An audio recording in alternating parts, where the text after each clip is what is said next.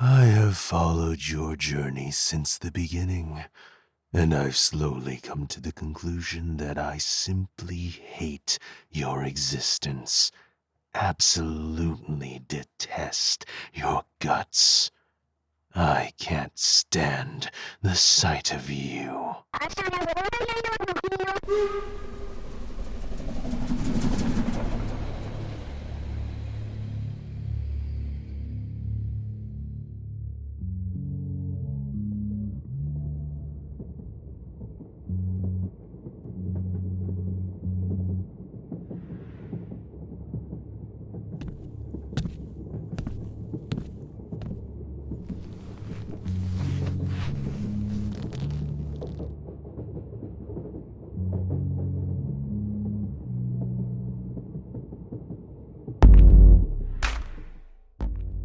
Fear and Hunger 2 Termina sticks with you, as a game, but also as a pillar of extreme creativity in modern gaming. This video is easily the most effort, time and money I've put into a singular project. Yes, it needs to be this long. Yes, please pour the comments about the title of the video and how it isn't actually quick. To get it out the way, this video uses the 1.9.1 version of the game, meaning that some things are subject to be changed or added in the future, especially in the upcoming update that has been in development hell for a very long time. The update could even be releasing very shortly after this video, or it could release in another year's time. We truly have no idea. Before starting, I'm going to lay down some expectations because this video is long enough that I can spare a paragraph or two to mention some things. If you want to get straight into the video's main topics, go to the timestamp on screen now. I don't want to waste your time if you don't care about a few disclaimers and responses to potential presumptions.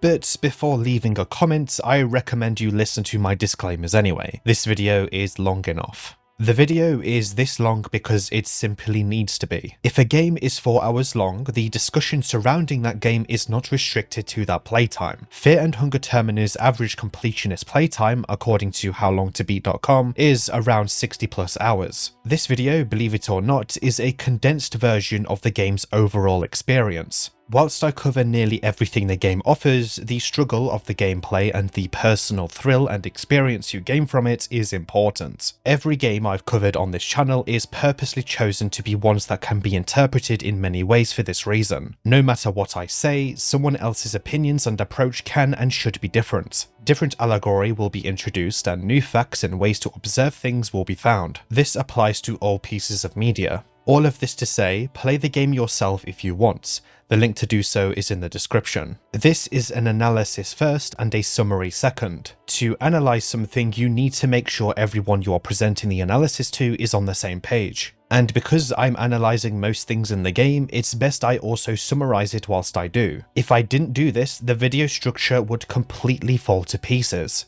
Many people who critique videos like mine outright dismiss this fact or don't come to realise it at all, until it has been told to them. Every gaming experience is inherently personal, and by playing the game you will experience the struggle needed to gain a thrill that you will never obtain from a YouTube video. This especially applies to Fear and Hunger, both 1 and 2, as they are both very difficult games. Either way, this video is a massive personal project, and I've done everything I can to make it into what it is right now. This is my swan song to the Fear and Hunger franchise, and I see both videos as a stimulus of proof of how I've improved as a quote video essayist unquote.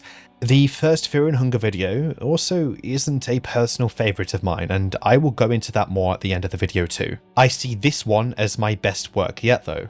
I must have said this video, like the phrase this video, at least 10 times in the past 5 minutes, I apologise. Secondly, you don't need to know anything about the first game or Fear and Hunger in general to watch this video. I will go out of my way to clarify things from the first game if needed. At the end of the day, they are quite separate games in their lore and story, and I understand that some people are simply more interested in one game over the other. To make it simpler, I will presume in my script here that you don't know anything about the first game, which will allow me to clarify things without too much simplification, which is sourced from any sort of presumption that you know anything about the first game.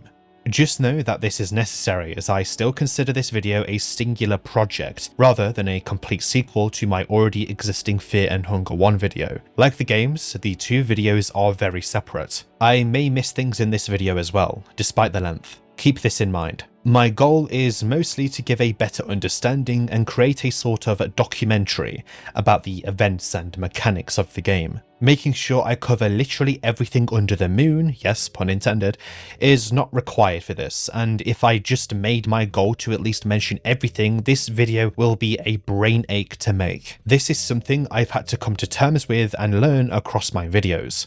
That being said, I come damn close to such because a good basis of storytelling is to always expand on the lore through different encounters in the game. If you think I've missed something and want to remind me of such in the comments, 9 times out of 10 I'm aware, and I've not mentioned it and just chose not to because it doesn't need to be mentioned for the wider video. This game is absolutely massive and there are countless interpretations and topics that could be analysed within it. As well as missing things, I may also repeat myself a scarce amount.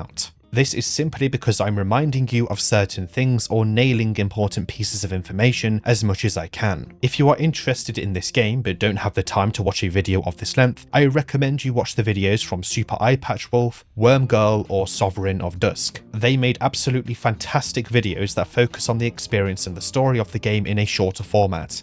Well, shorter in quotations, their videos are still quite long. You can always watch this video chapter by chapter as well, which is a reason they exist beyond organization. Or, you know, play the game yourself, as mentioned. I will be giving my thoughts on the mechanics and story of the game. This means I have to mention the good and the bad. I love this game to pieces, but it's not perfect. I took some constructive criticism from the first Fear and Hunger video, and one way of making this one better is the fact I've not made the bulk of the video into one big section, rather separating the video by the in-game days and what occurs within them. It is also a balanced audio-visual experience, so if you have one monitor and want to play a game or put your phone in your pocket and listen, you can do so. On the other hand, the video is edited to have plenty of visual references for those who are actually watching. You may be able to use this video as a guide as well as a deep dive or analysis, although I do prioritize the latter. If you are in Germany or the UK, you might have trouble buying it on Steam without giving up your personal identification, so try itch if all else fails. Again, it's in the description.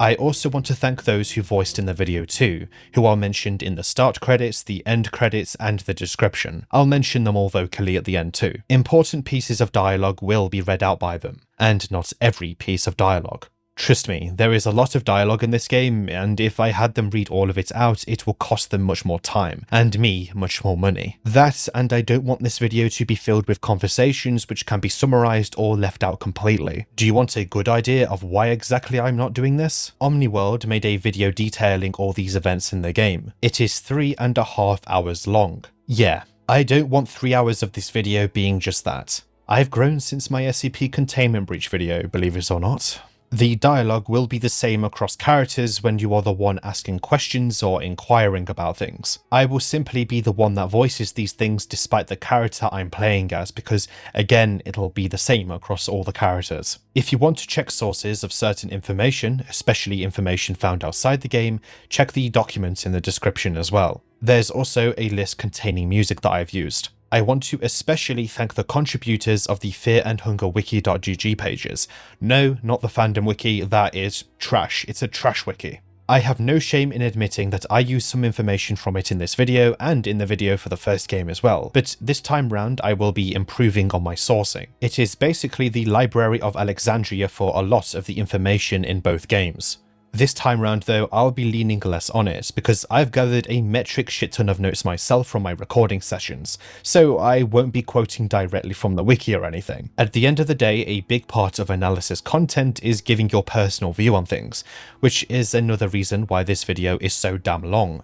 I actually am going to be ripping the game to pieces in some sections and giving some constructive criticism towards it. I'm quite surprised most videos about this game just don't critique it at all, and would rather just compliment everything about it and pretend every fault in its design is actually intentional. I promise you it's not. I expanded my approach to critiquing this game in the video because I also understand this game will be getting another update soon, as stated. This being said, this video does get a little spicy at times, but I remain fair knowing this game was made largely by one person. I will also vocalize the content warning at the start of this video. This game is extremely violent and disturbing, containing discussions of abuse, sexual violence, extreme violence, and war. Whilst this game isn't as disturbing as the first in its visual contents, the psychological ones and other contents beyond sexual and violent may be quite extreme for some. Keep this in mind when watching. If you want to take a break, you can leave a comment with a timestamp.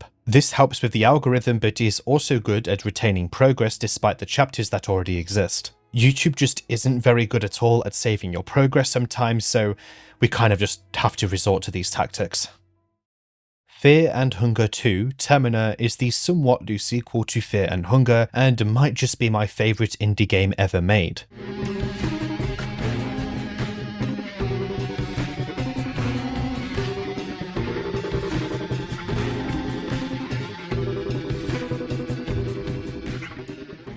Yes, quite an opening I know, but I am serious. Despite my tastes leaning heavily into traditional fantasy, I am also a big fan of the industrial era and what many will call diesel punk. Want to know what sort of stuff I'm actually talking about? Battlefield 1 is a not so niche example. Whilst it is based on World War I, it is a massively dramatised version of such. Fear and Hunger Termina's technology is based off our world's technology during the 1930s and 40s, specifically World War II, and in many ways, even when ignoring the literal magic that exists, it is still dramatised beyond that. Fear and Hunger is based on an alternate universe Earth. Mainly Europe, or as it's called in these games, Europa, being the Latin and German word for the continent. The first game was also based in Europa, specifically in the Kingdom of Rondon, which at the time of that game most likely encompassed England and France. I say most likely because there exists no official border maps in either game, but what we do know is that the world's geographical structure is identical to Earth's thanks to a map found in the first game, which again lacks any sort of information beyond that. I will expand more on the lore as I go, but I just want to give you a good idea of what makes these games special, and why I, an alternate history nerd, love it so much. It isn't the sort of conventionally done alternate history that is overdone, such as What If Germany Won World War II either, which is often terribly written and boring. Fear and Hunger uses our real-world cultures and history as an inspiration, and from there melds its own stories, history, and lore. The lack of border maps also allows a thorough and varied interpretation and discussion to take place. For those who aren't aware, Fear and Hunger is a horror game duology based in the same universe, although the second game leans heavily into being a JRPG alongside a horror game. Yes, JRPGs can exist outside of Japan for those who are now angrily typing a comment, since JRPGs are more based on connotations than, well, location.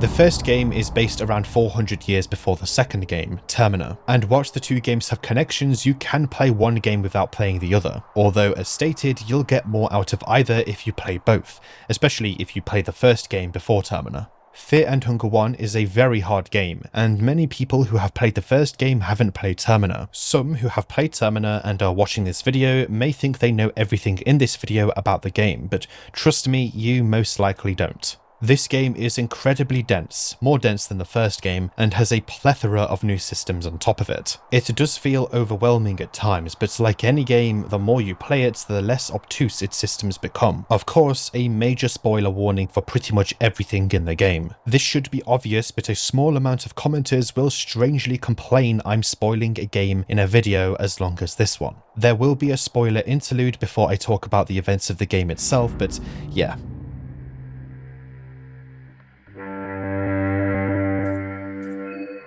Do not grieve for hating me. Fear and Hunger 2 Termina began development shortly after the release of the first game, with a demo of the game releasing in November of 2019. Both games are creations of Miro Havarinen, a Finnish developer, and use the same engine, being RPG Maker MV. Miro massively improved his use of the engine since the first game. This sounds like a dig at the first game, but Fear and Hunger 2 Termina feels more like a unique and professional game than the first game did, because my god, did the first game have a lot of bugs. RPG Maker, as an engine, suffers from a sameness between the games made with it. This is mostly due to a similarity it has in both systems and assets between all of the games. But Miro did a great job of making Termina feel very unique, even when compared to the first game and comparing that game with other RPG Maker games. Small touches, such as being able to move diagonally, complements this feeling. Miro also illustrated the game as well, and his ability clearly improved between both games, and his style has become more defined, but it doesn't feel artistically different from the first game to the point where it feels odd. For example, you can tell that the same artist drew Kohara from the first game and Marco in Termina. Despite the loose plot threads, the art still feels familiar and helps both games feel connected beyond the writing. The defined lips and broad black lines on the edge of characters is one such connotation that defines Miro's style. Of course, the body horror aspect still exists too, and Miro does a masterful job of creating grotesque abominations that were once humans. Termina features way more of this than the first game too, and as a massive fan of body horror, it makes my love for this game all the more potent. The first time I saw the melding of steel and flesh in this game on certain characters, I seriously thought that Miro was inspired by the works of Shinya Tsukamoto, but I cannot really find if this is the case or not. Miro has had a history with tabletop RPGs, game development, and art, using all his knowledge to both inspire and create Fear and Hunger itself, which had its internet presence begin way back in 2016 with a YouTube role-playing game, where the story would be decided by YouTube comments. It may have also been a project for him during game development courses. However, it quickly turned into the first game and then the second game, Termina. To this day, Termina is still slowly being updated, but the main story is complete and it feels as such with a clear nod to a potential third game to finish the Fear and Hunger trilogy, if it is going to be a trilogy, that is. The slow updates for the game, though, aren't entirely Miro's fault. At the end of the day, he is only human, and he even lost a ton of progress when his laptop had issues. I hope he's learned how to use cloud storage, or at least has an external backup after the incident. Here is what Miro had to say about the laptop meltdown. Quote, "I only lost 1 to 2 months work in that. It did make me change plans with everything though, so in that sense it impacted a lot. Originally, I was going to try and keep up a steady release schedule with smaller updates, but since that wasn't going to happen with that laptop meltdown, I opted to make a larger update instead. Didn't think it would bloat to this size back then though. To many, and myself, Fear and Hunger Termina is an improvement in almost every aspect of the first game, which in itself was also fantastic. Yes, I said almost.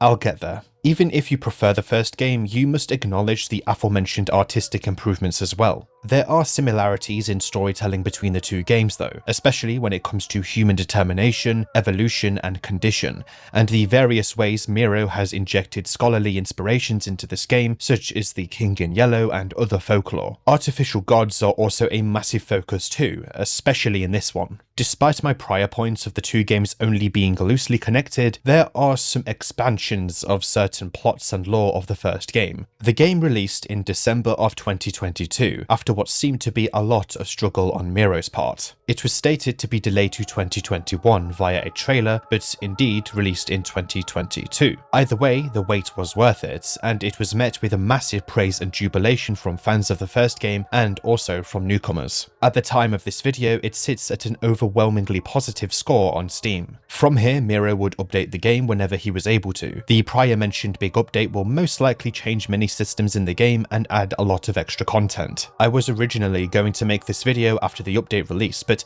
I actually think doing it before it will make it so if you were to watch this video, you will have more to look forward to for when the update releases, since there will be many new things to discover and talk about. That, and it's taken a very long time thanks to the aforementioned laptop meltdown. He also admits it's been an issue of his not knowing where to stop with the update. As I am recording this, I am always thinking to myself, please don't release the update, because it would mean that this video would be delayed and I would have to redo massive amounts of the script. For the sake of reference, I am playing on version 1.9.1, which I mentioned earlier, but I want to say it again in case you skipped the disclaimer portion of the video. Whilst the consistently teased update will overhaul much about the game, I doubt the lore and story will be changed much, only expanded on, whilst no doubt adding even more questions. consider this video to be using the most relevant version of the game, the version of the game most have experienced, and the one that has lasted the longest. Miro, like he did in the first game, also composed the music of Termina. Chili Makes Music, a guest composer from Michigan, has composed almost a dozen tracks as well. It is one of my favourite soundtracks of all time due to its varied approach to composition and genre. No two songs feel the same, only similar. Miro mastered matching songs to situations in the game. Many soundtracks in Termina have a more industrial tone, which matches the technology introduced in and around the game's era. It'll also be expanded on with the update, which I actually will try and scarcely mention from this point onward because, hey, not really much to say about it when it's not out yet, and it's pretty annoying when a YouTuber constantly says, hey, there's an update coming soon. Yeah, I think you know that, especially the Fear and Hunger fans that are consistently getting frustrated about the update not releasing. Anyway, into the game.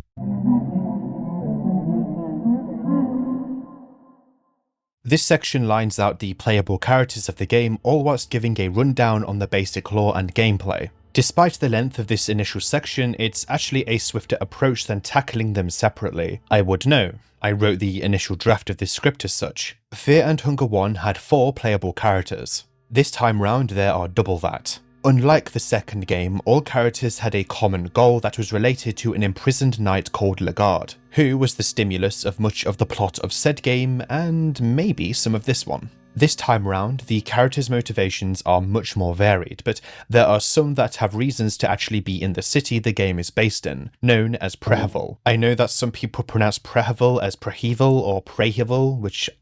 okay, that last one's ridiculous. I'm not pronouncing it that way. It is a fictional city, so I'm just going to pronounce it Prehevil. When starting, you pick the character you'll play as in your run. Luckily, there is a basic rundown on each of their class, their age, and a very basic summary of their backstory. Much like the first game, you learn more about the character in the beginning exposition dump, but this affords you to know at least a little about the characters before being thrown into the game. In the first game, it was quite possible that many would presume that the magic-focused character, Enki, would start with some really powerful spells.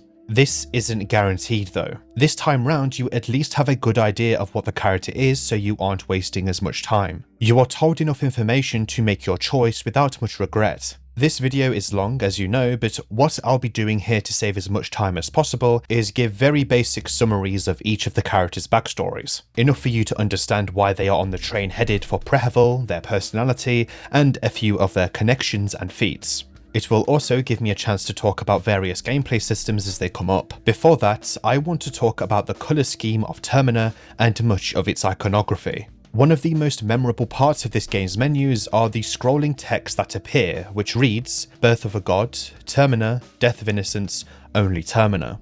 Believe it or not, this is somewhat foreshadowing the events of the game. Whilst the Death of Innocence line could be presumed to relate to much of the characters in the story, I wouldn't presume such. Many of these characters are either flawed or aren't defined at all by a sort of innocence, but innocence is entirely subjective. Maybe they are innocent in comparison to some of the events and characters found in the city. Fear and Hunger 1's colour palette was consistently red, brown and black, colours related to ruins and, well, dungeons. The game was set in a dungeon after all. Termina though is a lot more varied this time round because, just like the characters, the locations are varied too. Whites, blues and blacks dominate the menus. White and black are obviously polar opposites, but I think the blue there is to fill in a sort of exotic side of the game. It comes across as slightly random in this aspect. But if I was to attach a piece of theory to this, it would be the game's way of expressing that not everything is black or white, and sometimes there will be situations where it's something else entirely that cannot be debated with pure morality. When you pick a character, you can name them, but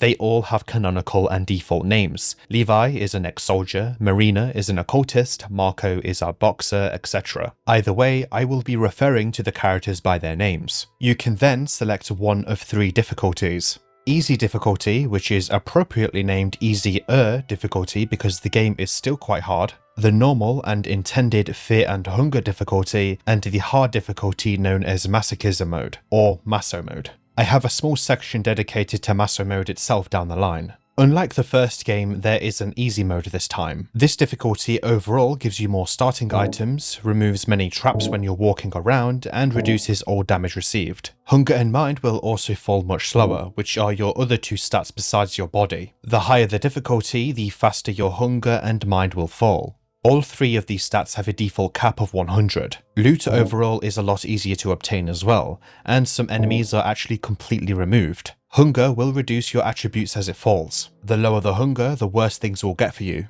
At 0, you will simply die. This also applies to party members. For example, at Hunger Stage 5, which is the worst stage for hunger before death, your maximum body, the statistic representing your physical health, will be capped at 30. You will also be blinded, and your character will be reduced to a crawl. This will also be on top of the other debuffs obtained from hunger. For example, at Hunger Stage 1, your attack stat will fall by 50%, and at Stage 3, it will fall by 70%. All of this to say, food is extremely handy, and you should get as many of it as possible. Food comes in 3 types, light, medium, and large. Respectively, they restore 7, 30, and 90 hunger.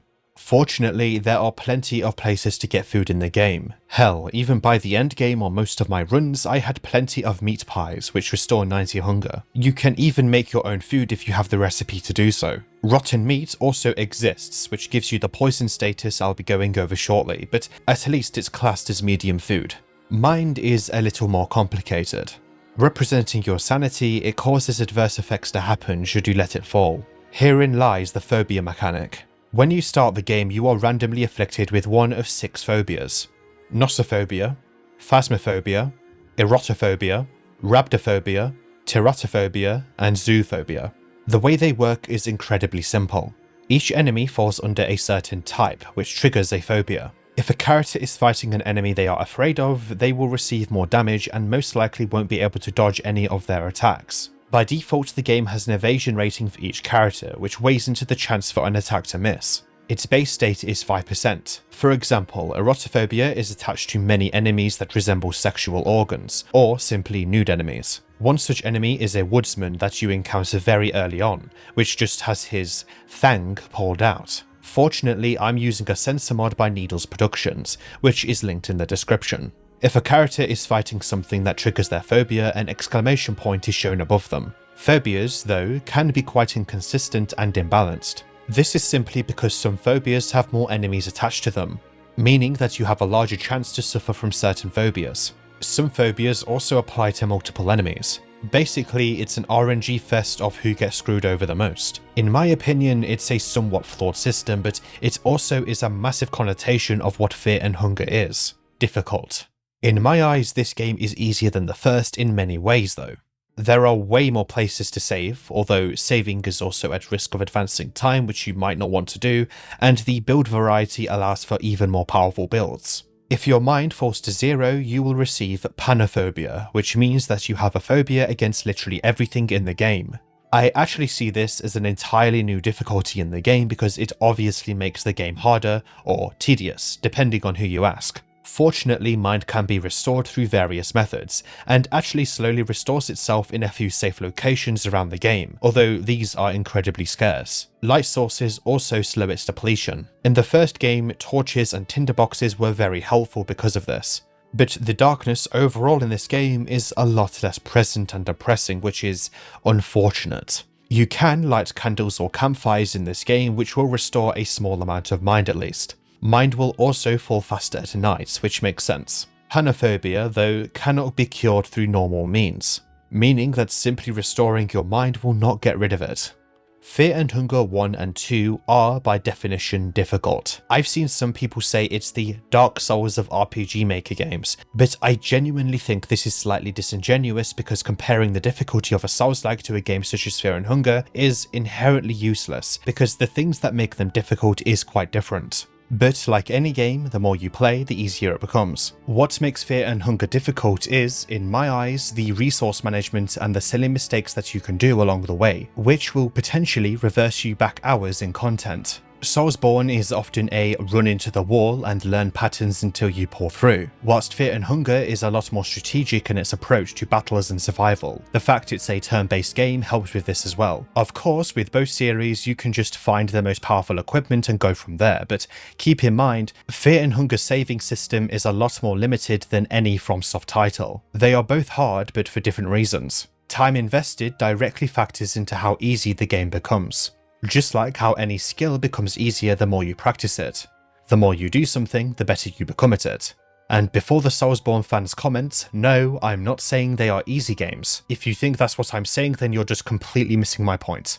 Shifting our focus back to the characters. Each character has a starting inventory which actually changes slightly if you recruit them or start as them. If you recruit Levi as another character, he actually begins with a rifle no matter what, and some bullets. He will also have a skill called Gun Proficiency, which grants him more accuracy with firearms. Yes, there is a skill tree system known as the Hexen. Expanding on Levi. He is the ex-soldier class, fighting in war since 13 years of age. Within this time, he has become an adept in firearm training, which is reflected on the gun proficiency skill the recruitable version of him has. For all characters, you have the option to skip the character history portion so subsequent runs aren't too much of a drag. Doing this though will block you from obtaining certain items and skills. This is because every choice you make during the backstory defines what items or various bonuses you start with, while skipping it all will simply give you a defined set of items and skills depending on your character. For example, skipping Levi's backstory will grant you a Luger pistol with 10 bullets,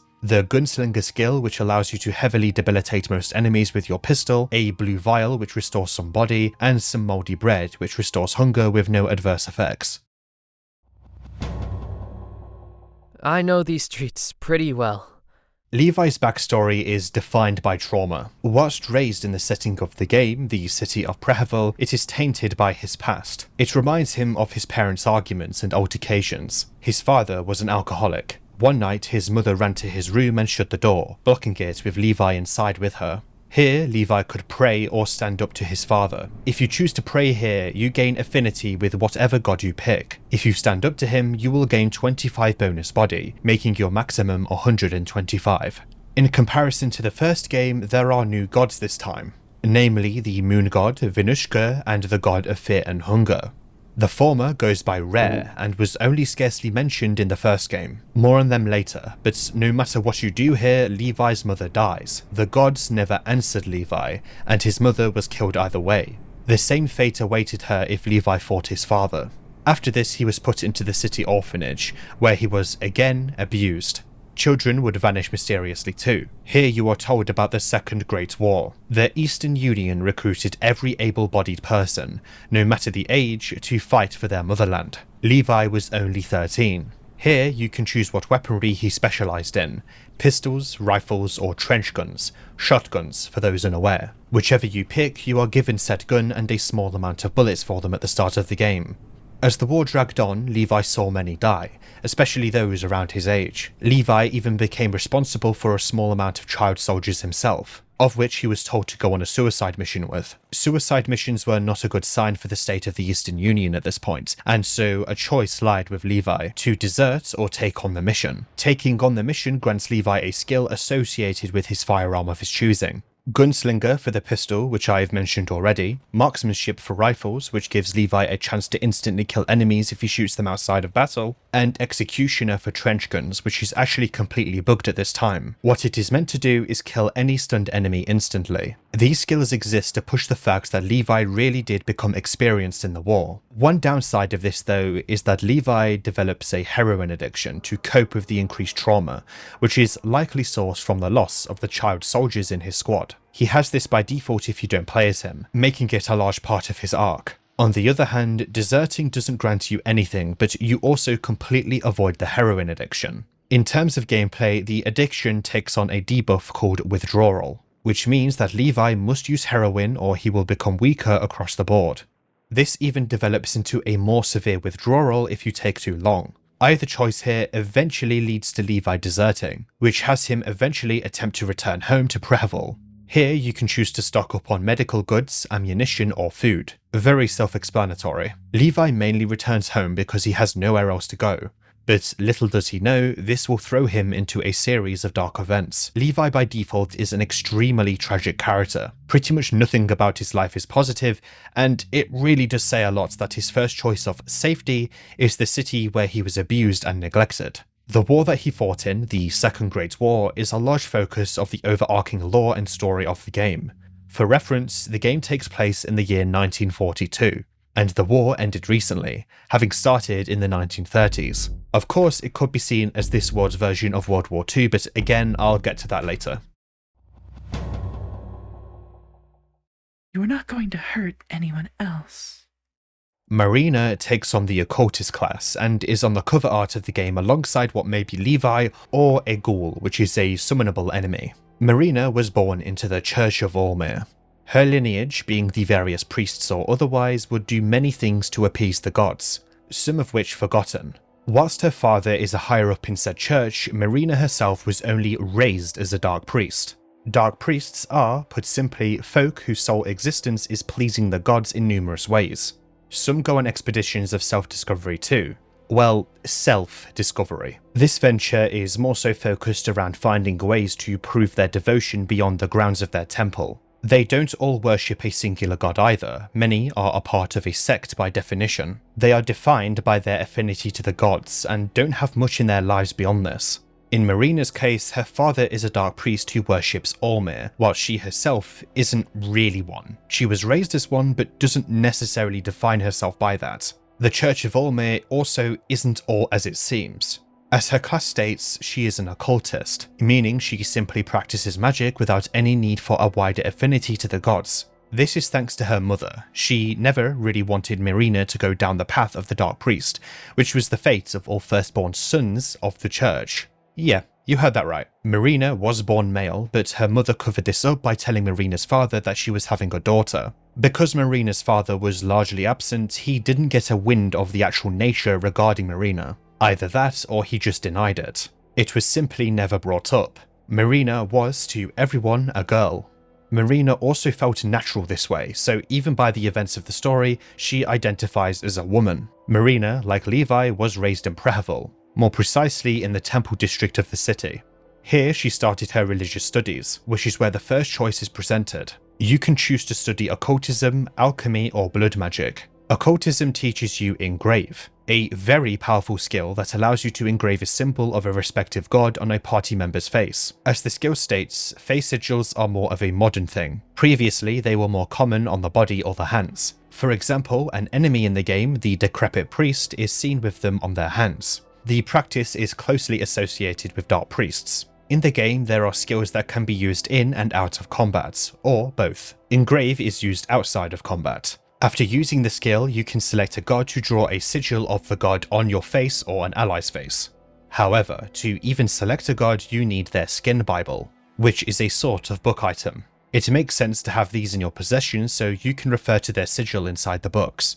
Although I think it would make more sense if Marina could do it without the skin Bible, especially the Olmir sigil. Anyway, each sigil has their own effects. For example, Grogroth increases attack, Sylvian increases magic defense, Olmir increases normal defense, Rare increases mind, Venushka increases magic attack, and the god of fear and hunger increases agility. Just so I'm not repeating myself by saying, quote, I'll get back to this later, unquote, just presume I'll clarify on most things eventually, especially regarding certain names and terminology. This also means to hold off on commenting things I've not clarified on because I will most likely do so at a later time. You'll be surprised the amount of comments I get by people who have clearly not finished the video they're watching. The gods are an extreme focus of both Fear and Hunger 1 and 2, and the cause of pretty much everything in the games. Sigils have a cosmetic effect as well, changing with each god. The effects they give too are very much suitable for each god. For example, Grogroth is essentially the old god of destruction, meaning that the attack boost from him, meaning a strength increase, makes total sense. The god of Fear and Hunger's agility boost also makes sense because that god is responsible for accelerating humanity. Gods that weren't as relevant in the first game, such as Rare and Venushka, also have suitable sigil bonuses. Rare had his fingers slightly in the events of the first game, but spoiler alert, he is the closest thing to an overarching antagonist in Termina. His importance is like no other in this game, much like how Grogroth, Sylvian and the God of the Depths were the catalyst of a lot of the first game's events. If instead you had Marina learn alchemy, you'll start with Alchemelia Volume 1 and 2. These books contain certain recipes for alchemical concoctions. Volume 1 details different herbs and plants. For example, blue herbs have healing properties when rubbed against wounds. Green herbs treat infections, red herbs don't do anything on their own, but work well when combined with other herbs, and lavenders, whilst restoring a very small amount of mind, 5%, keep bees away. Yeah, I did some research into this, and whilst they don't act as a repellent for bees, they do act as one for wasps. Moths too.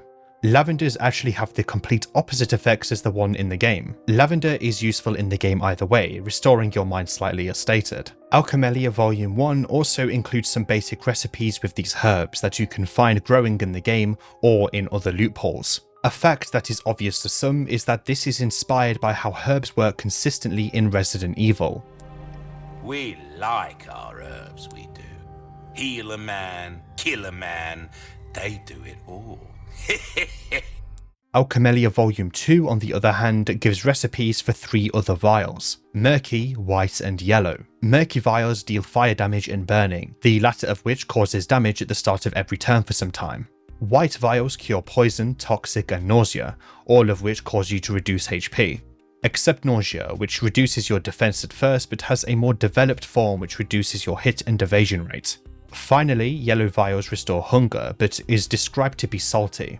Crafting in Fear and Hunger 2 Termina works in the same way as the first game. Simply collect recipes for items through various pieces of information and get various items needed to create them. The final choice Marina had when it came to studying a certain topic was necromancy. Necromancy is a Grogroth magic that allows you to resurrect the dead you add to the party. Some dead, that is. For reference, a maximum of 4 party members are allowed. And much of the dead necromancy is used on are the soldiers found throughout the game. Useful, albeit weak party members who are controlled by AI and are heavily restricted in their use of equipment, especially the villagers that you can also resurrect.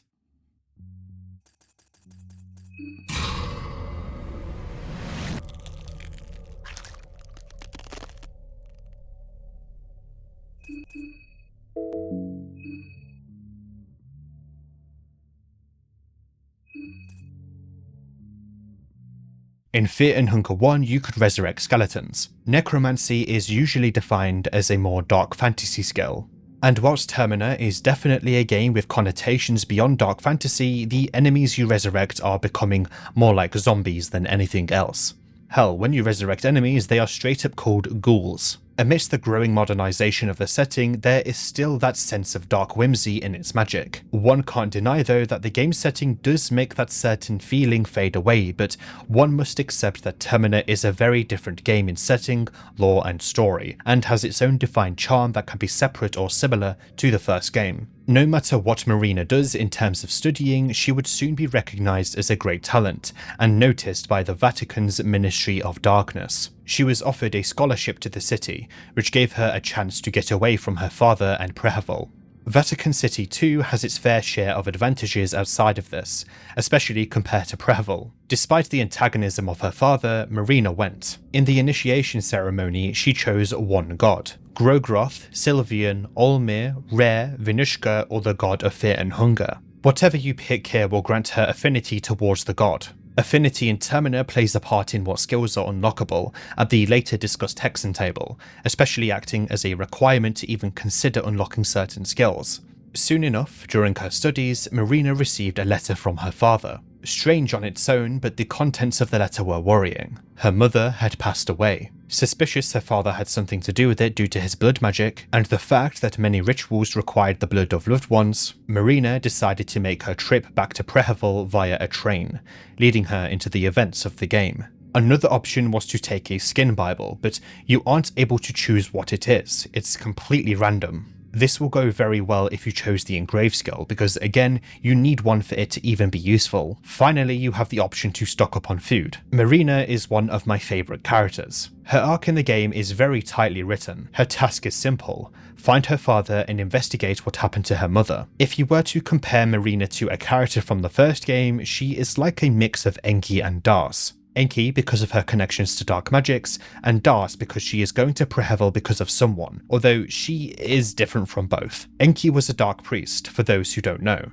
like an actual dark priest. Meanwhile, Marina, it's debated if she is technically even classed as a dark priest at all. Dars was on a rescue mission for the man she loved, who turned out to be prophesized. Marina is a deeply human character and is beset by such. She is returning to Prehevil to investigate her mother's murder, and even with her occult magics, she doesn't use them for evil. If you aren't playing as her, that is. She could have easily returned to Prehevil after learning the magics in the Vatican to benefit from the Dark Priest's teachings in some way, but she didn't. At least there are less crazed locals down here, so if you have to think up some positives, there's that.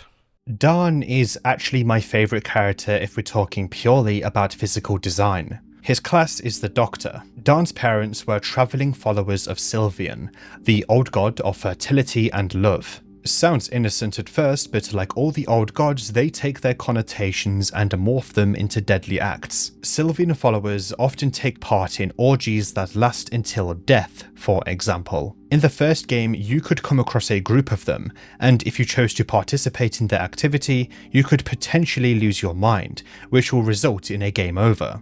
As stated, the old gods play a role in this game, but Rare is the largest focus this time round. These cultists would wear bunny masks to cover their identity, as they took part in these acts. Bunnies are also associated with fertility because of the amount of breeding they do. Dan's parents were one of these people. They travelled place to place to take part in these lust-filled rituals. This led to them largely neglecting Dan, causing him to hate his early life. He was most likely an accident sourced from one of these rituals. The wording in the backstory may also suggest that he was sexually assaulted by his parents, who forced him into one of these rituals, referring to this act as, quote, the healing gift of Sylvian, unquote. Healing can also be used in the context of revitalization. Sylvian is also associated with healing magics. One day, after a long period of observing their mental deterioration, Dan's parents never returned, most likely lost in another ritual. The area they travelled around was the Kingdom of Rondon. Rondon is essentially a mix of France and England. At least that is how most people interpret it. The flag of such in Fear and Hunger 1 was identical to the St. George's flag, being the English flag, and many characters from Rondon have a French or French-sounding name. When Dan's parents vanished, he was only 13. Here, he had a choice: find honest work or become a pickpocket. If you had Dan find honest work, he would have begun working as an apprentice to a butler of a man by the name of Baron Einar von Dutch. Dan learned many things during this time, including good manners which he never really got from his parents. He also got used to the perks of the high class and gained an appreciation for fine arts. Dan, over time, got closer to the daughter of the house called Elise. Dan told her of his cult-tainted childhood, and she was always amused by such. The Baron himself would also be intrigued by this, seemingly not being too bothered by it. Here, he taught Dan modern medical practices in exchange for his knowledge of Sylvian. Dan was undoubtedly cautious of this, as the Baron became borderline obsessive of Dan's knowledge. In his teachings, the Baron told Dan that to heal, another thing must be given in exchange. Another choice lies here: memorize this piece of advice or study as usual. Remembering this line grants Dan two skills: medicinal and organ harvest. They act hand in hand to each other. Organ harvest lets you harvest dead enemies for their organs, and with the medicinal skill you can use these organs to cure a status effect with the cost of a small amount of mind. For example, a liver will cure toxic, and eyes will cure the blindness status effect, which reduces your hit rate massively. If it's affecting the player character, the screen will also turn black. Luckily, you are told what organ does what, so you won't be wasting anything, which makes sense, considering Dan must have studied them thoroughly before the events of the game, if you went down this path. Medicinal is actually the act of sacrificing the organ to Vitruvia, which is actually the architect of the human body with a connection to Sylvian. Vitruvia saw flaws in her design, soon creating the perfect human, Olmir, this world's Christ. This is detailed in Olmir's Skin Bible, and I believe Olmir as a character is a representation of the violence most religions have created throughout history, although it's of course more based on Jesus, which I guess makes sense since these games are based in Europe, and Christianity has been been the most relevant religion here for a very long time. Some of Olmir's followers are recorded to have committed human sacrifices in his name, and we can see an example of such in the first game specifically. Zealots exist on all sides of every religious conflict throughout history. It just turns out that Jesus Christ is the most recognizable figure in this continent. I'm further clarifying here because no, I don't think Miro is a hater of religion. If anything, he appreciates its iconography and adds it to his own writings in ways that, across the board, are stretched to their most violent extremes. It simply complements the dark fantasy setting he has written. Olmir is a focus of the entire series, and even in Termina his lore is expanded on quite largely when compared to the first game. If Dan instead studied as usual, he would gain the Analyze skill. The description of this skill, in my eyes, may actually trick some people. It implies it shows a weakness in the enemy, but what it actually does is just apply the weakness status effect to the head of the target. Some enemies don't actually have any heads or a traditional head, meaning it would just not work. Weakness simply lowers the evasion rate of the head and increases the damage taken on it, a lot of the time allowing you to one-shot the enemy. An incredibly powerful skill, but the wording again can be quite confusing. Let's look at the damage types in Termina. Blunt, slashing, piercing, fire, and otherworldly. There's also undefined damage, which is very, very rarely used. Otherworldly is often associated with magic. Some enemies will take more or less damage from any of these. So instead of saying that Analyze shows a weakness, it should simply say it knocks the enemy off balance or exposes their head for an attack. The wording at the moment implies it would tell you what damage type it would be weak against. Dan actually has an ability called Diagnosis that can be unlocked later on, but it lets him examine dead enemies to identify their weaknesses. It actually literally just tells you their weaknesses. The thing about Analyze though is that if you didn't unlock it here, you must actually get another ability called Precision Stance, which actually has a much better wording, stating it increases your accuracy greatly. Of course, an argument could be made that the wording of Analyze could be forgiven because of this, but again, you wouldn't know this if you unlocked Analyze straight away. All this to say, you don't really want to trust what a skill says before you try it. D&D has a similar issue where there's just a lot of flavor text which distracts from what a skill or a spell actually does. What Dan learned is that you can trade yourself in the practice of medicine. That is the price to save others. Whether this is metaphorical or not is up to debate, but it could also refer to the mental stress and pressure of being a doctor. People's lives are in your hands, and the stress ultimately will consume your life. This especially applies in the time period of Termina, where lobotomies undoubtedly still exist, meaning a time where surgical and medical practices in general were largely experimental. If Dan instead chose not to lead an honest life and become a pickpocket, he would gain 2 affinity with Sylvian and the spell Loving Whispers. Loving Whispers is an incredibly helpful Sylvian spell that heals a massive amount of health to a single party member. The underground of Rondon would be very rough on him. Because of this, Dan depended on the magics of Sylvian to heal people of all classes. He became an adept of such and learned Loving Whispers. Eventually, like in the other path, he would come across the Baron, who heard of him and would visit his office. He was fascinated by the magics as they were very different from modern practices. He made a proposition that Dan couldn't turn down: become his apprentice and in turn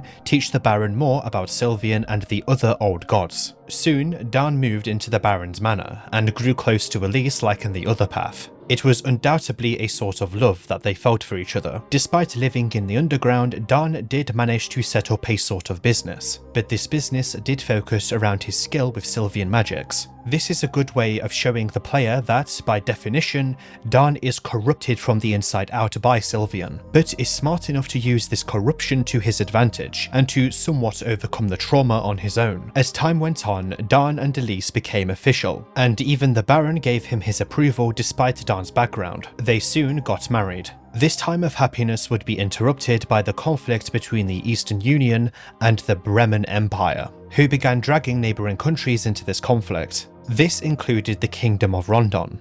Dan joined the war as either a medic or as infantry. Comparing Bremen to any real-life country is, well, it's Germany. It's literally just Germany. Not Nazi Germany, which is something a large amount of the fandom are hideously mistaken on. Despite the game being set in the 1940s of this world, its aesthetic is more so in line with the German Empire of the early 20th century, with aesthetic undertones of the Holy Roman Empire. The use of the title Kaiser may also give this away. Their uniforms, though, are mostly inspired by historical British uniforms. If you had him join as a medic, you start with a light blue vial, which is an extremely powerful healing item, a scalpel, which is a pretty good melee weapon, and some pep pills. Pep pills, sorry, that's really satisfying to say.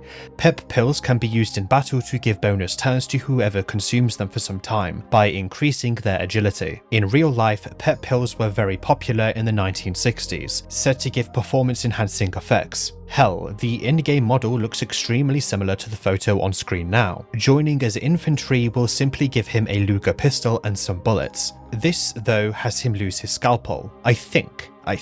It's actually a really good weapon, the scalpel, especially if paired with Analyze. Dan, like many, had to take part in many inhumane and violent acts of war, as did Levi. The only thing that kept him going, though, was the thought of his wife, Elise, who he read letters from every night and looked at a photo of before falling asleep. Soon, though, these letters ended. It was normal for letters to get lost in delivery during the war, but it still had Dan feel uneasy. Soon, Rondon withdrew from the war, and when Dan went home to the manor, he found it empty. This was when he found the basement. Inside was a silhouette of a person who had died standing in the middle of a ritual circle. It was the Baron, who had died of self-inflicted wounds. Each corner of the basement had offerings to an old god unknown to Dan. The main sacrifice, though, was Elise. Dan tried to exchange vital parts of himself to save her. This lasted for days, but nothing worked.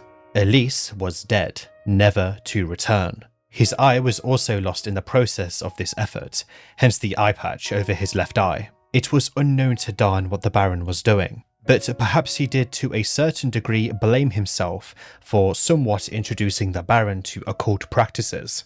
I say to a certain degree because the idols in the basement were not ones that Dan recognized. Spoiler alerts, but the game already plants the seeds here that it was not a Sylvian sacrifice. Dan searched through the Baron's documents to see if he could find answers regarding this unknown god. There was one consistent word within the man's notes: Prehevil. Something about the beliefs of the Baron were sourced from this city, being the capital of Bohemia that was now occupied by the Bremen Empire after invading the city and the country around it, pushing the presence of the Eastern Union out of it. Dan knew that going to Prehevil wouldn't bring back his love, but if he was to die, he would rather die with answers. He caught a train to the city to find closure for his sorrow. Like the other characters, he can stock up on some basic items. I will skip mentioning this part from now on because every character has the option to do this at the end of their backstory. Dan's character is incredibly depressing. His need to go to Prehevil is sourced simply by closure. His existence, by the time the game comes around, is constantly lingering. Despite this though, Dan's story is even deeper than this. He will find things in Prehevil that are far beyond the answers in his mind. All that await him are more questions. He is a fading ghost that only exists because of sorrow. These tunnels go surprisingly far. It's almost as if there's a whole network of these things underground. Abella takes on the mechanic class. She is from the northern country of Oldegord, being within the vicinity of our world Scandinavia. In the First Great War, much of the land was destroyed and the effort to rebuild took many years. During this time, news of another war in Europa was broadcasted on the radio. Abella was too young to defend her borders, so instead she became a mechanic. Here you can choose what she studied, electronics or mechanics. Choosing electronics has Abella learned the short circuit skill. This skill allows her to open many locked electrical doors. It is scarcely used in the game, but is incredibly helpful. The skill will always unlock these doors unless another requirement is needed, such as power. Meanwhile, if she learned mechanics, she will have the wrench toss skill.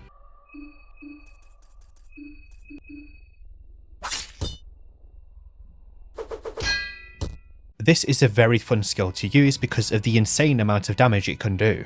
It has an almost guaranteed chance to deal concussion, which is basically a stun effect that causes whatever it affects to skip a set amount of turns. It does, however, require the pipe wrench weapon, which Abella luckily starts with. If you use it, you'll actually need to spend a turn to re-equip it. Yes, you can equip items in combat, but it requires a turn. Abella is the eldest child to her parents, so she was used to taking care of those around her. Some of her close relatives went off to battle and defend their borders, leaving her frustrated. Due to all the men going to the front, many women had to do more labour, but luckily Abella has always been very strong. One day she found a fleeing man in the rain, who she found out from his possessions was from the kingdom of Rondon, who was allied with Oldegord. He had been shot in the belly. Here, Abella had a choice: report the man or take him home to treat his wounds. Having her report the man will net her 9 shillings, the currency of the game, and a lucky coin. Lucky coins work the exact same way as the first game. Sometimes in this game you are prompted to a coin flip, a heads or tails game that determines if you succeed on a certain action or live through a certain attack. A lucky coin instead has you flip 2 coins, instead shifting the odds to 75-25 instead of 50-50. The lucky coin will be consumed after this point though. The man would be suspected for espionage from this point, and by chance he had a bounty on his head, hence the shillings. Going back to his possessions, Abella found top secret documents stolen from the Eastern Union. Inside was an address inside the Kingdom of Rondon. The documents didn't look like those of an Eastern Union spy. Abella would decide to take the papers to Rondon herself. If, instead, Abella treated the man's wounds, a week would have passed, but eventually he would recover. After waking up, he revealed to Abella that he was part of an underground resistance organisation called Nameless Liberty Underground, or just the NLU. They had been growing in the underground since the end of the First Great War, and worked across Europa to try and subdue the advancement of both the Bremen Empire and the Eastern Union. The documents in the man's possession needed to be taken to the Kingdom of Rondon as soon as possible, and thanks to his injuries, he could no longer do this himself. Abella was looking for something bigger, and this opportunity seemed to be just that. As thanks, he gave her his officer's sword, a powerful melee weapon. No matter the choice, Abella would have her hands on these documents intended for Rondon. She would make the long trek there, and after meeting up with some members of the NLU, would be asked to join the organisation. They were running low on members, and Abella's expertise could come in handy. She would be led to their headquarters, where she would choose how she could help. She had 2 choices: to help with creating weapons or to help create traps. Choosing the former grants her the weapon craft skill, which expands her crafting recipes to allow her to create some powerful weapons, including perhaps the strongest melee weapon in the entire game, the meat grinder. There is also the lantern flail, which is a really good early game option because of how easy it is to get the materials. It also deals fire damage and is capable of setting enemies on fire. It is two-handed though, so keep in mind that some characters won't be able to use it. Trapcraft on the other hand unlocks recipes for bear trap and booby trap. Bear traps damage the legs of enemies, causing them to have to crawl in order to get to you. Sadly, they vanish when you leave the area they are trapped in, so a lot of the time you'll be using them as a reaction rather than in preparation. It also doesn't work on every enemy. Booby traps meanwhile stop enemies for a short amount of time outside of battle, whilst also stunning them should you enter battle with them for a small amount of turns. These weapons and traps, of course, require certain materials in order to create. Items one might consider as junk, such as bolts, metal and tape, are useful for these sort of weapons. The NLU had a large spy presence in Europa and beyond. The Eastern Union has been working on something malevolent in the country of Bohemia, and it seemed like the Bremen Empire wanted to get their hands on this project. Maybe it was the reason why the Empire signed a peace treaty as soon as the capital of Bohemia was captured. The NLU sent some of their members to investigate this, but Abella quickly lost contact with them. Time passed, but nothing came. It was here that Abella decided to take the first train towards Prehevil and find out what was going on. She was told that she'd recognize the leader of the Bohemian branch of the NLU by her red shoes. Abella's story is very much about finding out what exactly happened to these members of the NLU. Similarly to Dan, except in her case it's more about the political answers rather than about the gods. Except as the plot of the game progresses, we find out that the two interlace in many ways. Abella's character is also one of the least tragic out of the playable characters. I'm speaking purely about her backstory here, but that says a lot since her relatives went off to die in the Second Great War, and much of her childhood was spent rebuilding her country after the First Great War. Welcome to Fear and Hunger, I guess. So you might be asking, what exactly was the First Great War and how did it start? Well, we don't really know. Maybe in a later update we'll get something, but ultimately it isn't too important since the game is more so focused around the aftermath of that and the Second Great War. I think this is perfectly fine because ultimately, despite the game having many layers and being way more expansive both in gameplay and lore than the first game, that is, the game is very tightly written and doesn't really delve into things that will only serve to bloat the narrative. Each character has a defined arc or goal, and they are simple enough to understand why they are doing what they are doing. These people need no sympathy. The weakness, no matter what kind, is just a weakness of character.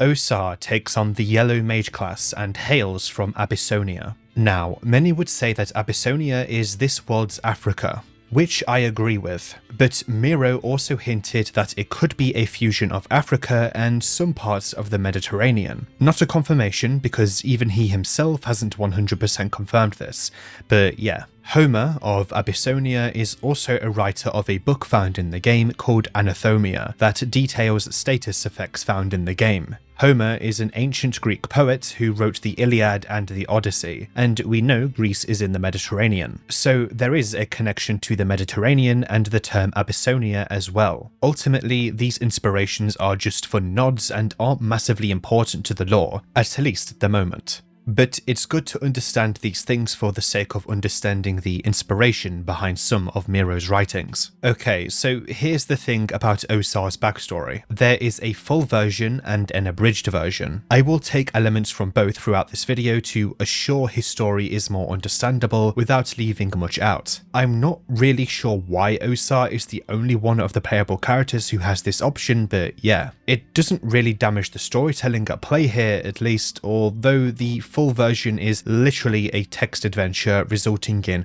wrong turns or options that don't advance anything at all until you pick the right option that does so. It is a little messy, but you do get some different loot options there. Osar is from Abyssonia, a land with a long history of war and chaos. Osar always saw the politicians there as fools, who were just starting wars based on ideals from long-lost ancestors, who were held on a godlike pedestal. Europa had a similar problem of worshipping ancient deities that none of them had ever really seen, or at least most of them. Wars had ruined Europa too in the past, just like Abyssonia. They even had their eyes on Abyssonia because of its strategic positions in securing access to oil and other raw materials in the east. It was only a matter of time before the men of Europa would march in Abyssonia. Osar was not going to leave because of these puppets, and so he decided to leave to a part of Abyssonia where war was least present. His siblings and mother would mourn his departure and gave him something to remember them by. You choose this item. The first option is the family chak-chak, an accessory item that boosts magic attack by 20.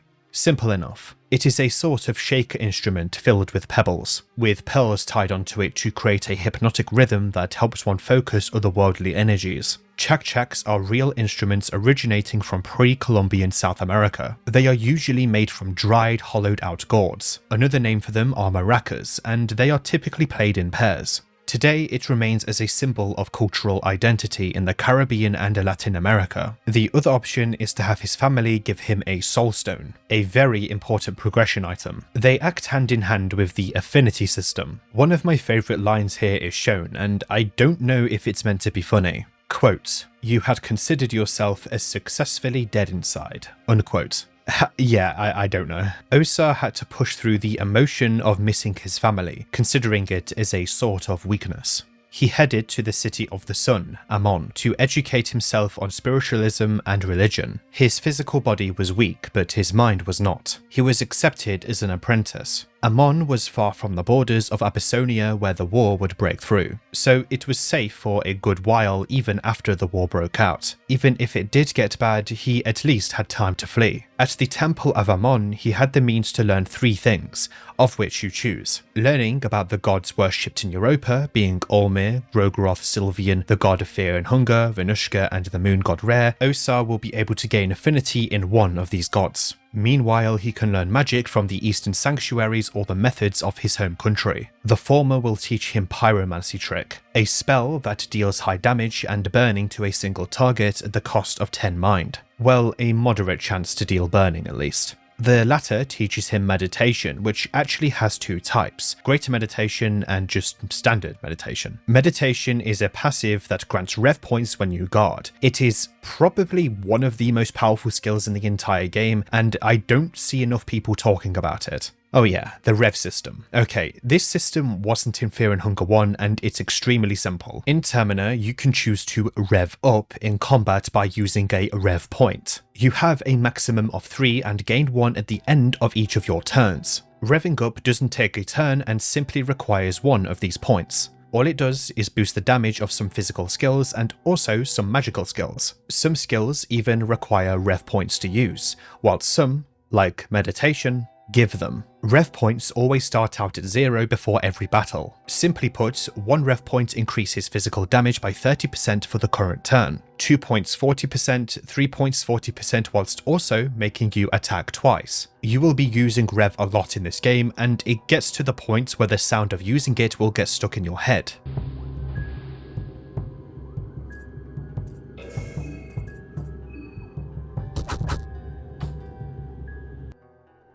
It's a very fun system though that gives another layer to combat, especially to those who played the first game. Whilst the combat of these games is quite tactical, with the limbs and what to use and when, etc., the rev system adds something new on top of that. Osar was one of the best students in the temple, but as soon as he got the knowledge he needed, he moved on to other things, seeing the rest of the priests there as pathetic. Religion also started to look dubious to him after examining how the world works. Many religious doctrines were molded to accommodate the current ruling class. To him, religion was but a mere tool to control the populace. If he dedicated his life to worship, he would, by proxy, be dedicating his life to the kings and queens. He left his home so he wouldn't have to fight in someone else's war, so why would he waste his life serving someone else in turn? Someone who may start another war. Around this time, Osar found a scroll detailing a sect of magical practitioners called Yellow Mages, who originated from the Eastern Sanctuaries, now called the Eastern Union. They were different from other priests, dedicating their lives to worshipping gods for their own needs. The gods existed for them, and not vice versa. They were focused around personal growth and agenda. Yellow Mages reveled in chaos rather than following a sort of set of commandments. This sort of chaos, to Osar, was the natural order of things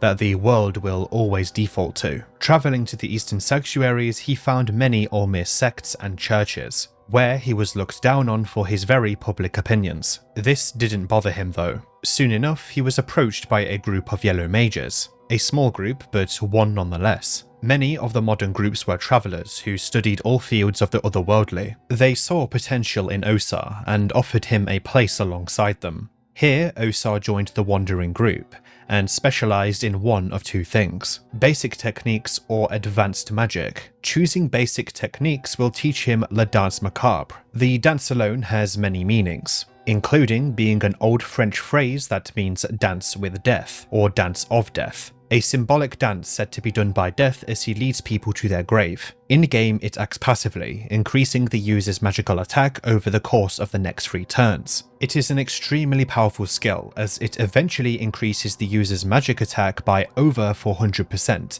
at the end of their 3rd turn. In the world of Fear and Hunger, it is a traditional dance of the Yellow Mages that channels otherworldly powers. Choosing to instead study advanced magic will grant the hurting spell. Much like in Fear and Hunger 1, it deals otherworldly damage to a single target. This time round, however, it requires 1 rev point and its damage is also affected by rev. meaning the more rev you do, the more damage it'll do. During his time as a yellow mage, Osar met a wizard in a small border town. His name was Hadil Azif. The name Azif was well known and even feared in some occult circles, which gave his claims in various conversations some credibility. Azif inherited a map from his late grandfather to the infamous dungeons of Fear and Hunger, the location of the first game inside the Kingdom of Rondon, and was gathering a group of adventurers to go there. The place used to be a noteworthy location of pilgrimage of many priests, especially dark priests in the past. The yellow mages Osar spent time with also told tales of the dungeons as well. At first, Osar didn't want to listen to Azif, but he had nightmares that night that encouraged him to go. Something was calling for Osar in the depths. He joined the motley crew of adventurers Azif managed to get together,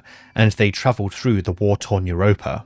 Many quit halfway to Rondon due to the difficult border crossings, and many became sick the closer to the dungeons they got. Their dreams, as well, worsened. Soon they arrived to outside the dungeons, and their camp was overtaken by a dense fog, which made navigation nearly impossible. Distant howling and barking created unrest. Osar's companions panicked and scattered into the mist. Azif himself had been weak thanks to his sickness and nightmares for half the trip already, so their leader was also lost. Osar left him comfortable in his tent and ventured forward on his own. Soon enough, he found the medieval ruins of a fortress, or what had been a fortress hundreds of years ago. Someone had set up modern tents outside the entrance. Some sort of archaeological expedition had been studying the area recently. The inside was pitch black, a dark that Osar had never encountered before.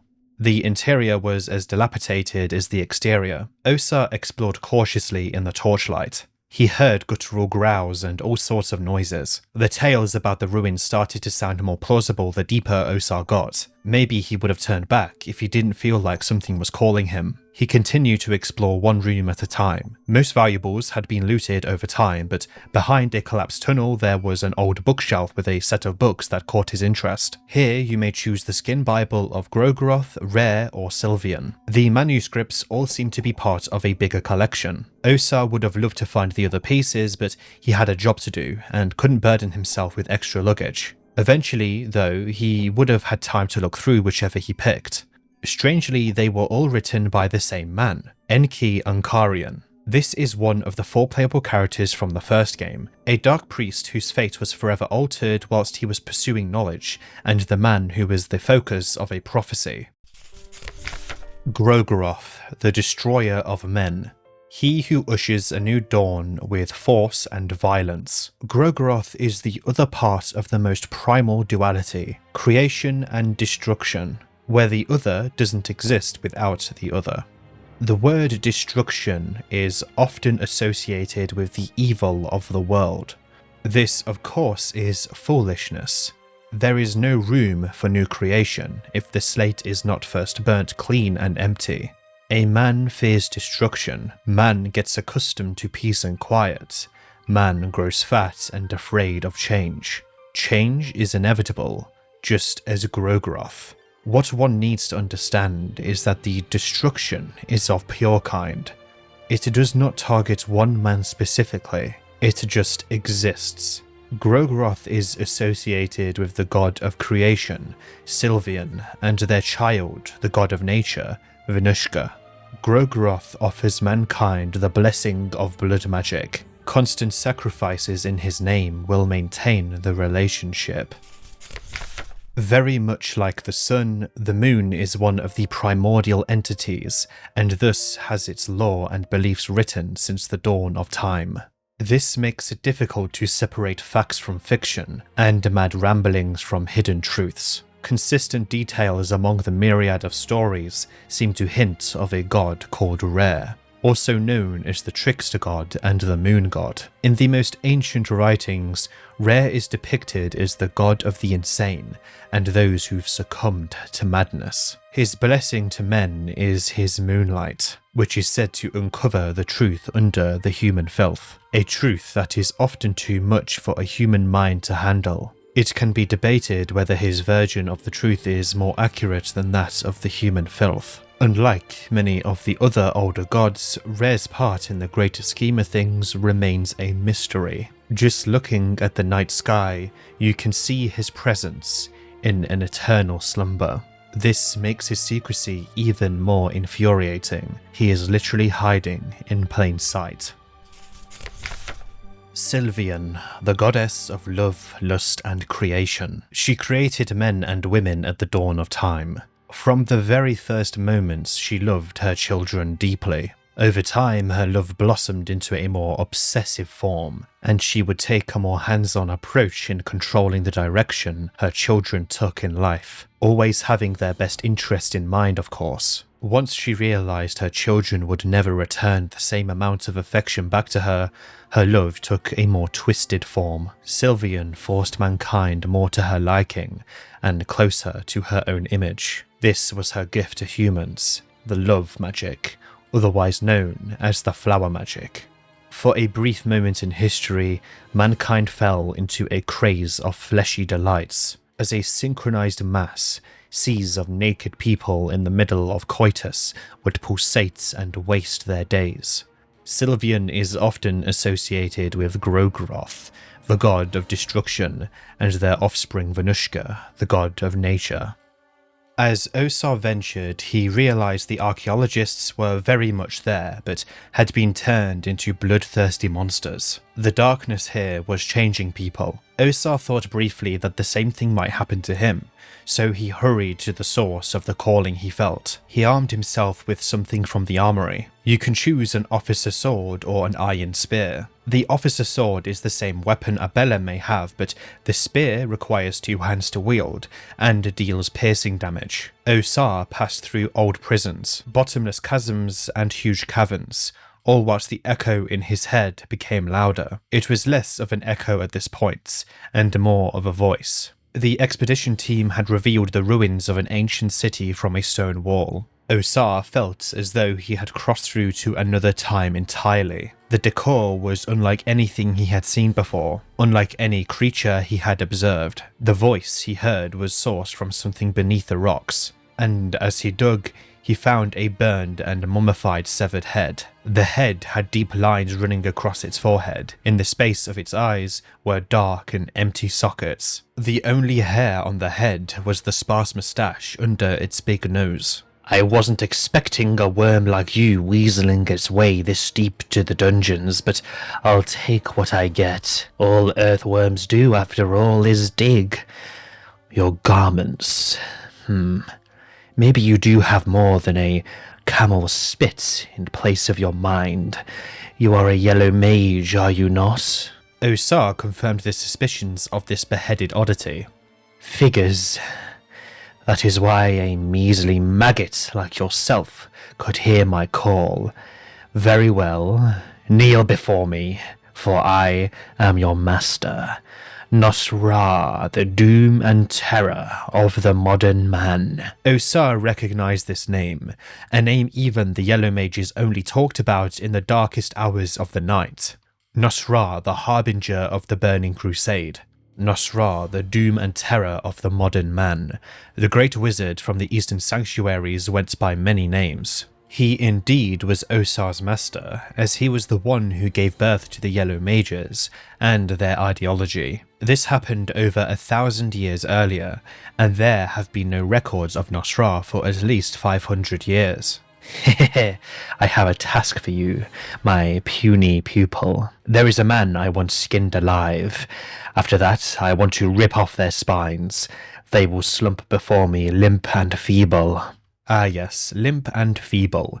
Such a phrase has also been said by him 400 years prior to this game's events during the first game. Despite his absence from the recorded world, he was surprisingly up to date with the twists and turns of the modern world. He had a mission for Osar, and as a Yellow Mage, he was supposed to follow his orders, but Osar could also learn a lot from this death-defying wizard that could further his knowledge on dark matters greatly. Osar decided to play along, somewhat using the bearded man, but he may also have known this was a sort of equivalent exchange. He was to travel to a small country in Eastern Europa with the wizard, to a town called Prehevil. Nosra promised events of cosmic proportions would soon take place there.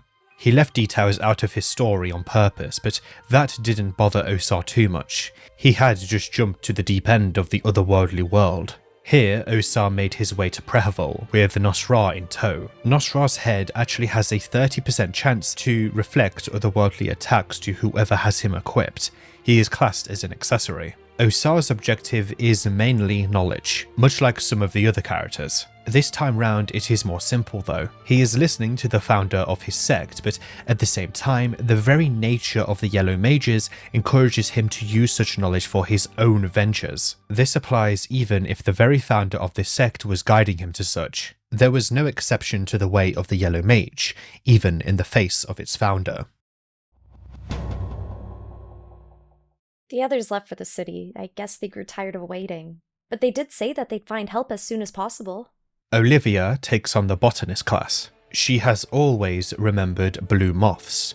Blue noctoid moths to be precise. That is her first memory of her childhood. Her and her twin sister sitting in their backyard, illuminated by the cold blue hue of the moon. These moments were rare, which is what made them matter the most. The two were born at midnight, at the turning points of months. The two were born with different birth signs. One was born with the shadowed soul, and another the radiating soul. Olivia was the former. Souls in the Fear and Hunger universe, as you may have now guessed, depend on what side of the month you were born on. Put simply, they can be compared to zodiac signs. On screen now is a drawing by Miro himself, detailing what months fall into certain soul types. To put it clearer, here is a better image. Because my birthday is in early February, I fall into the Endless Soul category, so I'll use that as an example of how exactly that would affect me if I was someone from the world of Fear and Hunger. This is directly from the first game. Quote, "The soul of the Endless makes you yearn for freedom and forces you to push your creativity to its limits. This in turn would weigh my personality towards that direction alongside my skills in life. There may be exceptions though, because if every character acted a certain way depending on their soul type, then the writing of Fear and Hunger would be incredibly predictable and, well, boring. In-game, each soul has their own set of skills, and to acquire the skills of someone else, you must kill them, which will automatically harvest their soul. Then you can spend soul stones to unlock more skills. Still confused? Imagine every single perk tree in Skyrim was instead dedicated to a soul type. But to even consider investing in said perk tree, you must either be born with the soul type for the perk tree, or harvest someone else's soul who represents that tree. Perk points would be the soul stones I mentioned, which are acquired through various means. Analogy over. This is all done with a tool called the Hexen table. I will go into skills more as we go, but ultimately every character will have an amount of skills that they can unlock at the start depending on their soul. Because of the two very different soul types, Olivia knew the two would lead very different lives. From early on, they were polar opposites in many ways. Olivia was weak in build, whilst her sister, Rayla, was more adventurous. Olivia spent much of her time reading books inside, whilst her sister made plenty of friends with the other children in the neighbourhood. What the two shared, though, was their need to stay out of their parents' overwatching eyes and their religious dogma. Olivia found escapism in alchemy, nature, and botany. Rayla, meanwhile, took interest in other sciences. She was mostly interested in technology that would advance humanity. Advanced engineering done with tools most wouldn't even believe existed. Out of a sort of jealousy that Rayla may step into her territory, Olivia had the choice to undo Rayla's work or simply stick to botany. This is the first choice in her backstory. Having Olivia give in to her jealousy would grant her short circuit. If you remember, Abella can also start with this skill. It unlocks electrical doors in scarce areas. Olivia wouldn't be able to cram the information that Rayla was studying after snagging her books. One night, Rayla would have found Olivia cramming her books, but instead of getting angry, would attempt to help her understand the charts and diagrams better. After Olivia noticed the stark difference between them both, she decided to stick to botany. Returning to the natural world gave her a sense of relief. If, instead, Olivia never attempted to interfere with Rayla's work, she would have understood and gained the undergrowth awareness skill. This allows her to pick certain dangerous, albeit helpful plants safely. At the moment, this covers 4 plants. The dark blue root, which heals 3 body whilst granting a passive regeneration effect, a poison hemlock, which can be used to give an enemy the poison status, Nettles, which causes the irritation effect to an enemy, which decreases their overall defense and lowers their hit rate, or the Wild Dagger, which restores 100 mind as long as you have a pipe to smoke it, or you can use it to inflict concussion on an enemy, previously discussed. Some of these can also be used in crafting to create combinations, such as the dark blue roots and the blue herb, which will create a mixture that largely heals body and has a very potent regeneration effect. This skill adds a whole other layer of herbery to the game, and really pushes the fact that Olivia is knowledgeable of the various flora in the game as well. This also speaks to Rayla's abilities too. If they truly are twins but are sharing different interests, then she too must be as adept as Olivia. Maybe we will find out how exactly this applies during the game. We learn, after all, the two study together, simply reading their books and just enjoying one another's presence. During Olivia's school years, tragedy struck. She suffered numerous strokes in a short period of time, which left her bedridden. Her parents first turned to religious healers, but nothing worked. Her sister tried to persuade them to seek out modern doctors, but her parents were like brick walls that Rayla worked to slowly but inevitably break. It was too late at that point though, as the diagnosis was that she had an abnormality in the spinal cord that affected the blood flow and its supply. Olivia went through a long operation in hopes of fixing this, but sadly things didn't go well and she was paralysed from the waist down. She was bound to a wheelchair from this point onward. If something had been done sooner, maybe things could have been different. More medical treatments happened to try and treat the paralysis, but nothing could lift Olivia from the wheelchair. The world to her felt unfair and hostile. This created further contrast between her and her sister. She couldn't help but be envious towards her. Rayla continued to steamroll through her studies, whilst Olivia struggled with every step. Soon enough, the two moved out of their parents' sphere of influence, as they began studying in the same university in Bremen within their respective interests. Olivia had trouble getting acquainted with other students, but her sister was already leading the student council and was even getting familiar with one of the professors. Another choice presents itself: to try and steal the affection of the professor, or to have Olivia concentrate on her own studies. There is also a third option to report the professor to his superiors, hinting that Rayla's relationship with him wasn't innocent. Doing this though doesn't do anything at this time. It actually affects something near the end of Olivia's backstory. Anyway, if Olivia tried to steal the affection of the professor, she would do so by asking him to dinner to discuss some important things. Whilst confused, he accepted, but Olivia had never cooked in her life. She fortunately was able to quickly get a few basic recipes from the university library. Her social skills weren't something she could fix easily though. Nothing came of the dinner, and Rayla and her professor seemed destined to end up together. This choice gives her the first volume of recipes of the 15th century, giving her the recipes for the meat pie and vegetable pie, both restoring 90 hunger. It was written by Sir Anders, and the book also appears in the first game. His grave is also seen in the first game, which indeed takes place in the 15th century. He was most likely killed in the dungeons of Fear and Hunger, within the Kingdom of Rondon, serving as its cook. The reason why he has the title of Sir though remains a mystery. Maybe he really was a knight and a cook. The book itself details his acts of seducing court ladies and was even rumoured to have had a fling with an old princess of Rondon, Elizabeth. Her relative, and one of my personal favourite NPCs from the first game, Bookman, has a whole storyline dedicated to him. Meanwhile, if Olivia concentrates on her studies, she gains the skill Advanced Botanism. This simply unlocks certain mixtures of herbs which do various things. I won't make the mistake of listing them all because this is extremely self-explanatory.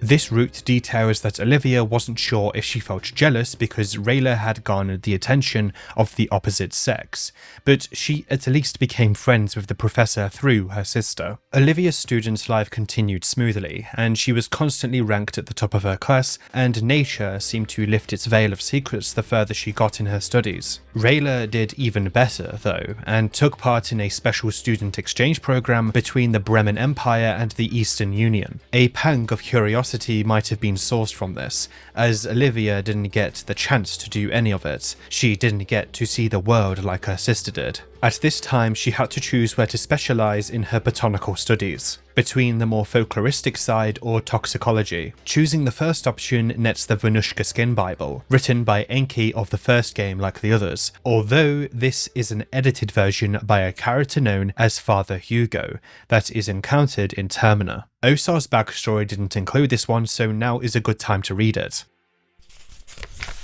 The cycle of destruction and creation is seen in its purest form in nature. Thus it comes as no surprise that the very god of nature, Venushka, is an offspring of the two older gods, Grogoroth and Sylvian. Like the nature of mankind, the nature of Venushka too can change from fiery raging volcanoes to serene grasslands where a gentle wind lulls one to sleep. The similarities between nature and mankind are fitting, as both grew up sucking the many bosoms of Sylvian. Both were born from the same loins. Venushka and the representation of humanity, Olmir the Ascended One, are considered equal. Neither of the two stands taller. What is Venushka's is for men to reap, just as nature reaps our old and weary. Venushka's very nature is unique. An offspring of two of the other older gods, a blend of the two. I want to talk about Venushka more once we encounter the uncensored version of the Skin Bible, being the one that Enki originally wrote. To me, these words heavily imply that Venushka is the closest thing to a god of nature in the universe of fear and hunger. Meanwhile, if Olivia specialised in toxicology, she would gain the skill, well, toxicology. This again teaches her more recipes, including ones to do with nettles and hemlocks, acquired through the undergrowth awareness skill. Soon enough, Olivia graduated and started her own research into botanism, whilst also working at the biggest greenhouse in Bremen. It didn't feel much like a brand new life. She felt like she was living her life through her sister's amazing tales. Her research abroad seemed to open many doors to her. The Eastern Union hired her to work in top-secret facilities around Central Europa. Rayla would send messages to Olivia regularly, always from a different country. Sometimes she couldn't even tell Olivia where she was working from.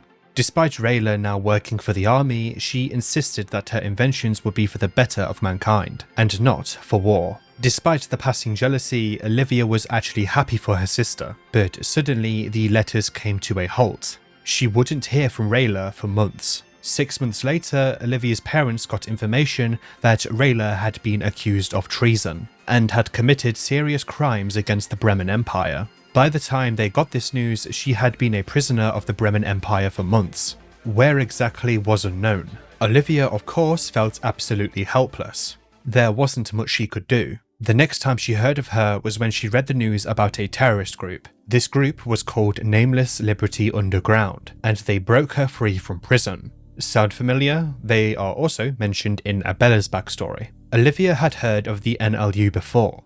The professor Rayla had been seeing during her school years had mentioned the organisation in passing. Here is where the choice to expose the professor before is weighed in. If you chose to do so, Olivia would have investigated where he went after being fired, only to find out that he had been executed several months prior. He too had been accused of treason, and had been sentenced to be hanged in the middle of a battlefield. If she didn't expose him, she would, at this point, do so, especially because he mentioned the NLU. In the long term, he would also be executed. So essentially, the choice to expose him or not doesn't actually change anything, which has me question why it's a choice at all, but I digress. Olivia would search through the man's office, finding letters from Rayla. The two remained in contact even after her graduation. In the last letter from her, Rayla had cryptic writings about a cube, and that the Eastern Front had been desperately trying to replicate said cube, but to no avail. In the letters, Rayla was worried that the operation in Prehevil was what the Kaiser of the Bremen Empire was after. Rayla's last words here in these letters were, quote, "There is still time before he could get there. I still have time," unquote. This operation in Prehevil, well, Olivia had no idea what it was. Upon further investigation, Olivia found out that Prehevil was a medium-sized city in the country of Bohemia. Because this is the last known location of her sister, she set out for the city without delay. At this point, you see the trend of these backstories, so I won't comment on it much, but I must admire Olivia's determination here. I love her character a lot, and despite her condition, she pushes forward with vigour to find her sister. Her story somewhat coincides with Abella's too. The only true critique I have here is the fact that the game gives you the option to expose Rayla's professor. But I guess it does make sense that she would hesitate and do either option at first. It's confirmed directly that she lacks social skills, but at the same time, she loves her sister enough to attempt to protect her by reporting the professor. After her sister was arrested for treason, it does make sense that Olivia would push by this social anxiety, if we can call it that. In the game, Olivia is unique from the rest of the characters. She of course moves in her wheelchair, which isn't a downside gameplay-wise because she moves at the same speed of the other characters. However, she cannot go upstairs in this state. Luckily, you can get on and off the wheelchair with the C key, but this will have her move at half speed. This comes at a risk though, because if you enter combat in this state, she cannot use her basic attack with her currently equipped weapon. Some attacks can cause her to fall off the wheelchair as well. Another mechanic I found thanks to the wiki is the fact that you can crash into enemies by rolling down staircases and crashing into them. This of course enters combat with the enemy but isn't completely superfluous. Doing so stuns the enemy for one turn. This, though, will rarely ever happen, considering the situational nature of the system. Another really cool detail of Olivia's gameplay is that losing her legs doesn't slow her down. Losing her arms does. This makes sense considering the way she moves, but even the simplest details must be appreciated, especially in the boundaries of this game engine. Olivia is really fun to play because of these differences. If you are listening to this and are bored of playing Termina and haven't tried a run out on Olivia, then do so. You should do so. It adds a nice spin on the normal gameplay. No amount of bad luck should stop you from pursuing your dreams. Marco is a reference to a character from one of the greatest pieces of fiction ever made, JoJo's Bizarre Adventure. Fuck Netflix. Sorry, I had to get that out of my system. This is also half true. Originally, Miro made him with a large Rocky Balboa inspiration in mind, but when people started comparing Marco to Jotaro, he didn't explicitly deny such, and somewhat embraced it. Hell, even on his official channel, he referred to Marco as such when he drew him. He takes on the boxer class, or the thug class. I prefer the former. He is from the streets of Vatican City, Fear and Hunger's Italy. As a reminder, Marina went to study there as well. Marco never travelled far, and his journey to Prehevil is the furthest he's been from home. Travelling is overrated to him. His earliest memories are spending time with his parents, but suddenly he just didn't have parents anymore. From that point on, it was just Marco and his sister against the world. He was only 10 years old, but he had to make a living doing something. Here is the first choice: become a pickpocket, a burglar, or to try to lead an honest life. The first grants steal, a skill that was also featured in the first game that, upon use, steals an item from an enemy. The item itself depends on the enemy you steal from. Some enemies have a large loot pool whilst others drop singular items. Some won't have anything at all, especially animals, which makes sense. A lot of the time the loot you'll get from searching dead bodies will be different from the loot you're stealing. This doesn't make sense if we're approaching from the perspective of realism, but we aren't really doing that, are we? At least this gives you an incentive to use steal at all. Going down this route works for some time for Marco, but he often got caught stealing and beat up. Lockpicking is a passive skill that lets you unlock some locks found in the game. Some doors require an item called a small key to unlock them, which is a radiant drop in the game, but some doors also require unique keys. Lockpicking simply allows you to bypass some of these requirements. Lockpicking is also featured in the first game through Kahara's intro, which, much like Marco, had the option to become a burglar. It doesn't require any sort of lockpick item either. The game just presumes you always have one, I guess. If it did require a lockpick item, then I would declare this skill as one of the worst in the game. This results in Marco, again, getting caught and eventually beat up. Leading an honest life will simply give you 10 shillings, with Marco sifting through some odd jobs. He would eventually get fired from all of them, though.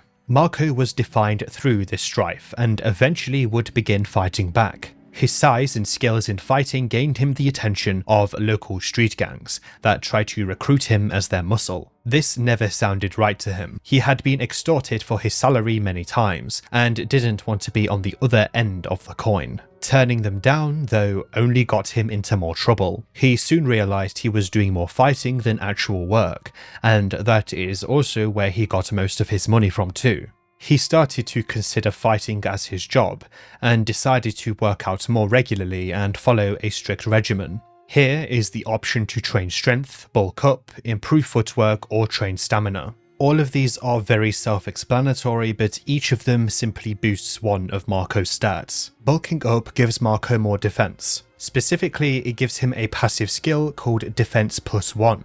Strangely, this skill isn't at all originated from his skill tree, but rather from another unplayable NPC called Tanaka. Tanaka at first doesn't seem like much of a fighter, but if anything, this is a sort of foreshadowing of his true potential.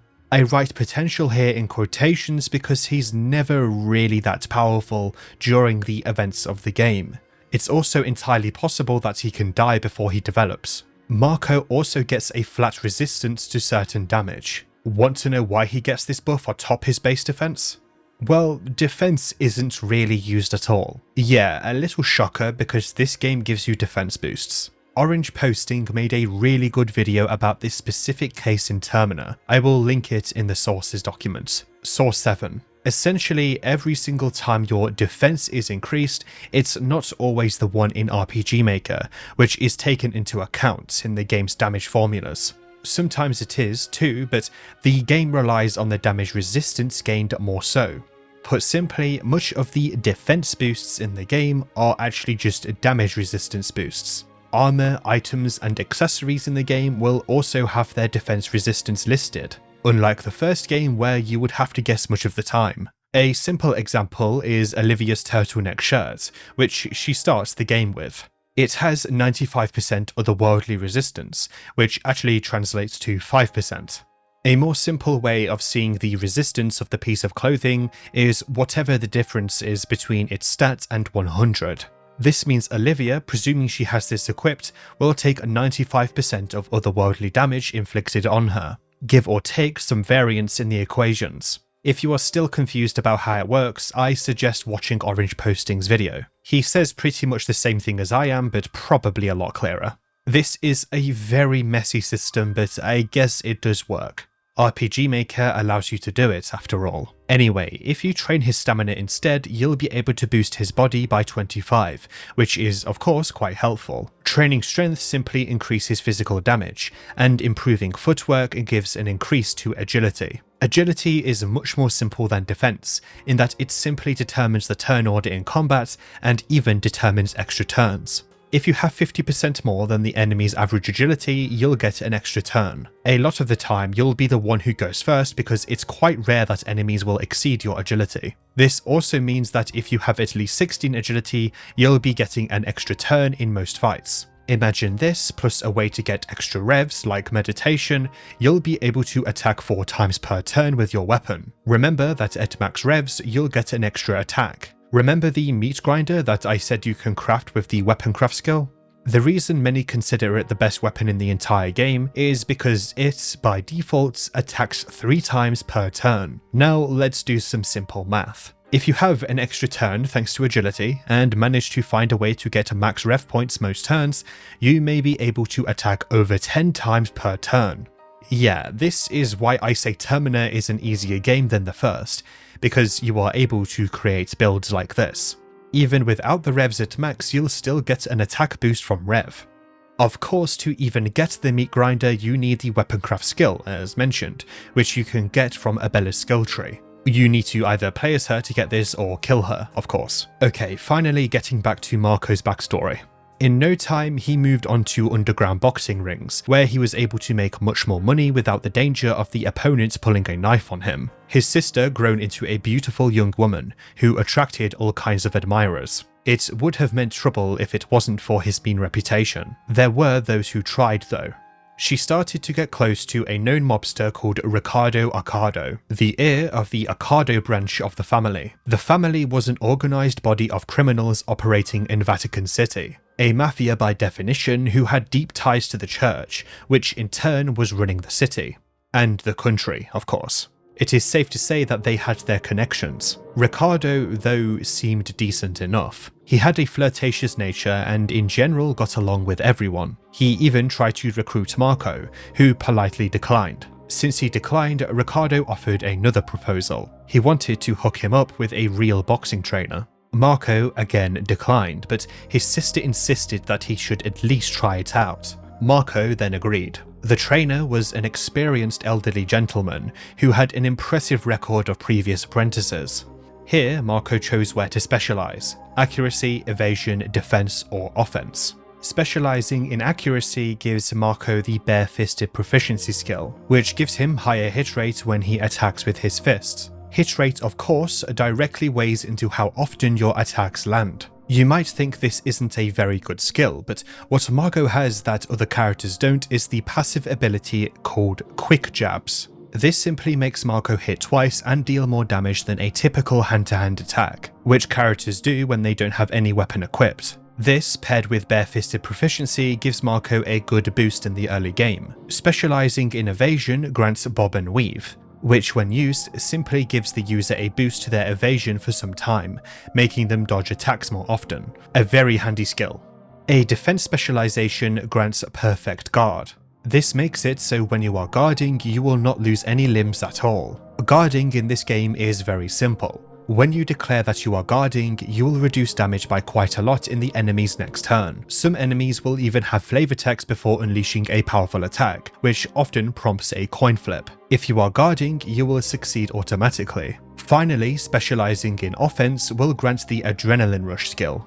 This is very similar to Osar's Le Dance Macabre skill, increasing your physical power over the course of 3 turns to a maximum of 30%. Lore-wise, it's described as your blood boiling as time goes on, perhaps even a sort of frustration that the enemy is still standing. Soon enough, Marco won his first real fight, with relative ease. His sister and Riccardo were there to congratulate him. Marco continued with his winning streak, and eventually Marco himself began to believe the hype. Riccardo was able to organise the matches for him one after another, and Marco started to spend more time in the family with Riccardo and his sister. Without noticing it, the tendrils of the criminal world had its grasps on him. Riccardo began to show his true colours as well, and had been building Marco up for a fated boxing match. Marco's next opponent was a former family member who had cut all ties to the organisation. Marco's job was to kill him during the boxing match. Marco declined, but Riccardo reminded him that his sister was back at his flat, and she would feel it if Marco didn't go through with it. Marco didn't know what to do, but soon enough he found himself back in the ring, and despite the tough fight, Marco was able to knock the man out. In that moment, Marco saw Riccardo with a sly smile, and was reminded of his instruction. Marco hit the man over and over, and didn't stop until the referee pulled him away. Marco killed the man. Marco was devastated, but kept it all inside. Riccardo had plenty of dirty work for Marco after this point, and had plenty of leverage too. Things had to change. Here lies another choice. Have Marco kill Riccardo or get his sister and flee the country. Choosing to kill him gives Marco the killing intent skill, which makes a very small amount of enemies avoid chasing him down. Going down this path, Riccardo would sense Marco's killing intent, and avoided seeing him alone. He was too cocky to consider him a serious threat though, and that proved to be a grave mistake. Marco was to meet Riccardo and a dozen of his henchmen at a local club to discuss another one of his tasks. Marco had been waiting for this opportunity, but it never presented itself. The moment he was in punching distance, Marco knocked him off his feet, grabbing him by his throat and slamming his head into the floor until he stopped breathing. He then threw him over the railing and onto the centre of the dance floor.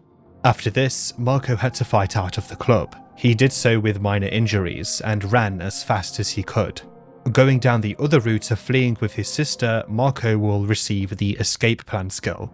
Escape Plan massively increases the chance of being able to run away in combat. Most fights can be ran from, and the agility of you and the enemy is taken into account. The more you attempt to run, the lower chance you'll do so, until you flee and exit the area. But even then, it's only a low chance for this to reset. Doing this though, Marco would have struggled to find his sister. Even calling her telephone wouldn't work. He started to suspect that Ricardo had suspected something like this, and had sent her somewhere. He was left with no choice to confront Ricardo, inevitably killing him in this route as well in the same way. Marco had to get away from the family and the law.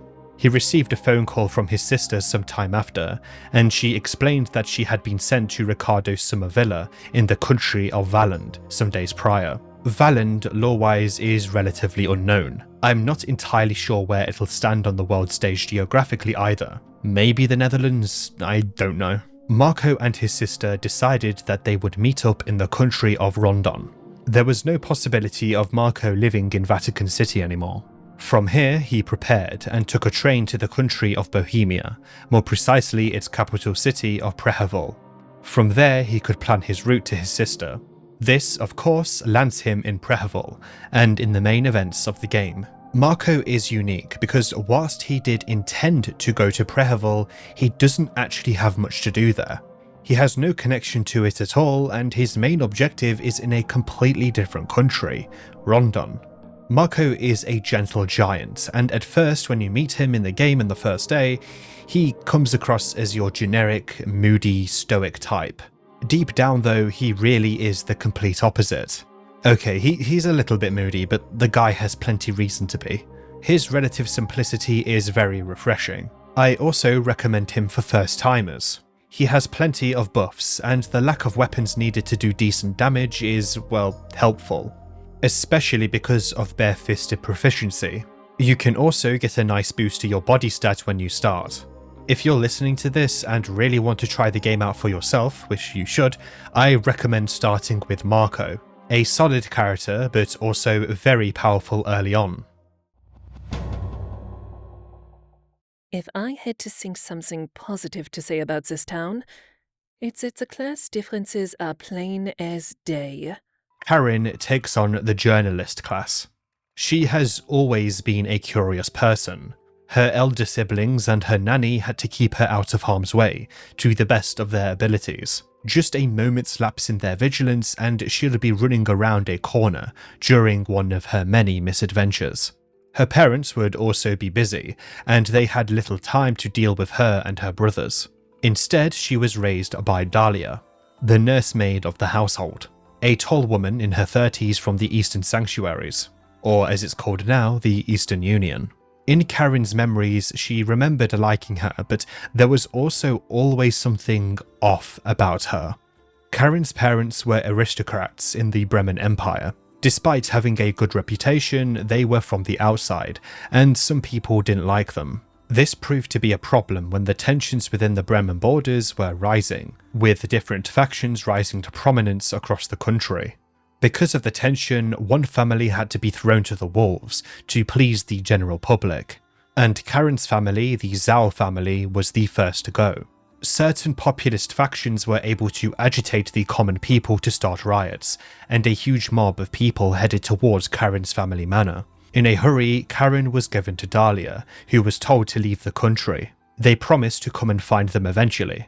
Karen's memory is vague, but she could have sworn that Dahlia never consulted her parents before their departure.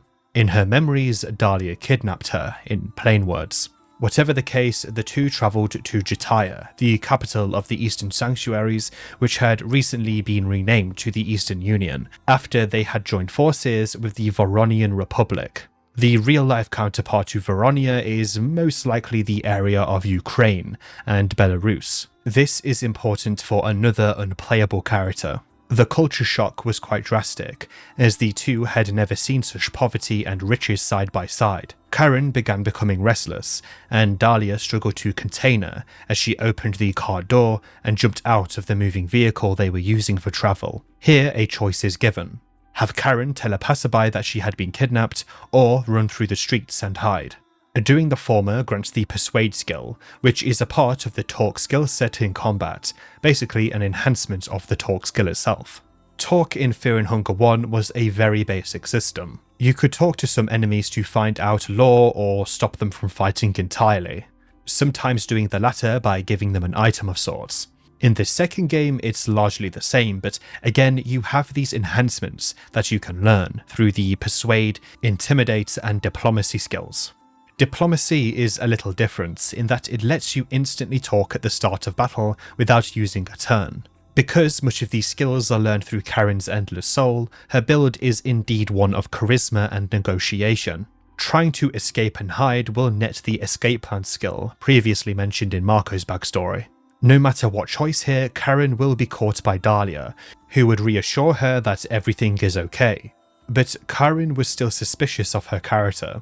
Karin would end up living with Dahlia in a decent building. She was cashing checks to maintain her lifestyle. Dahlia's story was that her parents were looking after her by sending money, but Karin had a feeling that it was just ransom money that Dahlia kept spending. At least the Eastern Union gave Karin a sense of perspective. The local authority oppressed locals quite often, and in Karin's teenage years, she started spending more time with various civil rights organizations that were active in Jataya. During one of the weekly protests, the local army, without mercy, brutally pummeled the first rows. Karin here can choose to help the wounded, grab a pistol from one of the officers and attempt to shoot one, or run away. The first option grants some healing items from the start. The second has Karin gain a Luger pistol with 6 bullets, and the final again gives her another chance to get escape plan.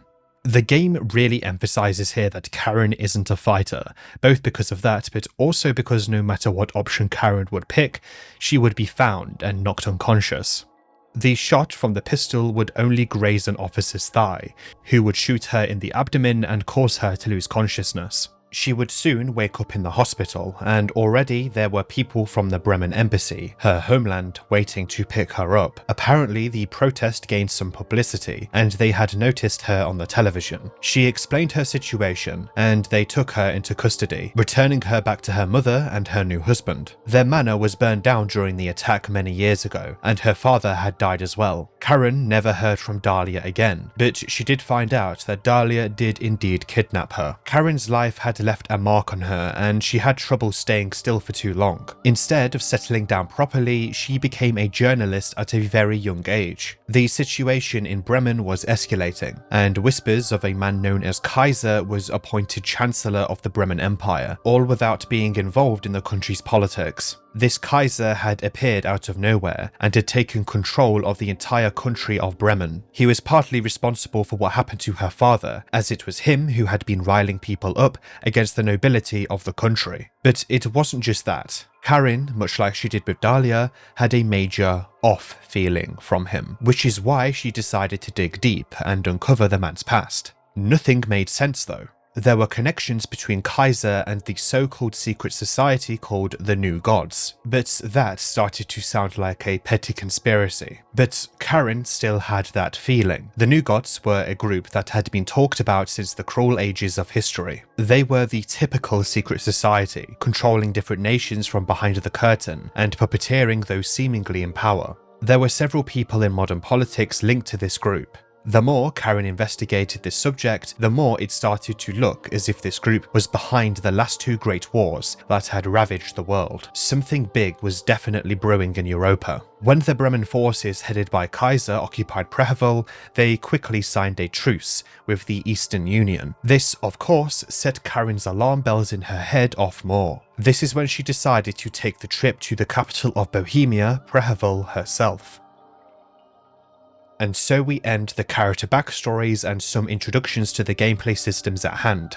It took me around an hour and a half to get this section done, I know, but like I said, this is the most effective way to tackle this game in this format. Now I can really get into the meat of things. Karin's thirst for knowledge is directly sourced from the political happenings of Bremen and the city of Prehevil. More than anything, though, she is interested in the Kaiser, or just Kaiser, it's used as a name and a title, and the New Gods, who are 2 incredibly enigmatic subjects. During this time, Karen also wrote a small book that can be found in the game. She has become an adept journalist in her time, as proven by her writings. She works for the Midnight Gazette, which is mentioned in her article called Kaiser Critique.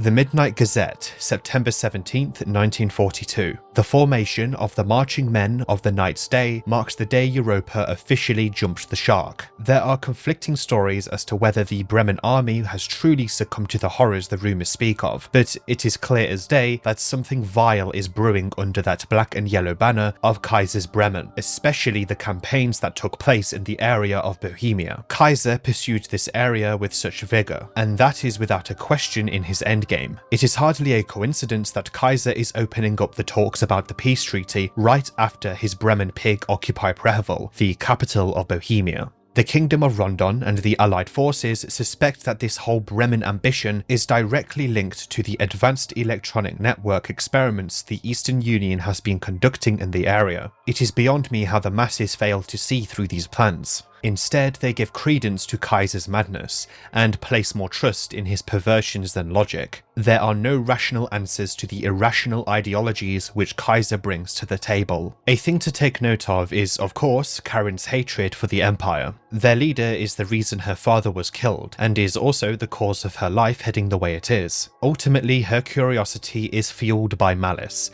an understandable malice, of course. For this video, I did a good amount of runs on all of the characters. I'll be talking about certain events as we go when they make the most sense. Also keep in mind that there are some characters in the game that aren't playable. You might think to yourself, well, no shit, but the game is based during a festival made up of 14 contestants. You can play as 8, at least at the time of writing. Some may be added in the future, but I honestly don't think there will be anytime soon. It's already been confirmed that there won't be in the next update too. Between the eventing needed, I don't think it'll actually be worth it for the wider game. It would be cool, of course, but I think the effort should be put towards other things such as cleaning up and expanding some areas. Like how all 4 of the main characters in the first game had a need to find Legard for one reason or another, each have their own goal in the city or a reason to be there, even if it is as simple as surviving the events of the game. Not really counting Marco, of course, who is there purely out of his bad luck, and more so fits into the survival category for this reason. Every single character has their own plot points and development, some more than others. Some of them can be missed because the game is intended to be played multiple times. Replayability is a massive feature here, beyond the fact there's more characters in the game, but ultimately there's just more to these characters than their backstories let on. Through the various dialogue, through the various plot points, etc. You will find more about them as you go.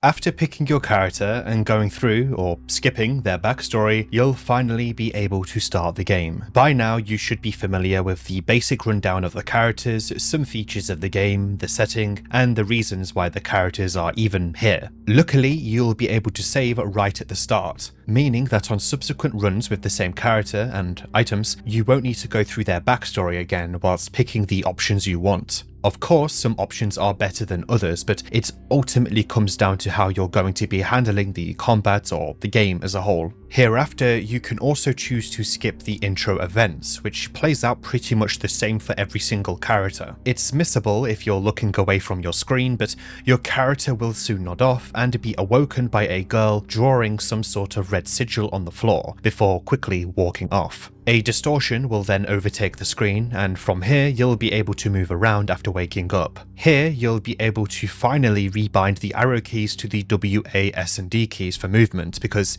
yes, they aren't defaults for some reason. But I can't complain too much because there's at least an option to change this like in the first game. Unlike the first game though, you can actually walk diagonally, which causes you to walk around 40% faster. This can be explained with the Pythagorean theorem. Yes, I'm serious. The average dogma viewer is a genius, unlike the person himself, but I will explain this in simple words. If you move X tiles right and X tiles up every time you press their respective directions, you will simply multiply this force if you go in both directions. Again, this is an extremely dumbed down version of how this works, and I'm sure someone in the comments will likely expand on this, but yeah. Diagonal movement isn't a default feature in RPG Maker, so it's understandable it's at least a little bugged when done via a plugin. It might be fixed in a future update, but who knows. You can use this to your advantage to get away from certain enemies. During this section in the train, there is one way forward to the left, but this is enough time to look at your menu, at your items, equipments, stats, settings, and the crafting menu. But you also have a chance to interact with items in the world with the E key or the spacebar. There's a suitcase here that you can loot, which is a good example of a container in Termina. Containers work in a very simple way. Containers use a certain loot table, some even sharing them. For example, crates apply to numerous containers such as luggage or urns. Opening the loot tables on the wiki or looking at the very simple common events for the loot in RPG Maker, it's very simple to understand how it works. There is a % chance to acquire an item from a certain list. With the lower the %, the more helpful the item will be, to most. For example, there is a 0.7% chance to get the prior discussed lucky coin from containers in the crate category, but within that %, you may also get a light blue vial, which massively heals you, or even a bear trap. In the 2.5% category, you can find many items from ammunition to lavender to shillings. When you open some containers, you'll also be prompted to a coin flip, and that will also determine your loot pool. Oftentimes, if you fail the coin flip, you will get nothing at all. But this doesn't apply to every single container, it only really applies to things like chests, which are few and far between. There is, though, a deeper system for containers. It is a sort of radiant loot system that applies to your current needs. If you are bleeding, you will most likely be given a cloth fragment, which cures such. This only applies to certain characters though due to a bug,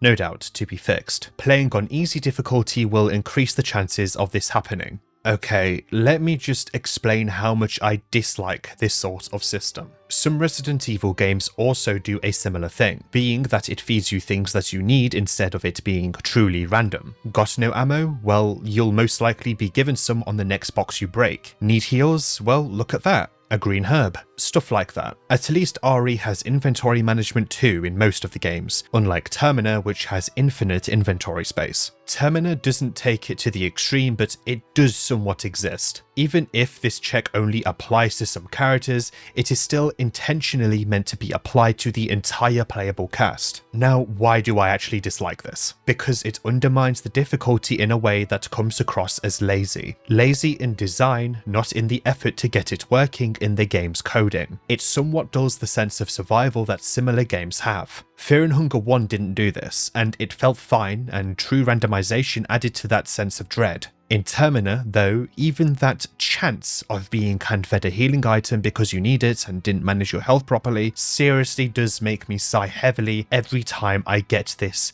pity loot, is one way of calling it. And yes, to those that are now thinking, why not play on the higher difficulty? Because on Masoch mode, the game still does this. At least it gives you dirty toilet paper, which, whilst curing bleeding, also has a chance of applying the infected arm status. Infected legs and arms will eventually kill you if you don't cure them with a specific item, such as a green herb. This is calculated through map transitions, meaning that you can tactically loot for items that will cure your infection, or just simply shift maps multiple times, which will end your life quickly, I guess. Because the toilet paper has a 30% chance of even infecting you, the radiant loot isn't even that much better handled in Masoch mode. Want to know what is even funnier about this? According to the event coding and the wiki, this dirty toilet paper isn't even meant to always be replaced. This means that the intentional design is actually somehow worse if we are looking at my critique here. Some people might say it's okay to have this sort of system in place because it encourages experimentation, but again, this goes against the replayability the game was very much built around. Dying is a part of this game, as is struggle. The way of getting better in these games is by getting knowledge acquired across multiple runs, by playing as different characters, making different builds, and venturing through different areas and routes. I guess you could use this argument for the existence of the Radiant loot system in place here because it encourages you to finish the current run by allowing you to survive some dire situations, but of course it removes the magic of the struggle somewhat. This is just not good because it's dynamic to the player. You aren't getting a thrill of getting a healing item you desperately need if the game has a chance of just giving it you because of your current status. This is actually one of my largest critiques of this game, and it would have been completely fine if the loot system stayed the same as it was in Fear and Hunger 1, which is basically what it is in this game without the pity loot system. A final note on containers is that many have these little animations when you open them. It's a good way of seeing when you have and haven't looted certain things. The first game completely lacked this, which meant you would waste a lot of your time checking individual containers to see if you have looted them. Anyway, you can follow in the guard's footsteps. You may also pass by a huge amount of luggage. I'm guessing this is where the characters would keep their various story items. I can't really imagine that they will open carry until things go sideways. One thing I really like about this little section is the fact that you can see the train moving outside the window. This sort of thing is incredibly hard to do in this engine, and it's one of the many ways Miro has improved his ability with it. You will soon see a blue moth amidst the luggage, which vanishes if you get too close. Sound familiar yet? Yeah, it was mentioned in Olivia's backstory. This appears here for all characters though.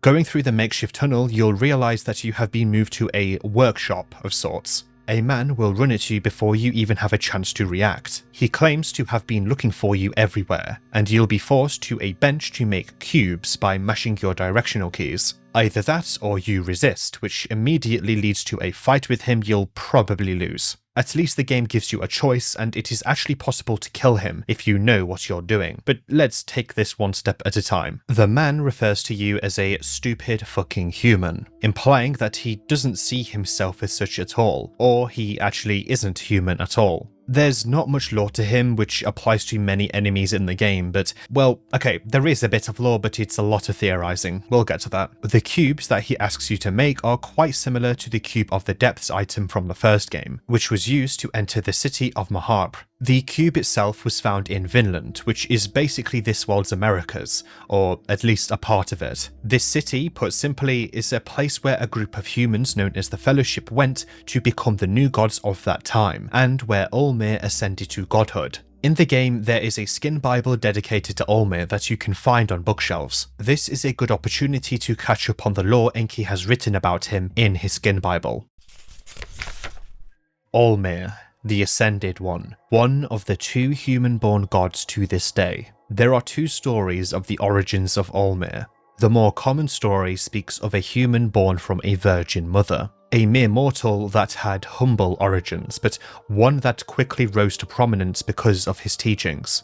Unlike the warring kings and sultans of the time, Olmir's ideal world united people of all different religions and ideologies under one umbrella. The powers of the time wouldn't stand up for this, and quickly had him arrested and sentenced for public humiliation, and eventual death on a cross. This only served Olmir's purpose, making him a martyr, and the pain he went through pushed him over the edge to his ascension to true godhood. After his ascension, Olmir returned to avenge his death. The worship that ensued shook the world order and demolished the worship the new gods of the time had been enjoying. The other version of Olmir's origins tells how Sylvian, the older god of fertility, ordered a deity known as Vitruvia to create an architectural reprography of a man and a woman that would be in the likeness of Sylvian herself. Vitruvia, being the master architect, did just that. Sylvian fell in love with the results. She went on and created mankind according to Vitruvia's drawings. At first, Vitruvia was amazed by the life Sylvian managed to usher into her designs. However, over time, Vitruvia started to see small imperfections here and there. Nothing bothered her more than the idea that her designs were anything but perfect. So she set out to create the perfect human being, the pinnacle of a man's potential.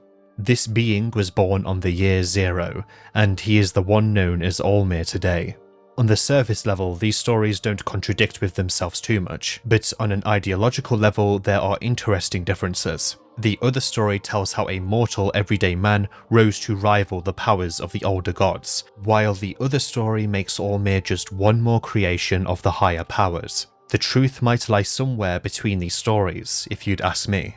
Either way, this time round the cubes don't seem to be relevant to the city, but again, this is one of the many things that I will talk about later. More importantly, there is the girl opposite who now clearly has red shoes. Eventually, she'll point the way out, but the janitor may catch you. The janitor is a challenging fight if it's your first time round. He has slashing attacks that can chop your arms off and a blunt tackle attack, which is capable of knocking Olivia off her wheelchair. Many enemies have this. Luckily though, he only does this if his arms are gone. One way of handling him is by using Analyzer's Dan, and then aiming for his head, which will most likely instantly kill him. Losing to the janitor though sets the tone of the game for those who aren't aware of the series by now. He will cut both of your legs off and proceed to vanish. If you lack both legs, then you, of course, cannot walk, unless you're Olivia with her wheelchair. There is a way out of here though, and the girl with the red shoes would have found her way out on her own. Red shoes. This should also be familiar if you remember Abella's backstory. The game is already planting seeds for certain storylines, but only if you're actually paying attention. Making your way out of this area, the following will happen.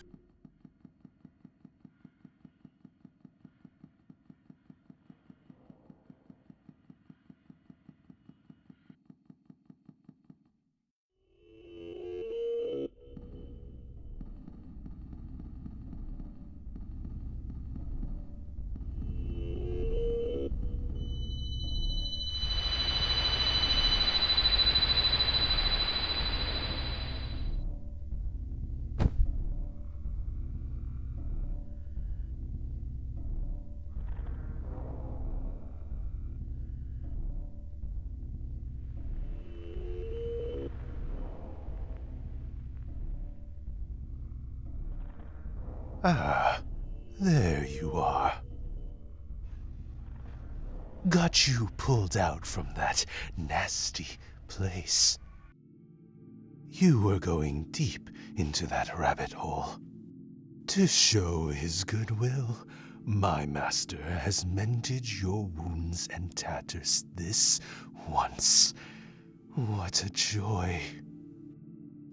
Now you are safe under the beautiful green hue of the moon.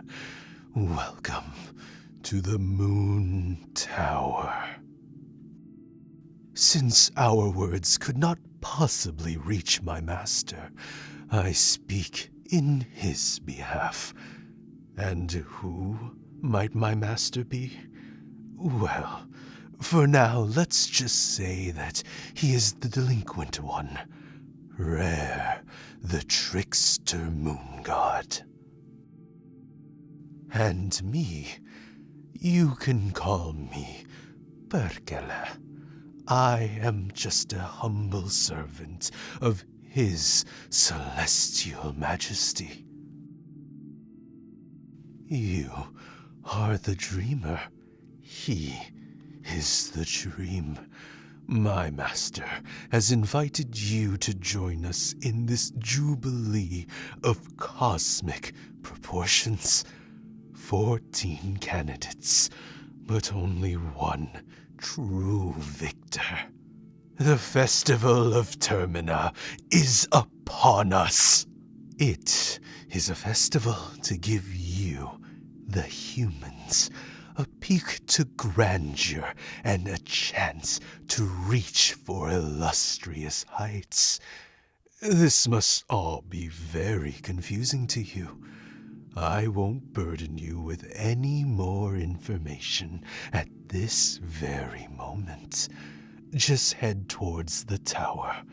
That is all you need to know for now. I will gladly answer questions once you get there. But until that, let us meet again under the moonlight. That hall will be familiar to some of you, I'm sure. For now, I will refer to it as the Hall of the New Gods, where retired, ascended humans go once their time serving the grand scheme of things is up. You could even see some of the new gods of the Fellowship there from the first game. Fear and Hunger handles gods in a very creative way, but for now that hall isn't relevant.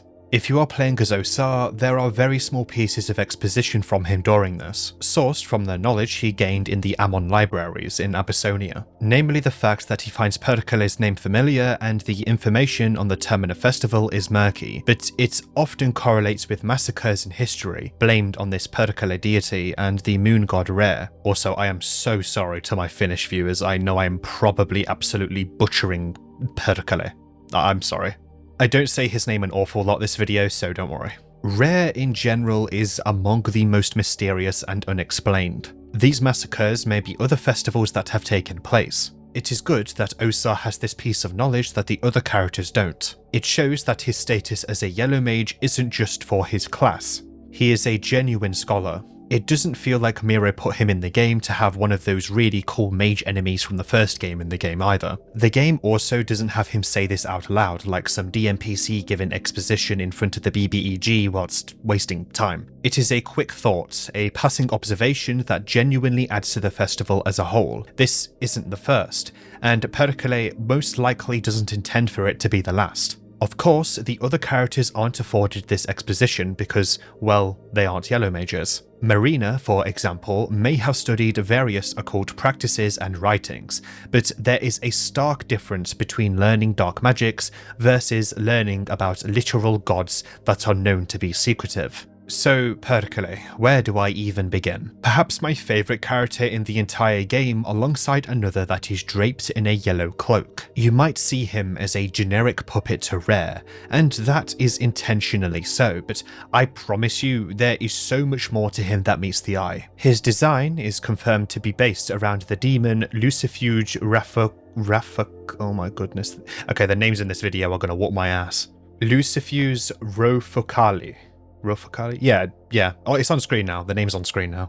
A demon who, in some depictions, is in charge of Hell's government and treasury under the instruction of Lucifer himself. I believe this inspiration only extends to his physical appearance though. Nothing about Pericles' lore or character reminds me of Lucifuge. Another thing about Pericles is that you can find a flyer in the game that is very reminiscent of the Dream Man. The Dream Man is a hoax surrounding an image that gaslit many people into thinking that they saw a certain man's face in their dreams. The name Pericles itself roughly translates to devil. The fact they even dreamt of him before the festival took place may have been a warning of sorts, or a simple case of taunting. As for Rare, well, judging by Pericles' words, the form behind him isn't actually Rare's true form. And yes, this game clearly has a Majora's Mask thing going on. Hell, the world of Majora's Mask is literally called Termina. But we will get to how exactly the Termina festival works the next time we see Pericles. The old gods themselves, both in this game and in the first one, have always been a fading presence. Only their traces really remain, meaning that only the faint traces of their influences and power are left, but can still be manipulated. Just as a quick, simple note, the difference between Old God and New God is that New Gods were once mortal, but became a god in their own right by ascending, most likely through the city of Macabre, explored in the first game. Old Gods, though, are Lovecraftian forces, basically the closest thing to what a god actually is. Embodiments of many concepts. Grogroth in the first game says it outright, describing old gods as the true forms of the feelings and ideas that linger in men. Olmir and the god of fear and hunger are different though, as their ascension gave them a power akin to the old gods. These two are ascended gods. The god of fear and hunger's ascension happened in the first ending of the first game, and triggered a time of massive strife which soon resulted in societal, technological and cultural advancement. This was called the Cruel Age, which predates this game by probably some 100 years. The loose links to both games are almost all like this. Vague lore nods or mentions of the events of the first game, which actually are what basically caused the state of the world today. But the state of the world in Termina can be experienced without much knowledge of what came before. I really do like that Miro added a bunch of lore notes in this game to catch you up if you didn't play the first game. The Skin Bible of the God of Fear and Hunger reads, The god of fear and hunger. There are many popular texts that tell of a false god and a chosen human joining together in the darkest and wettest of dreams. The forgotten and long dormant god of the depths perished that night. Only an older god never truly perishes. In its stead, the god of fear and hunger planted its roots and started to grow her influence on the surface world. The scheming false deity had hoped her daughter would be the light of mankind. Only true darkness does not breed light. The god of fear and hunger was a pure child, a blank slate birthed in the darkest pits of human creation. That is where she grew. That is all she knew. She was the pure representation of fear and hunger, not spoiled by even a glimmer of hope. Mankind had seen its share of stagnation and suffering up to that point. To rise from these perilous pits, growing pains were necessary. Progress comes at a price. Fear motivated people, while hunger kept them moving forward. People cherished hardship and drew inspiration from it. They learned from it. What followed was advancement that mankind had not seen since the Forgotten Ages. The dark fumes that rise from the pipes of modern cities are direct consequences of this era, an era that came to be known as the Cruel Age. In this text, there is a mention of a scheming false deity who had hoped her daughter would be the light of mankind. This is referring to a character known as Nilvan, a member of the Fellowship and a new god featured in the first game. She is the biological mother of the girl who came to be known as the god of fear and hunger. The god of fear and hunger is my personal favourite god, and I really do want to dedicate more time to her in this video. When the first conversation with Prehevil finishes, your character will snap awake, and Olivia, if you are playing as her, will straight away confirm that the girl in the dream was her sister, Rayla. She would have said something similar after seeing her plant the sigil on the train. If you killed the janitor, you'll also be given his weapon, the Kasara. It was originally made for cutting trees, but the janitor had other ideas for what it will cut. A decent weapon and a nice boost at the start. Single-handed too, so nearly every single character can use it. But if it was a dream, then why is the weapon in your hand? That's the thing. It wasn't a dream. Rare actually completely heals you, according to Prehevil, implying that Rayla really was there for some reason, and perhaps lured you into that area for some reason. Maybe a cry for help? Hint hint.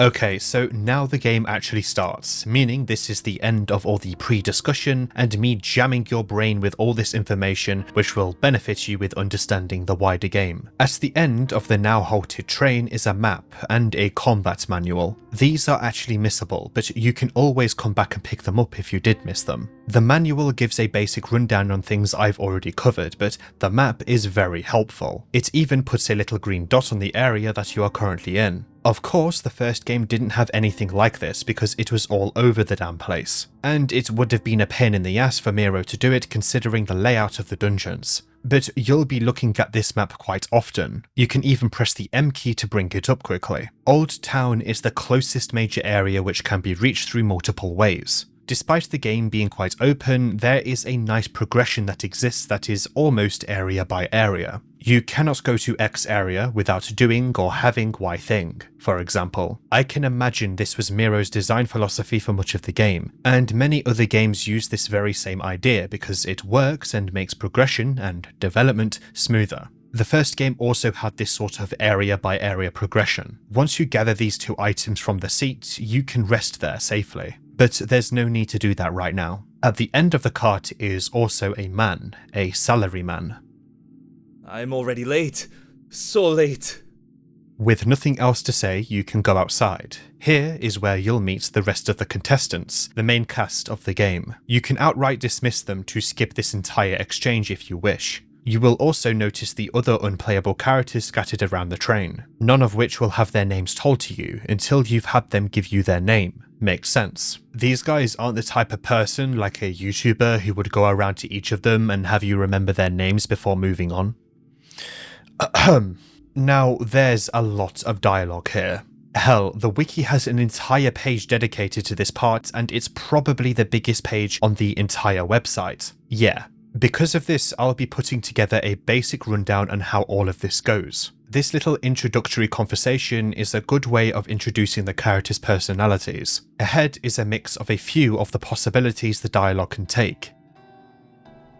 Oh, there were still people inside the train. We don't really know what's going on. The train left us all here, at the outskirts of the city. All the train personnel, everyone, gone. No explanations. I tried to check up the train, but I couldn't get it to move an inch. Now, I'm no train driver, but I'd say the thing is busted. Hey, I'm Henrik. If you need help with anything, let me know. And this mystic gentleman over here is Osar. It was Osar, right? Silly man. I'm pretty sure it was. We were the first to wake up. Before you came out, we were talking about this. You saw Peculiar Nightmare as well, didn't you? Everyone saw the same dream before waking up in the train. The moon, the girl in a pink dress, the Festival of Termina. It all felt too real to pass off as just a dream. Not this talk again. We should have asked that army pig, that Bremen pig. He was in a way too much of a hurry to leave. I bet he knew something. This smells like a sadistic army experiment. Sounds exactly like something Bremen army would be a part of. They had similar hallucinogens experimented on war prisoners. Now that the war is over, they have to get their guinea pigs elsewhere. I wish I had your capacity in Feist, but I really have a hard time believing every conspiracy theory floating around. I don't need some flaky eye-patched foreigner telling me what's possible and what's not. You haven't seen what I've seen during these past few years. I've covered wars too, you know. All men and women for the past decade or two have covered wars. What's your point again? I've seen my fair share of hallucinogens as a doctor, and I can tell from a first-hand experience that there are no known chemicals that can create visions that vivid. Especially visions that are identical with this many people. I was saying that it must have been a premonition of some kind. The moon and that servant dude wanted to inform us of something important. Too bad the dream ended just before it got to the juicy bits. That's absurd. Can't really believe superstitious crap like that. Well, let's hear out your theory then. I don't know. Maybe everyone was in a stupor after waking up. You guys started to babble about this stuff right away, so you just thought you had the same dream. Now that I think about it, I'm not so convinced I saw the dream anymore. I also had an idea, but it's a little grim. Never mind. Never mind I said anything. It's stupid. Grim? Now you've got me curious. Well, everything has this surreal quality to it. It's almost as if we're still in a dream. What if the train crashed and we all died? What we're experiencing is the afterlife. Or the purgatory. Or maybe our subconsciousness is going through our lives, like our lives flashing before our eyes before the darkness. I knew I shouldn't have said anything. Forget it, please. Don't worry. I like where your head's at. I doubt that's the case, though. I don't know about you, but I feel pretty alive. Bad news. Something's not right with the engine. I mean, there isn't anything obviously wrong with it, but it simply won't start. Maybe if I had some spare parts, I could still try a thing or two. I take it that we're done here. As much as I'd like it, I don't have time to play happy campers with you people. I have a job to do. Which way is the city? The city is north from here. You know the place? Or is this just a hunch? Kids these days. I was navigating the 7 seas as a wee lad already. Let's call it a very educated hunch. See that tall tower looming in the mist? That is what we call a landmark. You use one to orient yourself with the surroundings. In this case, orienting is a fairly easy task, even for a city-dwelling metropolitan like you. That tower stands in the middle of the city. Just head towards it, and you're there in no time. And yes, Karin's "I've covered wars, you know" quotes is a not so subtle nod to Dead Rising. I've covered wars, you know. After the introductory conversation here, the game is completely open to you. You can talk to the various characters hanging around the train for some time, but there is also one missing, the Bremen pig. There are also other people beyond that one that has yet to be seen. Remember that Perkele told you that there are 14 contestants. Going back inside the train on day 1's morning, you'll find Marina with a dagger drawing a circle on the wooden floor. Notice how I say day 1's morning? Well, strap in for this. Fear and Hunger Termina has a morning, day and evening or night system, and I am actually quite mixed on it. Nights themselves are simply slept through if you sleep during the evening. The game takes place across 3 days. We know this because if you sleep again and meet with Perkele, he will say the following to you.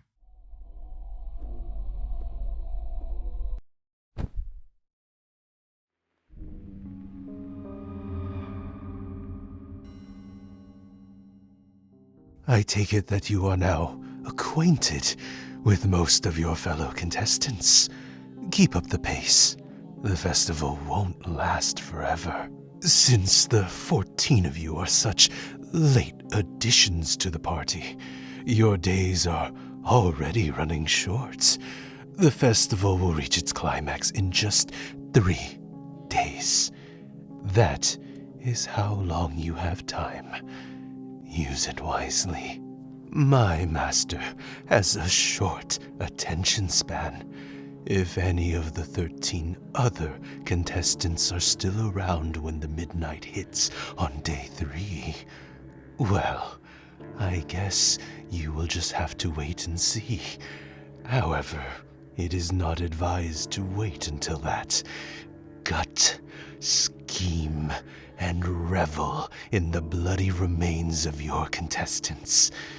It is a simple festival at its core. What you do and what you don't is entirely up to you, of course. 3 days to kill the other contestants, and all the others have been told to do the same. Every time you sleep, you will be able to talk to Perkele, who will offer you a chance to save and see how many contestants are left. He will even taunt you if you're not making enough progress in the festival. Here, you will also be able to access the Hexen. In the first game, you could only access the Hexen from certain locations, which made sense, but it also made progression much harder. This time round though, you can simply unlock skills whenever you see Perkele. This means the progression feels a lot smoother. Some may say this makes the game easier, but keep in mind the huge amount of skills Termina has, especially in comparison to the first game. It all balances out. Plus, you still need a soul stone to even unlock the skills on top of whatever soul that skill belongs to, which are required through various means. In the first game, you had to get an empty soul stone, then harvest a common enemy's lesser soul, which you could only do via their corpse. This was, admittedly, an intentionally tedious system, so I'm glad all you need this time is a soul stone and a bed to sleep in. I call it intentionally tedious because it contributed to the difficulty of the game. To get the soul of a contestant, you don't even need any sort of empty soul stone either, it just automatically happens.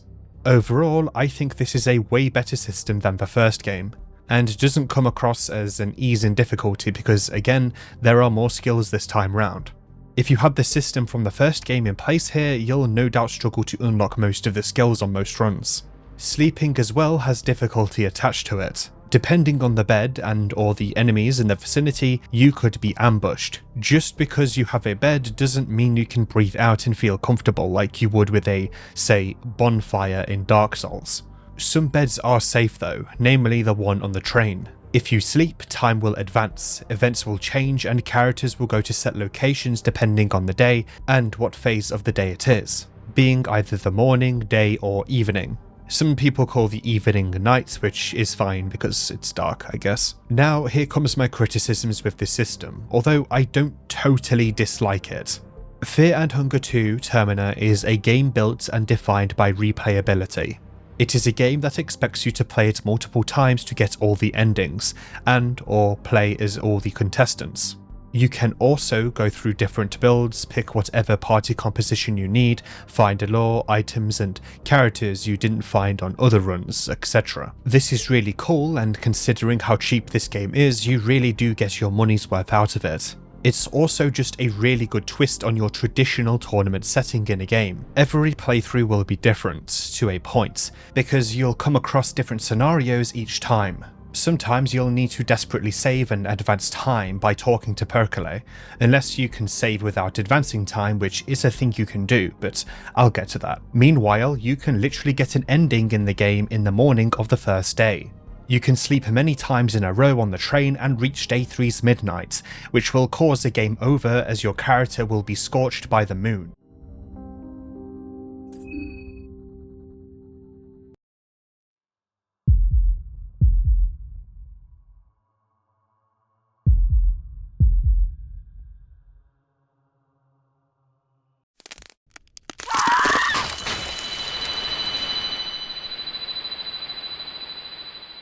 This is Rare's punishment for not completing your objective of killing the other contestants. You can only save by sleeping up to 8 times because of this. This is a really cool system and again benefits the genre of the game massively. So what issues do I actually have with it? It's an issue that is at complete consequence of the very system, meaning that there isn't really a way to fix it. This system, to a degree, could damage one's experience with connecting to the characters in the game and experiencing much of the story. A lot of the story is actually very missable to some regard. The first game, of course, had multiple endings, but each ending, not counting most of the S endings, results in a very full experience with multiple characters, unless you kill them, of course. Meanwhile, in Termina, it's possible to just miss all of this by accident. Now, this isn't a totally bad thing, because again, it just means you can replay the game, and the whole difficulty curve of these games is the knowledge you gain and exploit.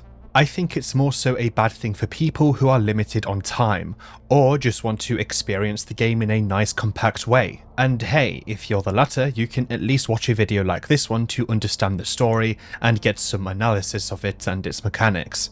As I said before though, playing a game and watching a video is different. A little tangent here that is relevant to this discussion, but I recently saw a discussion on the hellscape known as Twitter about how many fans of the Resident Evil series don't actually play the games, but rather watch those cutscene movies on YouTube, and insist that that is a good way of experiencing the game. I don't get this at all because Resident Evil games are very linear and go on sale very often, plus they aren't really hard at all.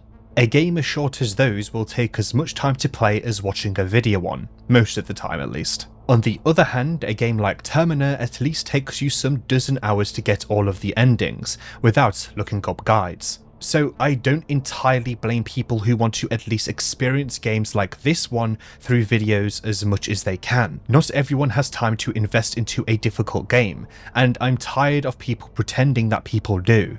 Again, though, it's a game-by-game basis. Resident Evil games just aren't hard, unless you go out your way to choose a higher difficulty.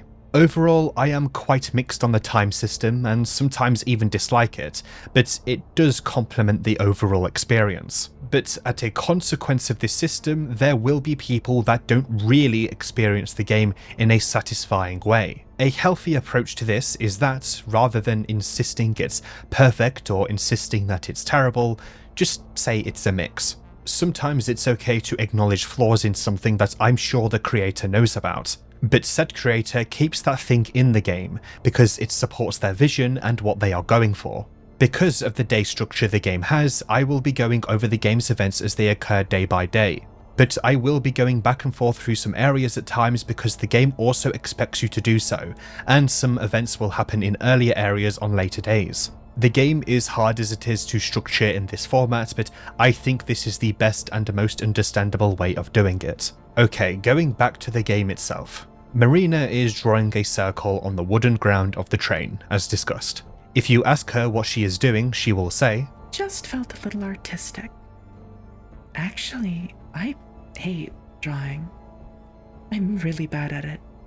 Lucky ritual circles don't require the same skills." Considering what we know about Marina, a ritual circle does make sense. As for what god it is dedicated to, that isn't clear right now, but she can comment on the dream. Oh yeah. It was cool. There is something bothering me though. No one talked much about the moon. That rapist smile will scar my subconsciousness for sure. Maybe it's just because I've been studying this stuff for the majority of my life, but I think it was a vision, meant for us to decipher. Just seems obvious, you know? And that's why I have a hard time believing the conspiracy stuff the other guys were talking about. I find it a little weird that Marina has a hard time believing the conspiracy theories, considering she grew up in a literal sect of dark priests, but I guess political conspiracies are different from godly ones. Just like the two origin stories of Olmir. She knows the gods quite well through her studies, so she is more inclined to believe the more literal approach rather than a theory about the Bremen Empire using hallucinogens. You can ask her about her story too, but we already know all that. I will try not to repeat dialogue about things we already know about. She does describe Prehevil as depressing and godforsaken, which makes sense considering her upbringing, but as we soon learn, even without a traumatic childhood, Prehevil is an isolated city that hasn't separated church from state, and has an entire inquisition in the name of Olmir. And that, my friend, is just the surface. Marina's sense of humour also makes itself known through this initial conversation, stating that she feels like committing suicide simply because of the melancholy of the city. She will make her way into the city eventually, as will the others.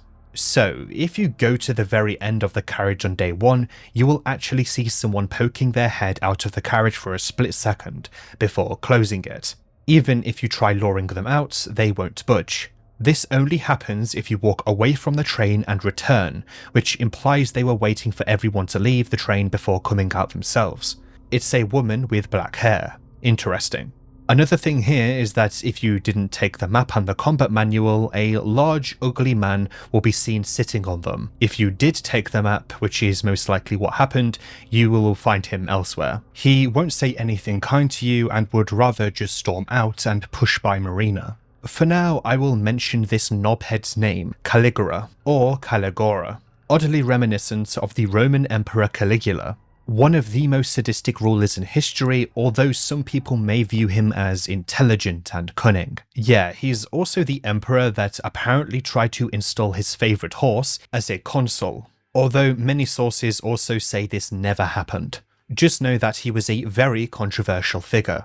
His personality is filled with spites, both of them, Caligula and Caligula, but we're sticking to Caligula for now. I found out that he once dreamed of being a Grand Prix racer, but nothing came of this. According to Miro, this is the case anyway, and he wrote the damn character. It's just never mentioned in the game. He may or may not have a connection to Marco, and well, we're gonna have to wait and see how that turns out. After the initial big train conversation, you can talk to Osa outside. What's your story? My story is none of your concern. Besides, I do not wish to bore you with such tedious and dragged out stories. What is your name? My name is Osa. What do you think about the dream? It was interesting. What about you? What did you think of it? It must have been a premonition. A vision perhaps, but a premonition? I'm not too sure about that.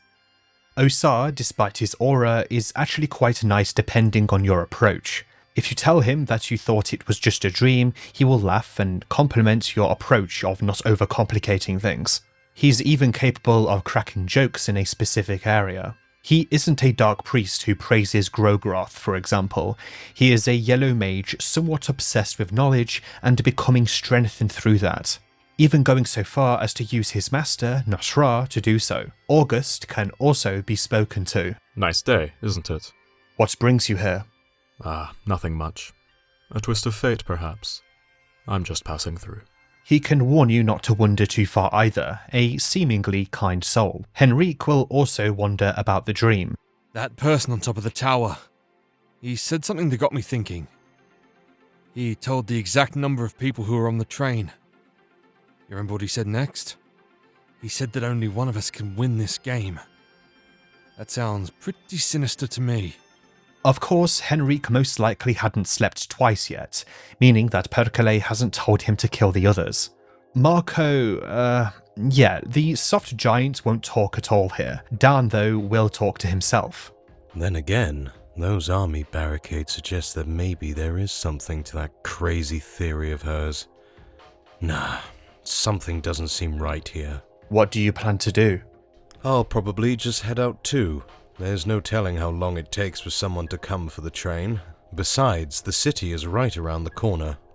And indeed, there are barricades around, even on the tracks, most likely from the Bremen invasion force on Bohemia.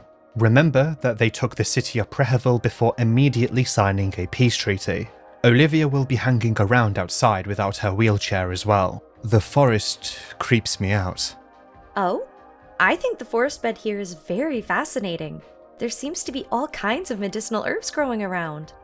And so ends the largest bulk of dialogue in the game. It'll be a lot more spread out from this point onward because the characters will go their own way across the course of the next 3 days. Each character will have a set of instructions to do in their code, depending on what day and time it is.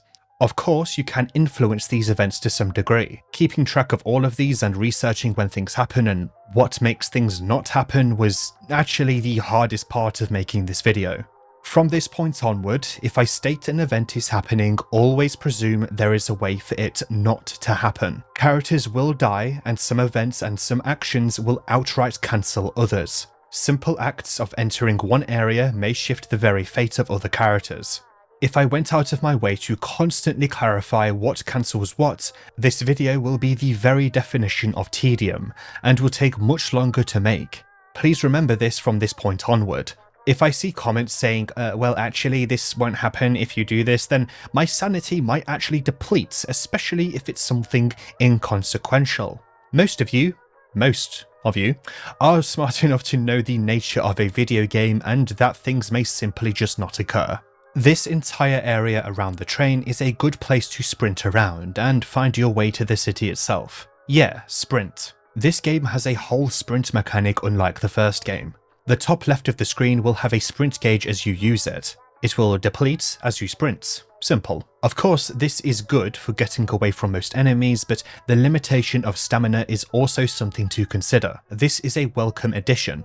In the first game, if you were spotted by an enemy, you might as well have kissed your ass goodbye, or at least be ready for a fight, because the sprint option in that game, referred to as dash, was a whole skill that needed to be unlocked. At least one of the characters could start with it. If you decide to attack and kill one of the characters here, there is an entire scenario where they will capture you. I will keep this brief because ultimately I've spent enough time at the train already, and most people won't do this anyway. You have the choice to do so because, hell, the objective of the Termina Festival is to kill every other contestant. Even the kinder souls such as Olivia and Marco and Abella have this option. The talk with Perkele may have drawn out desperation once unfounded. A character will restrain and tie you up depending on who you are playing as. You can struggle, but ultimately you'll only be able to escape on day 3 while starving. Day 3 evening, to be precise. This isn't ideal at all, obviously, and it makes complete sense why this wouldn't work. You want a superhero, and you for sure deserve getting tied up like this, even amidst the Termina Festival. Sure, everyone else was told to kill, but it's the first day, and people are still figuring out if their conversation with Perkele was real at all. Morality is still embedded in most of the characters' heads. Don't worry, the cracks will eventually start showing. This game, across all 3 days, is a slow descent into madness, depression, and desperation for most of the characters. It is an incredibly depressing situation. The large green part of the map to the west is called the Maiden Forest, a large area that may also be used as a path into the city. There are multiple ways to get into Prehevil, and day 1's objective, for most, will be to get inside of such. The train area has plenty of herbs that you can pick, including those that Olivia may be able to grab thanks to her undergrowth awareness skill. This means that you can immediately start to benefit from at least one of the skills obtained in your backstory, even if it's very situational. One way to get to the old town is by following Karin straight up. She isn't in the mood to talk, hence why she's one of the first to leave, and wasn't in much of a mood to talk in the first place. She's here to find information on what the Bremen Empire and the Kaiser are up to, after all. She is what most journalists should be, which are determined and actively on the ground and doing investigation, instead of conforming and virtue signalling to a certain party. Insert your favourite political influencer here. Whilst Karen is definitely anti-Bremen and even calls them pigs, you can't really blame her. She has experienced the consequences of their influence firsthand. You can actually follow her for some time and bug her with talk. She doesn't say much though, and at the moment insists on going alone. Strangely enough, there is a naked dead body hanging from one of the telephone poles as well. But because it's facing away from the two characters, being you and Karen, if you aren't playing as her, then of course they aren't going to react to it. I read a critique regarding the lack of reaction here by someone once, and it's like, are you serious? The body is literally facing away from them behind the tree line and a wooden pole. The characters do not see what we see. Hell, you can't even get very close to this body at all. RPG Maker may be adding an official 3D setting soon, but I don't think that a game like Fear and Hunger will benefit from this. The isolated feeling will be lessened if you can just further see around you by lowering the camera angle, and overall I don't trust the creators of this engine to get it fully right and stable. Also, a little tangent, I apologise, but Valve for some reason removed the RPG Maker tag from Steam. I don't get why, and then they add the tag Capybara. Valve is such a hit or miss company, Jesus Christ in heaven. Karen will eventually end up in an area called Riverside, which is, well, yeah, a riverside. Funnily enough, there is a statue buried here. Here is when most would question just how old Prehevil is, and one such document in the game on a bookshelf can give some insight into just that. Looking back at the history of this place, there has been a settlement here for as long as the history books cover the area. It has always been centered around the mysterious hollow tower that works as the central pillar of the community. The city flourished during the Cruel Age in the 1600s, but it quickly fell from prominence the closer we got to the modern times. I understand the city is medium in size, as far as cities in Eastern Europa go, but still I find it hard to believe that this place would serve as a hub of any kind of civilized world. For some reason, the government officials insist that Prehevil keeps its capital identity, despite it being one of the more remote and unwelcoming cities in all of Bohemia, if not all of Europa. The only explanation I can come up with is that the country is proud of the old archaic rites that still go down in this city, and they want to show their full support. If you were to visit Prehevil and sightsee its small centre, you will see glimpses of its ancient glory days, still well and alive in these modern times. Do not let the Western-style shopping district with its latest movie posters and advertisements fool you. The locals still worship the old world order in the dank and crumbling parts of the town. Ritualistic murder sites are just around the corner, no matter where you are in the city. While the churches look to be dedicated to their one true god, Olmir, from the outside, inside it tells you a whole different story. Ancient gods without a name in any known language still linger in those crypts. And why wouldn't they? You can hear the priests chant their masses in the moonlit alleys during the dead of night. The whole wicked city is a playground for the ancient beings, and the people living there offer themselves to the first taker without second thought. Yeah, the city is very old. These statues may have once lined a path here that's been neglected in recent happenings, or were toppled during the Bremen invasion. Here you'll also be introduced to a danger in some areas. A rifleman. Sometimes enemies will shoot at you from a distance to deplete your HP. You can either sprint out of their range or run right at them to fight them in turn-based combat.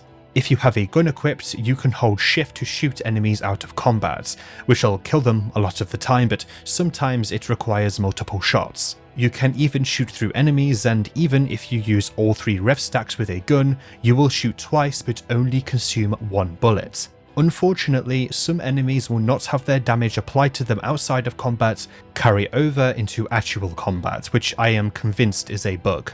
Fear and Hunger 1 has a similar skill in Ragnarvalda's skill tree called Marksmanship, where you can shoot arrows at enemies to either kill or damage them. This will, in Termina, ultimately replace your ability to sprint though, because it shares the same keybind and requires precise positioning. When you shoot, your character will pause to recover from the recoil, which may give the enemy a chance to approach and enter proper combat with you.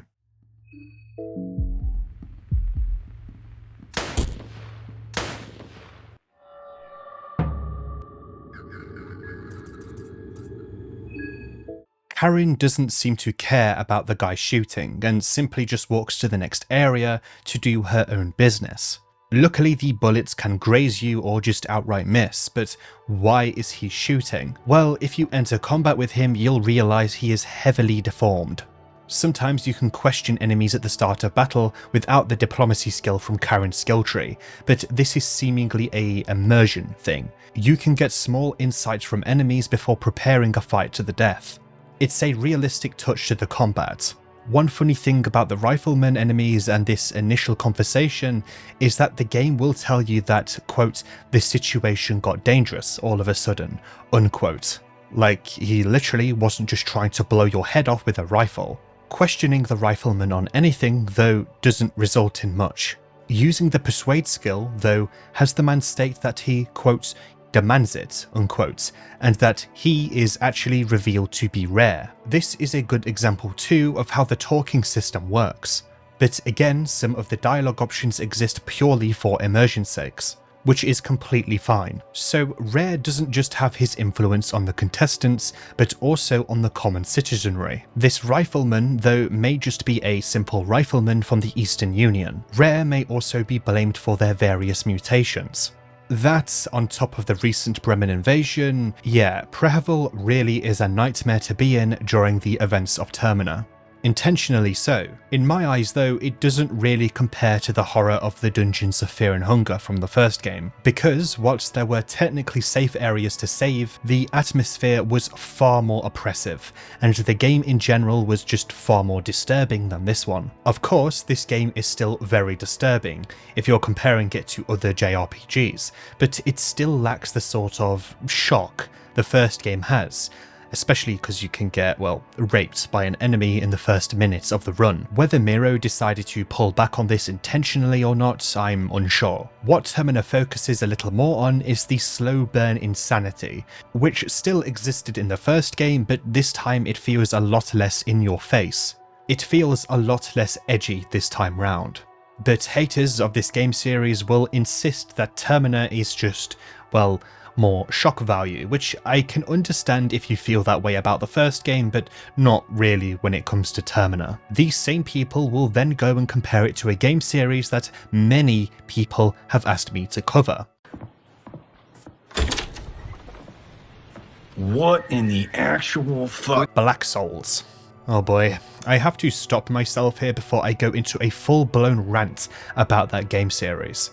Great soundtrack though. The art is also really pretty too. At least the art that isn't people being raped. To the north of the riverside is a gate to a sewer system. This is another way of getting into the city. But I don't want to overwhelm you. Let's continue with following Karin. You can also just run ahead if you don't want to fight the rifleman. Like most fights in this game, it is completely optional. There's a reason you have a sprint button this time round. Karin will head to the lake, or at least the western shore of such. There's a little coastal town here which is technically a part of the old town to the south of the city proper. The lake itself is huge, and on the map it completely takes over the eastern side of it. There is some interesting lore that can be found via a newspaper article that mentions the lake somewhat. Two of the biggest powers in the Western world, the Eastern Union and the Bremen Empire, settled for peace after the last aggressive push by the Bremen troops happening just days prior to the treaty. The Bremen troops seized the power in a small city of Prehevil, located in central Bohemia, just west of Lake Verdite. The last push was considered especially aggressive, and it is widely considered to have advanced the peace agreements on a larger scale. Another major factor behind the peace treaty was the joint assaults against the Eastern Union on both the eastern and western fronts. From the west, the remnants of the Kingdom of Rondon kept attacking the Eastern Union, and from the east, the Kingdom of Edo continued their campaign after their prior defeats. So it's confirmed here who was helping the Bremen Empire in their path. Major powers of all kinds had their eyes on Bohemia, specifically Prehevil. Marina and Levi also have some pretty interesting things to say if they are in your party, and you use the party talk option in the skills. Whenever I use it in this video, expect me to use some UI elements alongside their dialogue and character images. Getting footage for all of them is a process I would just rather not do, to be completely honest with you. Levi, of course, wasn't found near the train. We will find him elsewhere later. Dan and Marina in party talk will mention that a dead orphan was found here once washed ashore. Marina will explain that the lake was once called the Sacrificial Waters. Considering Prehevil's age, yeah, the lake might have been used as a sort of sacrificial grounds in ancient times. This area is packed with barrels and wooden shacks. Its dock is clearly a source of fishing. You can also find more mutated people. They are referred to as moon-scorched. Interesting. Maybe that is the process the main character goes under when they sleep past the third day. They are fortunately not aggressive, and only scream about their skin and self melting and changing. They are actually tearing their faces apart, which they do in combat if you decide to attack them for some reason. There is a shack here too, with a campfire and a struggling, dying man inside. If you use one of Dan's skills on this man, being Diagnosis, you can see what happened to him. Diagnosis only works on dead enemies though, so you'll have to finish him off. The skin of the man is peeled in multiple places, and his eyes have been clawed out. The muscle tissue underneath has begun to harden too, and as we can see in later enemies, soon forms an exoskeleton. This probably explains why certain moon-scorched enemies can survive bullets before falling. That and their growing insanity. In the evening of day 1, you can actually find Dan here too, who is observing this same body. Well, fuck. I've never seen anything like it. Peculiar little bugger. Well, the locals seem to call it the state of moon-scorched. We've both seen the dream, so we can't rule out such madness. On a more positive note, it doesn't seem to spread via physical contact or through air, but maybe it's too early to say that we'd exactly be safe from it. And Dan is right. Why shouldn't they believe this? Whatever madness occurs here is totally believable. We have the literal trickster god, Rare, or at least his traces, at play here. That and whatever the Bremen Empire are doing here post-invasion. He also compares it to radiation burns, and that some parts of the body suffer from symptoms of severe hypothermia. You can also speak to Dan further. He explains that his father also called him Daniel, but his mother called him Dan. This information wasn't in his backstory, so this is an example of the characters' backstories not revealing everything to do with the characters. You can also have Dan join your party here, presuming you have less than 4 spaces. He is curious about the bodies, and wishes to investigate them further. Plus, the simple logic of sticking together to survive amidst the horrors here will apply to most. Good thing you can actually leave characters in a safe location, such as the train. In the first game there wasn't a proper way to do this with your party, which sucked. But as I said before, the atmosphere and nature of that game was a lot more oppressive than this one, so it did contribute to that. This recruitment of Dan is temporary though. Leaving this entire area to the northwest, you'll find yourself in the old town itself. This area is filled with slums and wooden houses. No doubt the poorest of the poor lived here when Prehevil wasn't in such a state.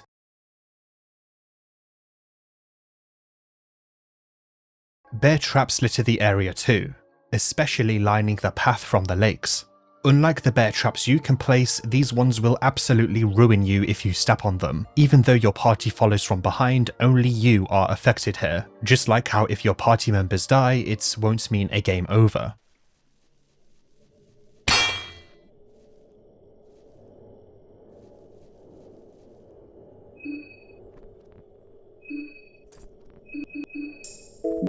Game overs only apply when the character you pick at the start of the game dies.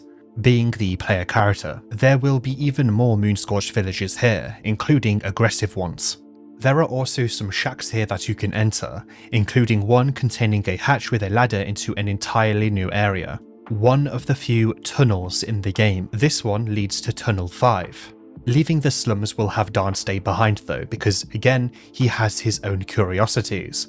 He isn't going to stay with you at the moment because he simply doesn't want to. You are not the main character to the other contestants, and the fact that they have their own schedules and have their own choices to stay or go certain places really does bring them to life. Many games, including the first Fear and Hunger game, will just have the characters stay with you despite their supposed motivations lying elsewhere. I'm going to use Skyrim as another popular example here. Remember how you would rescue Serana at the start of the Dawnguard DLC, and you're just meant to take her back to her father? Well, you can just keep her with you forever from that point onward, and she won't leave you. At least Bethesda had the balls to have her reject you from managing her inventory.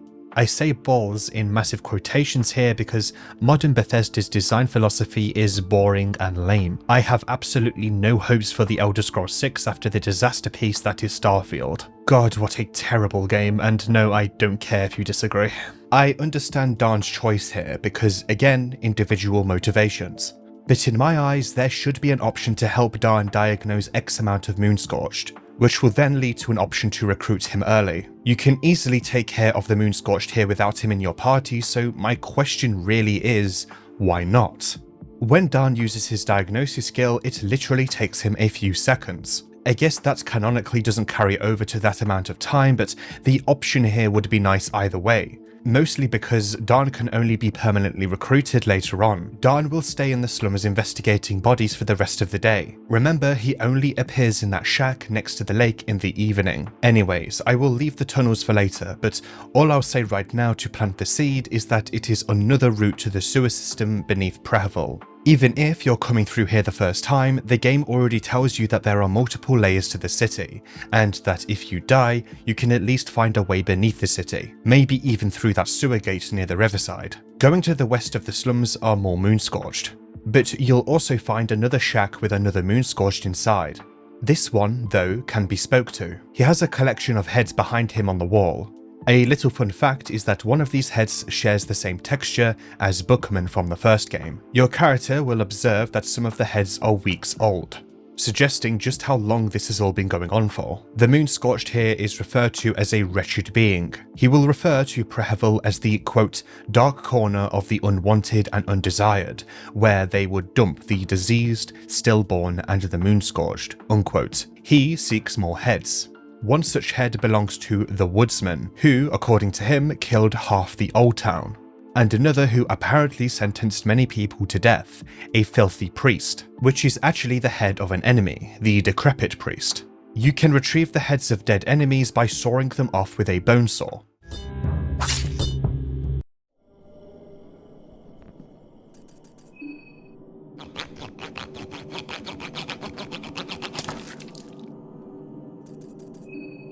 You can also use it to cut off infected limbs, which I don't recommend you do unless absolutely needed. It can also break when cutting off enemy heads, but you shouldn't worry too much about this. The chance for this to happen is relatively low, and there are multiple saws in the game. It's even a part of some loot tables. What you get for giving the wretched being the two heads is a shield called the Shield of the Four. To be honest with you, it's pretty terrible, and overall it's not really worth doing this quest. By trying it, you'll at least get used to cutting off heads though. Hands, though, are used in a spell called Flesh Puppetry, which has its damage scale with the amount of arms, or hands, whatever you really want to call them, you have in your body bag. The body bag is just the section of the inventory where organs and limbs are stored. Unique heads will have their own individual names, so storing them in a completely separate part of the inventory does make sense. Inside this shack is also an unlit campfire that you can relight through multiple means. There are many in the game, and as scarcely mentioned already, you can light them and recover some mind. This early on though, you are likely not to be struggling with mind, so your best bet is to just save this campfire for later on. Day 1 is likely the day where you'll be getting the most resources, since Old Town is absolutely filled with them. Prehevil itself is too, but the enemies are more present there. At the end of the slums, you can find a way to the Old Town itself, and in the morning, you'll find that Karen has made her way here. If you left Darn behind, though, Karen may end up with him in the slums to talk about the Moonscorched. Dan, was it? Right? What do you think could be causing this? Still thinks that army conspiracy theory is a foolish one? Sheesh. I just came here. I know as much as you do at this point. Doesn't look like something that would transfer to us by physical contact, but maybe it's too early to say for sure. I didn't even consider the possibility of getting this myself. I was talking to a few of these poor saps earlier, and they claim the moonlight did this. So that got me thinking that maybe a bomb of some kind could have detonated nearby, and these people mistook the bright explosion as the moonlight. I have read about experimental warfare that might fit the bill, and the sickness we see in these people could be radioactive fallout from such explosion. But then again, an explosion of that magnitude would surely catch attention worldwide. So you are considering army meddling? Would be silly not to, but you never know. Hey, maybe the culprit is just what these people say. The moonlight did it. And here I thought you were an educated professional. I actually never got proper education, so you assumed wrong. Then what am I talking to you for? Good question. That's what I was wondering myself too. Talking to her in the old town itself, she'll mostly brush you off. But she warns you to approach everyone in the city with extreme caution. Even if you try to joke around about the situation, she will just tell you to knock it off. She explains vaguely her reason for being here too, to investigate why the Bremen army occupied the city. Either way, she is frustrated that she wasn't warned about the area's state. You won't be able to recruit her here, she's adamant staying on her own for now. Karen may come across as an asshole to some people, but you can't really blame her. Again, just because you think a character will live longer in a party doesn't mean they will agree. Karen and Dan are both solid examples of this. One of them wishes to stay in the slums to investigate, whilst the other has their own plan of getting into the city and to do their job, which is journalism. To get into the old town from this way, you'll need to go through a house. A lot of paths in this game are completely blocked off by containers, such as barrels and boxes, but this is a lot better than invisible walls. In the city itself, this is most likely going to be debris instead. Smaller interiors in Termina, being the houses, shacks, etc., are reminiscent of 1940s houses. Tiled floors, huge televisions, ugly fridges. I'm sorry, they are ugly, super eye patch wolf, I'm really sorry. And peeling wallpaper. Miro also really likes blocking off certain places in the houses with briefcases, which is a little odd. Could have just put a huge hole in the ground or literally any piece of toppled furniture, but I digress. The game at least acknowledges that this is random. There are also a few bear traps here laid by a triplet of nice Moonscorched. They are totally nice and friendly. Just kidding, they are immediately aggressive if you step on the glass shards near them, which alerts them to your presence. Luckily, enemies don't follow you between areas, but to be honest, this game would be incredibly tedious if they could do that. And I cannot begin to imagine how hard that will be to do in RPG Maker. The old town is filled with these aggressive villagers. Their wrath doesn't spare animals either. A dead horse is one of the few things that you see here if you go this way. This is inconsistent though, because there are animals in this game that are very much alive, including pigs in the western side of the old town. If you die to one of the villagers here, you may be tossed to the pigs and, well, slowly eaten to death. I guess the Moonscorched really do just be doing random bullshit in general, so why not spare some pigs? Rare is influencing them to a major degree. Talking to them in combat, they again insist that Rare demands it. Rare is a trickster god, and trickery in general isn't too consistent in its portrayal. Why should it be? If it's predictable through and through, then trickery isn't truly defined as such. One house here has a basement and a bed that you can sleep in. There are also some glass shards on the table that you cannot pick up. Okay, Dogma, then why even mention this? Because you can pick up glass shards in most places. Glass shards are incredibly useful because they blind enemies, which massively reduces their accuracy, making them miss often. Some encounters can straight up be trivialized by doing this. Keep in mind though that you have a low chance to miss the throw, and if you miss, you will not get the shards back. It's an item, not a weapon. Let's talk a little bit about beds. One thing that was strangely removed from the first game is the ability to rip bedsheets to get a free cloth fragment in case you need to desperately heal bleeding. I'm really baffled this feature is removed from Termina because it makes complete sense to be able to do it. Maybe the design of the pity loot system somewhat gives a reason to oust this, but physically, again, this just makes no sense. I don't really have any true defense for this besides that. It was also just a really simple piece of immersion being able to approach a bed and hearing that ripping sound so you can heal your bleeding. I do think this is a bit ridiculous, but I digress. In the house is also a ladder that leads to the basement. Here is a good chance for me to explain how some maps work in this game and how Miro doesn't drive himself insane with the amount of maps in the RPG Maker map menu. Some areas are, quite literally, just all in one map, and each area is separated by a dark void. On screen now should give you an idea of this house's example. Again, I imagine Miro did this to make everything else easier for him, and hell, even the first game did it, although that game had less dedicated interiors because the game is mostly based in the underground. Macabre, the city, did it more so.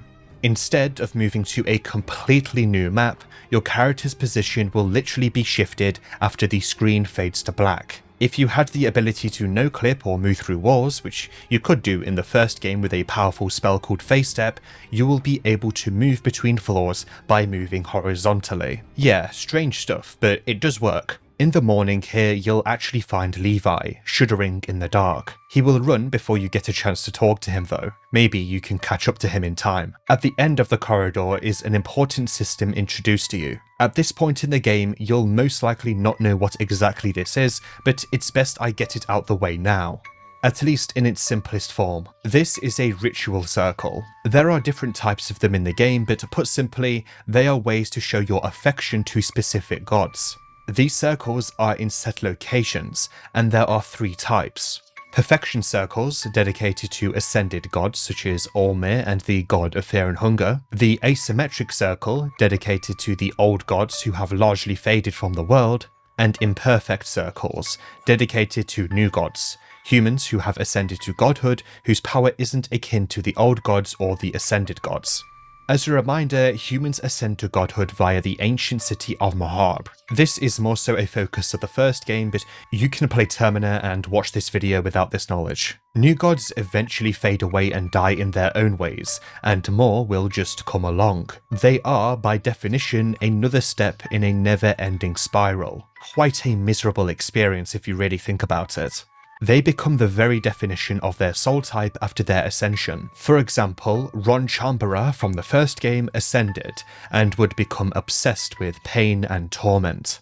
He even seemingly skinned himself entirely, or at least that's the form he took. Even before his ascension, he was a poet who believed art couldn't be truly achieved without pain and suffering. This is all because he had the tormented soul. He was even named the Tormented One more so than his actual name. Francois became obsessed with Domination, who was another member of the Fellowship and a new god. This is because he had the dominating soul. One character in this game writes a critique on the new gods that we will soon come across. Anyway, these circles require some items to truly interact with. One such example is the need to give one new god, the Tainted One, heads. Each head will give you a soul stone shard, and if you have 3, you can craft a soul stone that you can spend at a hexen by talking to Perkele after sleeping. I love the design of the Tainted One. They look as if they are embedded inside the very device that they ascended from, the golden throne inside Macabre. As their name suggests, they have the Tainted Soul, which Marco also has. The Tainted One actually makes killing things worth it in this game. You'll learn here that lucky coins will glow on the ground, unlike other items. A crazed woman may also begin chasing you here, but Marco's killing intent skill becomes very handy for some villagers, especially in tight spaces. Going out of the other side, you can enter another section of the old town. More Moonscorched here, and it's around this time I found that the enemies can place bear traps in combat. These will prompt a coin flip that will determine if you get screwed over or not. If you succeed, there's a really funny animation your character does where they will jump over the trap. There's a few houses in this area, including one which has a sign on it that states it'll open in day 2. You can use lockpicking to go inside. Here you'll see a moon-scorched man rocking what looks to be a baby. He will just yell at you to leave. This is the day 1 section, but since this is a very simple encounter, I'll just tell you what happens if you come back on day 2. This man is a vendor. He sells curatives and foods, but more importantly, you can observe that the baby in his arms is actually a doll, an imitation of a mother's care, or at least an imitation to us. To this man, it is more likely a baby. The other kids at the orphanage used to have this plan on how to shoplift some candy from this kiosk. One would order something that required the clerk to reach the top shelves. While he was occupied with that, the others would shove as much candy as possible to our pockets.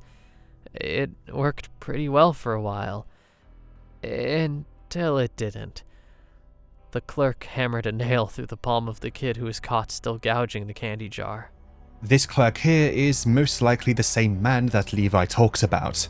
He even has an animation where he slams the doll on the counter. He's clearly violent and troubled. I'm surprised he doesn't just attack you on day 1 for coming in whilst the shop is closed. In the Old Town, you will also encounter a unique enemy called the Vial, or just Vial, I guess. Vial is spotted spraying pesticide on some hanging fish. His pig mask is also what protects him from the gas canister that he carries. With this in mind, you can taunt him using the talk option. Eventually, he will take the mask off, which will instantly kill him. Yep, easy. Without this option though, he is still quite an easy foe to handle. The pesticide spray can cause the toxic status on you. He can also hit you over the head with the canister. The option to kill him via talk though prompts a coin flip. His mask is called the pigskin gas mask, and it's actually a pretty decent accessory. Yes, it's an accessory despite being a mask. Yeah, I don't understand that either. It prevents toxic and nausea and also gives a small amount of defense. There are a few more houses here, including 2-story houses with plenty of supplies. There's even a free rifle in one of them with a free bullet. Whoever left it here even left a message celebrating the Festival of Termina and encouraging you to arm yourself. As I said earlier, the moon scorch affects people in many ways. To the north here, you'll find a large gate forward. It's locked, but you may see August just jump over it. Yeah, maybe that's why he's not playable. Holy shit, how did he do that? The gate is locked and you'll need to find a way through it. Like most doors, you can attempt to damage it enough in one turn to knock it down, but it has 1100 health points, which you'll more than likely not be able to meet at this time in the game. Sad. Next to the gate, you may find a beggar who shares the same model as the wretched being in the slums. He will explain that the city proper behind the gates has been on complete lockdown, enforced by the Bremen. There are a few ways to get through the gates, one of which requires both of the keys, as there are 2 locks attached to the gate. The beggar will explain that one of these keys lies with the mayor, and another is with some Bremen men in the forest. The city itself got a new mayor recently, although not from a sort of election. In fact, he's only just arrived. This is some immense foreshadowing. Just arrived. As far as we're aware, the only people who have just arrived in the city are the contestants on the train. At least there's a clear objective here in terms of navigation. Amidst the chaos, we know what each playable character wants, but it's also nice to get some clear advice as to how to get into the city itself. That being said, the gate isn't the only way through, as I've hinted to so far. By definition, this game is open world, open-ended, and contains systems that define it on a whole other level when compared to other games of its time. I'm not even talking about just RPG Maker games. Fear and Hunger 2 has more in-depth venting than most AAA games. That says a lot, doesn't it? Think back to my comparison to how characters act in this game and Skyrim. Let's say that you want to find the mayor to get this key first. Well, going back the way you came, you'll find that there is another path north that leads to a large manor. This is another area with a lot of possibilities depending on the day, who is alive, etc. The alleys are getting tighter. Do you think we could set a fire? It would spread pretty easily and get rid of all of the Never mind. It seems that Levi has a touch of violence embedded within him. PTSD can form into violence, so maybe this is Levi reflecting on an old war tactic to cull much of the moon-scorched in the area. If you come here, you may find Henrique wandering around the second floor. For almost sake! You startled me. Don't go sneaking up on me like that. Now, if you'd excuse me... I can smell rosemary and garlic. Oh, I'm starving. Oh, I can smell it. Definitely. You can't fool me. Huh? Sorry about that. I don't know what got into me. First I was just lost in my thoughts, but next those thoughts consumed me. There's something wrong about this place. I came here to find something to eat. Not just for me, of course. Food for people at the train. I figured that could be my way of helping everyone in this situation. You saw all the food at the dinner table. This used to be the mayor's manor. He must have stashed the food somewhere. Help me find the food storage and we'll be out of here. In the basement is indeed the food storage he was talking about. As a thanks, you'll receive the sewer keys that he found. After this point, Henrique will return to the train. He will stay here for some time, cooking up food for you if you return. As you may be able to guess, there's more to his story than this. Plus, there's no key to the gate. Back at the train later in the day, you'll be able to talk to Marco finally, who opens up a little. Olivia will be near him as well to further explain the situation. Oh, it's you. We didn't get acquainted before. I am Marco. This place. Did you see the locals? Yes, something is very wrong with them. Almost as if something has possessed the villagers. A grunt attacked me without warning.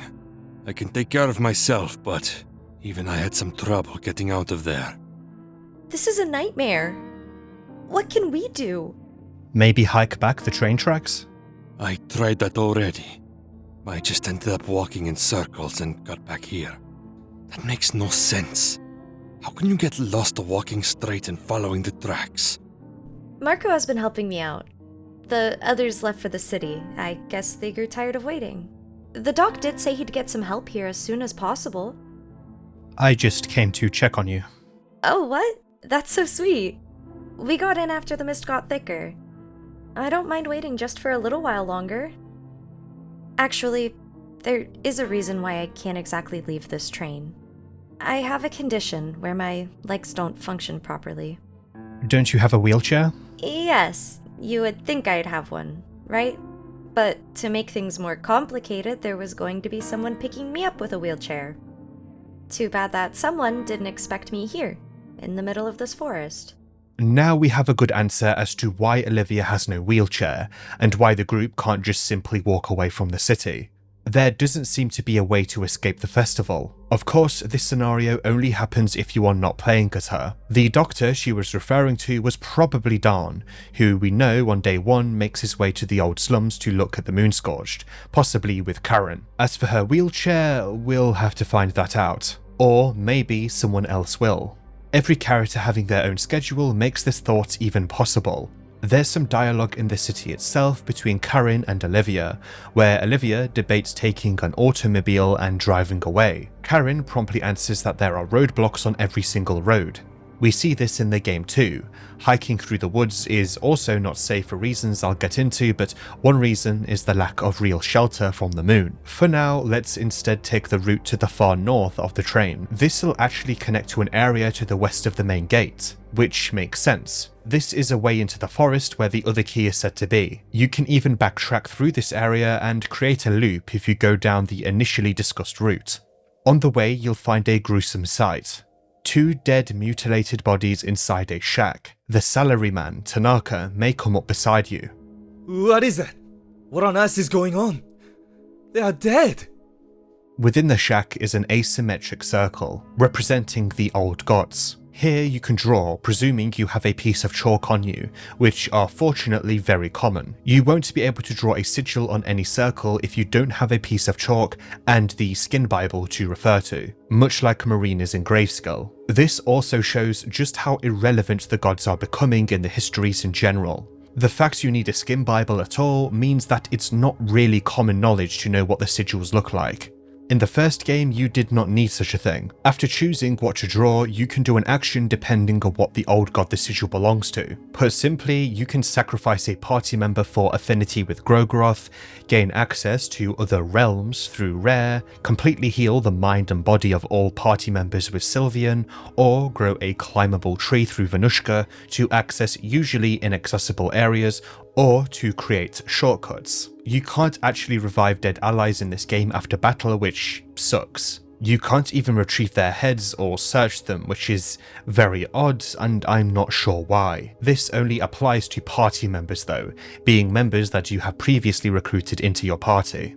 Affinity in the first game required more effort to get. You needed to do X amount of interactions with the depictions of the gods, or their ritual circles, before you gained affinity. This time round, you can simply perform one relevant action surrounding a chosen god, like drawing their sigil, and you will instantly gain affinity. You can get a maximum of 3 affinity with each god, and you can see how much affinity you have with each god on the hexen table.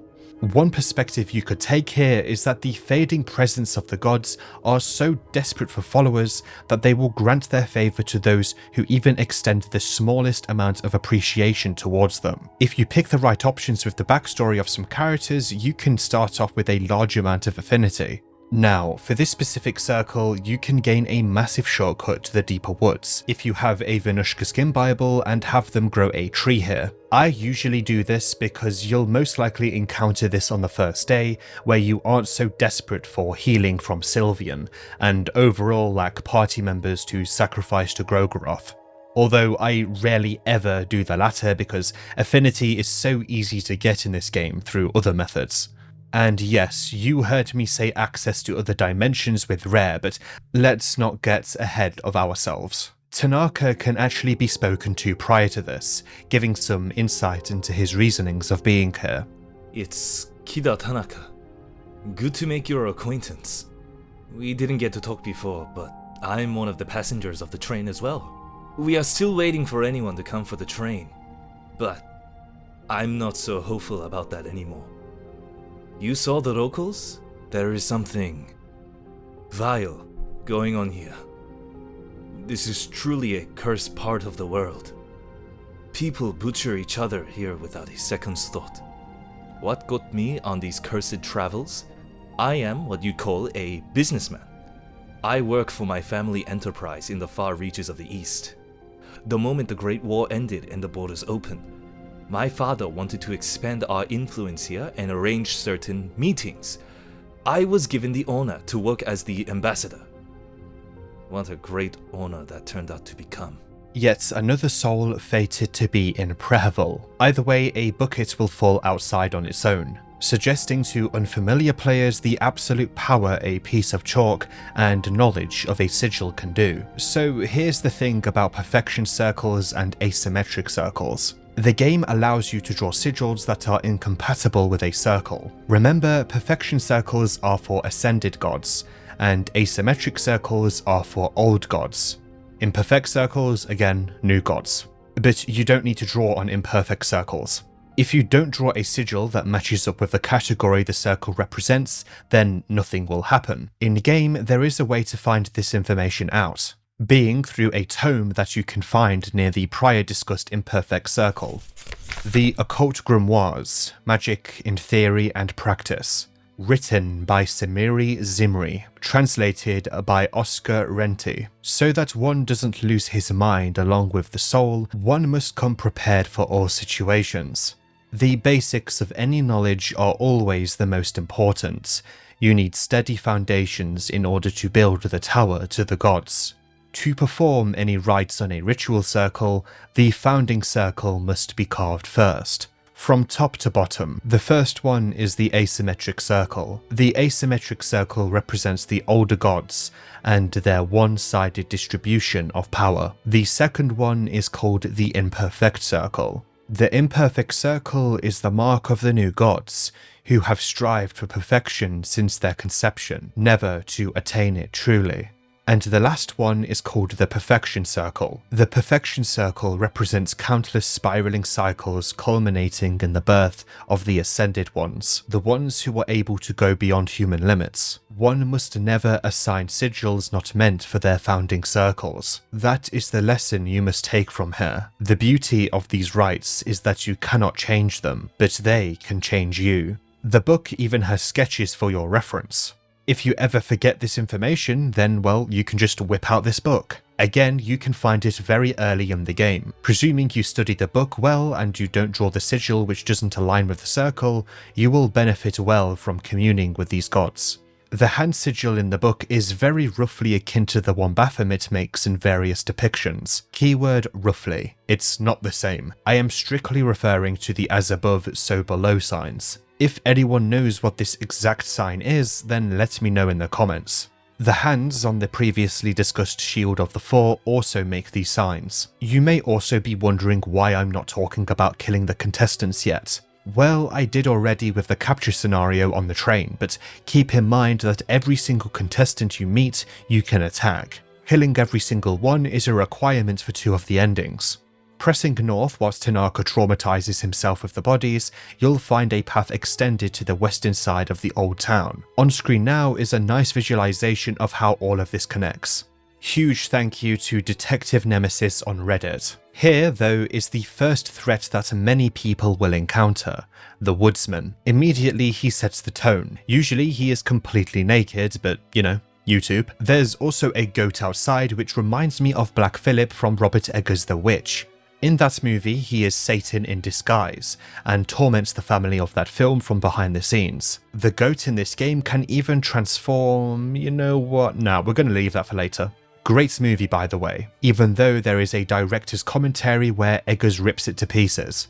If I keep saying how great everything is, but like, by the way, I can't stand watching this movie, but... I understand the feeling of ripping your old work to bits. As I'm writing the script and looking at the wiki page for the goat here, yep, even the contributors there agree with me. The inspiration also extends to the woodsman's story.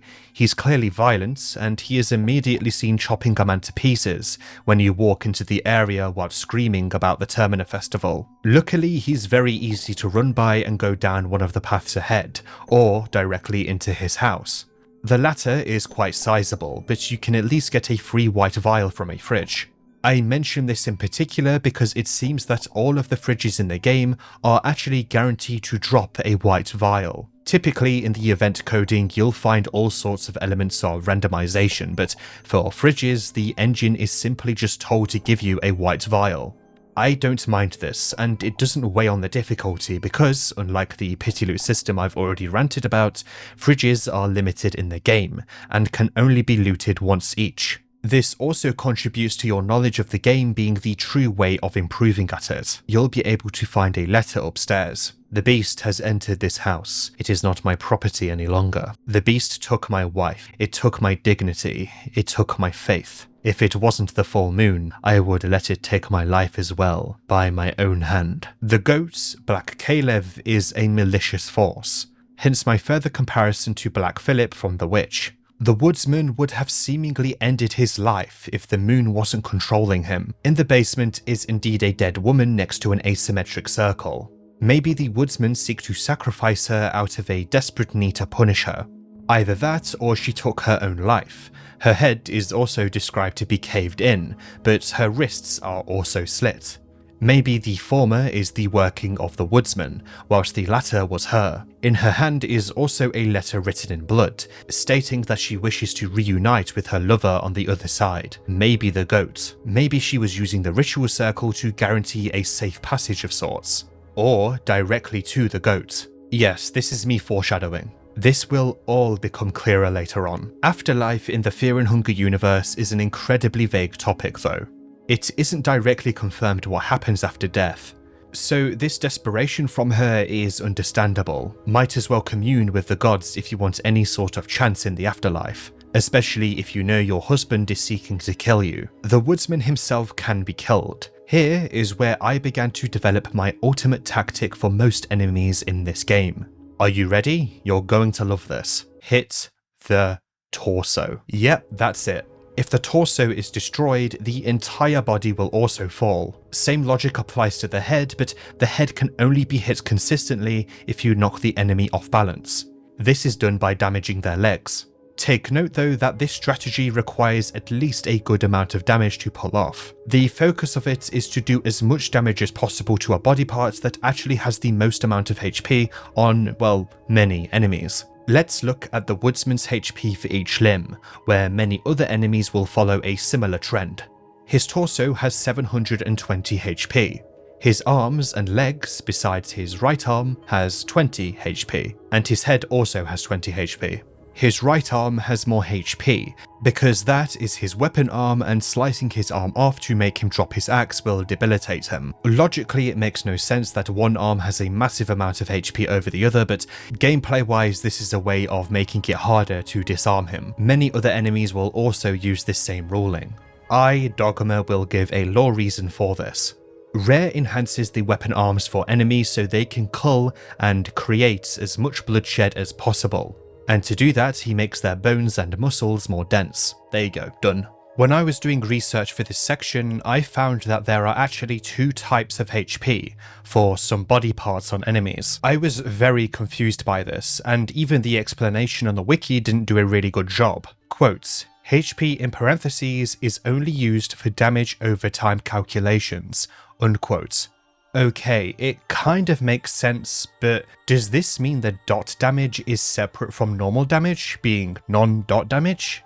Well, put simply, yes.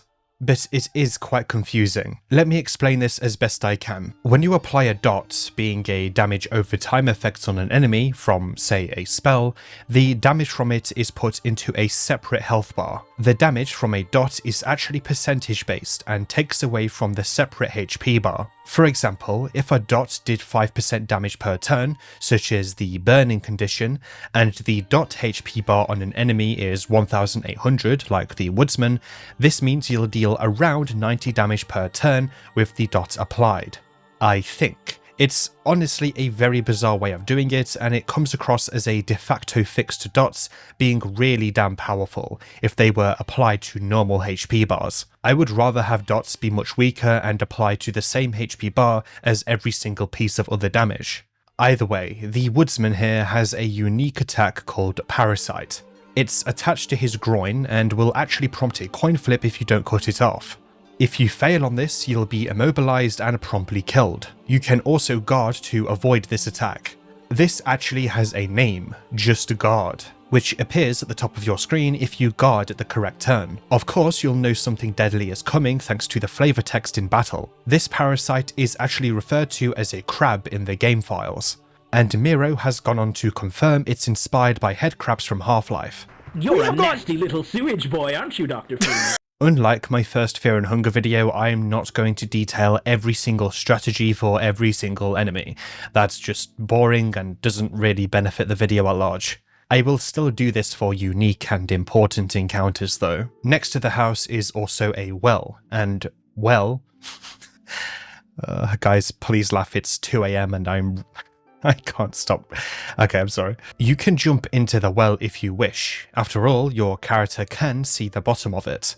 At the bottom is a lucky coin, but as the game observes, you don't feel so lucky. Yeah, you will be trapped. This is a lesson in how the game handles foolish choices. You can't get out, or can you? Well, you can't get a grip on the walls, but you can yell. Yelling enough and Tanaka may appear, presuming he isn't dead. But before he can help you, he'll get thrown into the well by the woodsman without a head. Strangely though, the woodsman will throw you a rope which will allow you to get out. Approaching him with questions, he'll simply tell you to leave, and if you continue to pester him, he'll just attack you. Now, let's compare this to an event from the first game, the toilet scene. In the first game, you could, very early on, jump into a toilet hole out of curiosity. Doing this will result in you being completely trapped, and the only way out is suicide, which you are able to do in that situation. In Termina though, it's very easy to escape, presuming both the woodsman and Tanaka are alive. Whilst I could critique this by judging the ease of escape, I do think it's a really good showcase of how exactly the Moonscorch can affect people, and it also further complements my initial observation that the very nature of the Moonscorch is purposely inconsistent, which leans more into the trickery of the moon god. There is also a toilet that you can find in the Old Town, which is nearly identical from the first game. Luckily, if you are below 50 mind, you can get the suicide skill. This is a simple way of your character just, well, killing themselves so you can reload a save. One thing that I'm reminded of now that I mention saves again is that saves, for some reason, have absolutely no details attached to them on the load screen, besides your party composition and your playtime on that file. No information regarding your stats or location. This is a very simple thing that could be added, and I know it's very possible to do in RPG Maker. I hope this at least gets added in a future update because honestly, the process of knowing where my characters were for getting pieces of footage for this video, it was a pain in the ass, okay? It really was. West from here is another path that heads into the Maiden Forest, basically the outskirts of the forest itself. You'll find some very weak headless dogs here. They are literally named Headless, and they may have belonged to the woodsman. They do a lot of biting and can poison you with black vomit. Luckily, they sometimes pant and do nothing, which other enemies in the game often do, which is randomly take breaks. If you smack their torso, you'll easily be able to kill them. I mean, they literally have 325 HP there, which isn't a lot at all. The most important thing about this area is a hatch. Sound familiar? There was a hatch just like this one in the slums of the Old Town. This, like that one, leads to a tunnel. Tunnel 5 to be precise. Coming from behind, you may find Abella. It's you. You were on the train too, right? What are you doing here? What am I doing here? What are you doing here? The train engine is busted. I'm looking for spare parts. I saw the army truck and figured there might be something worth checking out. Turns out I was right. How about we hop in and see what's under there? You have to be at least a little bit curious. From here, you can go down into Tunnel 7. She'll explain that they belong to the Eastern Union, and that there are entire networks of underground tunnels just like this one. Remember, before the Bremen Empire came swooping in, the Eastern Union governed Bohemia. Okay, so here's a little expansion on the whole discussion around character motivations and the fact that they won't stay with you if they don't need to. This mostly applies. Abella here will actually stick with you as soon as she joins your party here. You can go right back outside and she'll still stay with you. Abella's motivation here is to find parts for the train, which makes sense, but in my eyes it would have been better if she joined your party after you searched the tunnel enough. Or, well, saw a disturbing sight on day 1 if you go deep into the tunnel. Tanaka may be pinned, and his head will be slowly chopped off by a clown-like figure. You cannot save him once this has triggered. But what you can do is not explore that deep into Tunnel 7. The figure is called Needles, and is an enemy akin to Crowmauler in the first game. Crowmauler was an extremely powerful enemy in the first game that will spawn in set locations to chase you down. Needles is similar, although Needles is luckily not as powerful as Crowmauler, presuming you have one specific item, glass shards. Throwing glass shards in his eyes will most likely blind him, reducing his accuracy and making his deadly attacks miss consistently. In this specific scenario, you can also push a box to block him inside the room that he killed Tanaka in, which has been conveniently placed. Keep in mind though that if you walk out of the area and come back, the box will move back into its original position. So who is Needles, and why does he aggressively hunt you throughout the game, presuming that he is alive? Well, his namesake is because of the needles that he uses to cause various debilitations in combat. He even has a whip made from needles that will cause large slashing damage, bleeding, and infections. He is a pain in the damn arse is what he is. Trying to talk to him results in nothing but various expressions, although intimidating him will give the furious effect. This will increase his damage but reduce his hit rate. This again is with the intimidation skill, which is on Kalagora's skill tree. If you want that skill, your best bet is to just kill Kalagora and spend a soulstone at the Hexen. Nothing of value will really be lost if you kill the man. He isn't recruitable, and all he does is go around the game killing people and being a dick. If Darn uses medical diagnosis on Needle's corpse, he will observe the following. His face. It's smeared with makeup and blood. His expression is still frozen in that shit-eating grin despite having gone through a painful death. It can't be. My mind is just doing tricks on me. Nasty tricks. Upon closer examination though, Darn will notice something very sinister, insisting his mind is playing tricks on him. The man's face is reminiscent of Baron Einar von Dutch, the father of his late wife, being his father-in-law. But he's dead, no? He became obsessed with a mysterious god, taking his and his daughter's life in a ritual. A mystery for another time. For now, let's find that key. In this area are various gasoline canisters. You can use these in battle, placing them at the foot of the enemy before hitting them to deal burning and a large amount of damage across every single enemy and their limbs. I wouldn't advise using it on needles here though, because as I said, glass shards. But more importantly, you need to fill up a generator to access an elevator to go further underground. You will also be able to short circuit a door with a bellow. But let's stick to getting that key for now. On the bottom floor you'll see Rayla, Olivia's sister. Red shoes and all, and a blue moth. These two things are of course relevant for Abella and Olivia's backstories. She'll run to the right before completely vanishing, leading you to a mysterious device and a Bremen soldier's body with the second key needed for the gate. On him is also a note. Dear Geisela, I write this letter in great sadness. I am afraid I will have to postpone my return to your loving bosom. Even if the Great War is supposedly over, our tasks seem to be anything but. After running around following orders that would sicken every sane person who had not witnessed the horrors of war, I think I finally started to see the red line our Kaiser has been following all along. This rotten city, it was the very thing our Kaiser strived to conquer since day one. I do not think it a coincidence that very soon after reaching this city, the Kaiser decided to withdraw Bremen forces elsewhere and agree on terms of peace. I don't know what's so special about this miserable place, but I even heard that Kaiser himself will be coming here in the upcoming days. Maybe after that I can finally return home. I hope that you are able to wait for me just a little longer. Yours forever, Johnny. It's nice to seemingly have a normal soldier in the Bremen ranks. Of course, at this point in the video, we've not encountered any soldiers ourselves, but most people dislike the Bremen Empire, especially ones from Prehevil. And again, like Karen, you just can't blame them. That being said, it's not all just black and white.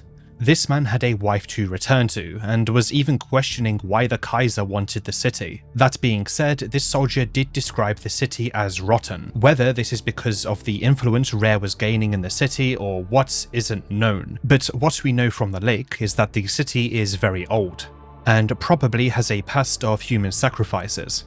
There is also that whole Inquisition thing I mentioned way back then, but we'll get to that. The history of human sacrifices is not unique to Bohemia though. The Kingdom of Rondon also has such a history. In the first game there was a sacrifice right in the middle of one of the major cities, which one of the main characters was the victim of, before he stopped it himself. I also say victim in massive quotations because they kind of put themselves up to it, but that's for the other video. It's to do with Enki's backstory. If you're interested in that, again, go watch the video or play the game yourself. It wouldn't be surprising if most cities in Europa had some sort of human sacrifice taking place, even scarcely in the name of the old gods throughout history. The device ahead of the body is oddly futuristic when compared to most things in the game. It even has a damn computer screen attached to it. Now that is a first in this series. The blue moth which comes with Rayla hovers right in front of it until you approach. If anything, you would think the blue moth is Rayla guiding you to interact with the object. Wink wink. You can even read an instruction document here before turning it on. The telelectroscope cannot be connected to the logic unless all 3 of the cables are switched on. Connecting one before another does not cause any damage to the system, but it should not be done without clear orders from the designated official in charge of the operation. Please refer to the operation manual for information on the personnel in charge. So judging by these, there are 3 of these telelectroscopes that you can activate, and they are all connected to something called the logic, or just logic. Another clear objective has been presented here amidst the overwhelming nature of Prehevil. But for now, we have the key. Let's activate this telelectroscope and go back to the gate.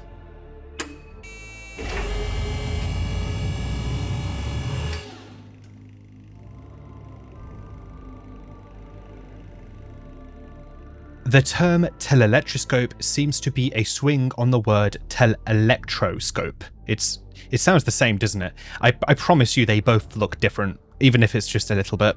The words, that is. Both of them are on screen now. The telelectroscope, according to Wikipedia, was a term used in the 19th century to describe science-based systems of distance seeing. This distance seeing may be relevant to logic and how exactly this power connects to it. At least we found the key. So if you are thinking to yourself, but Dogma, you only got one key for the gate in the city. The other key from Henrique in the manor is for the sewers and not the gate. Then well done, you are correct and have been listening. But remember what the beggar said about the mayor only just arriving? Here's the thing. You cannot save Henrique and Abella. What do I mean by this?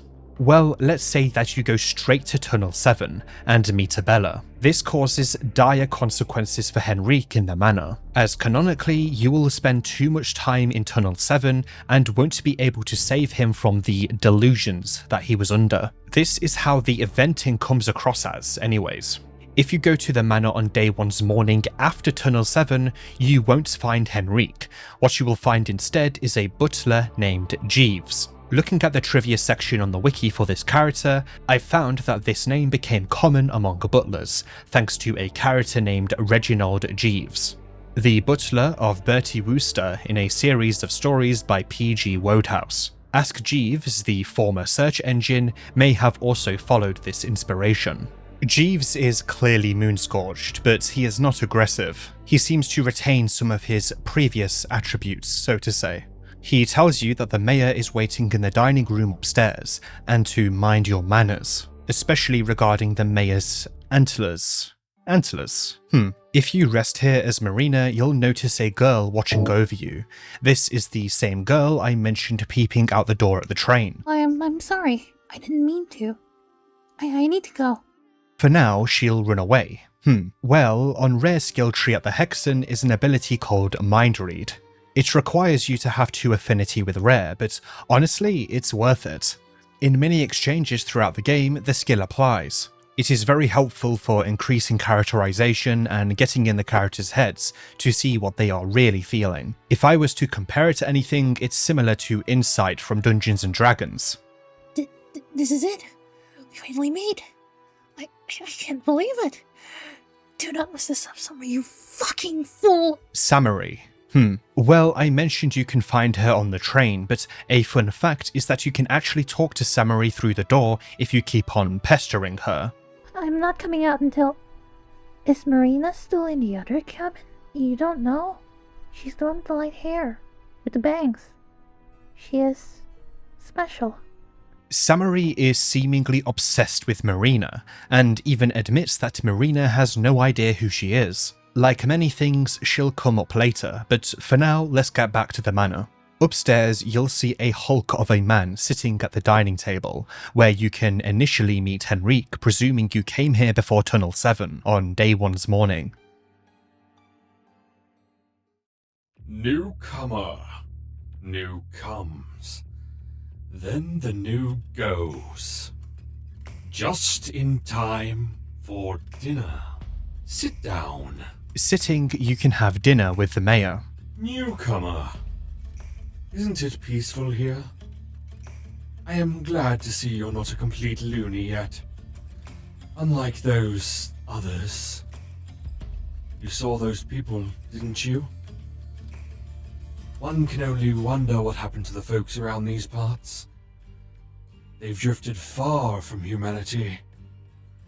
The only thing they seem interested in is scavenging the scraps around the old town. How am I to have in-depth discussions with them? I want to talk about poetry, music, and culinary arts. My advice here, don't piss him off. You will simply enter combat with him and most likely will get stomped, especially this early in the game. What happened here? We are in the same boat here, my friend. I don't have the answers. I heard the Bremen military meddled with something.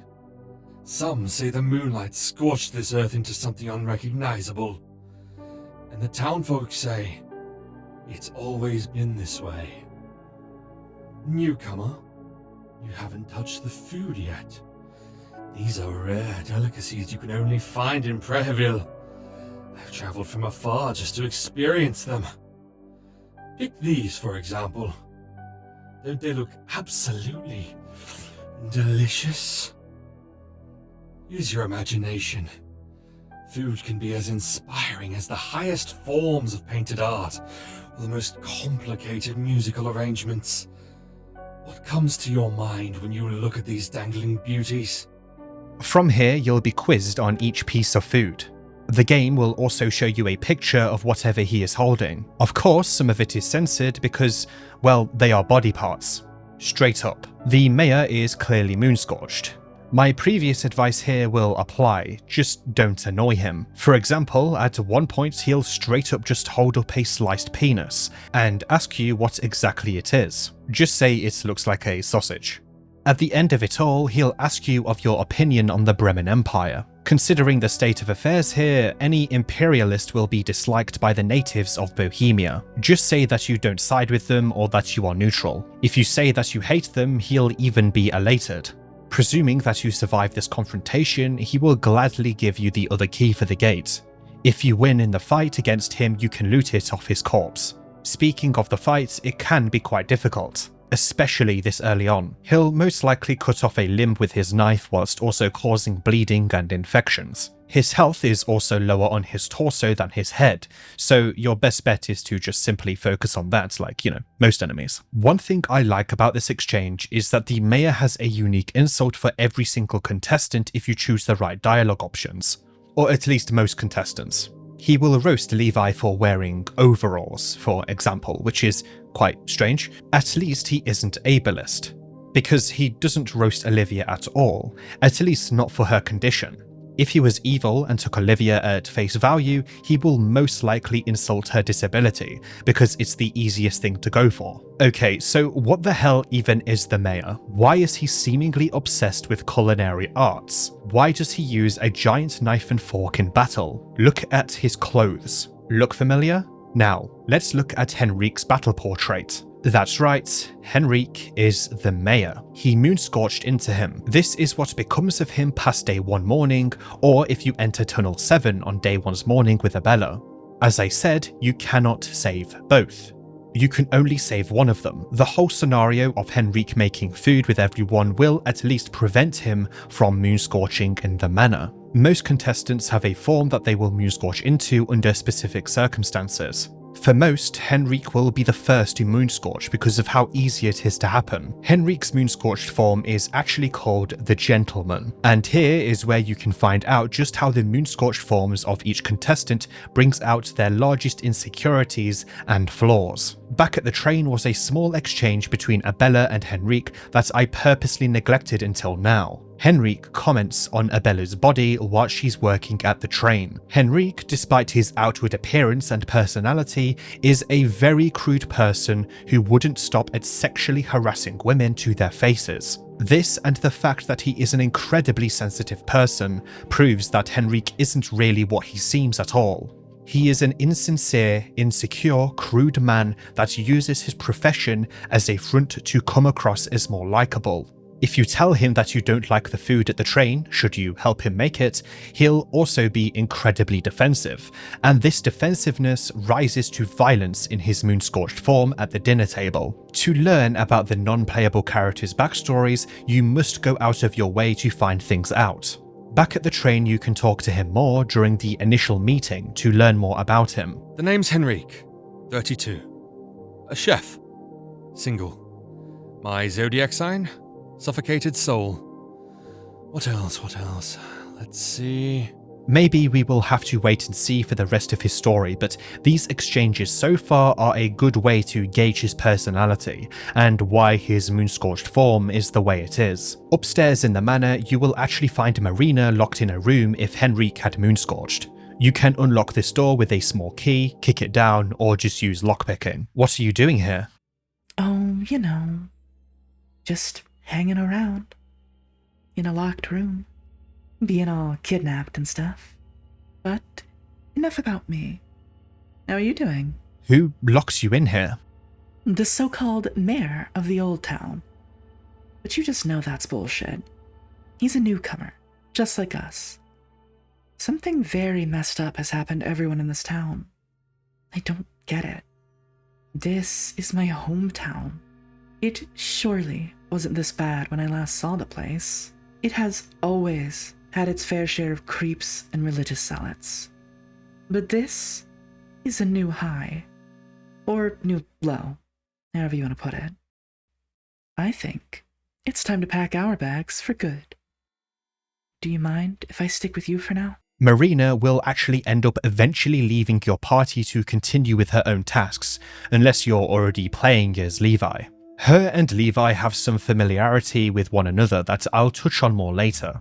Upstairs is also a decrepit priest, which can be found rarely throughout the game, but put more simply, they are psychotic dark priests who can fire fire magic on you and even hurting, which will absolutely stomp you at this stage in the game. Luckily, their health is on the lower side.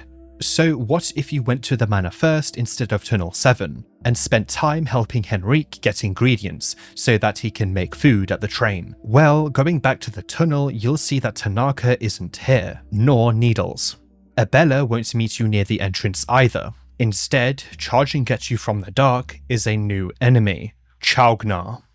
Good luck. Now, let's apply the same logic of identifying Henrique as the gentleman to this new enemy. Look familiar? This is Abella. Now, this one is a little more straightforward because there's not much dialogue to navigate through. The fight is quite difficult. Firstly, she uses an attack called Doomsday Trumpet, which deals mind damage over time, promptly causing effects with low mind, including panophobia. This previously discussed phobia of pretty much everything you fight makes this fight even more challenging. This move also causes nausea and a new status effect called Head Pressure. Head Pressure will instantly kill a character if applied twice. She will also pummel you with both hands, and has a coin flip attack that must be called correctly, or you will be instantly killed by her face-crushing attack. This coin flip attack is prompted by her arms. Intimidating her will cause her to skip turns, but ultimately, again, the fight is quite difficult. By the time you try to cut her arms off, the Doomsday Trumpet might have ended you. Abella exists in a time where manual labour is done mostly by men, and despite this, she has chose the path, and she's damn good at it. Either way, my view on her moon-scorched form is an expression of her insecurity surrounding this. Maybe, deep down, she wishes that she was more masculine. Henrique harassing her at the train is one example already in the game of her being harassed due to her being a woman, so maybe that contributes to this insecurity too. This is also really funny to me because I think Abella would easily destroy Henrique in a fight, not even talking about their moon-scorched form, by the way. Look at her and look at him. He's a twink, anyway. I can imagine how some men would have treated her as she was learning the ropes of being a mechanic. If she was a man, her life may have been a lot easier. I did some extra digging into the trunk on her face too, because I'm not actually sure what that means. A lot of other people share this same analysis. As for the trunk though, yeah, I'm just not really that sure. Obviously, it gives her an elephant-like appearance. What I did find was a Reddit comment from a deleted user that suggests that the relation to an elephant is because elephants are one of the biggest and loudest animals on Earth. And what are men in blue-collar jobs? Yeah, big, strong, and probably very loud. Not all the time though, I can't really generalize that. The Doomsday Trumpet move prompts a very loud sound effect too, which makes sense because of the head pressure status. Let's return to the scenario of finding the key with Abella. Exiting the sewer, you may be greeted by a Bremen soldier. Oh, you made it out alive. Who are you? Lieutenant Pav at your service. Remember that name well. What about you? I recognize you from the train. It is only polite to introduce yourself. After introducing yourself, Pav will comment on you depending on the character that you're playing as, all of which showcasing his absolutely insufferable but somehow endearing personality. If you're playing as Levi, he'll acknowledge that Levi isn't wearing Bremen overalls, but puts hostilities aside. This shows that Pav's motivations are elsewhere, which is strange for a lieutenant. He claims that he saw us at the train, meaning that he is one of the 14 contestants. We even see his face when talking to Perkele every rest, when we are told who has died since the last rest. I take it you found the key for the city gates. Oh yes, that's the one. The one with the eagle. Good, good. I would have gotten it myself, but you never know what lurks in the deeper depths of this soil. Besides, the festival is only at its beginning. I don't want to do anything too risque just yet. Now, I know you can be a reasonable person, so would you please open those city gates? I got some other business to attend to. So, be killing you later. I mean, seeing you later. Pav doesn't have much screen time in the game as of this version, but he does have quite a complete story to him. If you lack the key after exiting the tunnels, he will just cuss you out before walking off to find another way into the city, which does exist, the sewers. The sewers can be entered through that gate on the riverside, with the sewer key that Henrique gave you, or by, using lockpicking or destroying the gate, I guess. There are many other ways of getting into the sewer, including going through the other door in Tunnel 7 after pouring gasoline into the generator. Abella will then short-circuit the door. This will technically lead into Tunnel 6, which is just a passageway into the western sewers.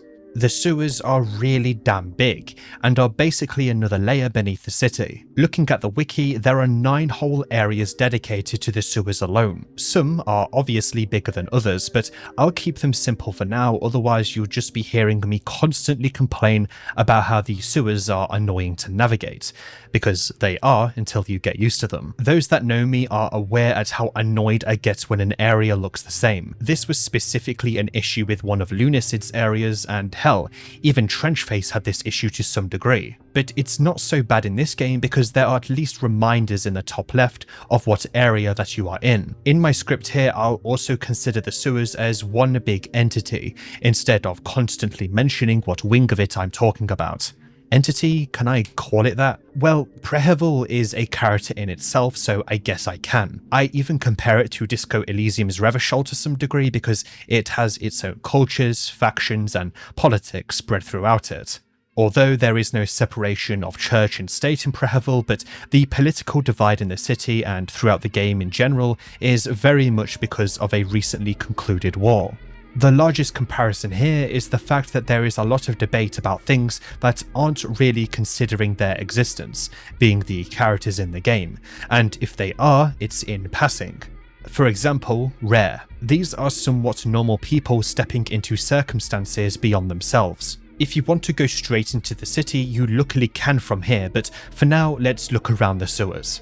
Despite my previous mention of confusion, this feeling was initial. Much of the sewers are just glorified loot pools filled with some enemies. Lockpicking is extremely helpful here as well, because you can use it on the riverside gate to get straight into the sewers if you want. By doing that, you can get into the city rather quickly, without messing around with getting the keys. Small keys, being the item I've mentioned before, don't apply here. Honestly, lockpicking somewhat makes small keys useless because small keys in general aren't required to complete the game at all, but I digress. The sewers themselves aren't optional if you want to achieve ending A, because they do indeed contain another telelectroscope, or at least an area connected to it does. Neighbours are an enemy that appear here, and you can even see them falling out of elevated tunnels on various paths. Luckily, they aren't terribly difficult, but because of the sewers not being very open and you can easily trap yourself between two of them, you best be careful. They typically pummel you and eventually stick their tongue out to lick the air. Ew. It can hit you with the tongue too, which deals a lot of damage, but the scariest thing about the neighbour is a coin flip attack, which will result in a mad rush attack that will most likely kill you. Lore-wise, their origins are elsewhere. They could be mistaken as Moonscorch, but they don't really scream sewer enemy to me at all, and there is a reason for that. You'll have to wait for my day 2 discussion. What does scream sewer enemy though are these little creatures called ratkin. Ratkin are these little guys that appear in a few areas in the game, but ultimately they aren't very powerful on their own. They actually run away from you at first, but one in the sewers can be trapped if you push a box into its path. From here you can attack and kill it. Or, alternatively, you can use a skill in the God of Fear and Hunger skill tree called Mastery over Vermin to talk to them. They are very territorial and simply wish to stay beneath the ground. Choosing the right options, you can make peace with them, and in an effort for you to leave them alone, they will give you a Small Things amulet. This accessory gives you +5 agility, which is good if you're building towards getting 2 actions every turn. Of course though, to even consider doing this, you need to spend soul stones and affinity towards the God of Fear and Hunger. This isn't optional if you want this accessory without spending shillings, because you can still buy it at a later discussed vendor, because the Ratkin do not drop this in battle, which is a shame and very unusual. It would have been nice to have it at least be a rare drop or something. In fact, I wish the search mechanic on bodies in both games was a little more expansive. A lot of loot from enemies is extremely generic, and it says a lot that when you loot bodies in these games, you can just hold down the confirmation button because you know it isn't going to be anything interesting. I guess chests and the steal skill are where items such as soul stones go, but either way, a set of really weak accessories would have been nice to get, just so it was at least a little bit more interesting. Another enemy here is the Rat Hag. As her name suggests, she'll summon rats which will bite and infect you. She also has a cane that deals blunt damage. Like many enemies, just smack her torso. She isn't very difficult, presuming you don't let her overwhelm you with rats. The largest purpose of these sewers when it comes to navigation is the fact that it can be used as a simple way to get around the city. You can get a sewer winch, which you can get in the shelf loot table, and with it you can open up sewer lids in the city itself to get into the sewers. Trust me, it's a lot easier to walk around the sewers than Prehevil itself, because holy hell does the game get hard when you are out on the streets. Anyways, there is a puzzle in the sewers, and no, I'm not going to go into the technicalities of it because that's boring, but essentially you need to clear the waterways and find a way forward by moving boxes. It's not a very well designed puzzle and it's extremely tedious to do. There's a reason one of the most popular videos about this game on YouTube are a tutorial for this puzzle, because most people don't really want to mess around with it. Just very tedious, and yeah, let's move on. Solving this puzzle, you'll be able to go through a tunnel and down a ladder to another area called the Foundations of Decay. Now, you may think this is a reference to the My Chemical Romance song of the same name, but keep in mind that song came out way after this area was added into the game. Great song, by the way. The puzzles in this game are few and far between, but are all pretty easy. Good for me, because I suck at them. Immediately, you'll notice that it's unlike anything so far, the area, that is. Blue mushrooms are growing everywhere and the music is a little more serene. There's also a ratkin that flees from you. Sure, you can follow it, it's just a little ratkin, right? Well, if you didn't pay attention, you wouldn't realize that there are literal human bones scattered around the caves.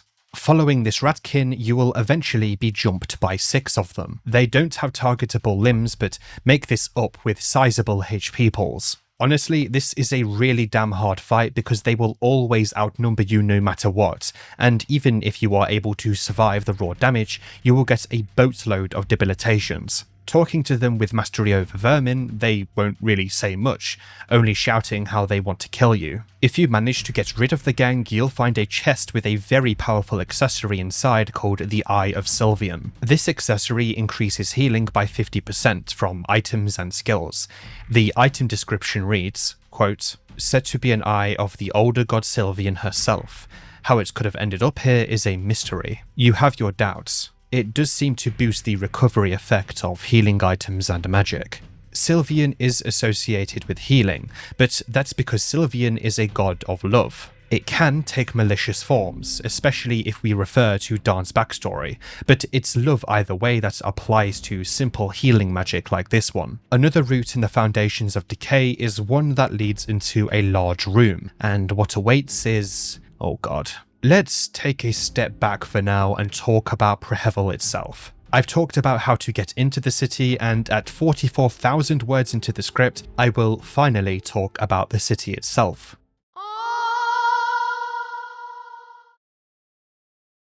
This place is huge, but luckily the map comes in clutch. Without the map, this game would be a headache to play through. It even tells you where you are in the sewers in reference to the surface, and sometimes updates with markers depending on what you found or interacted with. You can tell Miro intended for you to look at it very often because it even has its own dedicated keybind, being M.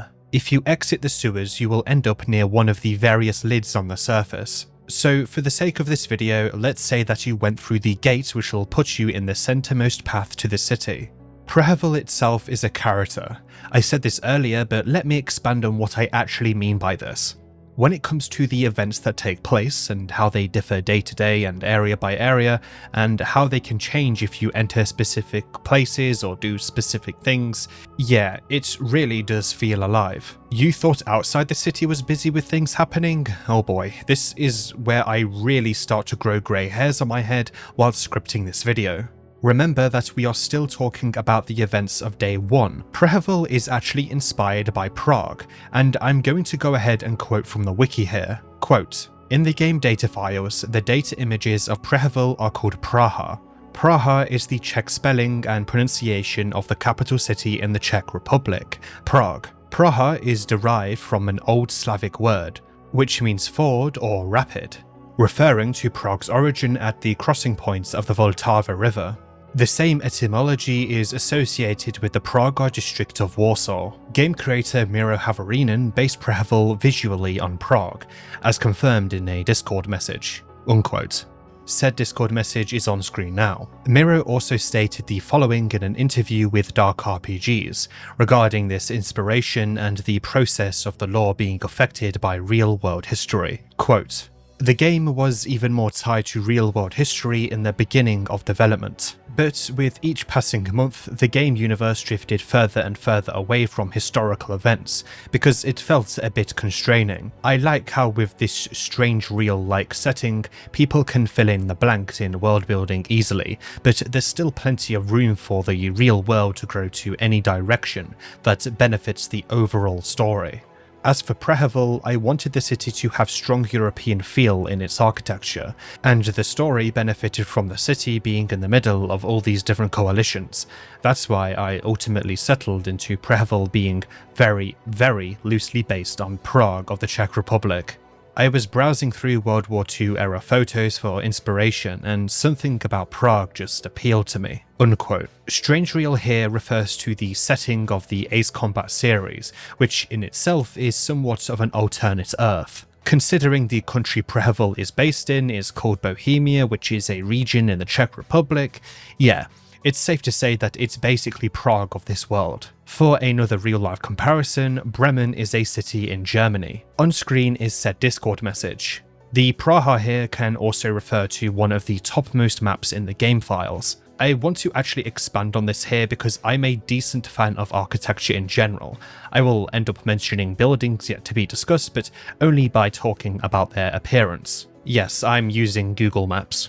I was actually going to fly out to Prague to record some footage myself, but it wouldn't have really been worth it for this literal minutes of discussion. Even in the modern day, you can tell that Prague streets are akin to Prehevil. The cream and grey tiles alongside the red roofs do remind me of the setting of Termina. Well, many of the tiles on the buildings of Prehevil are brown, but if red tiles become uncared for, yeah, they will most likely become brown. The Church of Olmir in the city is also somewhat reminiscent of some churches in Prague, especially the St. Vitus Cathedral. The layout of the stained glass windows inside are very akin to the Church of Olmir as well. This isn't confirmed, it's just my initial observation. Let's start simple. Straight ahead here will be a restaurant with 2 floors. The restaurant is called Prehevil, which means white ox in English.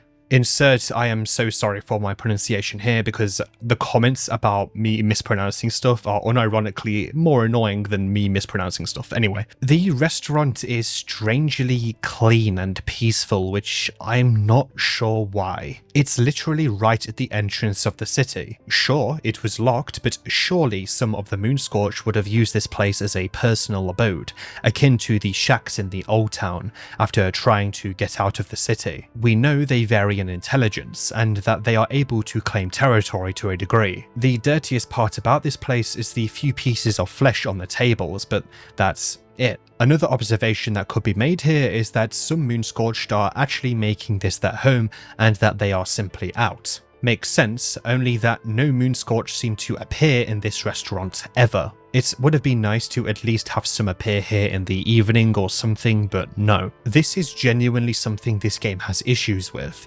and that is that enemies won't appear in places that, well, they really should. This is a city, and whilst I understand the technical limitations and the fact there's an eldritch influence and a war that just took place, there simply should just be more enemies in the interiors. Maybe this will be fixed in the upcoming update, but as it stands, this is one of the few things in this game that just make me raise a brow. Not just out of confusion, but out of disappointment. Presuming you woke Henrik up from his wandering in the manor and helped him make food at the train, you can actually get him to move here. There is a good reason for this, and I like that it's an option, even though most people wouldn't be able to do this because it's likely they failed to save Henrik from his moonscorching. From this point onward in the game, you'll be playing majorly in the city. As mentioned, Henrik will basically be used as a free full hunger bar whenever you interact with him. So it's the game's way of saying, okay, you're in the city now, get used to it, here's a guy who gives you free food to help you because you won't be going out the city much from this point onward anyway. This is simply well thought game design and makes Henrik useful long term. That being said, backtracking to the restaurant is a risk on its own, and new threats will appear as the days go on. I think it'll balance out. Here is a proposal as to how you could make these safe areas even more useful. Darn. Let's say that you get Darn in your party permanently on day 2, yet to be explained, of course. With the Party Talk tool, you should be able to tell Darn to stay in either the train or the restaurant, or the one other location that is safe that I'm yet to talk about. He is a doctor, so he should be able to just heal you up every time you visit him, like how Henrik restores your hunger. Maybe some of you think this is too easy, which I can see, but let's say that this is only possible on Fear and Hunger and the easy difficulty, not Maso mode. Maybe cap him from doing it. For example, twice per in-game day, and he can't do more than that because he needs to gather supplies to do so. Henrik will also have more dialogue here, opening up a little to you. Oh yeah, it's great. Feels good to be back in the kitchen. It really is the place where I'm most at home at. For the longest time I wanted to become someone important. An artist, a musician, or an actor. Pretty much anything but an average Joe. I guess I wanted to create something. Art. But you know how it goes. I never really had it in me, I guess. I did try to dip my toes in everything, but there's only so much rejection one can take. So, yeah, it was the grand return of the prodigal son. Back to my folks I went. Out of necessity. One's got to get their money from somewhere. I got back into what I used to do as a lad with my parents. That's cooking meals at their tavern.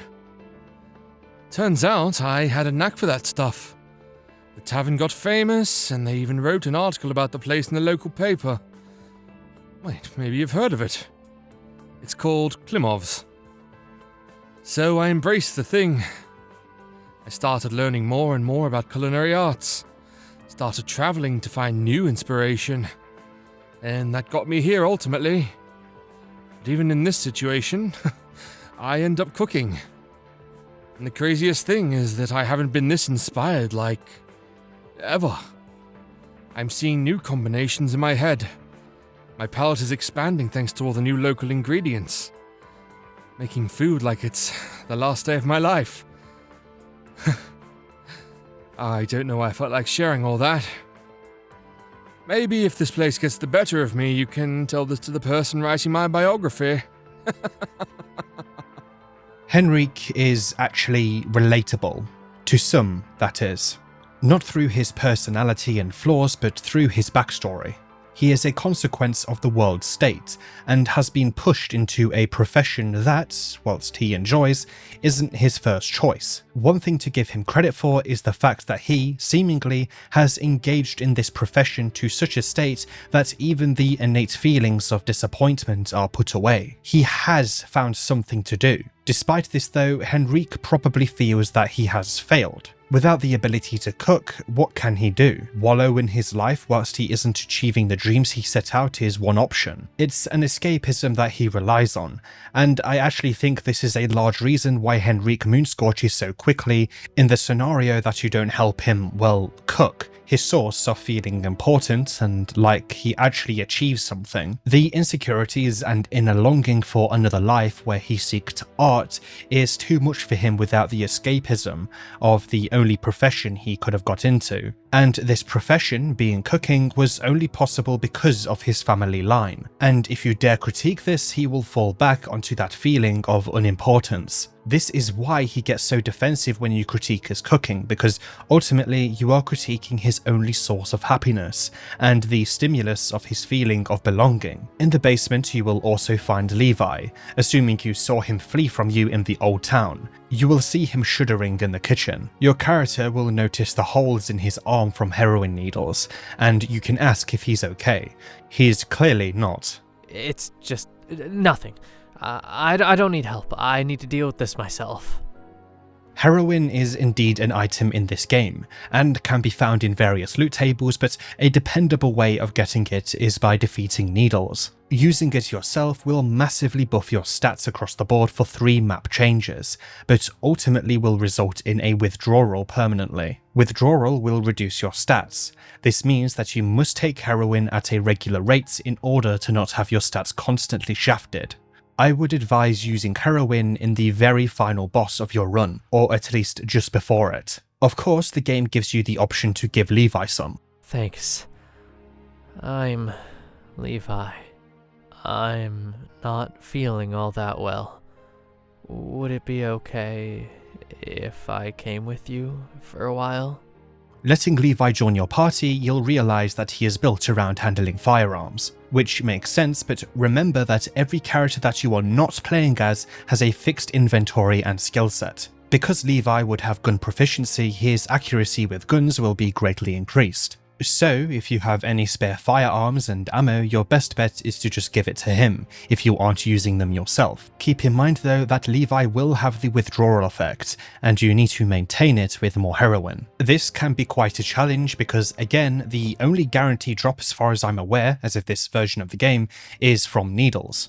Whether he's worth recruiting or not is ultimately up to you, but honestly, he is worth taking along this early in the game, where getting party members is hard. You can't really recruit many people at all on day 1, but from day 2 onward you can somewhat steamroll and recruit as many people as the game allows, being 4. Keep in mind, you can drop people off at the train if you don't want them in your party. This includes dead that you have risen. Let's head west. Whilst Prehevil has a lot of interior buildings, some are ultimately very lackluster. I will be skipping over some of them. Oh god, it's him.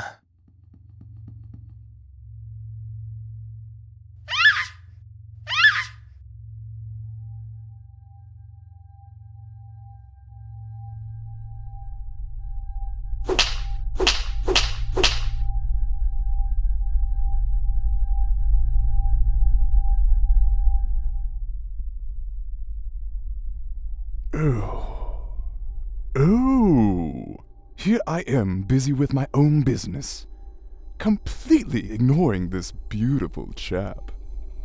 All apologies. Pleased to meet you. You can call me Pocket Cat. You have one of those familiar faces. I feel like we've met somewhere before, perhaps in a past life. Maybe? Things sure have changed since then, haven't they? We live in peculiar times. The world has gone through true darkness. The world has been at a standstill, in a deep rest. People have stocked up on toilet paper and hidden their homes with their loved ones. They were waiting for that glimpse of light, just because they knew that even the darkness has a breaking point. Say, old sport, what do you think follows such intense darkness? Growth into something new. From personal experience, I'd say true darkness is followed by chaos. The mind, or the common consciousness we all share, strives for something new. When one is truly done with the darkness, one strives for new with such vigor that growing pains are inevitable. But there lies the danger. You see, chaos can ragdoll us into any one direction. The direction is not always the light.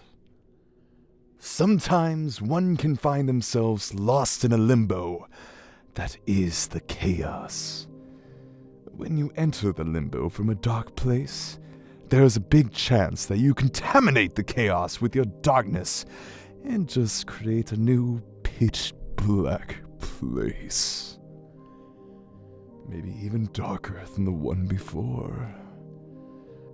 I guess I'm just rambling here, letting my mind wander and my mouth slander, as they say. You know me. When I get excited, I can go on and on and on. I didn't mean to take your time. From what I understand, you've got your hands full with the festival already. So I'll get straight to the point. Not only a wandering gentleman, but I am also a head salesman of sorts with deep, deep pockets. What is a head salesman, you ask? Well, it is exactly what it sounds. I'm willing to part from my valuable collection if the price is right. And the price is severed heads of those participating in the festival. Macabre, I know, but you get used to it. God knows I did. This is what I have to offer. It is quite a nice collection, even if I say so myself. It truly was a pleasure to meet you once again, but I fear I must go for now. The tower you are heading towards, it's to the east of here, just beyond the church's hidden passage. Let us meet again there. Perhaps I'll even have a special deal for you. My pockets are very deep, you see.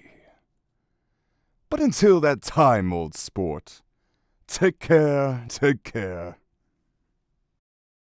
Pocket Cat. Oh, Pocket Cat. A minor character from the first game who takes on a larger role in this one. A somewhat complicated character too. His dialogue here says a lot about his ideologies, and he even agrees that from intense darkness can come growth and change into something new. Well, why is this? Well, Pocket Cat has been an entity for hundreds of years, as far as we're aware. As I said, he had a minor appearance in the first game. He has seen the cruel age come and go, and has seen the world go from darkness to, well, less potent darkness, which has technology that wouldn't exist without the God of Fear and Hunger's ascension, which prompted a massive struggle of humanity, but also was a stimulus of progress.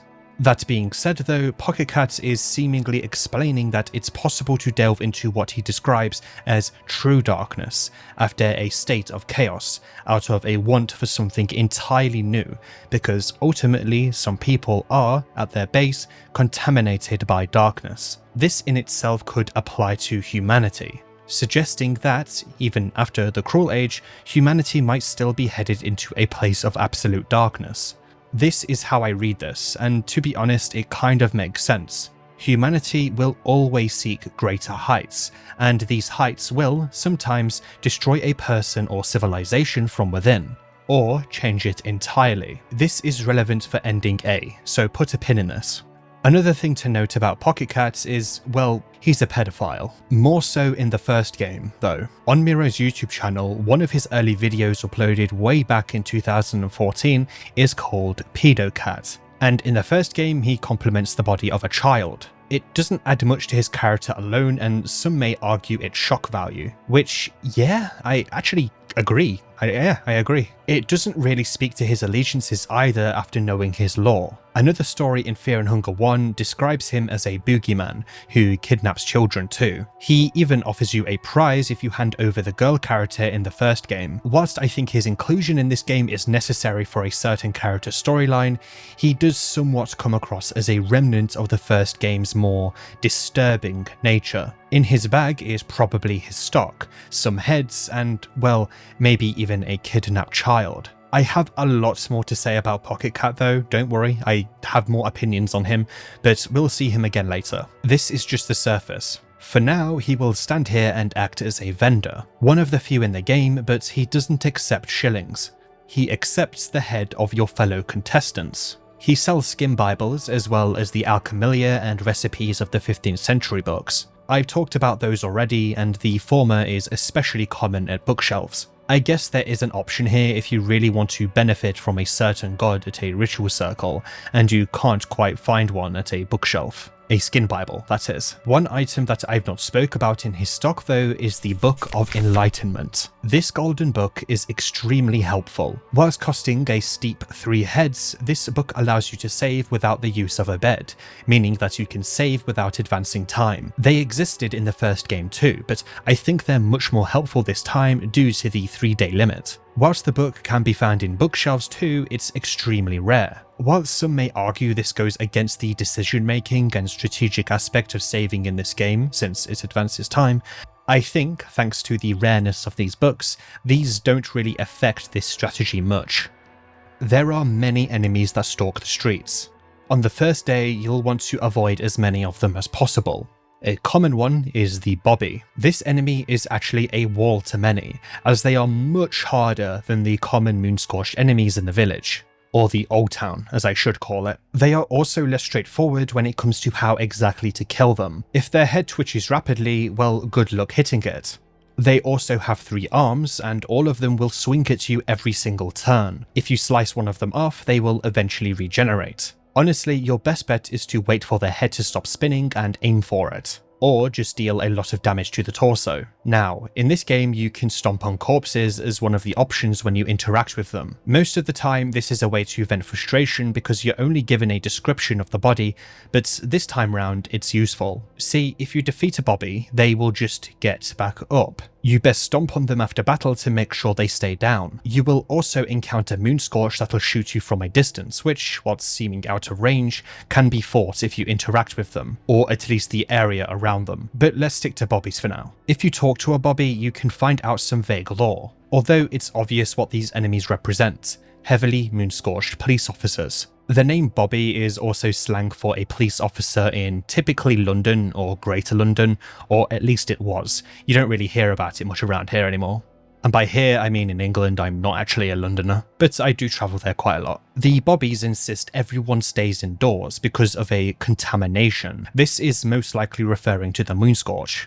If you find a bobby indoors, you can actually tell them that you're indoors already, which will confuse them and stop their head from shaking. This is a nice touch. Bobbies are the first time many notice that moonscorching can progress even after the initial symptoms of deformity and a degrading mind. Their bodies also become stronger and harder, which I've observed before thanks to Darn, but bobbies prove this strength even more through the mechanic of them getting back up after death, unless you stomp them. Miro gave some insight on moonscorching itself through the interview with Dark RPGs. Quote, "I think I like the generic moonscorched enemies the most, or the evolution they go through from enemy to enemy. Like, you can see how moonscorching advances from first slightly distorting one's features, to their skin peeling off, revealing the innermost desires, to hardening of the exposed flesh, until that hardening growth takes over the whole body. It's pretty interesting visually, I think, but it also has interesting implications. The moon reveals the truth and all that." Unquote. So around this time is where I would usually die. A lot. The city itself, as I've mentioned, is much harder than the outside, which is why I advise looting as much as possible outside the city before progressing. Green herbs are especially useful because they cure infections and any character can collect them. If you want to get into the city without much risk, honestly just get both of the keys. The sewers are another option, as mentioned, and hell, there's another path through the forest that I've not fully expanded on yet. But the gate is probably the safest bet. If you enter the city through the sewers, you are just going to be put right in the middle of it. This is bad, of course, because you'll just be put in front of many enemies. Needles can be blocked off in Tunnel 7, and getting the key from the mayor is pretty damn easy if you don't piss him off. Or you can just shoot the lock off with a 12-gauge shotgun, or cut the chains on the gate with a bolt cutter, the latter of which can be found in various locations, as can the trench gun, but the trench gun can also be given to you from Levi's backstory. If you manage to get into the city through the sewers, you can also unlock it from the other side, the gate, that is. I'm waiting for at least one person to comment saying that I missed the fact you can use bolt cutters on the gate because they just didn't watch past that point. Anyway, Western Prehevil. Luckily there is a signpost in the centre of the city. To the east is the Church of Ulmir and the Temple District. To the west is the residential area and the business district. To the northwest is St. Domec's Orphanage and the shopping district. And south, of course, is the Old Town. The path straight to the west will lead to the back alleys. Yes, despite the sign reading otherwise. The back alleys are the residential areas. Prehevil is a city, and it's realistic that there will be large stretches of areas that are used to transition between major districts, with apartments and other houses inside of them. I would prefer if it was a little more consistent with the names on the signs and the actual names of the areas that appear in the top left when you enter them. It would just help a lot with navigation and even more with writing this video. The back alleys have apartments, as noted, but it's here that you'll encounter a few new enemies. The weirdest of them are the Sue Job, which are slow-moving, floating enemies. I usually shoot them down outside of combat, but in combat they will poison and stab at you a lot of the time. They are a sort of fusion of multiple people. They may be made by a later discussed character called Stitches. This is a theory both because of their name, but also because of what they claim, which is that the lady made them the way they are. They've seemingly found peace in their new form, however. Another creature are fecal hounds, which, well, I'm 24 years old. They fart a lot and bite a lot, which causes infection. They look like skinned dogs, which makes me think that they are simply just moonscorched dogs. They are fortunately very weak, but appear often in packs. One enemy that you should avoid most of the time here though is the Beekeeper. Personally, one of my favourite enemy designs in the game. In the back alleys are the shutters, and when you pass by them the first time you can hear bees. Retracing your path, the Beekeeper will burst out of the shutter and begin chase.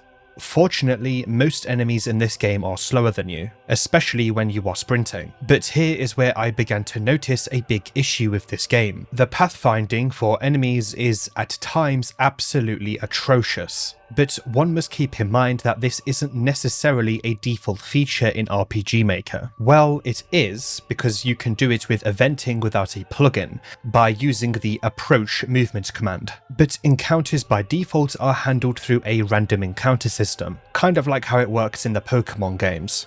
How the encounters work in Fear and Hunger 1 and 2 is that you enter an enemy's line of sight, they begin chase at a set speed depending on the enemy, and if they make contact with you, then you will just enter combat with them. Whilst it works in these games, the enemies will sometimes just give up, or just not chase you when they should. This isn't counting the event where you have Marco's killing intent skill, of course. The Beekeeper is a good enemy to use as a reference. The Beekeeper will be on your ass as soon as it spawns, but take a few turns and it just gives up.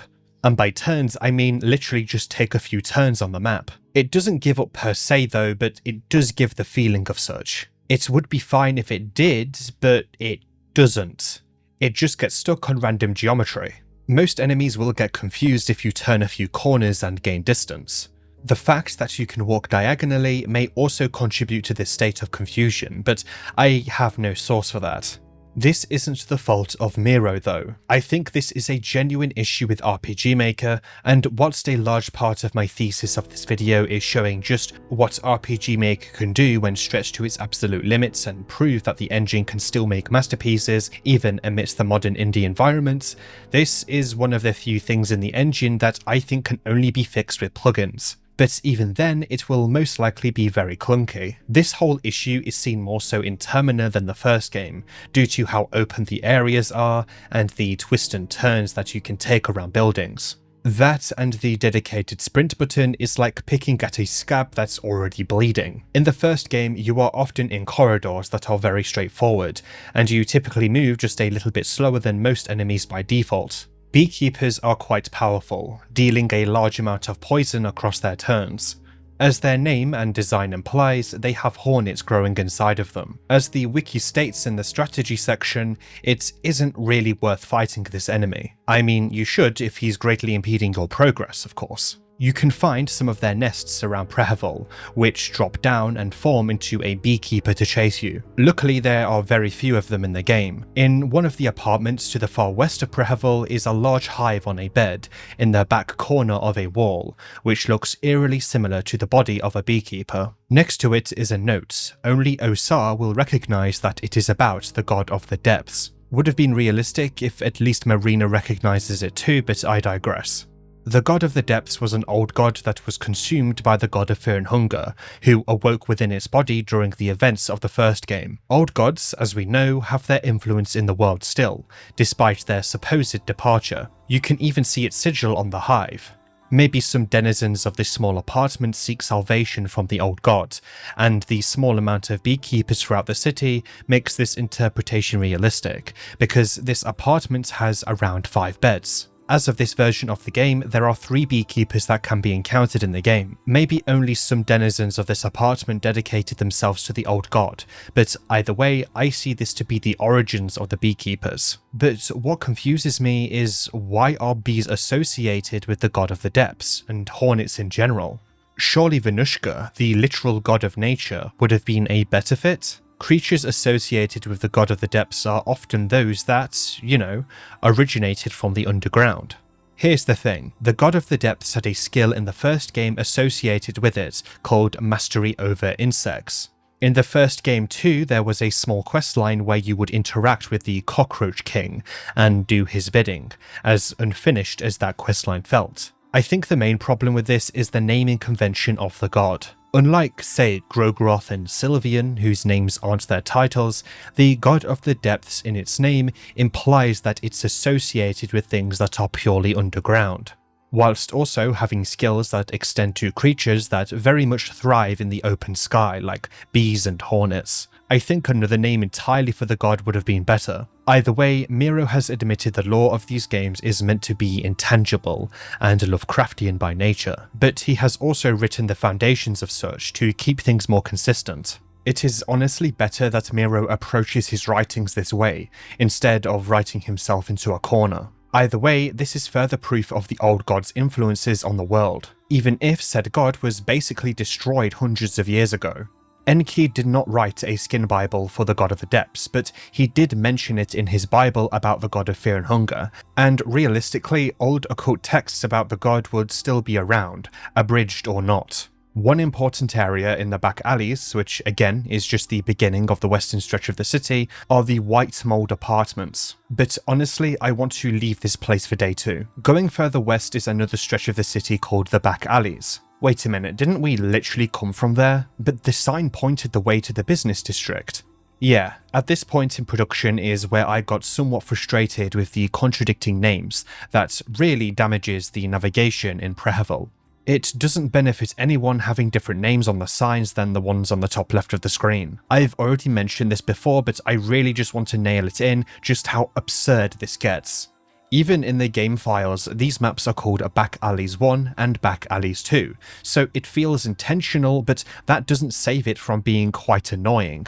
At least the city isn't randomized or has different variations like some areas of the first game have, but my god, would I hate this place if it did have that. Knowledge check is what I kept repeating to myself. This game is simply one big knowledge check. More so than the first game because it's at least easier to memorize areas that don't have different layouts between runs, thanks to a large shrine in the middle of it. You can ask Levi for directions too, basically asking as a portable sign. Immediately you'll see people tied to posts. Most are dead, but one is barely hanging on to life. If Karen is with you, she will press Dawn on why exactly he won't save him. Dan, shouldn't you do something? He's dying! Huh? What? Why me? Unbelievable. You're a doctor, aren't you? Doesn't your Hippocratic oath mean anything? Oh, that silly little thing. I never took the oath. What? What do you mean you didn't take it? I never took it. Simple. Truth be told, I'm not exactly an official doctor. I just picked up a thing or two on the streets and, well, the rest is history. You're kidding me, right? You mean to say that you're a legit fake doctor? Just a pretender? Maybe I exaggerated a little bit. I did actually learn this profession as an apprentice to a big shot doctor, so you can take it easy. I just never got round to getting the official diploma nor the oath. That's all. As for this poor man, I'm afraid he's beyond help. If we had a functional hospital here, things could be different, but there's not much I can do as it is. Fair enough. And indeed, Dawn is right. On day 2, crows will begin feeding on him, and by day 3, he will be completely dead. I think more could have been done here. For example, an option to at least give the man any sort of healing item. Maybe once you give him a certain amount, you can bring him to one of the various safe areas, being one of the areas that you can sleep in safely, such as the train, the restaurant, or the upcoming area called Prehevil Bop. From there, he could give us tips and exposition regarding the happenings of the area. Yes, we know why Prehevil is in this state, but it would have been nice to get more information from someone who was a victim of it, who isn't in a state of moonscorched. A more reliable narrator who could give hints on the Kaiser's whereabouts perhaps. Or maybe at least give a sort of reward for saving him. I would throw around the word lazy during this critique, but I won't. This is Miro's game, and I don't think he is lazy at all. He is the complete opposite actually. I just think Miro put priorities elsewhere, like creating a fishing minigame for the upcoming update. Fair enough. Considering the supposed size of the update though, there might be changes such as this one. Around this time is where I actually encountered Osar sitting just south of the Sylvian Square. Osar will warn you not to get any closer, and that he's dealing with the festival in his own way. You can't stop him from attacking if you go near him, because he will just cast Hurting on you, an extremely powerful spell that deals damage to a single target. You can also charge Osar here, but he'll cast it in normal battle too. Hurting can cause limb loss too, so when you hear the sound of him casting it, you better clench. I actually got super unlucky on one of my runs where I ran into him on the night of day 1. He warned me not to come any closer, but because it was dark, I had no idea where he was. Luckily, his spell has a charge time, so I simply moved out of range before he could finalize it. Just kidding, I tried to kill him and miserably failed. This was when I learned that Osar, if you're not playing as him, actually has an entire system where he can move from place to place to meditate. There are 5 locations he can appear in, but none really impede your progress too much. If all else fails, he's pretty easy to kill as long as you can dish out almost 700 damage before his first turn. Whatever you do, do not fight Osar alone, not unless you already have extremely powerful items and skills at least. There is a way to recruit him on day 1 though, presuming it's before day 1's evening. It's a bit of a challenge though, because the area you have to venture through can be troublesome. For now though, I want to talk about another threat that you can encounter from day 1. The mob is one of the hardest bosses in the entire game, sporting a sudden ambush in set locations that have a chance to trigger when you walk over certain tiles. You have to fight 3 enemies at once.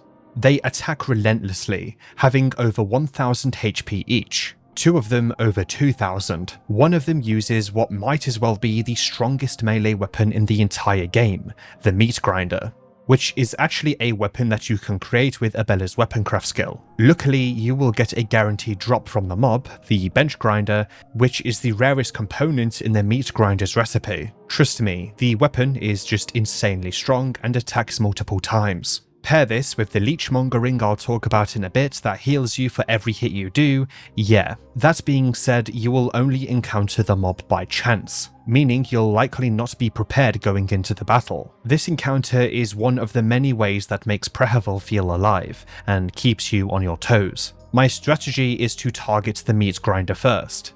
He has the most damage output and health by far. Luckily, the Rifleman and the Half-Cocooned are enemies that you can encounter by themselves in the game, so they're not really that powerful in comparison. My footage doesn't reflect this because it's censored, but the Half-Cocooned enemy has 2 mallets, one in his hand and one being between his legs.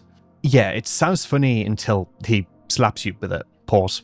What I like about the mob is that, while sometimes feeling unfair, it brings me back to the anxiety that the first game gives. Whilst I still get that feeling here, I continue to think that it's easier overall, and is just less stressful than the first game. Enemies are more spread out, and there are more means to be powerful, and overall it lacks the oppressive atmosphere the first game had, which progressively got more claustrophobic the more you descended.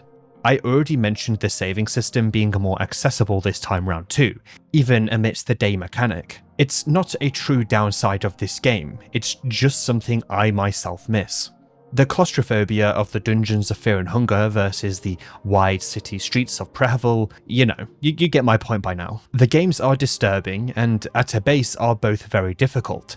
It's just clear that without certain things happening, it would fall short on that feeling. Without the mob, for example, Prehevil will not be anywhere near as threatening. This is all to say that I'm glad the mob exists, and it's a simple and effective way to keep you on your feet. But even with the mob in the game, it still feels easier than the first game. This here all applies to the normal difficulty. Masoch mode is a different beast entirely, and has its own dedicated discussion in the video. More on the mob later. Going north past the Sylvan statue, you'll come across Western Prehevil. This place is one of the biggest victims of the Bremen invasion. Many of the buildings are collapsed or in a state of ruin. There is a reason to this, I believe at least. Looking at Prague being the capital of the Czech Republic and the inspiration for Prehevil, it indeed lies to the east of Germany. Presuming Germany, being Bremen, was to shell the city, the western side of it would be affected the most, because the initial strikes would be, well, from that flank. This is all interpretation though, because ultimately, as we know, no border maps exist in this universe. Before any self-titled military generals in the comments insist I'm wrong, you know what a blitzkrieg is, right? And do I have to remind you once again what Bremen as a country is inspired by? And who again is now occupying the country of Bohemia? The country that Prehevil is the capital of? Bohemia, that is the Czech Republic? Anyway, this area continues the trend of open areas, but more importantly, there's a new threat to be mindful of: landmines. These have been left throughout the area, and whatever you goddamn do, don't step on them. Well, no shit, Dogma. No, I'm serious. No matter what equipment you have, no matter your magic, your health, your defense, you will just be blown to pieces instantly. Like the mob, it's a way the city keeps you on your feet. They sometimes blend in with the ground, so you'll have to keep your eyes on the ground ahead of you, as well as on the immediate area in case an enemy is waltzing around. This area is pretty evil because of this, but I love it. I really like Western Prehevil. The ruins of the various houses here act as tunnels to more open areas. If you sprint around panicking, you'll more than likely just step onto one of the landmines, and your progress will be reset from your last save. Heading north, you'll find the Midnight Gazette. This building is a place I will leave for day 2, but this is the news agency that Karen works for. Heading north, you will find an area leading up to an orphanage, but for now, let's look at the eastern side of this square. You will find a shop, Dr. Keffer's Tricks and Magic. Dr. Keffer will ask for your name, say fuck you, and show his stock to you. Wonderful. If you try and steal the blue herb in front of him, he will just yell at you. Some people are moon-scorched, and as we know so far, maintain much of their personalities to a varying degree, as long as they haven't completely lost themselves. Keffer, God, sorry, I keep writing this guy's name as Kerfer, being the robot from Voices of the Void, my favourite horror game. Anyway, Keffer's shop is advertised in the game, suggesting that his profession isn't anything new. He's established himself and his work so much that even in a potential moon-scorched state, he still works, maybe to find some sort of comfort amidst a local apocalypse. I say potential moon-scorched because the only evidence I have is his personality. Oh, and there is a 33% chance that, upon entering the shop, depending on your character's gender, he'll either take off his glasses to reveal he has no eyes, or start masturbating. I never noticed this myself, I only know it thanks to the trivia section on his page on the wiki. The former fact makes me certain he's moon-scorched to at least some degree. Or he's just blind, which is why he wears glasses that cover his eyes completely. Yeah, you know what, let's stick with his personality being the largest proof of him being moon-scorched, and that if he is, it's an expansion on how the illness affects people. The options within his stock are quite varied, most of which are accessories. You can buy a Small Things amulet here too, which is the same item that you can get from a ratkin in the sewers to increase your agility. As a reminder, if you have 16 or more agility, you will get more turns in combat.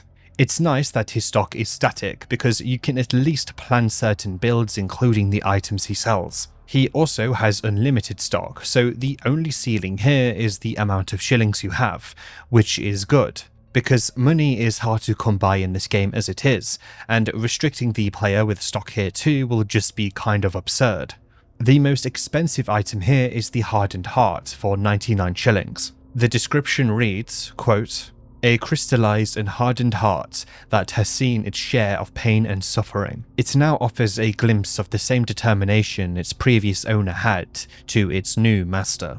Unquote. This accessory basically makes it that blows that would kill you will instead set you to one body, unless you are already at one body, in which case you will just die. It sounds very powerful, and it is, but keep in mind many enemies will hit you multiple times.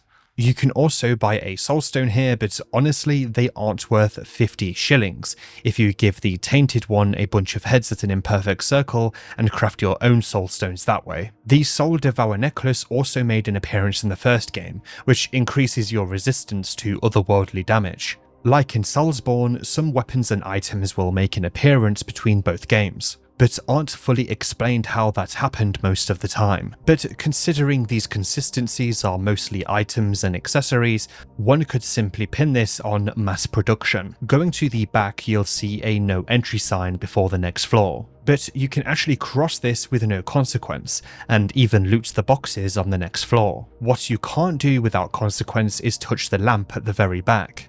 A soulstone will fall out of it, sure, but you'll hear a disturbing noise begin to ring out before you're ultimately attacked by a powerful enemy, Poe. Poe will actually become active in numerous places in the game if you do this.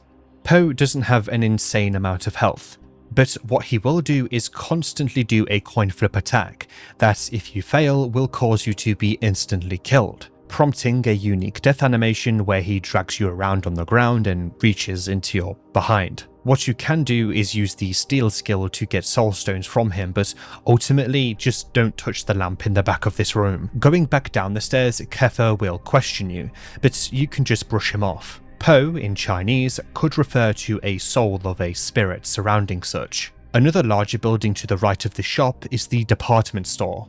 It has multiple floors, and the bottommost area of it leads to a shopping district. What you'll notice in this area is the amount of screaming echoing from the upper floors.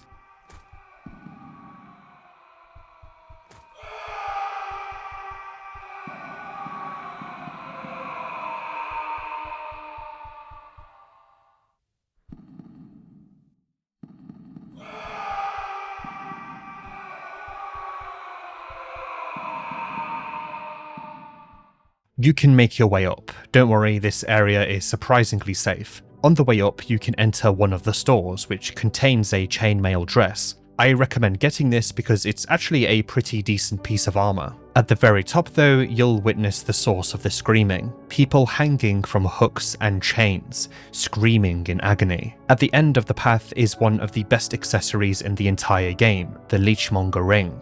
I mentioned this with the meat grinder when talking about the mob. But put simply, it converts 3% of your physical damage dealt into your body, healing you. This falls into every physical hit you do, so pack this with a high agility resulting in multiple turns, and a weapon like the meat grinder which attacks multiple times every attack. Yeah, you're going to be borderline unkillable with the Hardened Heart accessory as well. The Hardened Heart will keep you alive if you are hit with an attack that will otherwise kill you, as long as you are above 1% HP. Now, healing every single turn you have that much will no doubt make you an absolute monster. Because the chance for an enemy to hit you whilst you are at 1 HP is next to none. Pair this with the Salmon Snake Rune, which is a rare drop from chess which makes you immune to pretty much every single debilitation. Yeah, you get my point. The Salmon Snake Rune is a reference to the Salmon Snake from the first game, whose soul, once equipped, grants a similar effect. There existed a new god, the Tormented One, also known as Ronchambara. I spoke about him scarcely before, but remember, new gods somewhat become a reflection of their soul type. The Tormented One, of course, had the tormented soul, and he became obsessed with such, being torment. These are most likely followers of his, especially because of the chains which Ron used often. This honestly surprises me because it's been that long, but there's a difference between the new gods and the new gods known as the Fellowship, who had a massive influence when compared to other new gods. There is a book in the game about them which I'll refer to now for simplicity's sake, although I'm not sure why it's not in the second game despite said influence even hundreds of years later. Maybe it really has been so long that simple lore about the Fellowship has become a sort of occult secret. The Fellowship, Chapter 1. The following pages tell of the events that took place in the year 809, after the birth of our Christ, the Ascended One. The Fellowship consisted of 5 people: Francois, the Dominating One, Nilvan, the Endless One, Valtiel, the Enlightened One, Chambara, the Tormented One, and then there was a 5th one, he who never aspired for the same greatness as the rest of the party, whose story bears no listeners. The Forgotten One. The Fellowship was formed to seek the older gods, who left humanity without guidance, without aid in the time of great peril. The great kingdoms were slowly rotting away, and the grand values mankind once aimed for were displaced by defiled principles and practices. Back then, there existed an ancient tomb to the ancient city of Macabre that worked as a hub for multiple different planes of existence, a place where a man could meet his maker. Those who would set their foot inside would end up in a forever going turmoil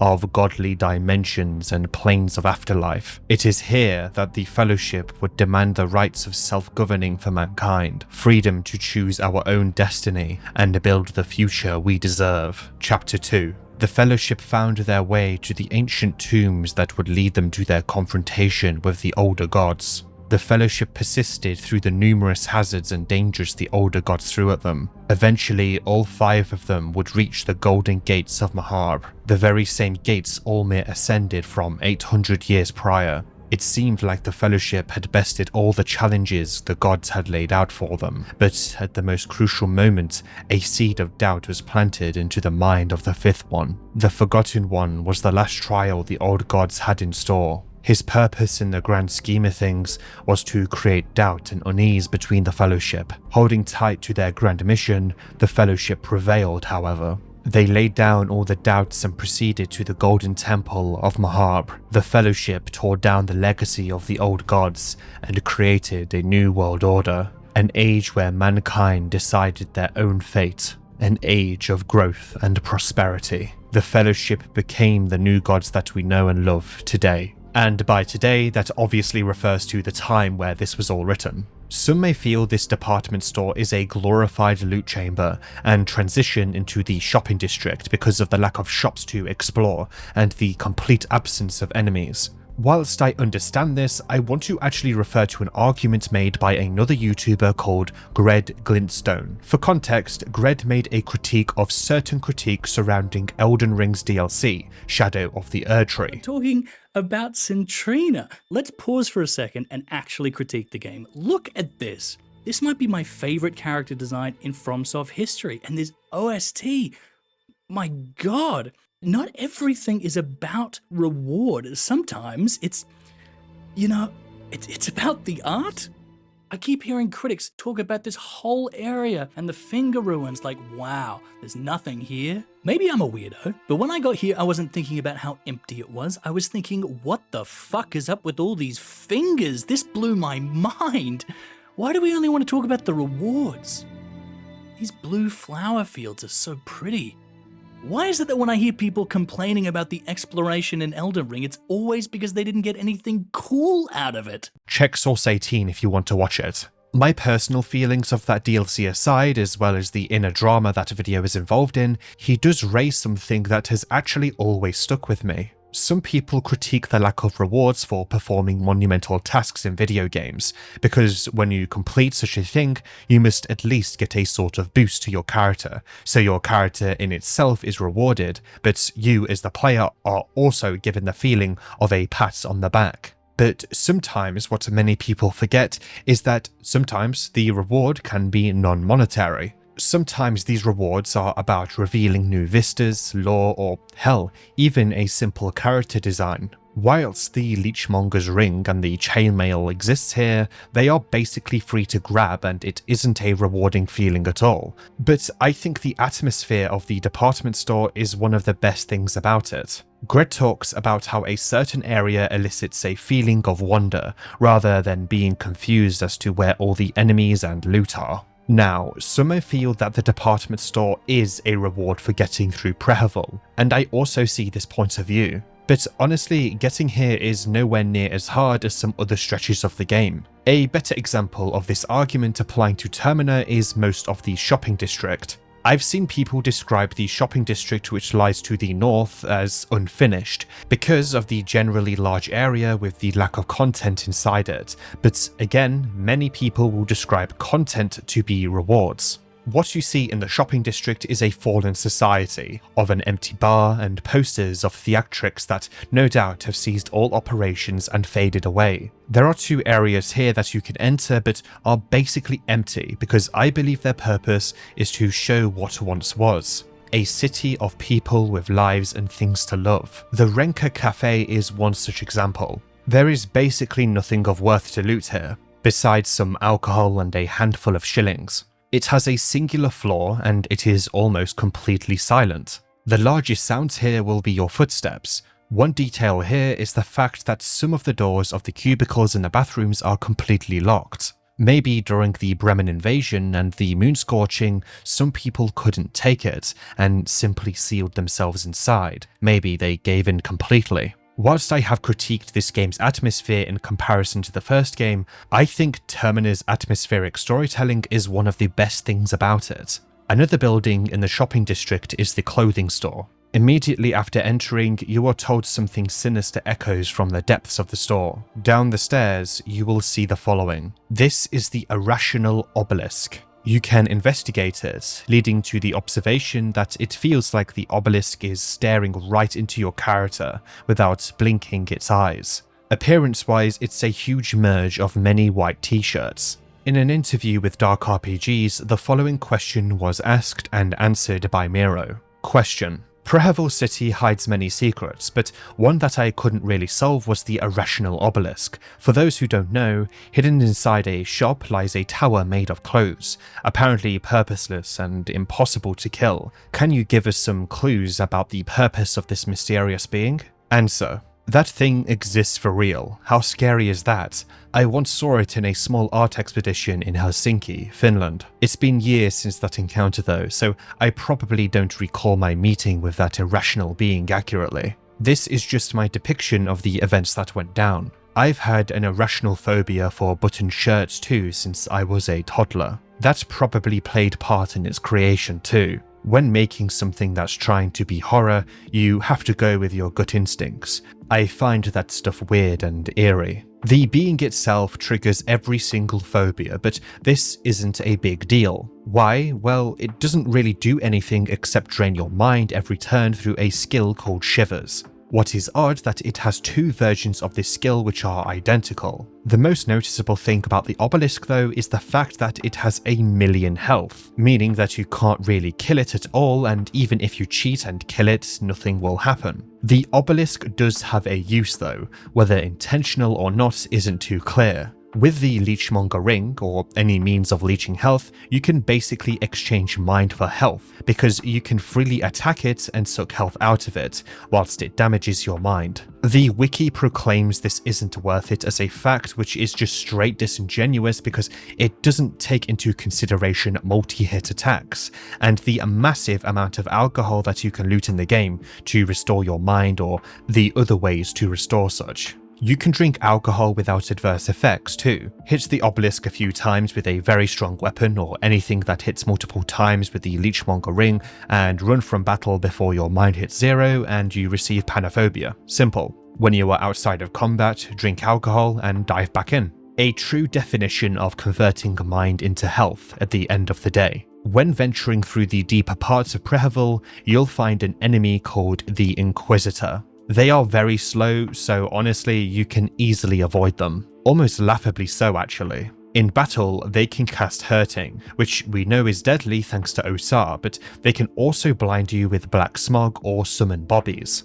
They ring a bell as they walk towards you, so this is most likely their attempt at getting the attention of bobbies. By talking to the Inquisitor and using the Persuade skill, you will find that they are acting out of faith to Olmir, apparently. You can question that if Olmir is so powerful, then why has Rare ravaged the city? The Inquisitor will call you a liar, but they say something very important, although it is vague. They call the origin of deceit, being the act which, to them, you are committing, is the sulfuric pits. That is the first time this has been mentioned in this video, but the concept of this pit will be extremely important for later, as will sulfur. Before Moonscorching, these folk were most likely high priests in the Church of Olmir, although now they are the most violent representation of zealotry, even controlling the common law. Whether this is because the Inquisitors themselves were corrupt deep down or zealots behind the scenes isn't too clear, but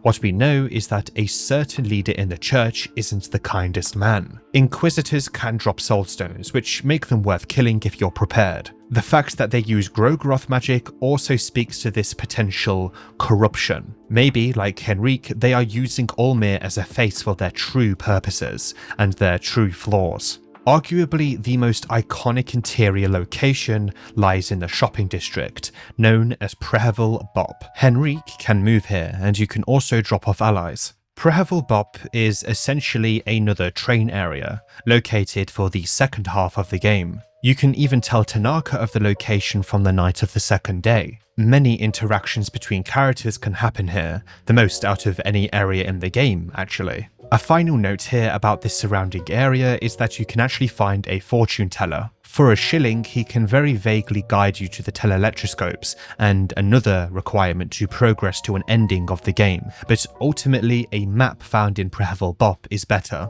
If Dan is here, you can have him be the bartender in the bop and serve various drinks which fully restore your mind. Your mind will also passively recover here too, like it does on the train. Whilst this isn't mentioned in his backstory, he does explain that he's always had a hidden interest for it. He can make 5 drinks total, 4 alcoholic, 1 not. Most of them have an incredible amount of detail when Dan serves you them, describing the taste in such detail that it's almost humorous. For example, a dry martini. You take a sip from the delicate glass, covered in a slight frost. The ice-cold drink creates a refreshing initial impression as the bitterness of the gin kicks you with its liquor taste. Quickly, vermouth in the drink takes over, however, as its sweetness becomes more dominant in the aftertaste. The drink is doing a fine balancing act between being a dry martini and a wet martini. Just a little more vermouth and you couldn't call the drink dry anymore with good conscience.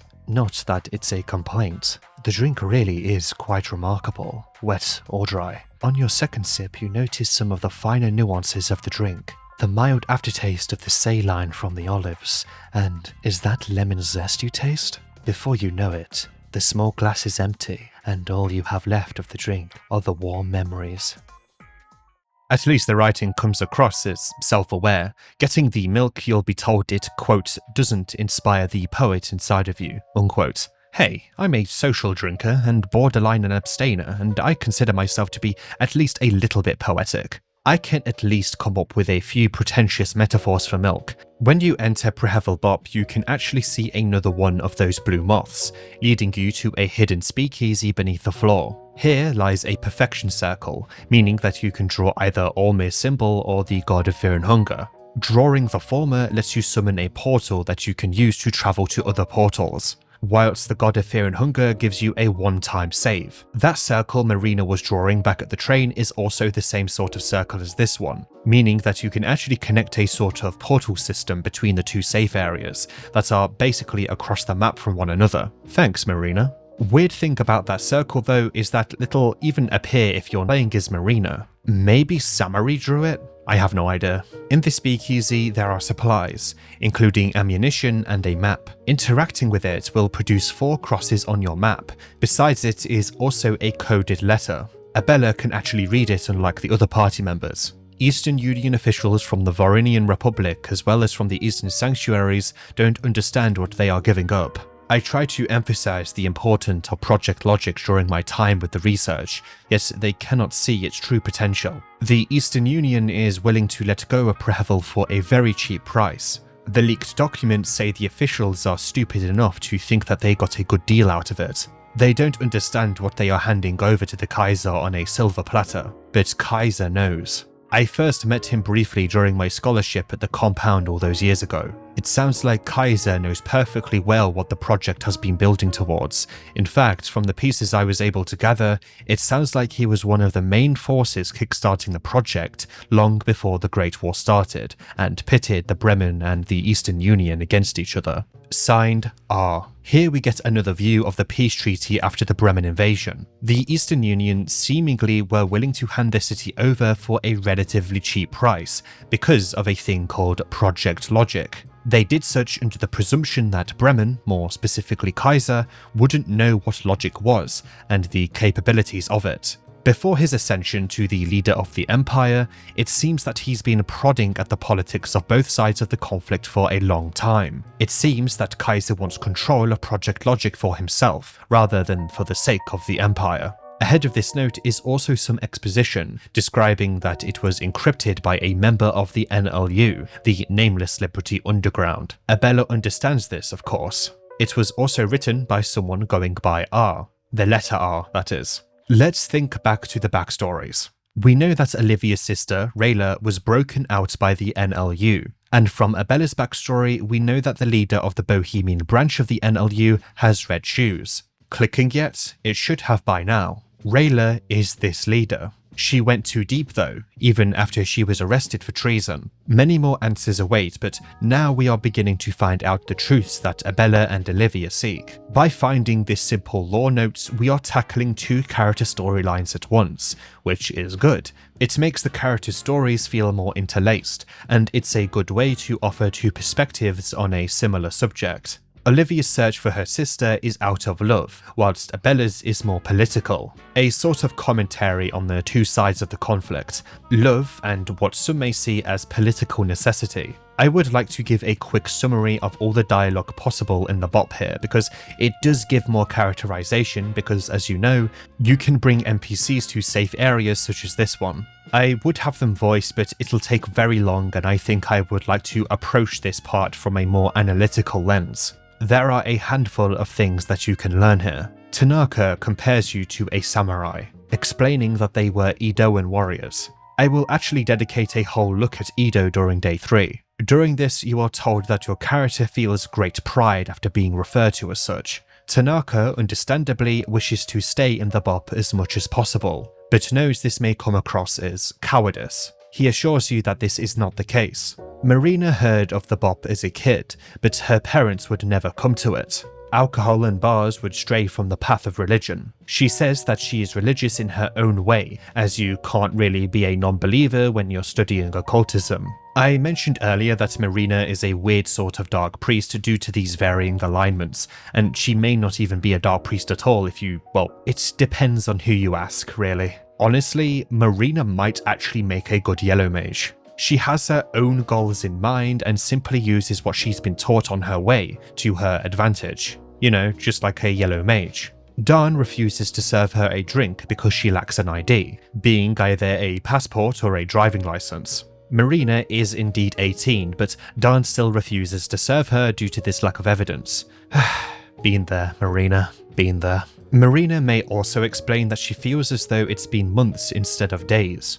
During this time, she will ask you what day it is. If you state it's her birthday, she will go along with it and accept a present from you. It's not her birthday, she's just... Okay, listen, it's Marina we're talking about, okay? She's like the most hilarious character in the whole game. Giving her beer, she will gladly take it, but states that she prefers cider. Trying to give her heroin will cause a flat refusal. Abella here explains some of her life philosophy, explaining that she fixes problems in front of her, mechanical or not. We saw this in her backstory too, with the injured man. This festival though is very different because there isn't really something to be fixed due to the powers at play. How can she fix something she doesn't know the problem with? Abella goes on to state that she has always liked the club atmosphere, being the various sights and smells. The BOP at least gives her this sort of escapism. If you have mind read, you'll find that Abella feels as though her mission to find the leader of the NLU might be too much for her to handle. Karen still thinks that her army experiment theory is true regarding the various moonscorched, most likely radiation. As for the dreams, she still thinks that they are from hallucinogens. She will go on to explain that her main reason for believing the former is that the Kingdom of Rondon and Valand had their highest army officials gathered on a remote island to oversee a test, the detonation of a bomb that created a crater over 300 meters wide. The remaining area was left irradiated, and the animals left nearby suffered radiation burns which are similar to some of the symptoms of the moonscorched. If Dawn is present, he will interject to say that the two symptoms are quite different. He is a doctor, after all. Dawn's point is mostly based off the fact that those that are moonscorched are more aggressively mutated than those that suffer from radiation burns. Karen acknowledges that a bomb likely did not detonate in Prehevil, but the Bremen Empire and the Eastern Union are more likely aware of the weapons Valand and Rondon have. Maybe Bremen and the Union are making their own sort of weapon with similar effects,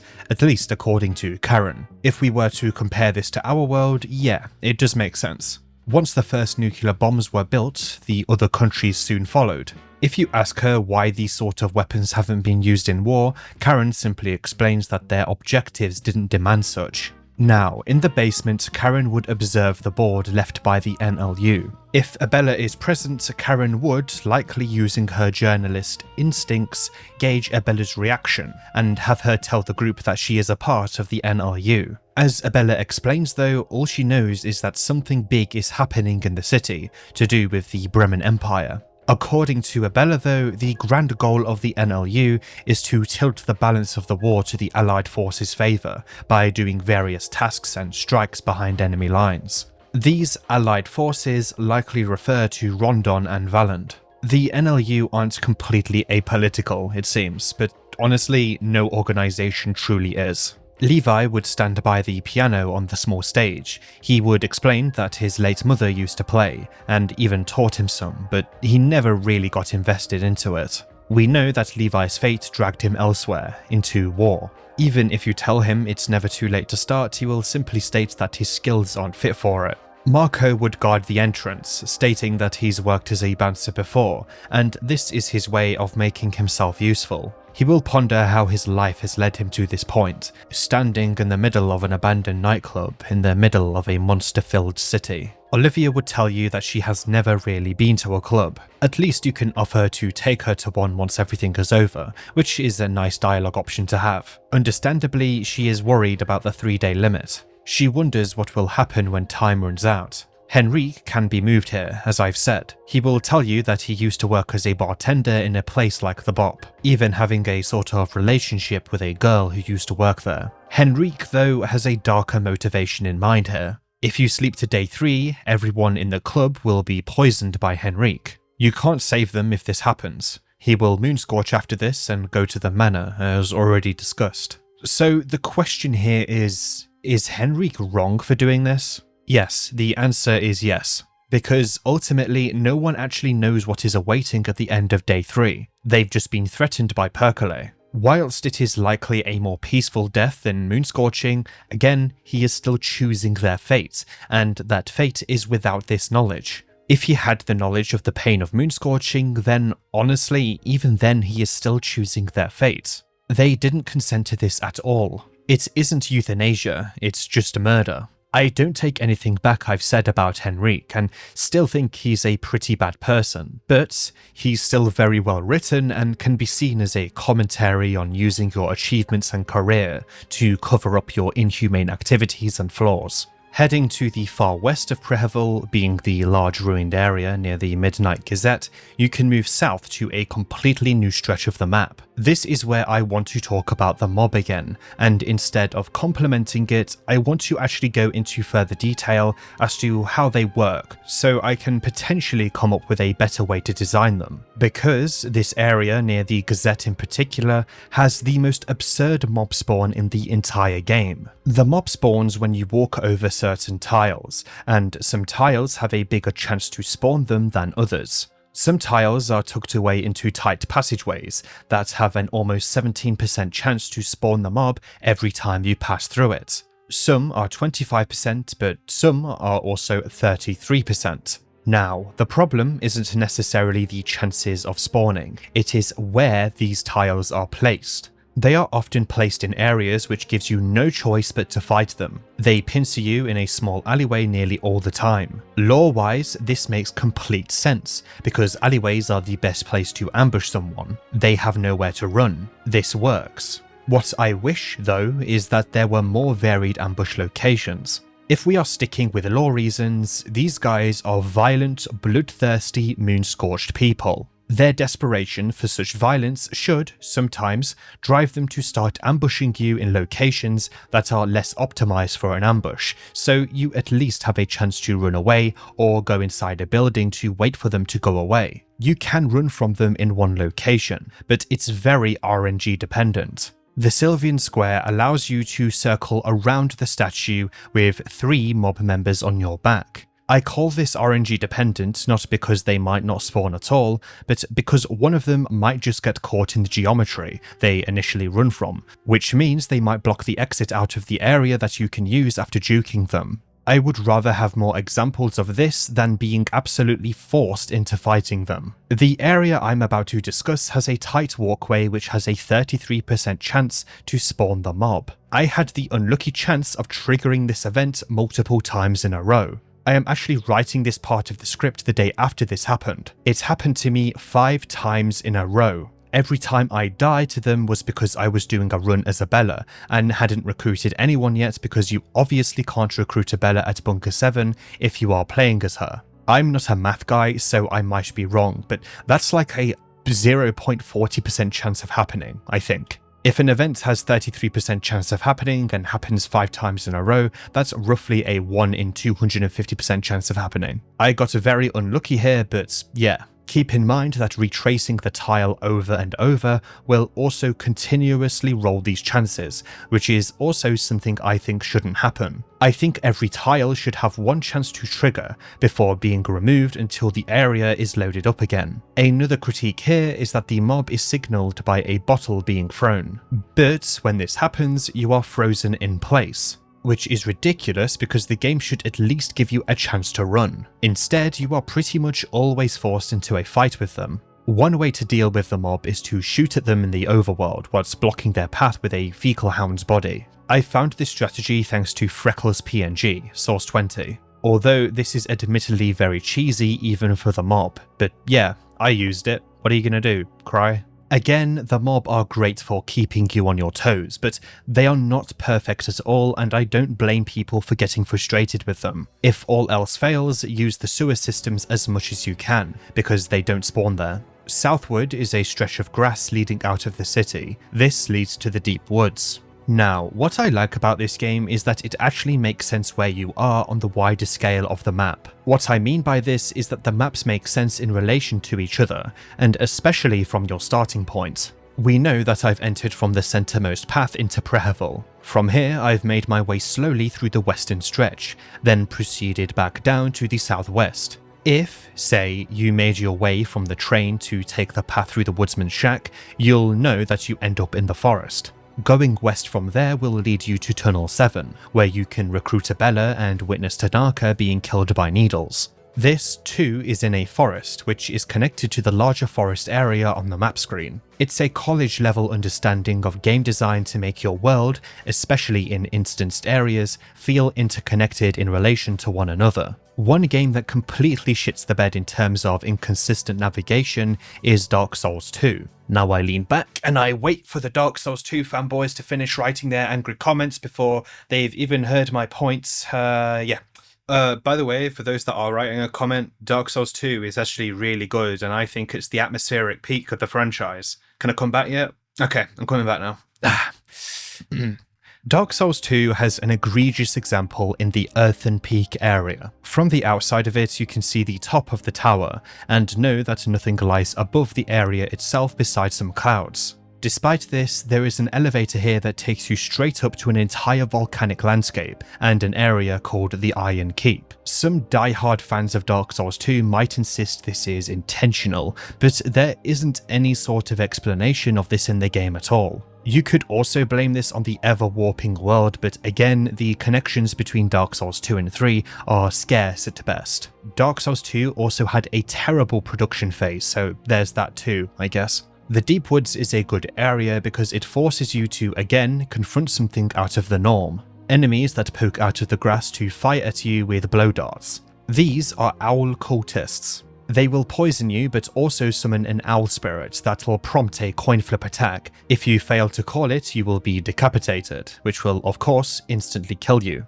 Killing the priests before this happens is ideal, because they, of course, summon them, but also because the cultist also dismisses the spirit when they die. When they poke out of the ground to fire their blow dart at you, you also need to be mindful not to get too close to them, because that is when they will hop out the ground and begin to chase you. Whilst they drop lucky coins, I don't think they are worth fighting at all, unless you can consistently kill them before the coin prompt by the spirit. They've also put up some spike traps in the area, which you can see if you look very carefully, just don't step on them. Frogs will also wander the area, which you can actually converse with if you have mastery over vermin. They don't really say a lot, but proclaim that they bow to no man. This area also, oddly, has a ruin. This ruin actually contains a character every evening, a woman. She will sing, and if you inquire about it, she will continue doing so. She sings to the moon, and you can't really do much to stop her. There are options to question her and compliment her song, but ultimately, there is literally nothing you can do here. You can't even shoot her with a gun to kill her. Considering this person comes out during the night to sing to the moon, which is the form Rare takes, this may actually be a Rare worshipper, and this is her way of showing appreciation to the Termina festival without getting moonscorched. Not really much else to say about her, to be honest. Sometimes common moonscorched enemies will stop in their tracks to stare at the sky, most likely at Rare. Like with the woman, this happens when the moon is out. This could cause some issues with patrolling enemies because they will often block pathways. Here too is another curious sight, Olivia sprinting in a circle. Yeah, sprinting. Isn't she meant to be paralyzed? You can approach her to talk. What are you doing here? I got bored just sitting inside. The forest bed already fascinated me yesterday, and I just had to inspect it closer. I'm a botanist, you see. A botanist, you see. I'm a botanist, you see. I have a condition, you see. Other dialogue options will result in similar jumbled text. Olivia will continue sprinting here endlessly. Attacking her, though, will result in her true form being revealed. This is a doppelganger, a sort of mimic that will copy those around them and blend in to kill those they can. A few contestants will have doppelganger forms. Luckily, they are quite easy to kill, and serves to show just how creepy the bestiary of Fear and Hunger can be. Not that we needed that, but still. I think the Uncanny Valley applies the most here. She scratches to cause bleeding and infections, but can also use an attack called Nettle Mist, which will cause irritation. Irritation can seemingly only be cured by a few means in the game, such as a Sylvian Circle, or through Needle's unique death animation, which, as a reminder, will cure all your ailments. I have no idea why, but this isn't too punishing because at the end of the day, irritation only reduces your defenses by 10% and also reduces your hit rate. Your physical hit rate, that is. You're still good on otherworldly skills. Doppelgangers are... they're fine. Outside of Fear and Hunger 2, they are one of my favourite mythological creatures. But in Fear and Hunger 2, they could be so much more. Here is where I do another quick disclaimer to say the game still has updates on the way, including a pretty big one, but many of my critiques in this video are in hopes these things will be expanded on, because I really don't know if they are going to be. I don't think Miro will watch this video, because I probably wouldn't want to watch a video this long about my own game, especially when videos have already been made about it. A large reason I critique this game as well is in case a developer is listening and wishes to take the basis of my arguments to improve their own games. Very simple. I love this game, and a part of my love is identifying things that could be improved to make this golden game into a diamond one, so more people have a fun time with it, and those that have played it have an even better time. Either way, doppelgangers are just glorified enemies.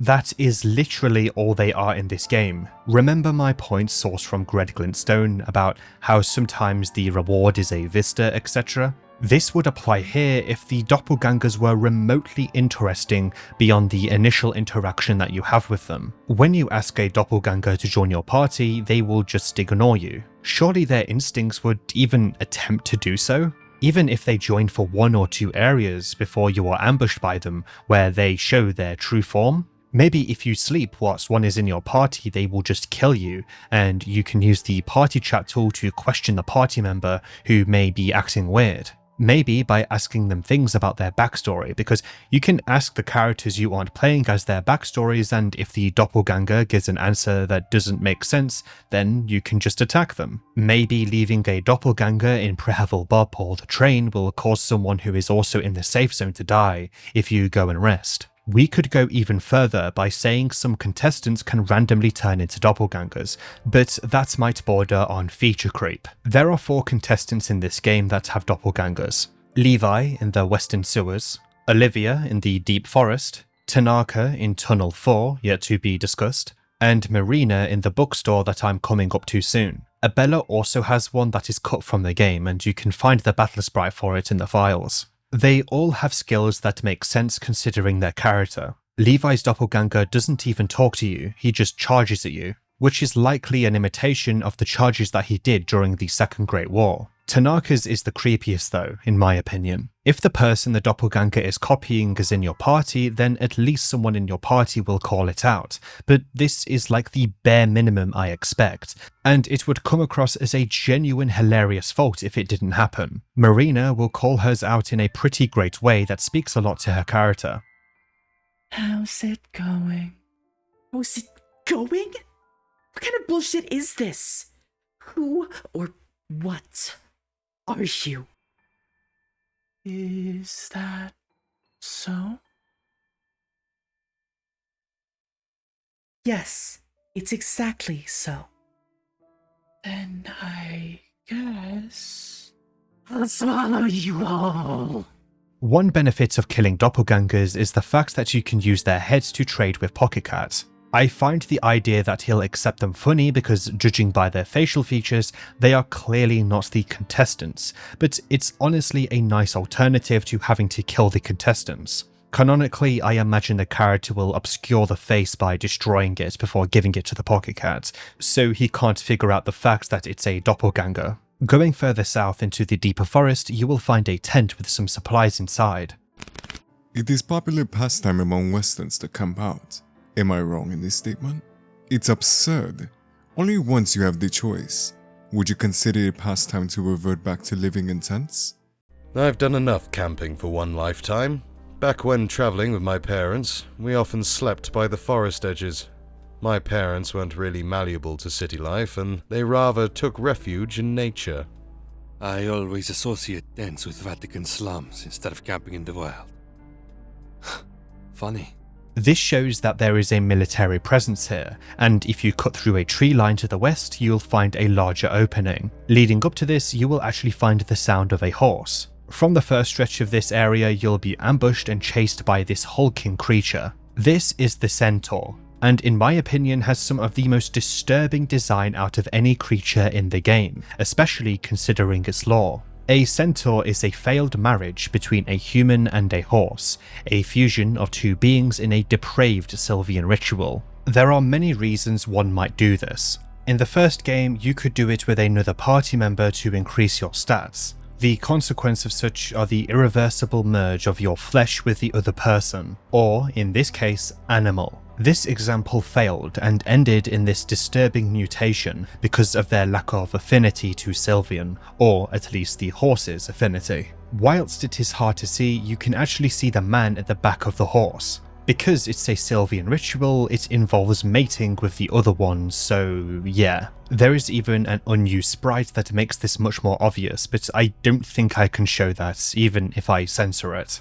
The inclusion of this mechanic doesn't extend to this game, which is a shame, but I can also understand that with the exclusion of that mechanic, there's like a handful more that have been added into the game. Here is Miro confirming outright why it's not coming back. Lore-wise though, I'm not sure why the options don't exist. You can create Sylvian circles after all, which again restore your HP and limbs. Maybe Rare is interfering because out of desperation, someone might create a marriage to save two souls. Although it's a debate whether or not the consciousness of two people are shared in one body, or the two become one consciousness.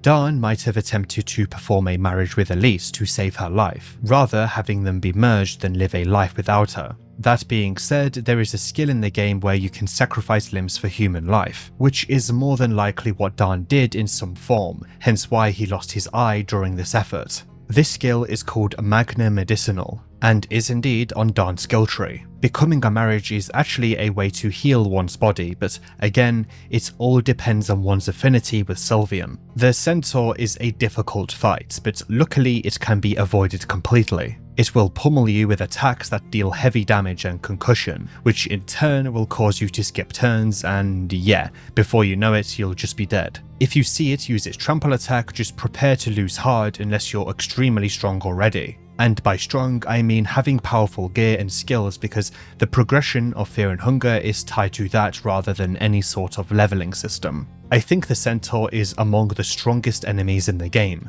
By the way, many of the things that I've classified as simple enemies may actually just be boss fights. The Centaur is one of them, the mob too. The line between boss and enemy in this game especially becomes blurred very quickly, especially when you consider how much the average encounter can absolutely destroy you. I think this is fine though, and the bosses don't need something on the screen to say this is a boss or any sort of unique sound effect when you enter combat with them. At a base, bosses are way harder than the average enemy, but even the average enemy will stomp you if you aren't careful. All of this being said, the bosses in this game are damn hard. Either way, fighting the Centaur isn't worth it at all in my eyes. You can quickly avoid it if it charges at you, because its pathing is set to run at a specific location, and stay on that path until it reaches it. Whilst this is happening, you can run ahead to a tunnel. Tunnel 1 is a location with a large cross in its source from the information gathered at Prehevil Bop. The tent leading up to this area is a little bit of foreshadowing at a military presence here,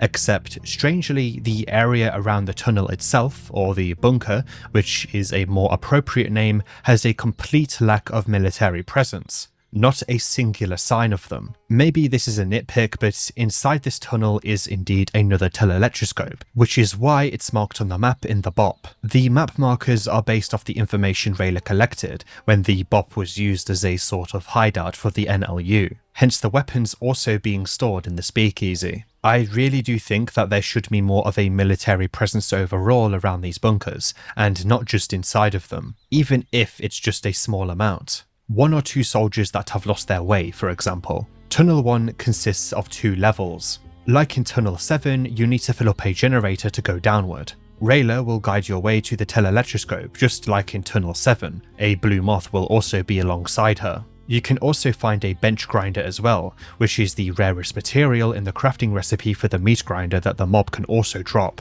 In here, though, is one of the most disturbing sights in the entire game. Whilst I am censoring it in this video, I can describe in 2 words what you can find. Human centipede. This was created by a figure that you can also find down here called Stitches. If you lose to her in battle, you will quickly become one with it, and end up with a game over. You aren't at the front either, which is objectively the best position. You are at the very back. Luckily, Stitches only spawns once you've picked up 1 gasoline canister in your efforts to go to the bottom floor. Stitch's mouth is oh my lord.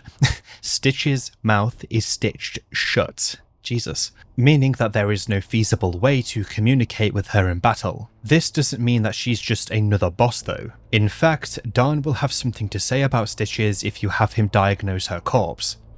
This person looks to have a rather normal female body.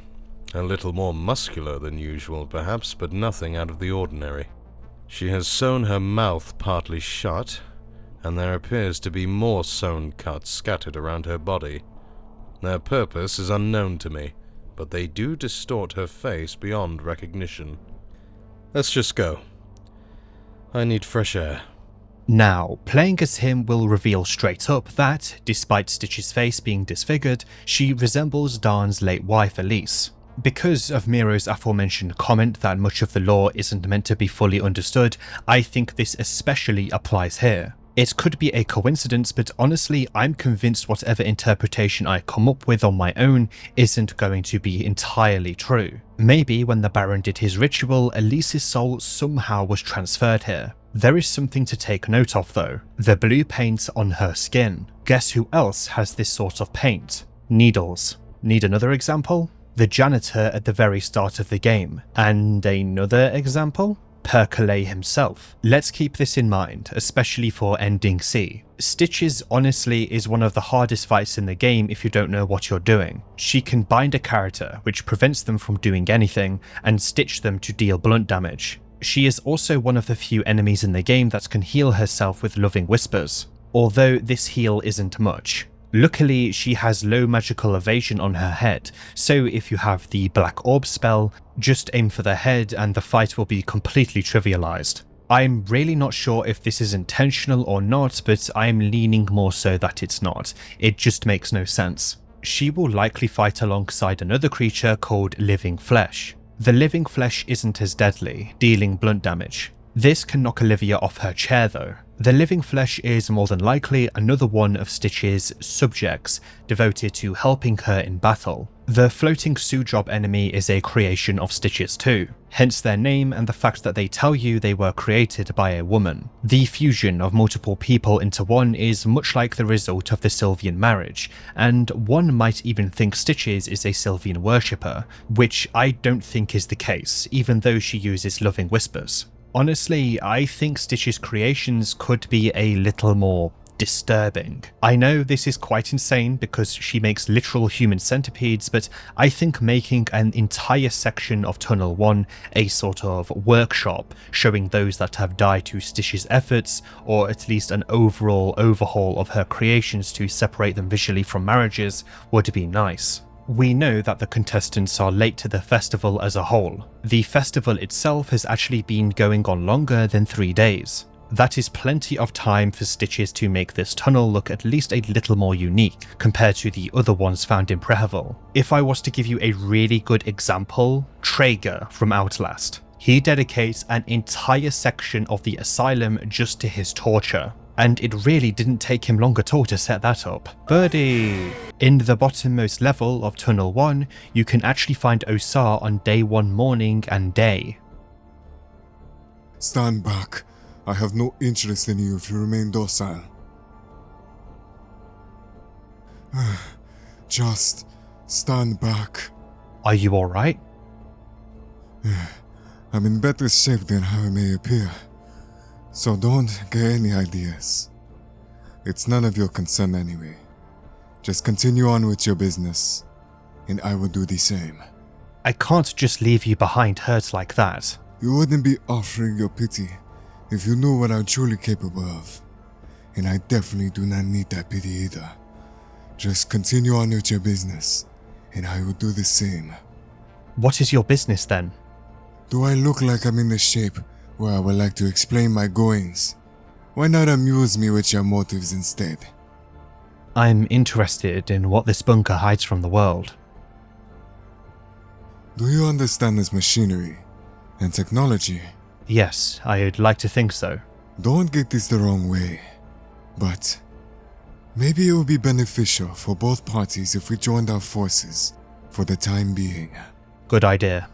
If you pick the right options here, you can have Osar join your party, but you'll realize that he's more hurt than he's making out. He will join your party at 40 body. This is the only chance to recruit Osar, and considering how tucked away this area is in the game world, yeah, he is one of the hardest people to recruit in the whole game, if not the hardest. If you don't recruit him here, he'll start doing the thing where he jumps around the map and destroys you with hurting if you aren't ready. Honestly, considering Osar's personality, it does make sense that he's difficult to recruit. His entire reason he's here is because Nasra told him that things will go down, and, well, as a yellow mage, all knowledge is good knowledge, especially if you use it for your own goals down the line. What's the best place to get knowledge surrounding the gods? In a festival headed by one. And at the end of the day, if he has help from people, he can get even more knowledge. As a party member, he has La Danse Macabre and Hurting, making him one of the strongest allies at their base.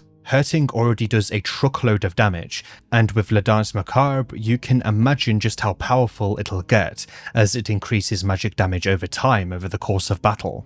Down here, you can also find the second and last coded letter that Abella can decrypt.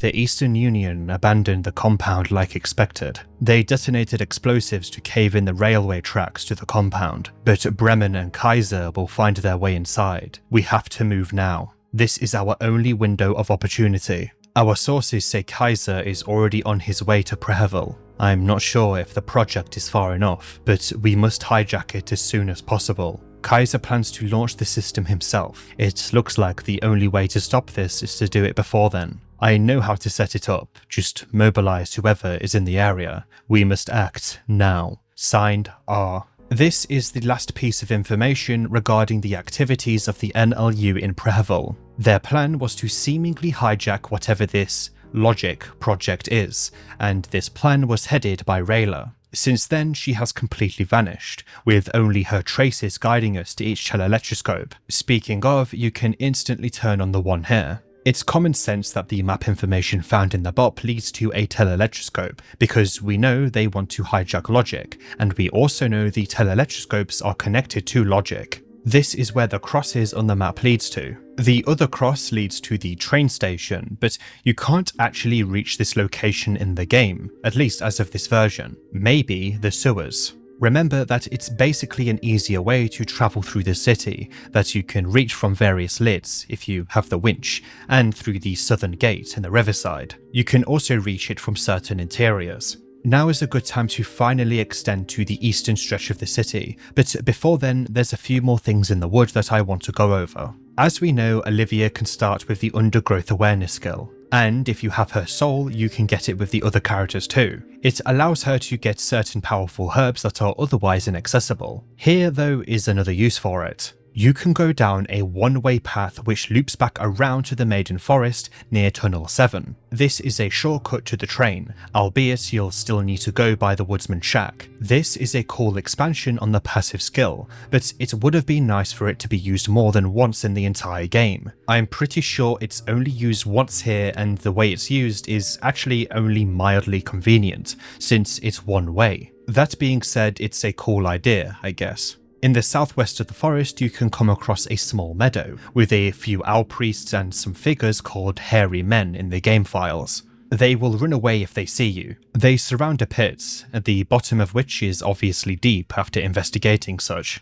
Jumping into this pit means instant death, not much else to say. This entire area is the very definition of optional, but at least there's some herbs around here. All we can do is speculate on what the cultists and the men were doing. Maybe these hairy men were sacrifices of sorts. But a closer look at their model in RPG Maker, we can see that they've grown animal heads, or are at least wearing a mask of sorts. Both the owl cultists and the hairy men are more than likely what Venushka cultists look like, being the god of nature. The masks they wear are actually fused to their face after all. You can have Darn observe this. At the bottom of the forest, you can find your way back to the shack to the north of the train with the asymmetric circle inside of it. The same one that Tanaka will comment on. You'll be on a small cliff and you can lower a ladder down to create a huge shortcut. If you use Vitruvius Tree on this circle, you will actually be able to go through the forest and into the western stretch of Prehevil very early on. I mentioned this earlier, but I want to put it into your mind where exactly we are.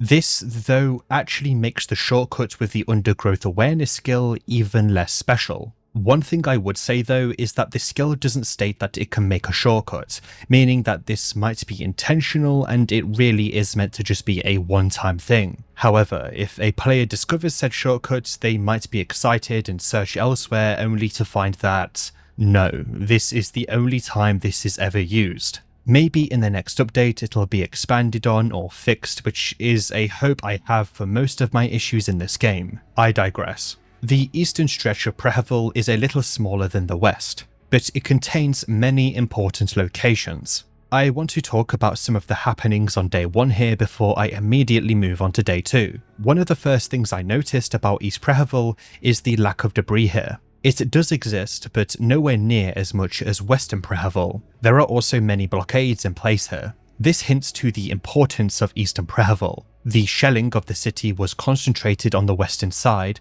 but not to the east. And we know that 2 of the crosses on the NLU map found in the BOP are in the northeast and the east. The forest, where the 2 other crosses are, has nearly no military presence. But ultimately, it wasn't shelled at all by the Bremen advance. Whilst continuing the trend of bobbies, one of the first interiors here is the bookstore. A bookstore! No matter how grim things might look, bookstores always have something soothing about them. I guess they are my safe space. This is what you call a bookstore. A hub full of scholars and knowledge. Look at this filth. The animal behavior in the human male. The Little King, 1985. A Tree Grows in Rondon, The Count Drago of Lyra, Leaves of Blue Grass, Escapism from the Dull and Mundane? Escapism is the plague of enlightenment. If you want to escape understanding, by all means do so. Have you actually read any of those books? I think even you might find some good ideas and interesting concepts among those pages. I think you're a bit too hasty there, buddy. A copy of A Tree Grows in Rondon was passed around in my unit, and nothing boosted the morale of the troops quite like that simple little booklet. Sometimes escape can be a good thing. I couldn't tell a good book from the bad ones even if I spent a decade studying that stuff. But even I wouldn't go saying stupid things like that. So many books, so little time. Being a writer must be tough. Of course, much of the book titles Osar read out were references to real books. 1985 being a reference to George Orwell's 1984, The Count Dragul of Lyra might be a reference to Count of Monte Cristo by Alexandre Dumas, etc. In the evening of day 1, you might actually find Marina reading some books here, but only if you rescued her in the situation that she was captured by Henrique in the Mayor's Manor, or should I say, the Gentleman's Manor. If you are playing as Marina, she will make a silent observation that a chair in the center of the store is one that she used to sit on as a child, whilst reading for hours on end. Otherwise, she will speak to you. Take a book, take a seat, and forget what's going on outside.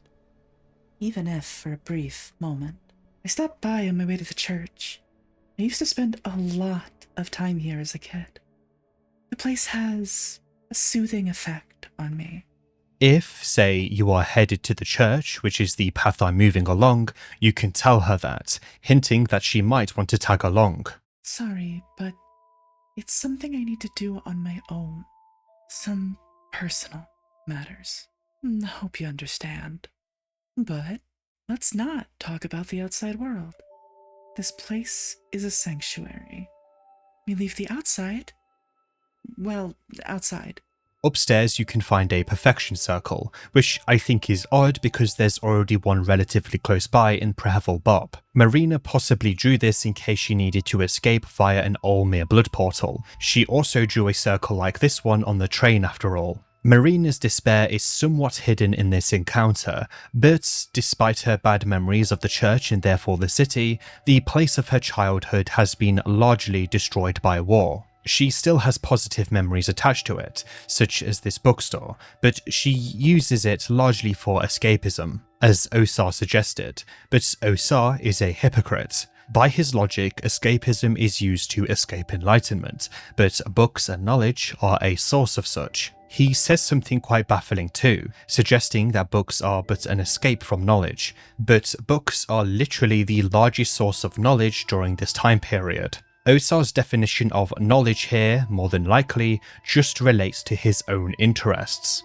being the interests of the gods and how to manipulate them, secrets that aren't written in common tomes. Osar, at the end of the day, is smart, but ultimately very focused on his own goals, to the point of coming across as ignorant to the knowledge that wouldn't ultimately be beneficial towards him. Sleeping in the bed upstairs may result in you being awoken by Samari if you're playing as Marina. The encounter is largely the same as the one already discussed. Next to the bookstore is also a hotel. It doesn't have much at all inside it, but there's some very interesting party talk that can occur. This is the hotel I was planning on staying when I booked the trip to Prehevil. Looks like the place was pretty shabby, even before all of this went down in the city. This place could really use some fixing up. The floor planks are in a serious need of grinding and varnishing. There's obvious water damage on the walls. You can tell that for 100% certainty. Just look at the wallpapers, if you couldn't tell by the moldy smell already. And let's not even start with the stairs. There was talk about the owner of this hotel when I was young. Apparently they found 7 skeletons from his basement. They were all children he had murdered. Levi's comment is the most interesting here, and there is kind of no follow-up. This is fine though, because there are all sorts of rumours in cities akin to this one. Progressing east, though, you may come across a curious sight. A man in a yellow cloak moving north with a heavily armoured soldier beside him. If you don't flee in time, the soldier will take aim and fire after the man in yellow looks towards you. After that, they will progress north. So north from here is the northeast section of the city, also known as the temple site. Something of importance must be there, so important in fact that this man in yellow is being escorted there by what looks to be an elite soldier of sorts. We can safely presume it to be a Bremen soldier because they are currently in control of the city, even amidst its current state. So what makes the figure he is guarding? The Kaiser? Before I talk about the Church of Olmir here, further east is an area that, honestly, feels unfinished. I would critique it pretty heavily because of this, but I know there will be a fishing system added in the coming update,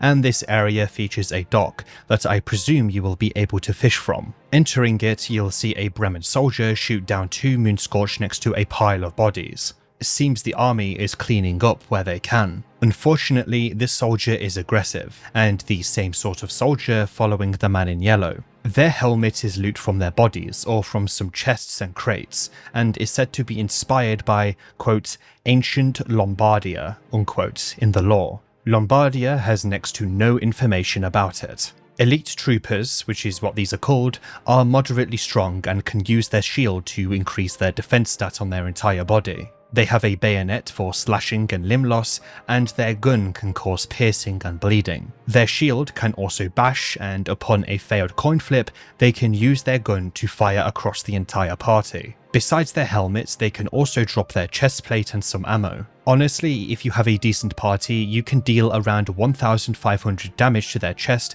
and kill them before they can take a turn. Talking to them in battle is useless too. They are the very definition of a faceless killing machine. A curious thing about them is that, if you diagnose their body with or as Darn, he claims that their anatomy is unnatural and their proportions look off. They aren't Moonscorch though. In battle, they seem to be larger than the average human. He theorizes that the Bremen Empire might actually be running experiments on these soldiers. Karen would be happy to hear this. Wouldn't be completely surprising if that's the case either, but it also speaks to the absolute determination of the higher-ups in the Empire to deploy them here. The NLU theorized that the entire reason the Eastern Union handed over the city so easily is because they didn't think that the Kaiser would be able to fully understand and control logic. Whatever logic is, the Bremen Empire are confident in performing an all-out invasion by also deploying experimental troops. The Church of Olmir is the last location I want to discuss on day 1,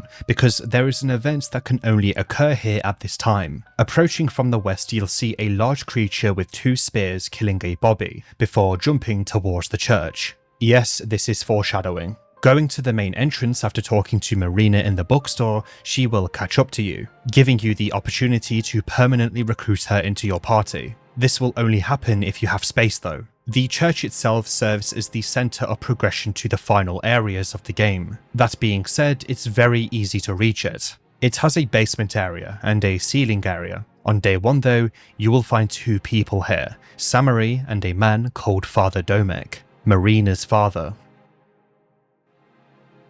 Please wait, Father Domek? You are Father Domek, are you not? Your daughter. That's why I'm here. Marina. Because of her. I'm here because of Marina. What are you muttering about? Speak. I'm here because of Marina. That person died in my eyes with his mother and their dirty little secret. What a disgrace. What a cowardly path to take. In any case, Marina is far away. You won't find him here. You are the last thing between Marina and me. And she is coming here. Any time now. You have to vanish for her to be truly happy. Before she gets here. I need to do this. What did you say? Did you say that she's here in Prehevil? You put her through so much hardship. This is what she'd want too. What in the bloody hell are you talking about? Talk, you dirty wench. Get your hands off me.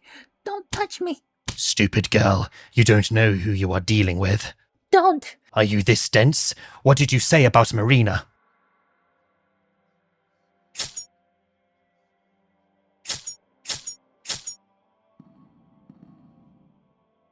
You dirty whore of Babylon.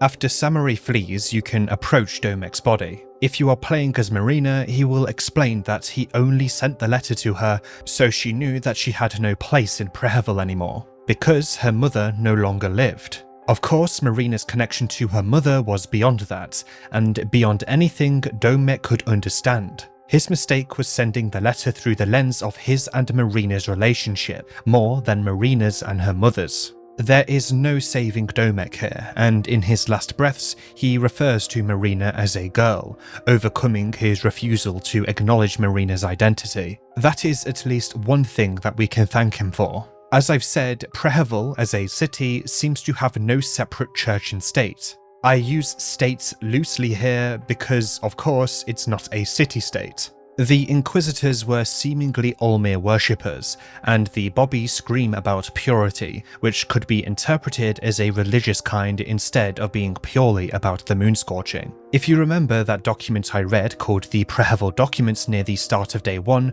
we know that Prehevil used the church as a front, whilst conducting rituals to the old gods, which Olmir is not. He is an ascended god. Prehevil itself is also remote according to said document, which is probably another reason why it was so easy for Bremen to take it. Resources and defense couldn't be allocated in time from the Eastern Union to defend the city further. Whilst the law might have used brutal methods, which is also why the city is referred to as unwelcoming in the very same document, they may have done said methods in the name of Olmir. Maybe the worst criminals were sent for occult practices in the parts of the church hidden away from public eyes, being where old god worship takes place. Speaking of, where is the prison in Prehevil? The game itself doesn't allow you to enter every single building, which obviously makes sense, and I wouldn't want the game to have that option, because it will become overbearing and the pacing would be in the gutter. But I find it hard to believe that every single prisoner would be sent to the depths of the church, which do contain cells by the way. That is the whole basis behind my initial point of the worst prisoners being used in the sacrifices. Even buildings that you can't enter have some sort of iconography that tells you what the building is without having to enter it. For example, outside the department store are what look to be advertisements for a theatre play, a radio show, and maybe even a movie. There's an observatory which you can see down the very same street, which has a massive telescope peeking out the top of it. Of course, we don't actually have access to the entire city, because the map is cut off in certain places, and the map itself reflects some areas of the city that you cannot go in, such as the train station. But it would have been nice to know where petty thieves and such go, because the idea that everyone who breaks the law is used as a pawn in the name of the dark arts is quite absurd. Even a simple building that you can't enter with a plaque saying Prehevil Prison would satisfy me here. The first game had an entire section dedicated to a prison, and that dungeon had practically been converted into one big sacrificial ground, thanks to the various energies by the old gods. I would apologise for this potential nitpick, but this isn't necessarily a negative, but rather something that could be added to make the city a little more believable when it comes to law enforcement. At the back of the church are 3 podiums, and the stained glass windows behind them hold some meaning, which is written below them on the plaque on the podiums. From left to right, the fellatio of mankind, the martyr that tries to overcome its idols, the hunger and vengeance. I don't believe the exact meaning of these is meant to be known, but the center one heavily reminds me of Lagarde in the first game, in both look and meaning, although it's most likely another depiction of Olmir. The left one might speak to the lust of mankind, and the right one the constant loop of hunger and revenge, which causes many conflicts throughout history. The one on the left though, being a fellatio, seems to be a depiction of Olmir receiving one by a king of sorts. This likely refers to the absolute power that he had over the establishment after he raised from the dead and destroyed the current world order during his conquests, including the new gods of that time. Maybe this also signifies the power gap between the ascended and new gods, and by extension the old gods and the new gods, because remember, ascended gods are akin to old gods in terms of power and influence. The comparison to Jesus really does stop after his death and ascension. He isn't by all means a great person, but one who was filled with a massive amount of vengeance that his mortal self once felt. He was, and is, deep down, human. There's also a book here on an altar. Quote, "Eye for an eye leads to everyone being blind, but when everyone involved is blind already, there is very little to lose. Blind in your quest for power? I am blind in my quest for vengeance." Unquote. I believe this is actually written by Olmir himself, or at least written to be from his point of view. Vengeance was very much the stimulus of his conquests. I initially described the Inquisitors as zealots, but honestly, considering Olmir's history, he might approve of their ideals. Now, here is an expansion on Olmir's origin. In the Olmir Skin Bible, it is mentioned that Vitruvia, another deity and potentially a servant of Sylvian, created Olmir after seeing flaws in the initial design of humanity. Herein lies the entire discussion of the extent of even an old god servant's power, and from there the true power of an old god. If a servant of an old god can create a being that shifts the entire state of the world and the history in said world forever, then just how powerful are the old gods? This goes to show just how eldritch they are. We know that at present they are fading from the world, but their traces remain, although the term fading could truly mean anything: dying, simply leaving, etc. Whilst Fear and Hunger's history is very much set in a singular world and timeline, I think the very nature of an eldritch being is all-encompassing. Perhaps they have control over multiple instances of the world, or different worlds entirely. They do encompass the laws of reality after all. In the church, you will also find a note called the Craftsman's Note. "James, it happened again. Those kids stole the tools for the umpteenth time. If I ever catch them in the act, there's going to be hell to pay. The priest told me that everyone under the Ascended One share all possession. Nothing is mine and nothing is yours. All is that of Olmir." What mumbo jumbo? That might work for the priest and all, but he's not the one doing these renovations under a strict schedule. In the future, I will hide the toolbox. I got the perfect spot in mind already. When you enter the second hall, you know those statues? They are pointing, one to another. Just follow their lead. The last one points at the spots near the wall. I will leave the box under the floor tiling there. Also, just to make it more difficult for those thieving little rats, I decided it's best to close the underground passage to the renovation site. Father Domek took one of the key effigies to his orphanage. One was left for the priests here, and I will take the last one to my own apartment. So if you need to use the passage, let me know. This will update your map with these effigies. They are placed to the front of the church on the 3 podiums, and each represent the art on the windows. Now we have 2 objectives marked on the map, the telelectroscopes and the effigies. There are 3 of these each. Yes, there are 4 crosses for the telelectroscope and not 3. The one on the museum is where you need to go once you've activated all 3 of the telelectroscopes. So far, I've mentioned the ones in Tunnel 7 and Tunnel 1. I've left the last one and the effigies for my Day 2 discussion. To get to the museum, you need to place the effigies on the podiums, which will then unlock the path to the Temple District, most notably containing the museum and the Hollow Tower, which was established at the start of the game is what the characters canonically use as a landmark to orient themselves. You can actually go to this district without going through the church, but it requires you to destroy a gate with 4,000 health. Good bloody luck getting through it. I like that it's an option though. If Miro didn't want you to skip the church entirely, he'll just cap the gate's health at 1,000,000 like he did with the obelisk. The gate is simply a means to get back into the city from the other side, being the Temple District. With an objective laid out, we can begin the hunt for the last telelectroscope and the effigies.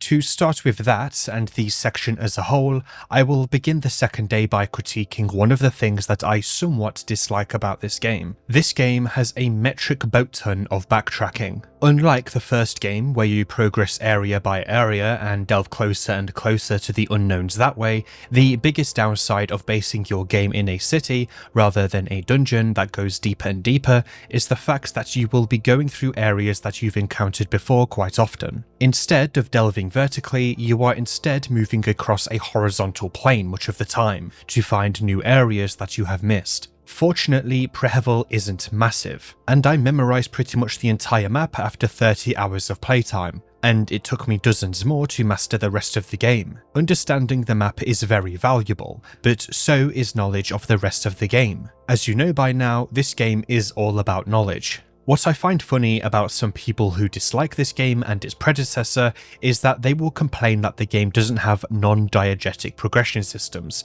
such as leveling. At least in the classical and most common sense, and not in a game like, say, Dark Souls, where souls themselves are involved in the lore. What they fail to understand is that the knowledge you get in the game is the leveling. The more you play, the more you know, and the more you know, the easier the game becomes, because you will be able to topple the threats much easier and more consistently. The diegetic example in this game are the Soul Stones, which canonically are involved with souls and improving one's abilities at a hexen table. I previously covered Trenchface, and I know that some people dislike that game for the same reasons, being that there is near to no progression systems inside of it besides the gear. That game actually has even less progression systems than Fear and Hunger, meaning that there are none besides the knowledge that you gain on every run, and the scarce amount of searching and shopping that you can do. The atmosphere of that game is incredibly overbearing though, which I understand isn't everyone's cup of tea. There's nothing wrong with not liking Fear and Hunger because of the way it handles progression, but at the end of the day, it helps to understand the intention behind the execution, so that your opinion is at least respectable. That being said, Termina is aware of the backtracking, which may come across as tedious after some time, which is why there are things that occur in this game to keep you on your feet. Of course, Needles will stalk you in specific areas, presuming he is alive. You may hear his manic laughter as he does this. The mob exists too, but there's more than that. Allow me to introduce the death masks. Around the map are coffins which, like the mob, are tied to certain tiles, which have a chance to spawn death masks out of them if you walk over them 3 times. Unlike the mob, you can consistently run from them because there's only one of them at a time, so they can't really pincer you. But they are very fast, and if you've not cleared the area of other enemies, you may just be pincered either way. One such example is just outside the main gate into the city, with a lot of Moonscorched. This area has a coffin right beside it. Death masks are one of the strongest enemies in the entire game. They sport a massive 3200 HP on their torso, and can consistently hack and slash away at you to deal limb loss. Like many things in this game, they are not worth fighting at all, mostly because they won't drop anything of worth. At least the mob gives you the bench grinder for the meat grinder weapon, which is, you know, the strongest melee weapon in the whole game. My usual tactic is dropping a bear trap in their path, and then shooting them after they stop moving. But this is very hard to do considering how fast they move. Miro himself actually voiced the death masks, and by voiced I mean he made the freakish sounds that they make when they swing their blades. As for their lore, the only feasible way to get such is to look into their item description for their mask, as talking to them results in nothing. Their mask is found in various loot tables and can be acquired from their body as well. The description reads, quote, "A burial mask used in Old Bohemia. The mask is designed so that the death gurgle of its wearer sounds more like laughter and joy. Because of its connections to death, the mask has otherworldly properties." Unquote. Maybe Rare's magics are raising these folk from the dead, which will make sense coming from magic associated with the Trickster God. Either way, cool enemy, neat design, just watch out for coffins. Some coffins are locked and some aren't. You can tell which ones have a death mask inside of them, if they don't have a lock on them at all, but rather a few chains. From the morning of day 2, you can find that some characters have also moved around. The best approach here is for me to go over the events in the areas already covered. Day 1 doesn't have as many events as the other 2 days, despite that section of this video being the length it is. That's because I also used that section to establish most of the map and my initial critiques. At the top of the stairs from the centermost entrance into the city, you will see Pav holding Marco at gunpoint, and maybe even Tanaka if he is alive. Oh, take it easy. It was all just a big misunderstanding. We continue our separate ways, and everyone stays alive for tomorrow. It's easy to feel remorse when you're looking down the barrel of a gun. You can choose to interfere or not. Not interfering will mean Marco and potentially Tanaka will get shot. Fighting Pav here isn't hard, like pretty much all contestants outside of their moon-scorched forms, besides Osa, of course. As for how this altercation started, Marco would explain that he saw red when he saw a Bremen officer. So despite Pav's assholeness, Marco did actually start this fight. Marco was retrieving a wheelchair for Olivia, who is back at the train. Tanaka will retrieve it instead if Marco is dead, and Pav won't be here since Marco wouldn't have had the chance to assault him. After this, you might see Marco teaching Tanaka some boxing tricks, presuming if they survive, that is. This is actually one of my favourite interactions in the entire game, because it shows Marco's care and profession at play. The two have a nice dynamic and is expanded on during day 3. Tanaka is actually one of my favourite contestants, because he is very relatable and goes through a hero's journey of sorts.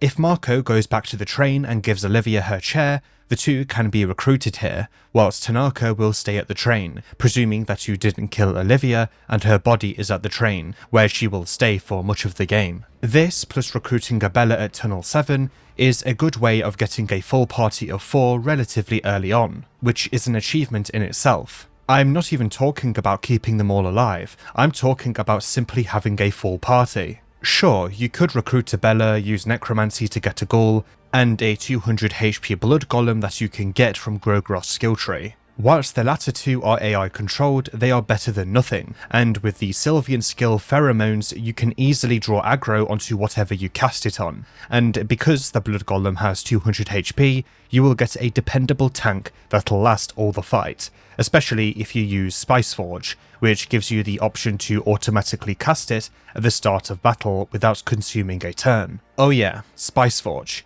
aka my favourite skill in the entire game. Spice Forge is from Osa's skill tree and allows you to customize many spells by attaching one of 3 spices to them, white, red or blue. Each spice affects the spell in a different way. White automatically casts it at the start of battle. Red buffs the spell in numerous ways, mostly by making it cast twice, and blue reduces the mind required to cast it. I would gush about how much this opens up the game to you, but it should be obvious how great this is. Sadly, it's locked behind Osa's soul, meaning that you need to start as him or kill him, and invest some souls towards the skill itself. I hope in Fear and Hunger 3 there are more skills akin to Spice Forge, being skills that let you customize other skills in such a way. Maybe even a version for physical skills, where you can modify stances and techniques. In the western stretch of Prehevil, you may find Levi and Caligora in the morning. This is presuming, of course, you didn't recruit him in the restaurant.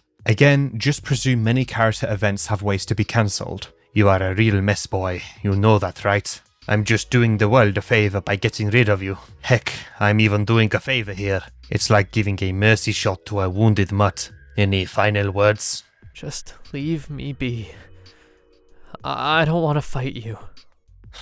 You don't want to fight, huh?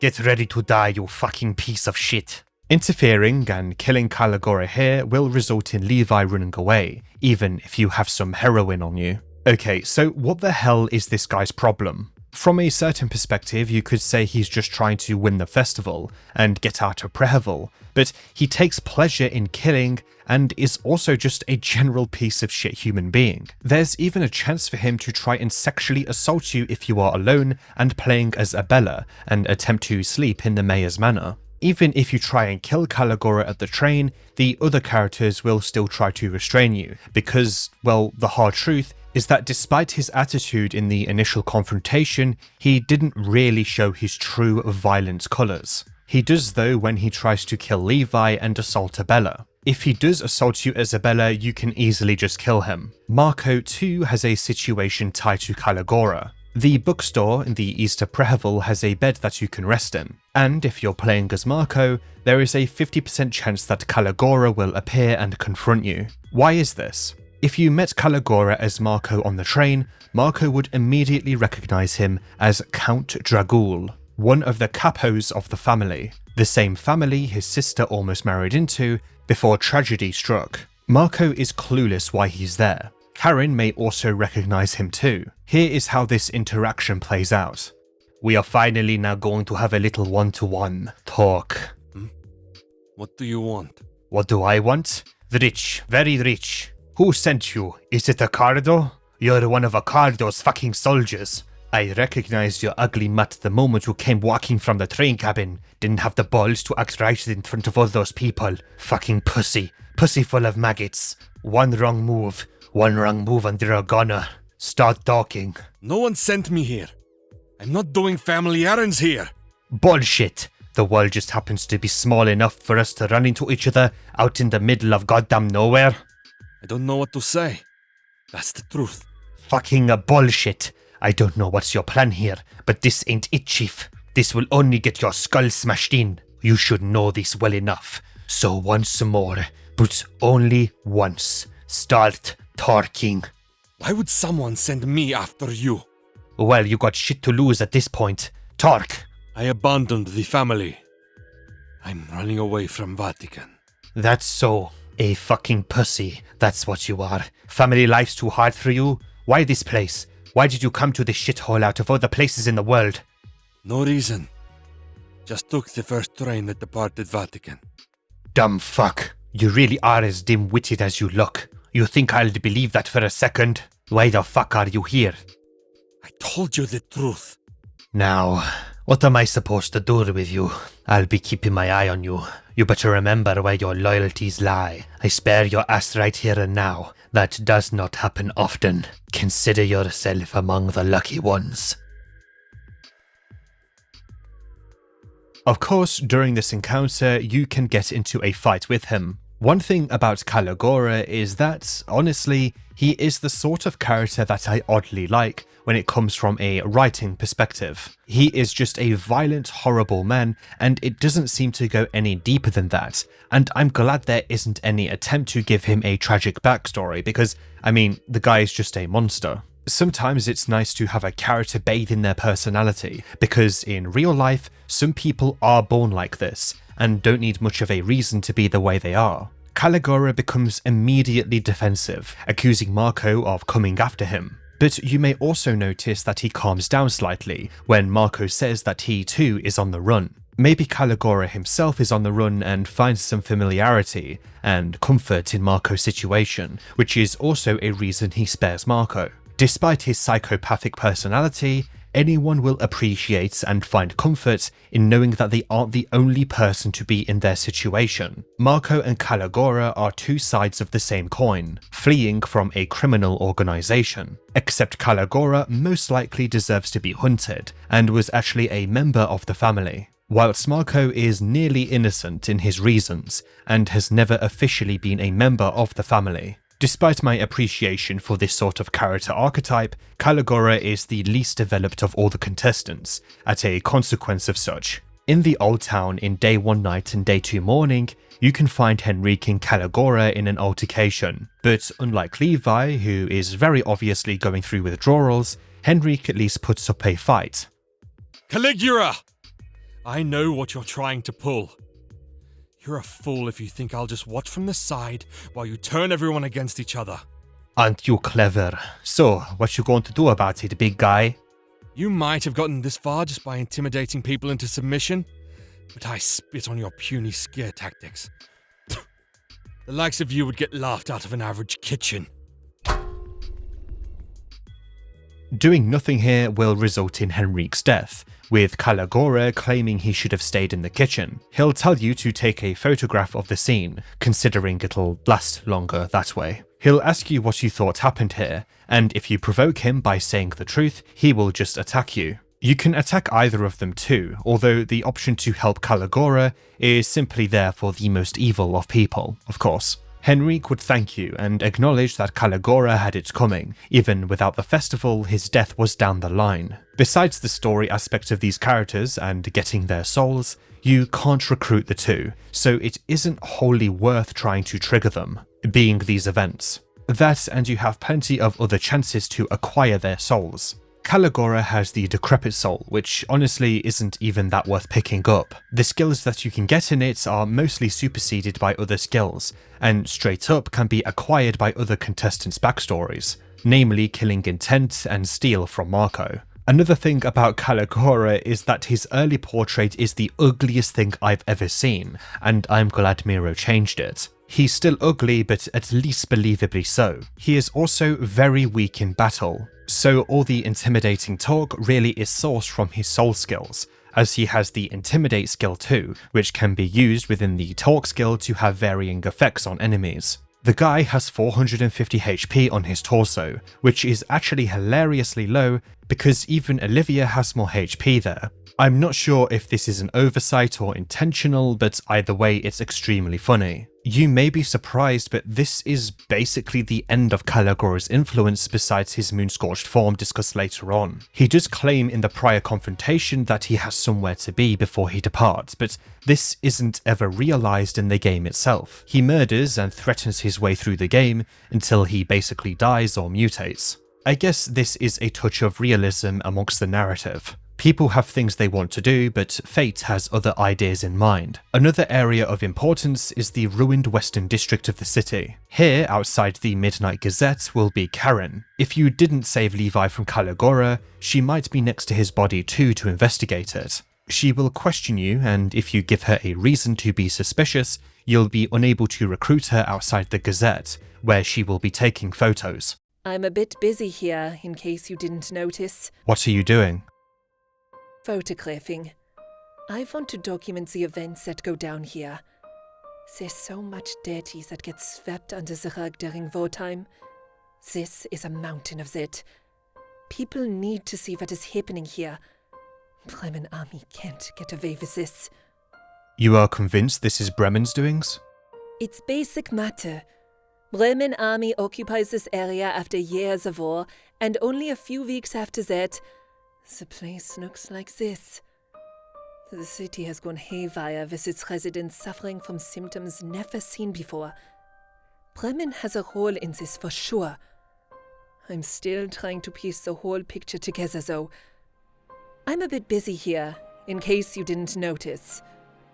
Despite her being busy, she will tag along with you unless you made her suspicious. I guess it makes sense canonically that she would take pictures while she is in your party, and venturing through the rest of the city. The Midnight Gazette itself has 3 floors, including a basement. Honestly, this place is relatively empty, which is a nice break considering how chaotic the ruined western section of the city is, especially southward, where there are a lot of enemies and landmines. In the basement is a dead body too, which is the most interesting part about it in my eyes. One function of the Gazette though is a hidden path from the basement to a closed off section of the city, which is usually inaccessible thanks to rubble. You will find another house here which is a simple long corridor leading to an isolated garden. You will find Rayla here, who will promptly vanish whilst also leaving behind the one-winged necklace. Besides some magic defense, it also applies a status called Last Defense when the wearer falls beneath 50% health, which reduces damage by 40% when they are under that threshold.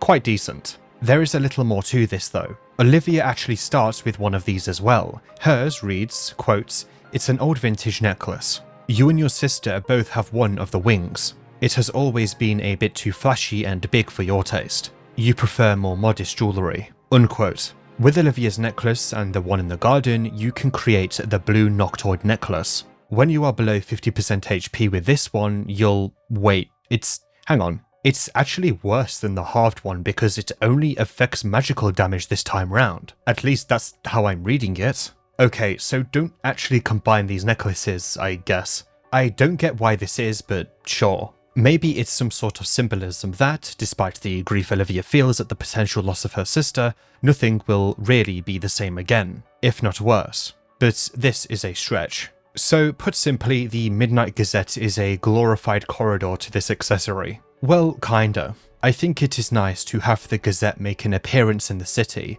because it shows beyond Karen herself and her writings featured in the game, the influence of the news agency is quite large. Karen, though, describes this place as shabby in party talk. Even amidst the war and the festival, I think she's still comparing it to the other offices that she is familiar with, which says a lot about her personality. Karen is a really good character, by the way. I mentioned much earlier that Karen is what journalism should be, which are on the ground and experiencing things rather than journalists that sit, read and assess a situation without considering any sort of bias. Of course, some forms of journalism and some topics can be written about without having to do this. Karen is also quite harsh and is the NPC who walks away from the rest of the group at the start of the game, at least the one that you can see do so. Karen is looking for a scoop regarding the war over Prehevil. A scoop, for those that don't know, is basically the first piece of information about a story, leading to other information and pieces to be written about it.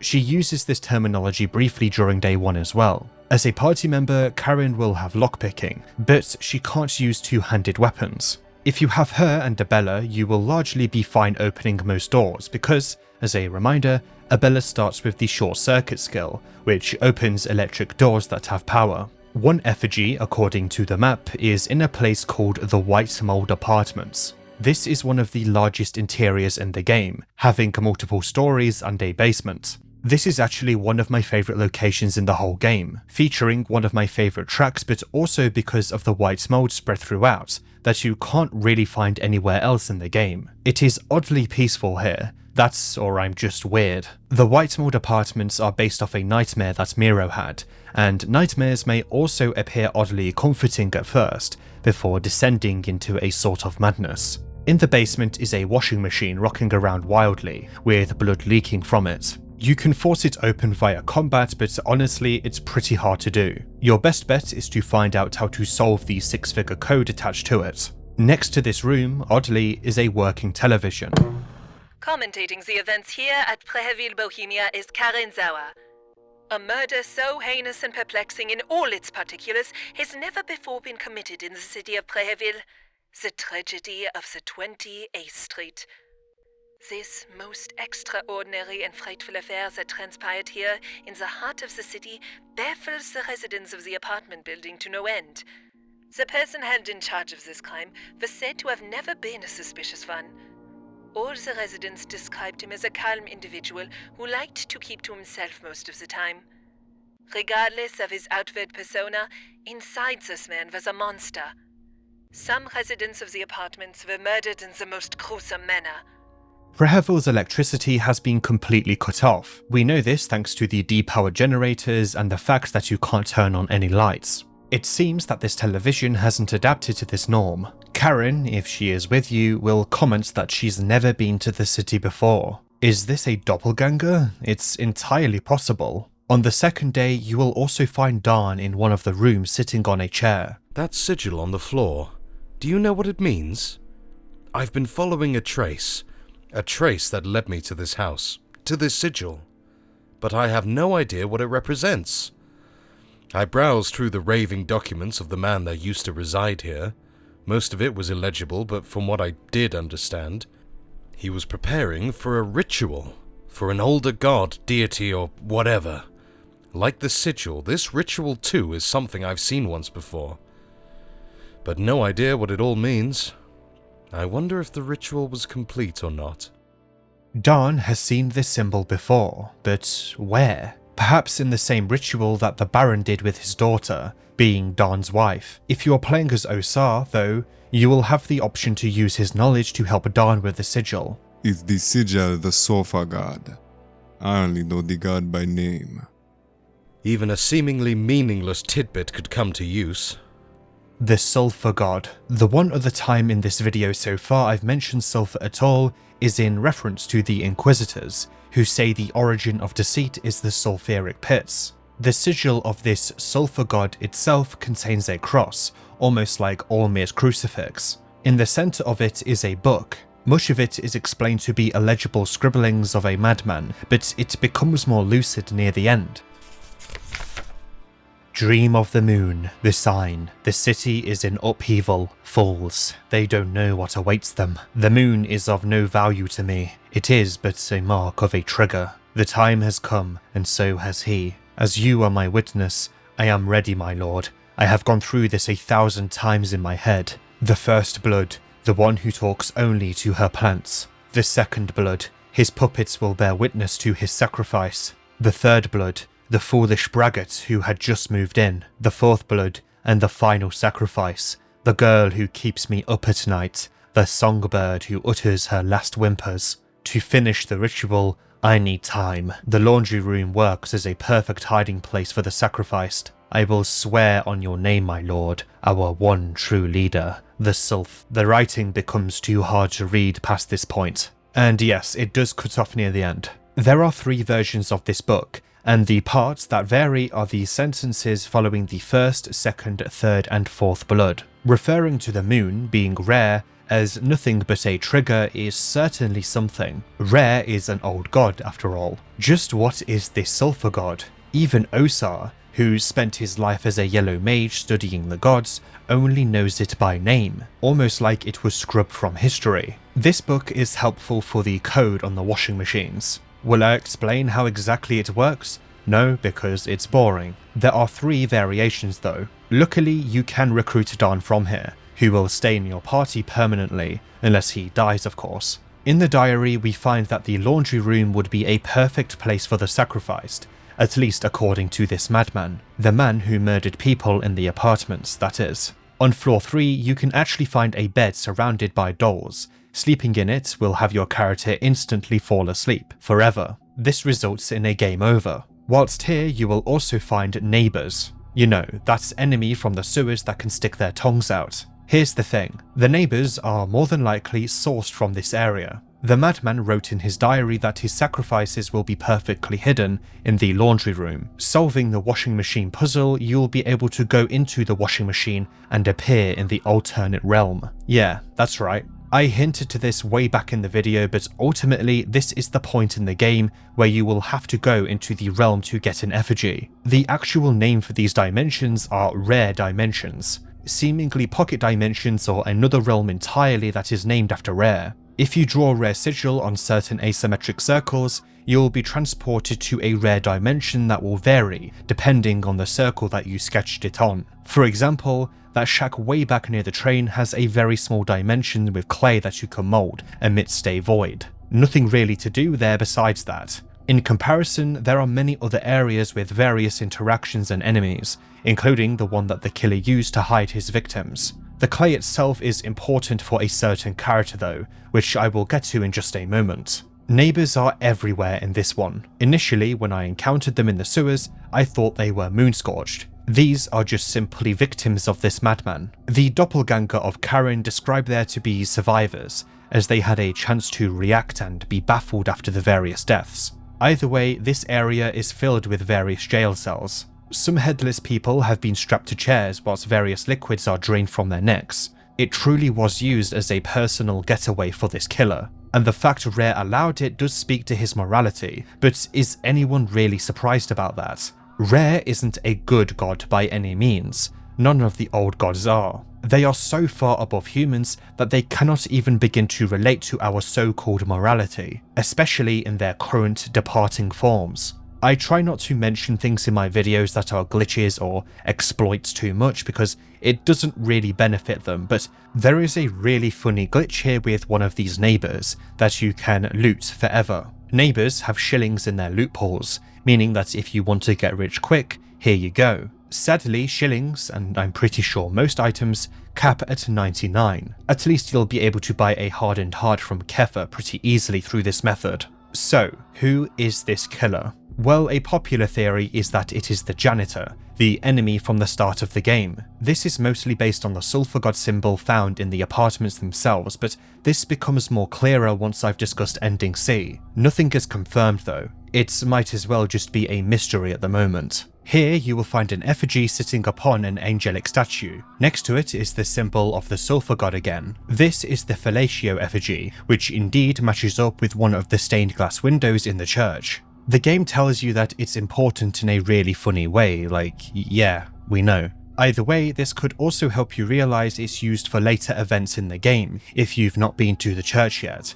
which is fine, because you can actually discard them, which is hilarious, because if you do so, you'll essentially be soft-locking yourself, unless you can destroy the really sturdy gate I mentioned. Honestly, because of the infinite inventory space in this game, there's nearly no situation in which you'll actually want to discard items. At least one person playing this has tried to discard Nosra's head as Osar, but he's one of the items in the game you can't discard, so good luck with that. Another thing you'll find here is a golden gate, which won't open unless you get a certain amount of affinity with rare. Let's not get ahead of ourselves though. I will actually be returning to this specific area in the game in my day 3 discussion. With one effigy down, I want to actually talk about another rare dimension that is actually found in the woodsman's house in Old Town. This one is small, but inside is a man. Another one heeds my call. Just remember that you came to me, not vice versa. Tell me, oh naive one, do you believe in the pitch black darkness? I live in and for darkness. Truly, the true darkness is a rare gift. The saying goes, there is no light without it casting a shadow, good on one hand and evil on the other. Good can come from bad places, just as bad can come from good. A constant struggle, a game even. That is how it is meant to be. That is how it was. A man listened to his spirit, and you could tarnish that spirit so easily, but it wasn't to last. Then people started to worship a new god, a god called the Science. Suddenly, everything needed to be calculated before being put into consideration. There is no good or evil behind that scope. Maybe my time has come to lend a sword once again. I will aid you in your quest. See you soon. As long as you don't show confusion, he will say that he will aid you on your quest. Outside the woodsman's shack, Black Kalev will be waiting for you, and you can recruit him. So Black Kalev is, pretty terrible in combat. He can also just straight up leave the party at certain points because he's an animal, but you can try to recruit him again back at the woodsman's house. The man in black is very enigmatic, but if you carve 12 clay figures into your character's liking and have Black Kalev witness such, you can return to the man in black for some very interesting exposition. Carving an idol of yourself, I see. Humanity and their endless yearning. I stood next to your celebrated Christ, Olmir the Ascended One, as he carved his idol. To condense his true essence, he carved that macabre being from the depths of his subconsciousness. To confront his shadow, the unknowable, the imperfection that obstructed his pursuits of absolution. As one, the Ascended One became two. That was when humanity finally reached the heights it had always strived for. Only it was not two gods that mankind yearned for now, was it? If the other one had dug deep within Olmir's subconsciousness, it had to be sent back just as deep so it wouldn't obstruct the newfound order. Cast away so that true absolution could be reached. Cast away deep, all the way down to the sulfuric pits. But which one was it that got cast away? The conscious or the subconscious of the Ascended One? If you continue carving idols big enough to rival the old world order, you won't know which side of you prevails. It could just as well be you who gets squashed as your shadow runs loose. The topic here is obviously Olmir, and the man in black confirms that he witnessed this act, potentially making him one of Olmir's first disciples. According to the man in black, he, being Olmir, cast out a part of him that stopped him from absolution, from true ascension. But the question is, what part of him exactly was carved out? Whichever it was put so far out of existence as to not disrupt the New World Order that Olmir had created after his conquests. As the man said, if you continue to carve away at yourself, you wouldn't know which side of you prevails, because the you will begin to deteriorate eventually. At least that's how it comes across as. This part of Ulmir was cast away into the sulfuric pits. Now, remember again the Inquisitor's dialogue about the origin of deceit. Yes, the sulfuric pits. Taking this lore into account, maybe it really was the negative and deceitful parts of Ulmir that were cast out into these pits. And maybe these parts eventually gave a form of its own. Maybe the Sulfur God. This makes sense. A consciousness or a subconsciousness is still a consciousness, and if Ulmir continued to carve and carve, maybe it truly did become a being of its own over time. As I said before, Black Kalev isn't a very good party member, both stat-wise but also because he can just up and leave. He is still a goat at the end of the day. You can sacrifice him to Grogeroth at least. One addition to this game is the fact that party members, except Kalev, fight back against you if you try to sacrifice them, unlike the first game where they kinda just accept it, which made no sense. Kalev is essentially a much worse version of Moonless from the first game, who will actually level up over time. Kalev at least doesn't develop panophobia at Zero Mind. Speaking of Moonless, the Foundations of Decay below the sewers is one area that I decided to mostly leave until now. The map, thanks to the NLU document in the Prehevil BOP, shows the locations of the telelectroscopes. One of the areas isn't accessible on the surface, so the only logical explanation is that it's in the sewers. At the end of the Foundations of Decay, you will find a large room. In the distance, something will approach, and battle will begin. You will have a few turns to prepare here, so if Marco is in your party, Bob and Weave is best activated. Le Dance Macabre and Adrenaline Rush will also begin progressing. You will need to prepare here, because what approaches is Moonless. She is much larger than her first game counterpart, having two powerful weapons from the first game lodged into her as well, being Miasma and Black Steel. Through various means, she will destroy you in battle, from paw attacks to bites that deal bleeding and infections. Miasma embedded into her back is also able to perform damage some turns into battle, and cause toxic alongside base damage. You can dislodge Miasma and Black Steel from her back, the latter of which you can pick up. It's an incredibly powerful sword. I made a mistake in my first Fear and Hunger video by saying it's inspired by Sparda, but honestly it's more so inspired by Soul Edge from Soul Calibur. I honestly see the sword as a mix of both. Once you have the swords dislodged from her back and are also capable of dealing, Jesus Christ, 7,500 damage to her torso, the battle will be over.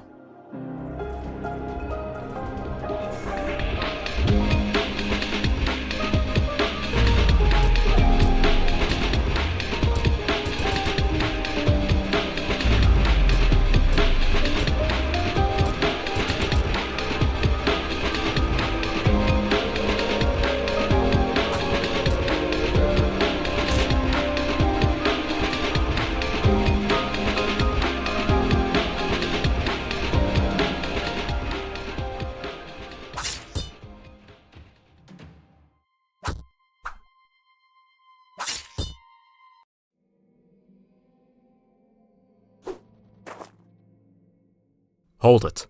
I'll take care of her. Easy, girl. Easy. You did good. These ones are not the enemy. They're friends.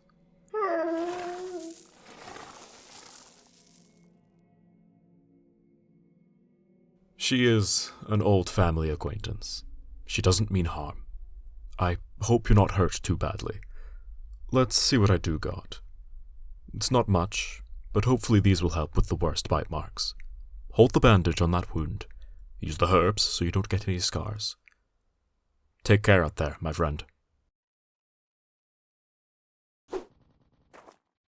Moonless will depart after this, never to be seen again. One thing here with the mind read skill is that he actually thinks to himself that Moonless is more like a sibling, rather than an old family acquaintance. This isn't really explained in the game, but it does support a theory of who August's ancestors are. I will get to this on day 3. August is a man of few words, and his lore is somewhat vague. If you try to intimidate him in battle, he will say, "What an ugly tone you got there. I bet you've been practicing that intimidation tone in front of a mirror, am I wrong? Too bad I've seen horrors beyond comprehension on my travels. No man can intimidate me at this point. But don't fret. I'm sure your voice might have had effect on me when I was still a wee lad. He has been to many places, and his relation to Moonless also speaks to this experience that he has in adventuring. We will have to come back to August because he does have an objective of sorts, and a history that you can find in the game. Ahead is another tunnel with 2 elevators. They are broken, but you can climb up and down the cables. One of them leads to the 3rd and final telelectroscopes. Oh, hello Doppelganger Tanaka. But the other leads to an interesting area. The foundations of the Church of Ulmir stretch all the way down here. How do I know it's for that building? Well, there is an elevator that leads to the Church of Ulmir and the Old Town. I mentioned the elevator all the way back then, and this is exactly what it's used for. A quick way to get from an early game to a late game area in a click of a button, but only after you've discovered both. A neat piece of quality of life. That being said, I'm not really sure why it was deactivated. There is no switch or anything. Maybe this is Domek's doing, so the Moonscorch couldn't get to the church. The room next to this one is a crypt filled with skulls and robe skeletons that you can knock over. A book here called The God Manifesto is written by a man named Donovan Hugo, also known as Father Hugo, a figure we are yet to see. I have read contrary beliefs, ridiculous beliefs even, from facets not to be named here. From an effete facet known in occult circles, despite his biased view on the world of the otherworldly. Just because this not-to-be-named Dark Priest wrote a book that is cited in most occult studies, doesn't mean his word shouldn't be taken with a pinch, no, with a jar of salt. Words about the death of an older god especially are nothing short of absurd. How do you kill an idea, an inspiration, or one of the primordial concepts once it is conceived? The thought will forever haunt your mind, as long as our consciousness is there to remind us of it. Once an older god is born, it has existed forever. A god, like a human soul, is not constrained by linear time and space. It can reincarnate multiple times within our history and future history without us knowing any better. They spawn from the green stream, but which spawns first? An older god in its physical form, or the concept our consciousness gave birth to? The mockery that is the new gods, the puppets yearning to become the puppeteers, should never be mistaken with the gods that dwell beyond our understanding. They are but byproducts of the immense influence the older gods hold on us. Just by flying too close to the sun, or why not the moon, one can obtain a glimpse of the true intensity that is the older gods. Men inherited the power from the beasts that walk before us. How could such power could even come close to that of the older gods? This is another expansion on the old gods. Obviously, Hugo writes about Enki skin Bibles, perhaps critiquing Enki's observation of the death and rebirth of the god of the depths in his God of Fear and Hunger skin Bible. Quote, "The forgotten and long dormant god of the depths perished that night. Only an older god never truly perishes. In its stead, the god of Fear and Hunger planted its roots and started to grow her influence on the surface world." Unquote. Even though Enki claimed the god of the depths perished, it was ultimately somewhat replaced and gave form to the god of Fear and Hunger. The exact process of this isn't known, and probably never will be, but one can assume the god of Fear and Hunger used the traces of the god of the depths to ascend, because remember, the god of Fear and Hunger is not an old god, it is an ascended god akin to Ulmir. We know the god of the depths still has some influence on the world, thanks to the beekeepers. They are evidence enough. There is also another better example of Enki stating an old god has died, Venushka. This is more likely what Hugo is critiquing here, because in that writing, Enki is basically outright saying that Venushka is dead and wasn't replaced, unlike the god of Fear and Hunger, who may have used the power of the god of the depths to resurrect itself, carrying on its own influence to some degree. What Donovan is writing about is the specific idea that the god's complete death is absurd, because the old gods themselves are essentially sentient concepts that will forever exist to some degree. The most you can do is, seemingly, destroy their physical forms, or banish them for some time. Despite them fading away from this world, they still remain to some degree, hence why their concepts and their magics remain present. This is how I perceive all of this anyway. I will talk in more detail about the unedited version of the Vinushka Skin Bible during day 3. This book is one of my favourites in the entire game, because it also delves into the new gods and calls them out for what they are, puppets. This was a really big theme of the first game, where the new gods were a much larger focus, but as Father Hugo writes, they become gods through the power of the old gods, and because of the nature of the old gods, this means the new gods are puppets of the old gods, who completely supersede them. As he said verbatim, men inherited the powers from the beasts that walk before us. How could such power come even close to that of the older gods? One comic strip I found by Canned Ghost made me chuckle during the time that I was writing this part of the script. Considering Enki is largely respected thanks to his writings and being enlightened, it does also come across as hilarious how hard Hugo goes on him. Dear Enki, I wrote you but you still ain't calling. As a side note, we don't actually know if Enki Ankarian is dead or alive during the time of Termina. Whilst the knowledge he acquired through his ending might have extended to immortality, we simply don't know. I theorize that he is alive though, because in the first game he followed in the footsteps of a man called Nosramus, also known as the Forgotten One amidst the Fellowship. Nosramus found immortality and helped Enki reject new godhood, and instead become enlightened. Nosramus also rejected godhood, and had lived for centuries, and considering the events of this game are around 400 years after that, Enki might still be out there somewhere. When writing about the god of fear and hunger, Enki actually wrote about the advancements in technology thanks to the strife humanity went through during the Cruel Age. This, in my eyes, is the biggest evidence he yet lives. Grogroth in the first game also explains new gods well, and mortals as a whole. Humans are too tainted by their own mind and ambition to understand purity. He talks of a perfect shape of fear and destruction, a god in this case. But the shape will never truly exist among men, because the shape will vary between every single human. If you could truly see the shape everyone shares, it would shatter the individual mind and existence. Humans are weak, and at the end of the day, completely unfit and unable to truly become a god. Hugo isn't wrong at all here, by the way. His logic is completely sound, and I even like the guy. About that very last part, you might think I'm lying, and that is because I am. I would somewhat like him if he wasn't an absolute freak thanks to his actions within the orphanage. The orphanage is found to the northwest of Prehevil, and is another area said to have an effigy thanks to the craftsman's notes. If you saved Levi from Caligora, you can find him here, where he won't run but instead will talk to you. As long as you aren't confrontational, he will join you, and won't need heroin, at least not to recruit him. Levi doesn't trust anyone, which explains why he is running. He knows everyone is in on the festival, and has seen violence firsthand. Does the voice still echo in your head?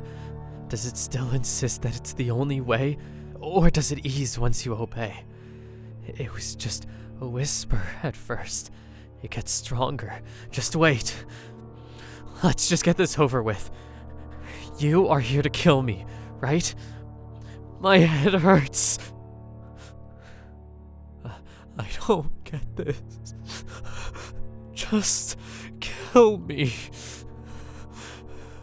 You can of course choose to kill the poor boy or have him join your party from here. On the road leading up to the orphanage, you may see Marina and Karen taking cover from a figure with a huge gun barrel for a face. It will run after you come into view, and you can either pursue it or talk to Marina and Karen to recruit them both. This event only happens if you've recruited neither of them, after all. The orphanage itself is relatively large, and you will find the creature in one of the classrooms. So, if you never recruited him after day 2 evening and don't witness his death, Levi will moonscorch into this. This is called the Weeping Scope, and is my favourite moonscorch design in the entire game. It reminds me of the main character from Shinya Tsukamoto's Tetsuo the Bullet Man, except with less metal and more flesh. The Weeping Scope won't be hostile on approach, rather weeping, as the name suggests, and sitting against a desk. Is it crying? It's all alone. So, no wonder. He's not doing anything bad at the moment. So why hurt him? Something very strange is happening to the people of the city. Maybe it's the other way around. What if he was a monster first, and now he's slowly turning into a human? That's just stupid. Oh, if you were a monster, wouldn't you want to be more human? There's no logic in that. Obviously, it's the townsfolk that are turning into these things. Otherwise, we'd see more of these monsters in human clothing around. You do have a point. And indeed she does. It's good that the characters openly acknowledge not just the existence of the monsters in the game, but also the origins of such. Moonscorching is indeed a thing, but it mostly happens in seclusion. It's hard to say the origin of these monsters unless you've seen the transformation with your bare eyes. It could be easily guessed though that Rare has influence over them. Levi grew up in the orphanage for much of his childhood, and probably came here because it was the biggest source of comfort. This says a lot, but it's largely because he served in the war and had a dysfunctional home life before that, which led to the death of his mother. You can't help but feel sorry for Levi. In my eyes, he is truly the most tragic contestant. Some may argue Dan, but I really don't think Dan holds a candle, because Dan actually had a life before the war where he was happy with his life. Levi is truly defined by war and abuse, and is obviously riddled with PTSD. It sounds weird, but I really wish I could just reach through the screen and hug him, and I really don't get anyone who gets annoyed by Levi's emotional outbursts, because I promise you, if you were in his situation, you would be in the same state, if not worse. His dependence on heroin is also something not many will understand. Spoilers for Trainspotting by Danny Boyle, but that movie handles the loop of an addiction greatly. The main character, Mark, goes through all efforts to break free from the drug throughout the movie, and whilst he succeeds in the end, he only does so after an incentive of cash that would change his life. But he could only get said cash after selling a batch of drugs and stealing the money he and his friends made through it. It does change a person from the inside out, although I don't think the latter part could be fully blamed on heroin. Mark Renton is a bit of a scumbag even without the heroin. I have actually struggled with addiction in my life too, although I was addicted to something much less deadly. I can really relate to Levi because at the end of the day, addiction is addiction, and the act of depending on something is absolutely soul-destroying. All of this to say, if you are a Levi hater, I don't really trust you at all as a person. Yeah, I'm serious. You can choose to kill the Weeping Scope here. He will spray his face gun across the entire party to deal damage and bleeding, but sometimes will instead simply cry. Honestly, it's not the hardest fight, although you might have issues with taking him out without a full party. Glass shards are your friend. In the entrance to the orphanage is a portrait of Father Domek, Marina's father. Now, this is where I want to discuss a little piece of cut content, because it does add a lot to Marina's character. Let me just say, what happens right here is not canon, and because it isn't canon, I will not be having a voice actor read it out, either out of respect for Miro's choice, and because it's just simply not needed when I can just analyze it. What I want to do though is at least mention it, because it still may speak to Marina's character, and in my opinion, it would have been nice to at least include in the video. Whilst I don't fully agree with the choice to cut it, I can still respect Miro's artistic choice. You can activate this scene by activating its condition in RPG Maker, then going into the game and meeting the conditions that you've set. Marina talks about her father's feelings towards her. She explains that the orphanage is sponsored by the church, which is canon because Father Hugo has a presence here. She also explains the fact that the church somewhat runs the city, which, yeah, we know that by now because of the various facts that we've picked up along the way. Because of her father's presence in the church, he was a big deal. Was, of course. He is seemingly dead now at the hands of Samari. Despite this all, you can seemingly tell Marina that you're sure he is proud of her. She sarcastically says that he sure will be proud of his cross-dressing son. With the mind read skill though, you can see that Marina thinks herself to be a sort of disgrace. Nosra will also remark that something felt off about Marina, but still refers to her as a lass.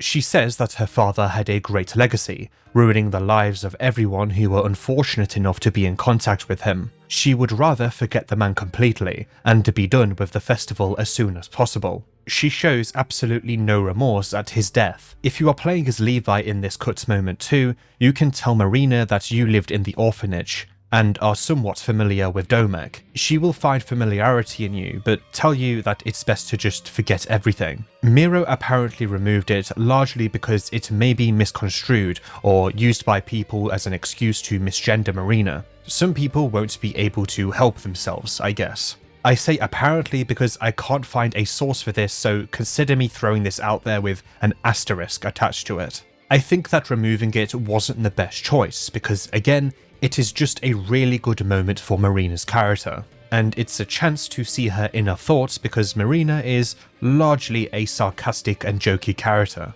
She feels guilt over her father's actions towards her because maybe she felt as though she was hiding herself away from the world because of her mother's initial choices that Marina eventually felt comfortable with. Marina is transgender by definition, and it's quite ridiculous to deny that. No, this isn't me forcing some sort of ideal into this. If you've been remotely paying attention, the writing is literally on the tin. Whether or not it was because of her mother doesn't really matter, because at the end of the day, even after she left her mother to go study elsewhere, and her mother died and Marina was left without her influence for a long time, she still felt comfortable as a woman. Based off some dialogue here where she says that she doesn't want kids, one may view her as an anti-natalist, but I think this is an incredibly disingenuous approach to her character. You are allowed to not want kids for various reasons and not be an anti-natalist. Wait, am I post-edit dogma here? Am I pronouncing that right? Natalist. God fucking damn it. The orphanage is relatively large. One of the things that is pretty consistent here is the fact that you can fall through floorboards if you fail a coin flip, which will drop you into the basement. Here is where I want to touch on traps a bit more. Traps in Fear and Hunger 2 come in many forms. I've mentioned most of them already, including the well near the woodsman's shack, bear traps, the spike traps in the woods, the landmines, and the bed in the white mold apartment that causes a game over. In comparison to the first game, there are less traps. Opening the wiki page for the traps, I can quickly make a comparison. There are 12 trap types in the dungeons of Fear and Hunger from the first game, and there are 9 in Prehevil. Some might think this is a sort of homogenization, but I think this is actually completely fine. We are in a city, and while said city has just been invaded and has a trickster god influencing it, it makes a lot of sense for there to be less traps overall than a dungeon that has the literal darkness of the old god seeping through it. Said darkness was basically the Moonscorch of that game, mutating people in various ways. The map in this game is much larger than the first as well, but not by too much, by the way. Many people overestimate just how large this game's map actually is. It's still way larger than the dungeon, and because of that, it makes sense for traps to be more spread out. And the traps that do exist in the first game just wouldn't really fit in this one. For example, the first game had a boulder trap in one of the final areas, as well as some booby traps that fire arrows at you. You don't expect these to be in many areas of a city, even one like Prehevil, with an occult background and a government that is actually a church that praises the old gods, whilst wearing a mask that insists that they are all worshipping Olmir. Actually, you know what? Maybe more traps in the underground of the church would have made more sense, since that is the prison of the city, but I'm yet to talk about that place. There are a few enemies here. The most common are the fallen cherubs, which are actually really weak enemies but typically come in large packs, just like the fecal hounds. Their most deadly attack is one that causes the critical state, which immediately reduces your HP to 1. They most likely ended up in this state thanks to the caretakers at the orphanage, who we know, thanks to Levi's backstory, aren't the kindest of people. The magic from the Dark Priests, who we know have an influence on the orphanage, may have also twisted them into literal monstrosities. The bathroom that can be found here is filled with blood, which suggests that a lot of the abuse happened there as well. Maybe Father Hugo himself took part in such activities. Shadowy figures are another childlike enemy that deal mind damage over time but have an extremely small health pool of only 100. Unlike other enemies in the game, these ones will respawn though. But either way, their complete lack of health makes them nearly no threat at all, unless you can't deal otherworldly damage. You see, they are completely immune to physical attacks. Luckily, by this point in the game, you should at least have one source of otherworldly damage. Lore-wise, they could be the spirits of these deceased children. In the game files, they are indeed referred to as spirits, after all. Upstairs, you will find a broken hexen table, or as the game puts it, a testik table. Testik? Let me look up this pronunciation. Testich. Okay, it seems to be a made-up word. Testich has a nice swing to it. This doesn't actually work in the normal Fear and Hunger difficulty, and only in the easy difficulty and Masoch mode. This could be confusing to some, but I kind of understand why this is. This is all about the polar opposite sides of the difficulty spectrum. The game is too hard, here is a hexen you can use. If you're picking the easy setting, it's most likely because of that reason, because the game is too hard. And if you are playing on Masoch mode, the game in general will just be a challenge across the board. There's no real reason to have this accessible on the normal difficulty, because the entire point of it is to give it to those that need it.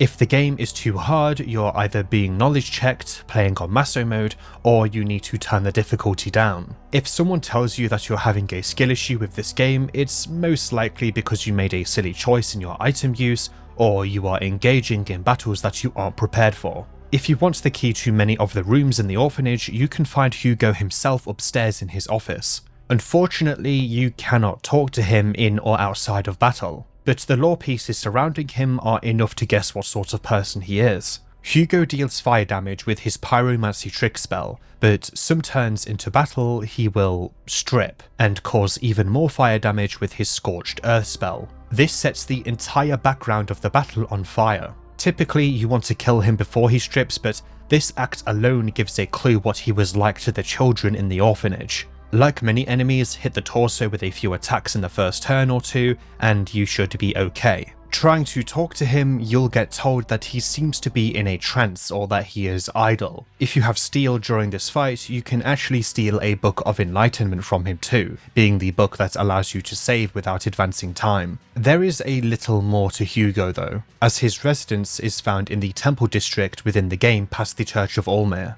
You don't have to fight him at all here, because the way to get the effigy is through a portal to Res Dimension in a shack in the yard of the orphanage, which strangely has a gallows inside of it. This shack is blocked by a magical barrier, and can be breached with a purifying talisman. You can use these to buff your magic defense and a tiny peace of mind, and can be bought at Kefir's shop for 50 shillings. They were in the first game as well. The 50 shilling price is extremely steep though, and there is actually another way to open this door. Allow me to introduce the talking board, or should I say the Ouija board, which is the translation I think many people will recognise. You can find it in one of the classrooms, which you can unlock with Hugo's key, or by, kicking the door down. The talking board is an interactable item that you can use in a scarce amount of locations to get certain items. In the room that you acquire it in, you can type 3 letters with the talking board, which will appear on the chalkboard.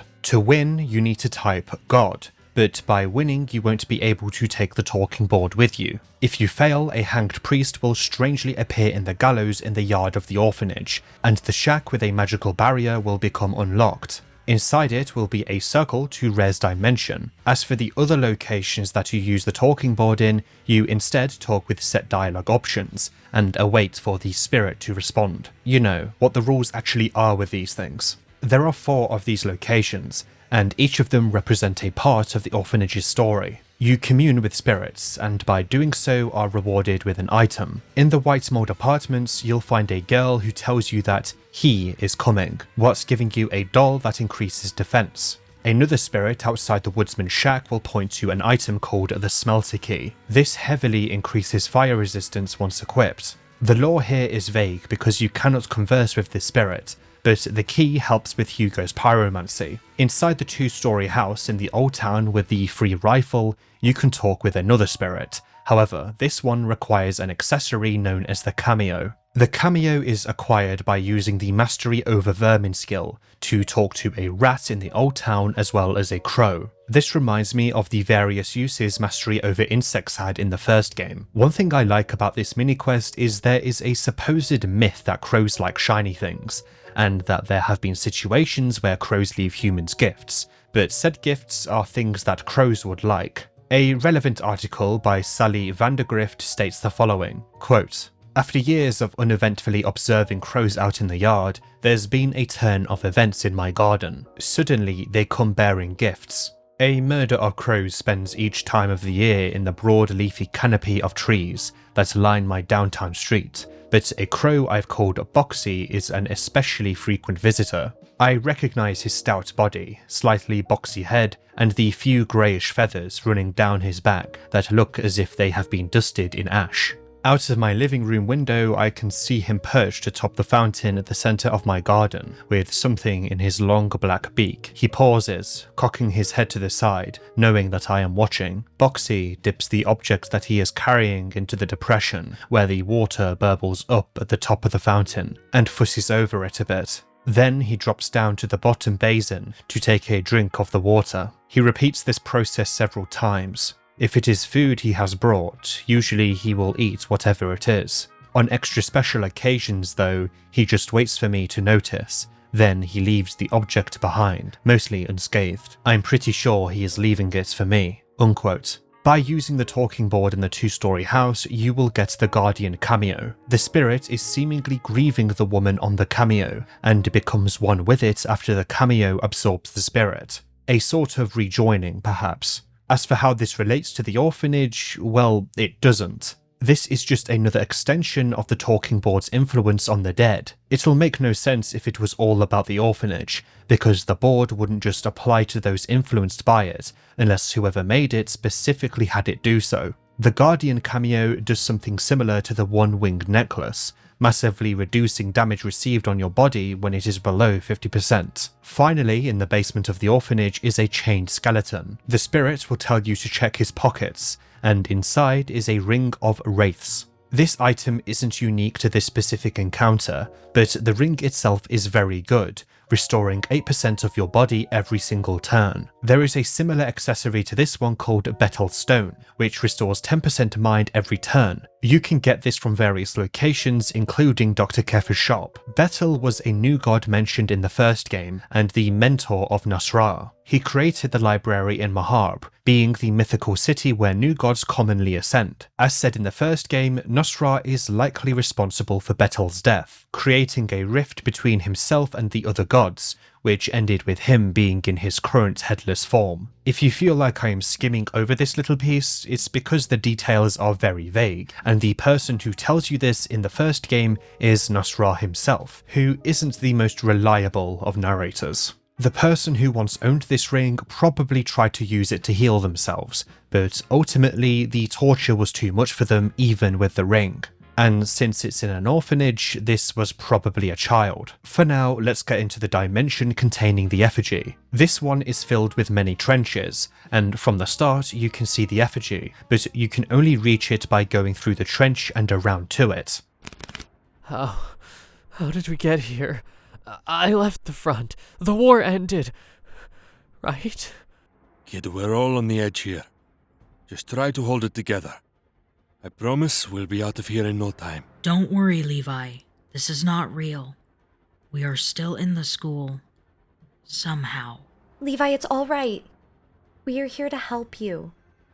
Levi, try to take it easy. This is not a war zone.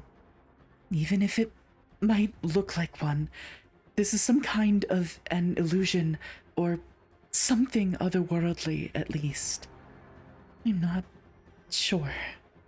Try to have a clear mind, Levi. This is not real. There has to be some kind of gas leak that causes these hallucinations.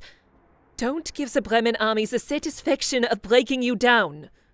What I find really funny about Karen, specifically in this piece of party talk, is that she is still stuck on the Bremen having their fingers in even the most otherworldly of occurrences. She's seen the dream with Perkele, like every other person has, and depending on the run, she must have witnessed magic or at least some creatures that are not originated from humans who could be argued to be experiments and not moonscorching, if one was to see them at face value without the knowledge of the Festival of Termina. In fact, now that I think about it, most of the enemies in this game are actually mutated humans. Whether it's because of the Sulfur God, such as the neighbours, or Rare, the many moonscorched enemies. That being said, considering Karen's backstory, it does make sense for her to be at least a little bit suspicious of the Bremen Empire being involved in even the rare dimensions. It just comes across as a little humorous sometimes. Whether that is intentional, I don't know. Her time in Prehevil has likely increased her animosity towards the Bremen too, which may be shrouding her from the truth of certain happenings. We see her anger on full display in the shopping district. It's disgusting! There are no excuses for these horrors. Absolutely none. I've had some bullshit justifications, like how the Bremen Empire had to preemptively attack just to break up the Eastern Sanctuary's Veronian alliance from forming, as if it was just an act of self-defense that ended up escalating. Does this look like self-defense to anyone? Killing people within foreign borders. Not that the newly formed Eastern Union fared any better. They turned out to be nothing but murderous, pillaging, raping and looting Neanderthals. There are no excuses in modern times that would make killing hundreds, thousands, even millions of innocent people justified. We just live under fucking psychopaths who fight for their spot in the history books. In the many rare dimensions, you will find a deadly enemy, Rontiel. They initially stay buried underground, with their heads poking out. Approaching, they will burst out and begin to follow. Whilst Rontiel lack health across the board, what they do have is damage and the capability to cut your arms, legs, and even your head off if you fail a coin flip. Rontiels are very enigmatic, but I imagine that they are simply spawns of rare. The new gods from the first game have the following to say about them. Quote, "A being that lurks in the shadows. Different tales about Rontiel have been passed on for many generations. It is said that Rontiel appear first in nightmares, only to fuel his or her own materialization to the physical world with the fear that it instills." Unquote. The Rontiels in Termina are actually female. We know Rare has control over dreams, and the lore implies here that these Rontiels are actually able to go into the physical plane after some time. Rare's dimensions may also be dreams, but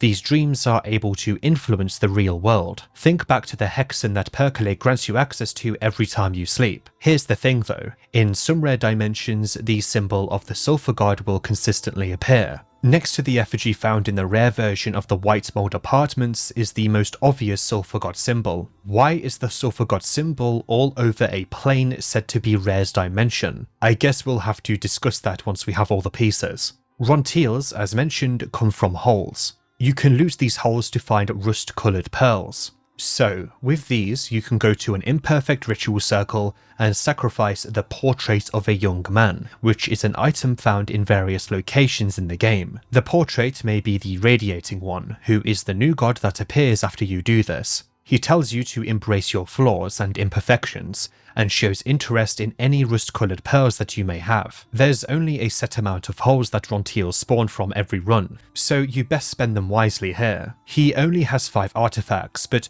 one of them is another Leechmonger ring, which we know is very powerful. He also has a Yigai Getsu amulet, a trinket dedicated to the deity of wandering warriors of the same name. It increases your critical hit rate by 15%. Critical hits work like in most games, a low but increasable chance to deal extra damage. Interestingly, the Radiating One sells the Mauler, a two-handed weapon that deals good damage but also bleeding damage. This was one of the main weapons of the Crow Mauler from the first game. In Prehevil Bop, you can actually give Marina one of these rust-coloured pearls during the little birthday interaction. She will gladly take it, unlike the heroine, which is understandable. Like the other new gods, the Radiating One is defined by his soul type. The Radiating Soul is a lot more varied than other souls though. For example, Samari has this soul, yet she is an incredibly unstable and obsessive woman whose obsession is focused on Marina. A definition of radiate is to express a strong emotion. Maybe the radiating soul is a simple enhancement of one's existing personality, rather than outright shifting the personality. In the radiating one's case, he seems to actually be quite positive, meaning he might have been a nice guy before his ascension,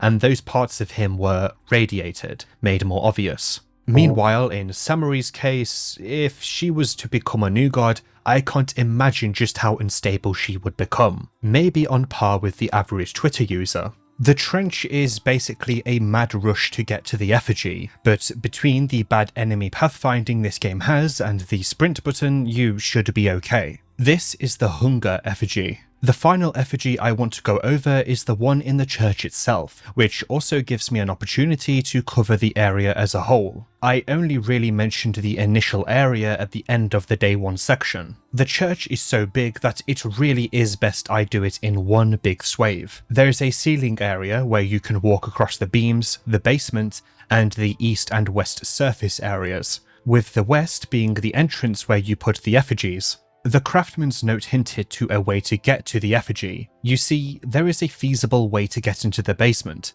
but it's from the elevator in the crypt from the Foundations of Decay. It is all locked down from inside the basement itself. There is a way to get into the basement without using the elevator though. Underneath a tile in the eastern wing of the church is a toolbox with a bolt cutter. The craftsman's note also hints to this. You can get to the ceiling beams by climbing a ladder up a staircase, and here you can use the bolt cutter to cut some chains and drop a huge chandelier down and through the floor into the basement.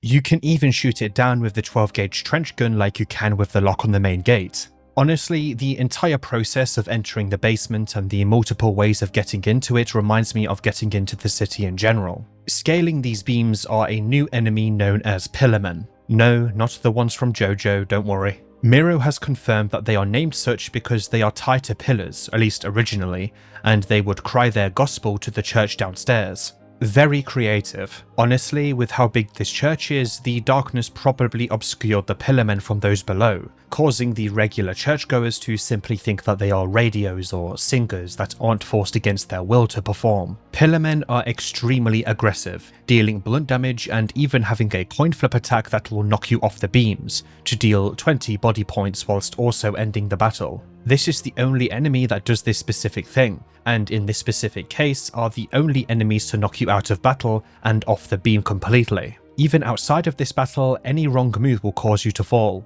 20 damage to your body is quite low though. I think 40 damage is better. Luckily, if you have a full party, or even a party of 3, you might be able to dispatch them relatively easily. Next to the hole that you can create with the chandelier, you will find a confessional. Here is where you would usually sit and talk to a priest to confess your sins, with a choice to talk face to face or with a screen to obscure your face. In-game, you can confide in a priest. He will ask questions about your sin, how you felt during it, and if there were any consequences that resulted from it. Some of your answers may even pertain to certain contestants in the festival. There are many possibilities here, and the confessional will even give you an affinity point with Olmir. It turns out though that it was Osar the entire time, presuming he isn't in your party. If Osar is dead before this point, then no one will talk to you in the booth, and the opportunity to get the affinity points will not arise. Osar's more comedic side makes itself known here, but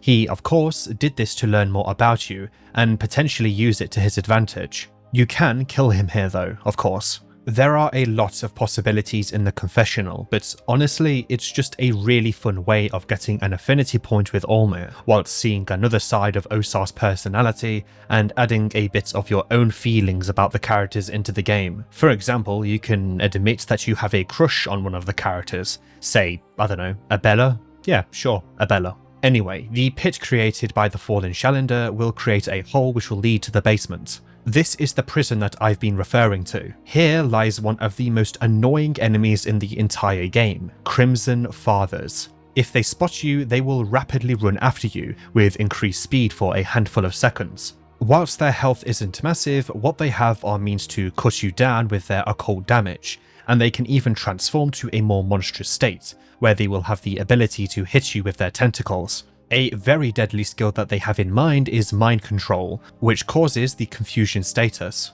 This will make the afflicted attack random allies, including themselves, for 3 turns. There's a 50% chance it will be removed every time you take damage though. Using the talk command on them, they will tell you the feeling of your character when observing them, and it's actually very interesting. The creature doesn't seem to be able to utter spoken words, but the green bottomless eyes of the monstrosity pierce deep into your mind. You hear concepts and ideas linger from seemingly nowhere. You understand that the creature is not from this world, but its motivations lie among humans regardless. You feel an intense lust for blood. With the Persuade skill, you can even ask them more about their motivations. You see faint visions of an unknown god, a god that does not belong to this world, a god that never belonged. Its shape does not make sense even as a feeble vision. The visions of torn flesh, they start to take a more concrete shape. It's the one-eyed god, the one that burns in the pit of sulfur. As the visions become more vivid, your head starts to hurt like never before. This knowledge alone damages your mind by 15. Crimson Fathers may just be servants of the Sulfur God, and judging by its origins of being a discarded side of Ulmir, this may also be seen as a confirmation that the Sulfur God is indeed the bloodthirsty part of the Ascended God, because these creatures crave blood more than anything. There are even entire pits of blood in these prison sections. The Crimson Fathers are very capable of injecting not just thoughts but concepts and experiences into you, and the ideas of the Sulfur God and these sulfur pits is still something even a regular human will struggle to understand in its most defined and literal state. Whenever you defeat a Crimson Father in battle, you can step on their snail form, which acted as their head. Very satisfying and crunchy. The martyr effigy is found in the basement, but the issue here is you're trapped. To get out, you need to loot a not so special dead body.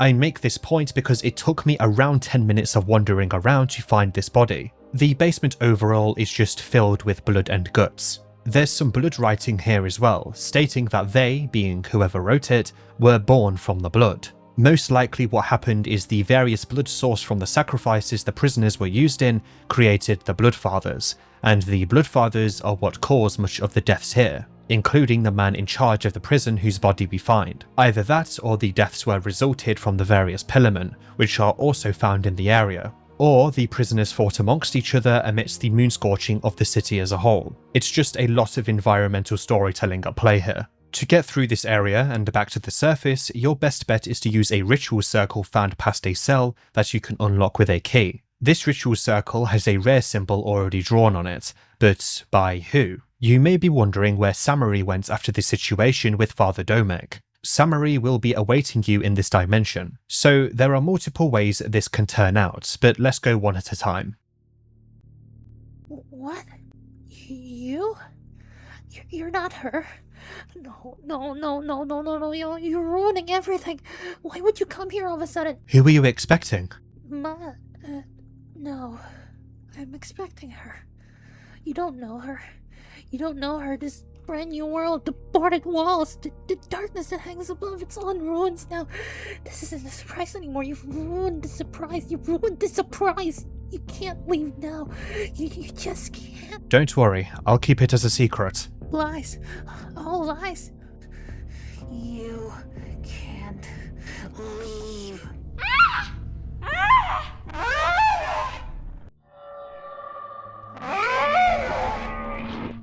Approaching Samari in such a way results in her moonscorching. This is dysmorphia. This fight can really be a challenge, but honestly a lot of it is RNG dependent. Hurting is a part of her arsenal after all. She also summons ghouls that scratch and bite you, constantly giving bleeding and infections. As long as she doesn't cast Hurting twice on the same character in one turn, which'll most likely kill them, then you should be okay. She doesn't have a massive health pool. In terms of her Moonscorch design, we know how unstable Samari is. But the Mind Read skill gives us an important perspective. Samari always calls herself crazy, stupid, etc. She is actually quite self-aware. It's just that she keeps this side of herself mostly on the inside. Looking up what dysmorphia actually means. Quote, Body Dysmorphic Disorder, BDD, is a mental health condition characterized by an intense obsessive preoccupation with one or more perceived minor or invisible flaws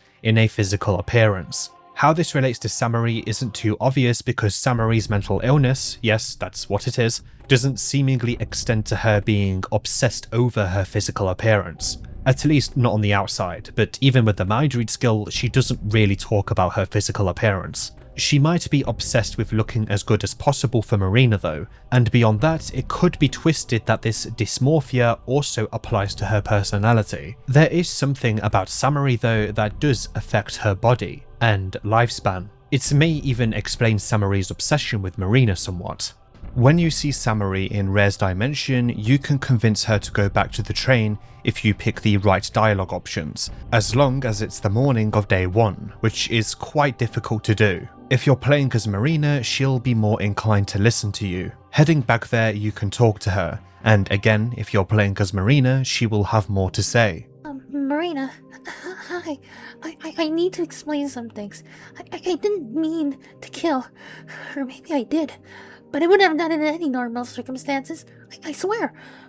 But that man, when I saw that evil man, I understood it all. Everything you had been thinking, he was just as bad, if not worse. I read his thoughts too. He was vile. And when he grabbed me, I saw that glimmer in his eyes. I couldn't. I just couldn't. You don't need to explain anything. Probably think I'm crazy. But I really didn't mean this to happen. Marina, you have to believe me. That's all I hope. Please. Just don't think of me as a monster. That's all. Really don't remember me? I'm from the Vatican. Just like you. I don't remember seeing you before. Understandable. Maybe. Nin Circle. I was kept in a Nin Circle at the Ministry of Darkness. Marina would remember rumours surrounding this ninth circle. The Vatican City had been trying to reach the older gods for hundreds of years, all without luck. A select group of naturally gifted children who were adept at channeling the otherworldly were locked at the ninth circle, where their bodies would wither in an ancient rite to receive any messages from the older gods, all without luck. So, I didn't study with you. It wasn't like that. Ninth circle is real? Obviously, it exists. The ninth floor of St. Peter's Basilica. Is that your excuse? But, Marina, you wanted this, right? I've seen your thoughts about your father. I did it for you. I don't mind if something happens to me. My body is deteriorating fast because of what they did to me. I don't have long to live. This is the only thing I could do for you. It is my gift for you. I want my remaining life to have meaning. You are my meaning. I don't care how it sounds. I love you, Marina. But I don't mind if you don't feel the same yet. You are not going to hurt anyone else, right? Marina, you don't need to fear me. Please. See you later. Okay. Love you.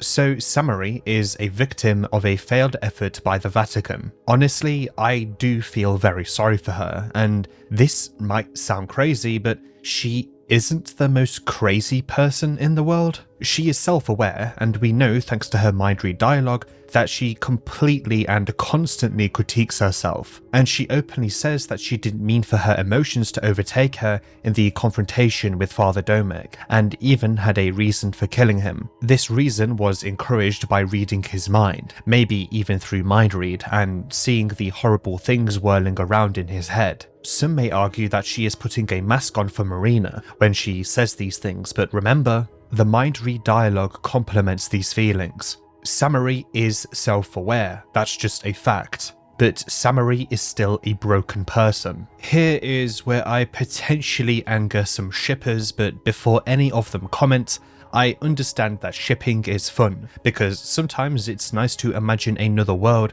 where Samari isn't this unstable, or where Marina helps her with her issues. But Samari simply would just not make a good partner for Marina. At the end of the day, Samari's body is withering, and this withering is most likely what causes her to become so unstable. Without any hope of curing this, Samari will no doubt be in this manic state for the rest of her life. She finds comfort in Marina, which is understandable. She wishes to latch onto something everyone desires before she inevitably dies, and that thing is love. Couples have disagreements and arguments, and it's normal for this to happen, as long as it doesn't get physical or too aggressive in general. But would Samari be able to accept even this? Her nature would demand constant reassurance from Marina. I think the fact that she killed Domek is enough proof of how far she will go for Marina. Domek may have deserved his fate depending on who you ask, but killing him for what seemed to be approval is quite a feat indeed. Either that or Samari does have a sort of moral compass,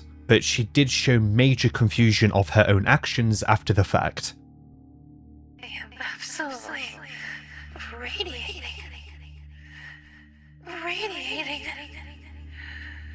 Why can't you see?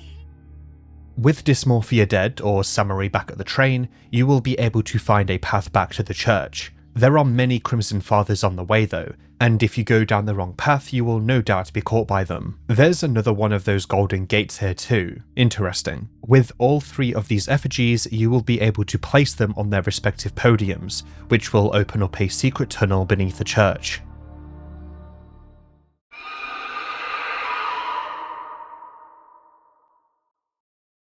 Before I go into the final district of the city, I want to retrace some steps. Again, remember this game has a lot of backtracking. There are some things that will make the endings much more impactful that occur on day 3 especially. Keep in mind it is possible to get ending A by day 1 morning, but by doing that you'll miss out on a lot of story beats. That being said, I don't think many people playing this game for the first time will be able to do such a thing. I critiqued the day system before and said that both sides of the argument make sense, being the fact that it can disrupt and potentially outright damage the storytelling, but it also heavily increases replayability. So, when August hopped over that gate in day 1, he did indeed find a way deep into the city. You may even see him wandering around at some points, although he wouldn't say much. But what wasn't mentioned or found by the player character is that he dropped a journal containing information about every other Termina contestant. In the city, Karen may see him and will leave your party to run after him and hold him at gunpoint. Not one step, or I'll shoot! And you know perfectly well that I'm not bluffing! Didn't we already go through this, miss? I'm not the one you're after. Cut the crap and spill the beans! The other day, you ran after those Bremen soldiers in the old town. You noticed anything missing from your pockets? Having mind read here, you will see that August will know that she is referring to his journal. Ah, I see. I can understand how that might raise suspicions. It did more than merely raise suspicions. You've been spying on everyone who arrived here on that day. I've got a full journal proving that. Detailed analysis on everyone's psyche and all. How do you explain this shit? My patience is running out. It's the last day of this god-forsaken event. I don't have time for this. Start talking. You know what is going on here. Talk! I really don't appreciate being interrogated at gunpoint. Lower the pistol, and we can talk this through.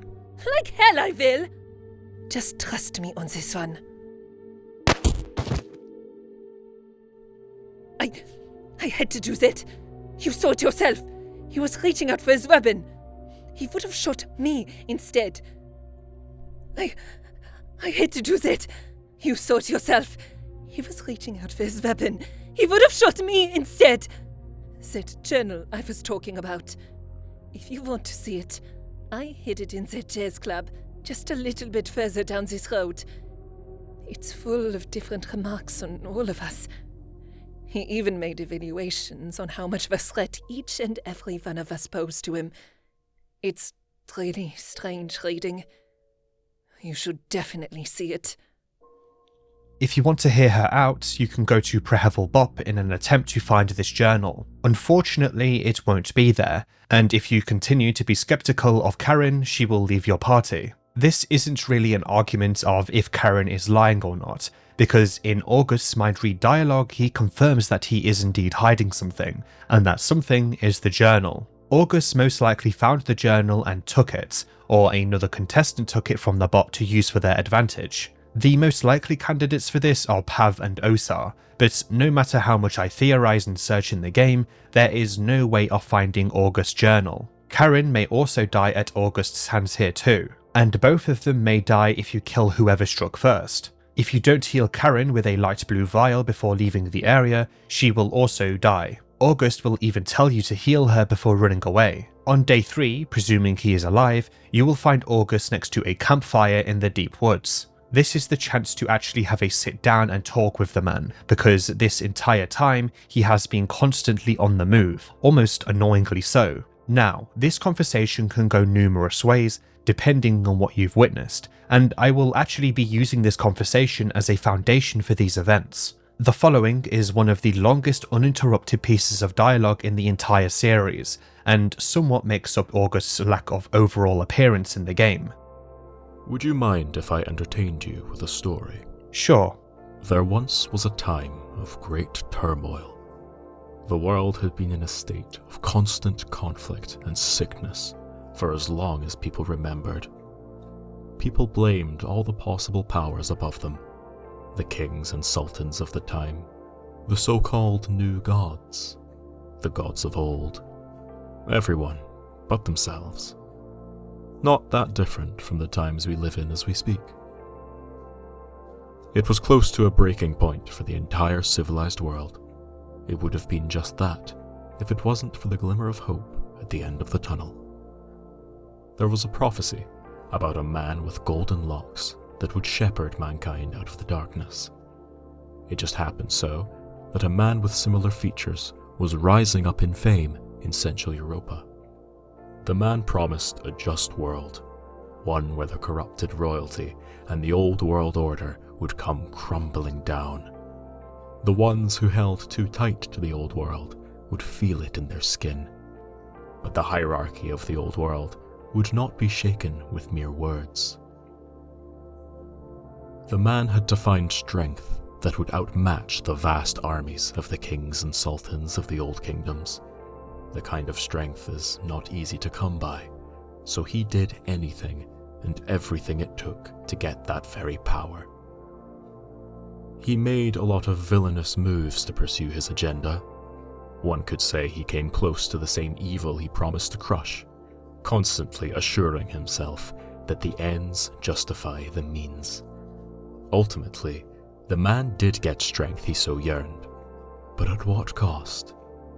In his pursuit, he fed the darkness of the world, enough so that a new deity was born, the god of fear and hunger.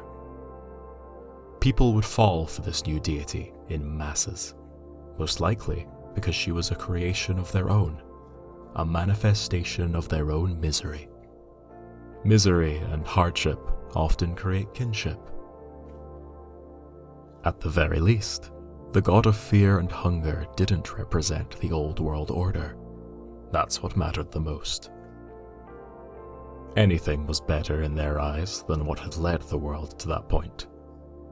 Regardless, people found a new direction, and that didn't end up being the prophesized man.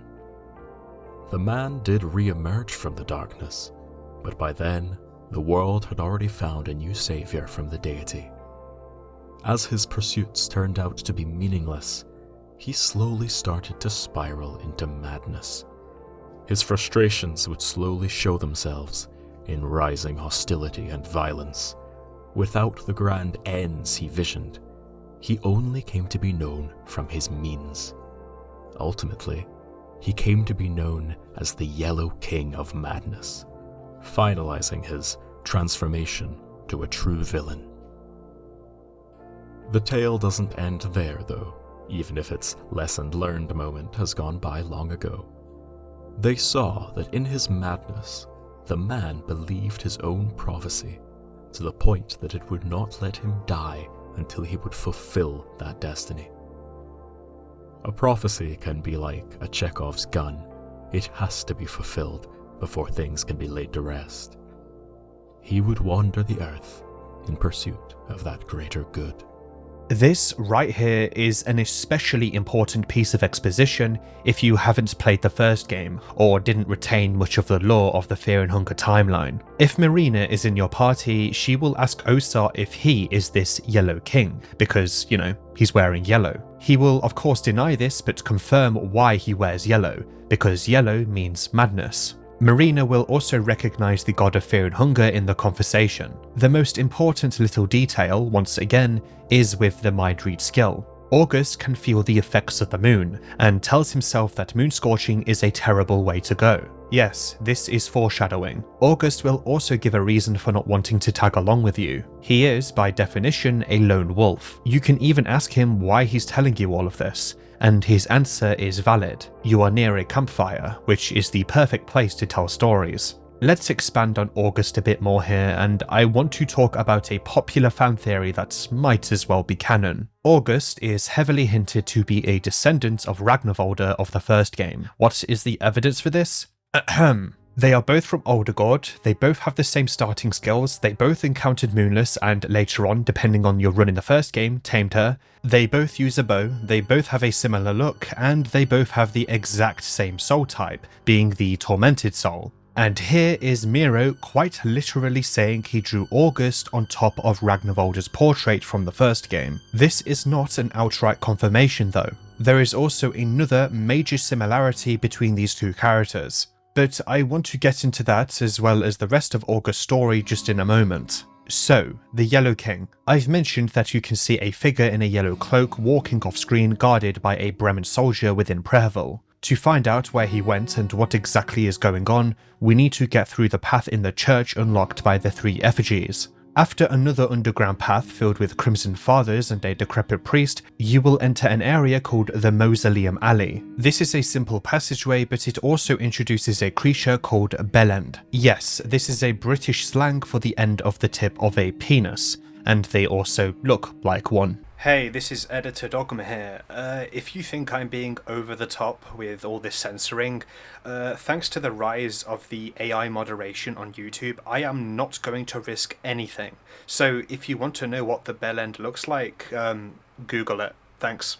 Typically though, we use it if someone is being stupid. These enemies are basically glass cannons, low health, high damage, although they have a hardened skill which increases their defense. They take extra damage from piercing and otherworldly damage because of their exoskeleton, at least according to Darn's medical diagnosis. We know thanks to Darn too that the formation of an exoskeleton may be a final stage of sorts for the Moonscorched. As for the bellend's lore though, penis man? I actually have no clue, I'm sorry. Failed experiments from the Church of Ormir's Dark Priests maybe. No one really has a clue, and it's similar interpretations to this. At the end of the alley is a door leading to the altar of the one god. Ahead is a massive statue showcasing a depiction of Olmir. It still has foundations and walkways around it, so it may have been under maintenance shortly before the war broke out. In fact, Marina says that the last time she saw it, it had a crack going from its forehead all the way down to its chest. Below it is a very dead woman atop an altar, and many pots with cremated remains inside of them. Approaching the altar though, the following will play out.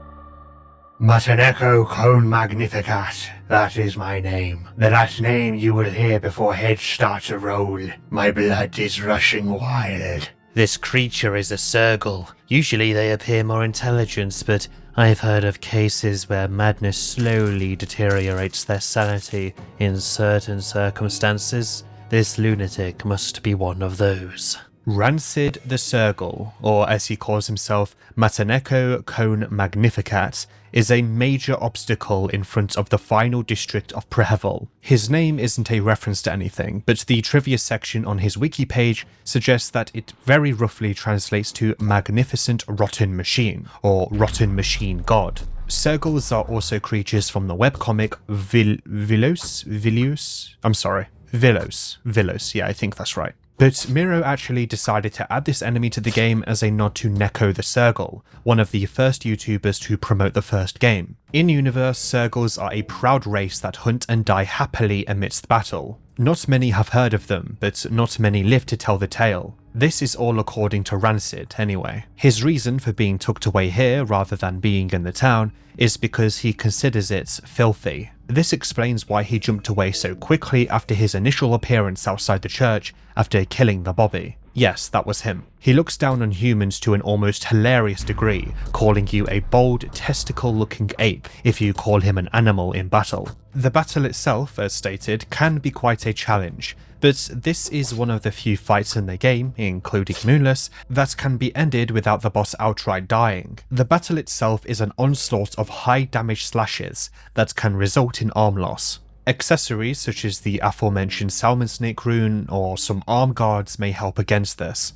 Rancid possesses a massive 8,400 HP on his torso, but the trick here is to actually aim for his arms instead. If you cut them both off, then Rancid will decide that you aren't worth the effort and flee elsewhere. Yeah, elsewhere. Back near Tunnel 7 is actually a path northward to a small meadow. Inside you will find a creature known as the Ikatorso. The new gods from the first game give some insight into these creatures. These peculiar beasts run wild in the deepest forests of Europa. They have a clear alignment with the older god Vinushka, but exactly what this connection is, we do not know. The Ikitorsa are known to rise from their slumber during times where the nature is under threat. Awakening the creature, you'll be told by it that you disturbed its slumber, and it awaits for Vinushka, the god of nature. It will then sleep again and won't wake back up. In our world, the Ikitorsa is commonly a name given to a giant in Finnish mythology. The Finnish naming conventions here, and with the Sergal's supposed true name being Finnish,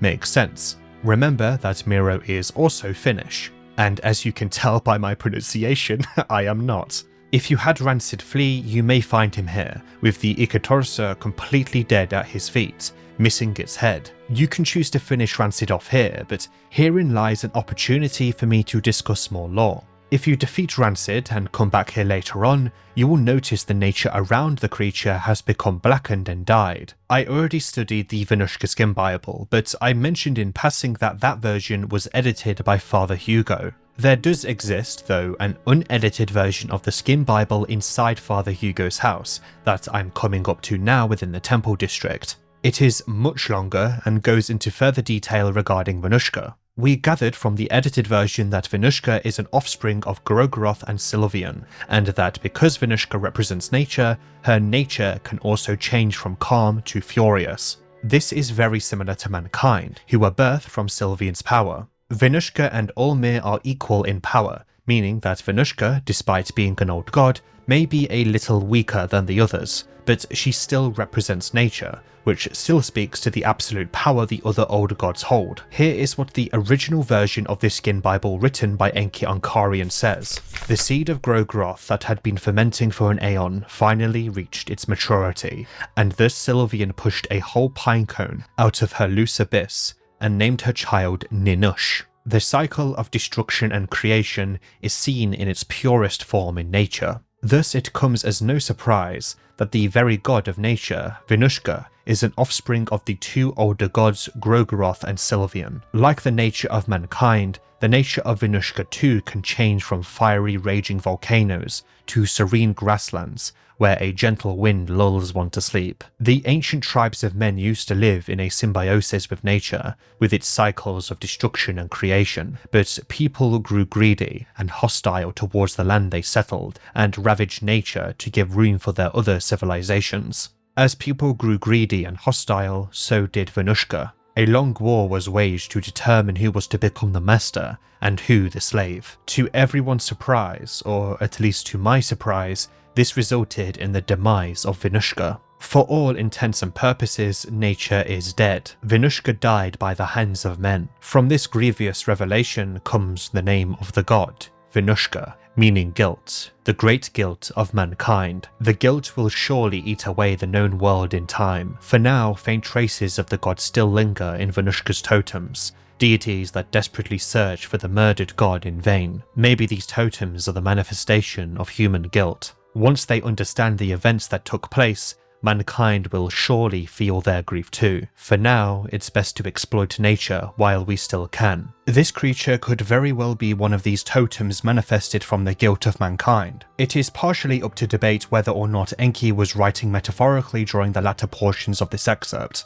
We don't really know if it's talking about the disrespect to the earth and a lack of connection to nature, thanks to the Industrial Revolution encouraged by the cruel age that the god of fear and hunger was the stimulus of. Or there was a literal battle between mankind and Venushka. It could be both, honestly. We see around the creature the complete death of nature after all, once it faced its demise at the hands of Rancid. Another fun fact is that the creature is most likely what Ragnarvalda killed in the art, showcasing his S ending in the first game. So, let's take a moment to look at a book found in the bookshelf loot table called The Last Frontier. This is a brief piece of writing about the history of Vinland, most likely somewhere in Fear and Hunger's Americas. The legend reports that in the year 1009, a group of explorers from Oldegård first made contact with the island region of Vinland. This is the first written record of the continent. The next confirmed cases date back to the year 1310, when a small fleet from Abyssonia ventured into the dark waters of the west. However, it would take another 200 years before an established trade route would be formed, again by seafarers of Oldegård in the year 1577. It was during this escapade that the continent was named Vinland, translating to wine land, supposedly because of the amount of wine required to wipe the memories clean of the land and the horrors it contained. Despite the existence of the continent becoming more common knowledge among the scholars of the Western world, ventures to said land were very rare. In the year 1650, a scholar from the Vatican City wrote the following description of the land. The soil consists of minerals that seem to reject sunlight and warmth altogether, resulting in the ground to look like a contagious colourless black mass, where it is hard to measure the depth of each hill and basin with a naked eye. And the few plants that manage to grow in this hostile ground end up taking these very same features. Thus, the landscape merges together as far as the eye can see, just endless darkness. If you are lucky, the clouds might shift a little and you can at least tell where the land ends and where the gloomy sky begins. The land is cursed, the land is morbid and dark. Each settler comes back with vivid stories of very personal nightmares that they went through during their stay in Vinland. The discovery of this continent is the biggest mistake mankind has ever made. Vinland is by far the most interesting setting in the entirety of Fear and Hunger for me. The idea of what feels to be an endless expanse filled with a primordial darkness that is hostile to everything it touches is a perfect setting for, maybe, Fear and Hunger 3. You know what, I'm going to be really cocky. I think Fear and Hunger 3 is actually going to be set there. Although I doubt Vinland is as bad as the dungeons of Fear and Hunger from the first game, which were the closest thing to a collective of the traces of the old gods, the closest thing to hell itself. If Enki's writing is to be taken literally instead of metaphorically, I believe that if there was anywhere this battle between humanity and Venushka took place, it might have been in Vinland, especially considering the reaction to the nature around this creature after its death, which is practically identical to the state that Vinland is said to be like. The fact that the creature is waiting for Venushka is, alone, enough for me to write this theory down, because remember, the totems of Venushka are searching for her. As written, because of the nature of the land, trade of resources from it has been very difficult, and the colonization effort has never been fully realized. Tobacco, which restores 30 mind when smoked with a pipe, is said to be from Vinland. As for the residents, well, circles are actually from Vinland as well. The Circle Spear, which you can get from Rancid, is from the warrior tribes of northern Vinland, as per its description. Another connection could be made here. Maybe the circle chose to kill the creature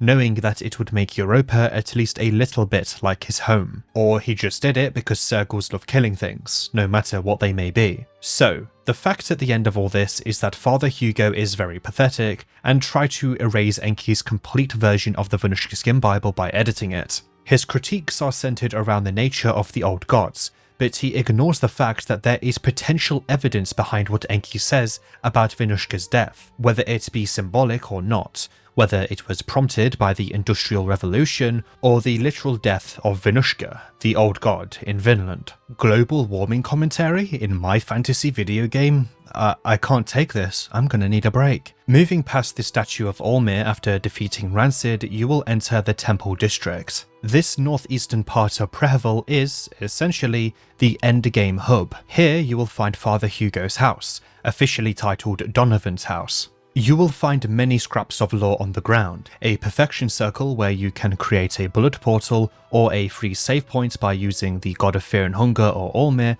but most importantly, there is a hexen table here. This is the same tool in the upstairs of the orphanage that is only accessible on the easy and Masoch difficulties. However, this one is accessible across every difficulty, meaning that you can use this hexen here without sleeping. Like I said, this is just a big hub for the endgame, and this house is basically your center point of such. Here is where you'll originally find Venushka's unedited skin Bible. The notes on the ground suggest that Father Hugo was familiar with Macabre, the ancient and hidden city where mortals ascended. He also seemingly knew that the Termina festival would arrive. Maybe, just maybe, Donovan was planning on ascending himself. Macabre is obviously more of a focus in the first game, but the very nature of Macabre and accessing it is up to debate. Although the Dungeons of Fear and Hunger in Rondon, both the setting of the first game and the place that Osa went to in his backstory, is one such entrance into the city. We know by now that the new gods are cogs in an infinite machine, because those that made this ascension possible, the old gods, are so far beyond them. It's a sort of ego death now that I think about it, because you simply become a reflection of your soul type. If there is any other way of ascending to new godhood, we simply aren't aware of it yet. But the very concept of new godhood is, well, Father Hugo's manifesto put it best. They are but byproducts of the immense influence the older gods hold onto humanity. Hugo was pathetic, but he was right about this. Because new gods can be killed by mortals, they are more like demigods. Honestly, they're not really gods at all. They barely change history because they are in an infinite line of people akin to themselves. And they barely are themselves because their soul type will define them more than anything. And they barely benefit at all after their ascension. It's all about the anticipation, and whether or not it's worth it depends on the new god and how they use their status. In the first game, there was an ending, being Ending D. Each character in this ending, being the playable characters, had a chance to become a new god.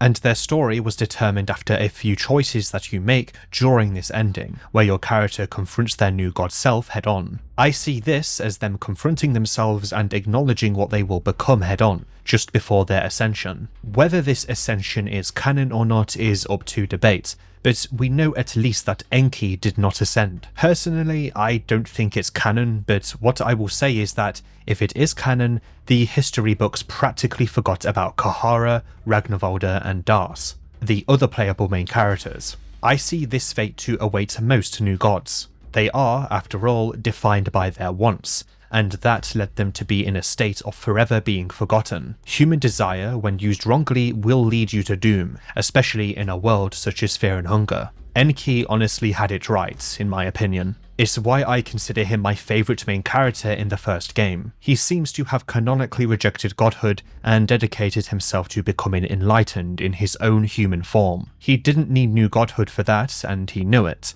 Even ignoring his enlightened soul, which gave him a thirst for knowledge, Enki knew that he was, well, that guy. He even found immortality without having to become a god. I think that is proof enough of how much of a goat he is. In the Temple District are two major buildings, the Museum and the Hollow Tower. As per the map, the entrance to the Hollow Tower is filled with blood and guts, a sort of small battlefield. This is, after all, the focus point of the Festival of Termina. Maybe cultists raised such violence for Percole's sake. We know that only the 14 contestants received the dream from Percole, but maybe the villagers had vague visions of the Festival of Termina as well. We know that people at least saw him in their dreams. Maybe this place right here is simply a favoured place for the Moonscorched to have their dead. In this location, you may see the following occur in the morning.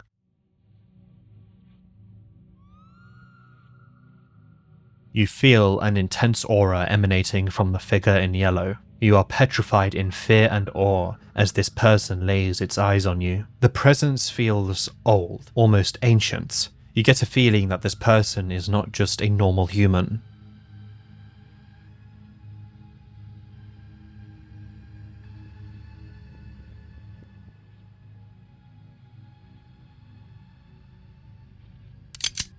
Kaiser, do you even know why this bullet has your name written on it? You are one of my officials, Pavel Yudin. You were recruited from Veronia during the First Great War. That must mean I am responsible for demolishing your village that you were born in, and your family and relatives. I sincerely hope this is not an act of vengeance. That would mean you've wasted all your time in spite, waiting for this opportunity. It's not wasted if I get my revenge here. Hell, I'd do this even if it just meant that no one else has to go through the same. And don't even try to give me any of that. It's for the greater good. Bullshit! You're stepping on people without regret, just to pursue your own endeavors. I do not do anything for the greater good. The greater scheme of things is a trap humanity has fallen for too many times. What I've done is a necessary step for mankind. I said I don't want that bullshit!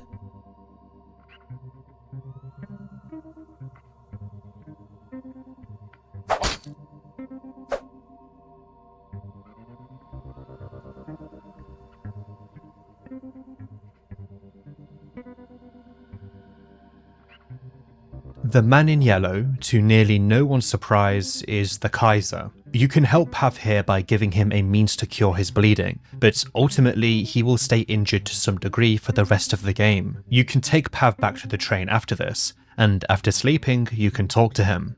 What the hell do you want? You would have died if it wasn't for me. Maybe I would have. Maybe I wouldn't have. Now we'll never know. What happened at the Temple Square? I failed. That's what happened. That cloaked man was Kaiser, right? Why is he here? That bastard has been fixated with this backwaters town for the longest time. He doesn't really explain himself when asked about his motives. But he seems to be after some top-secret tech Eastern Union has been working on here. Maybe you've discovered one of their bunkers too. Supposedly the motherlode is hidden somewhere even deeper.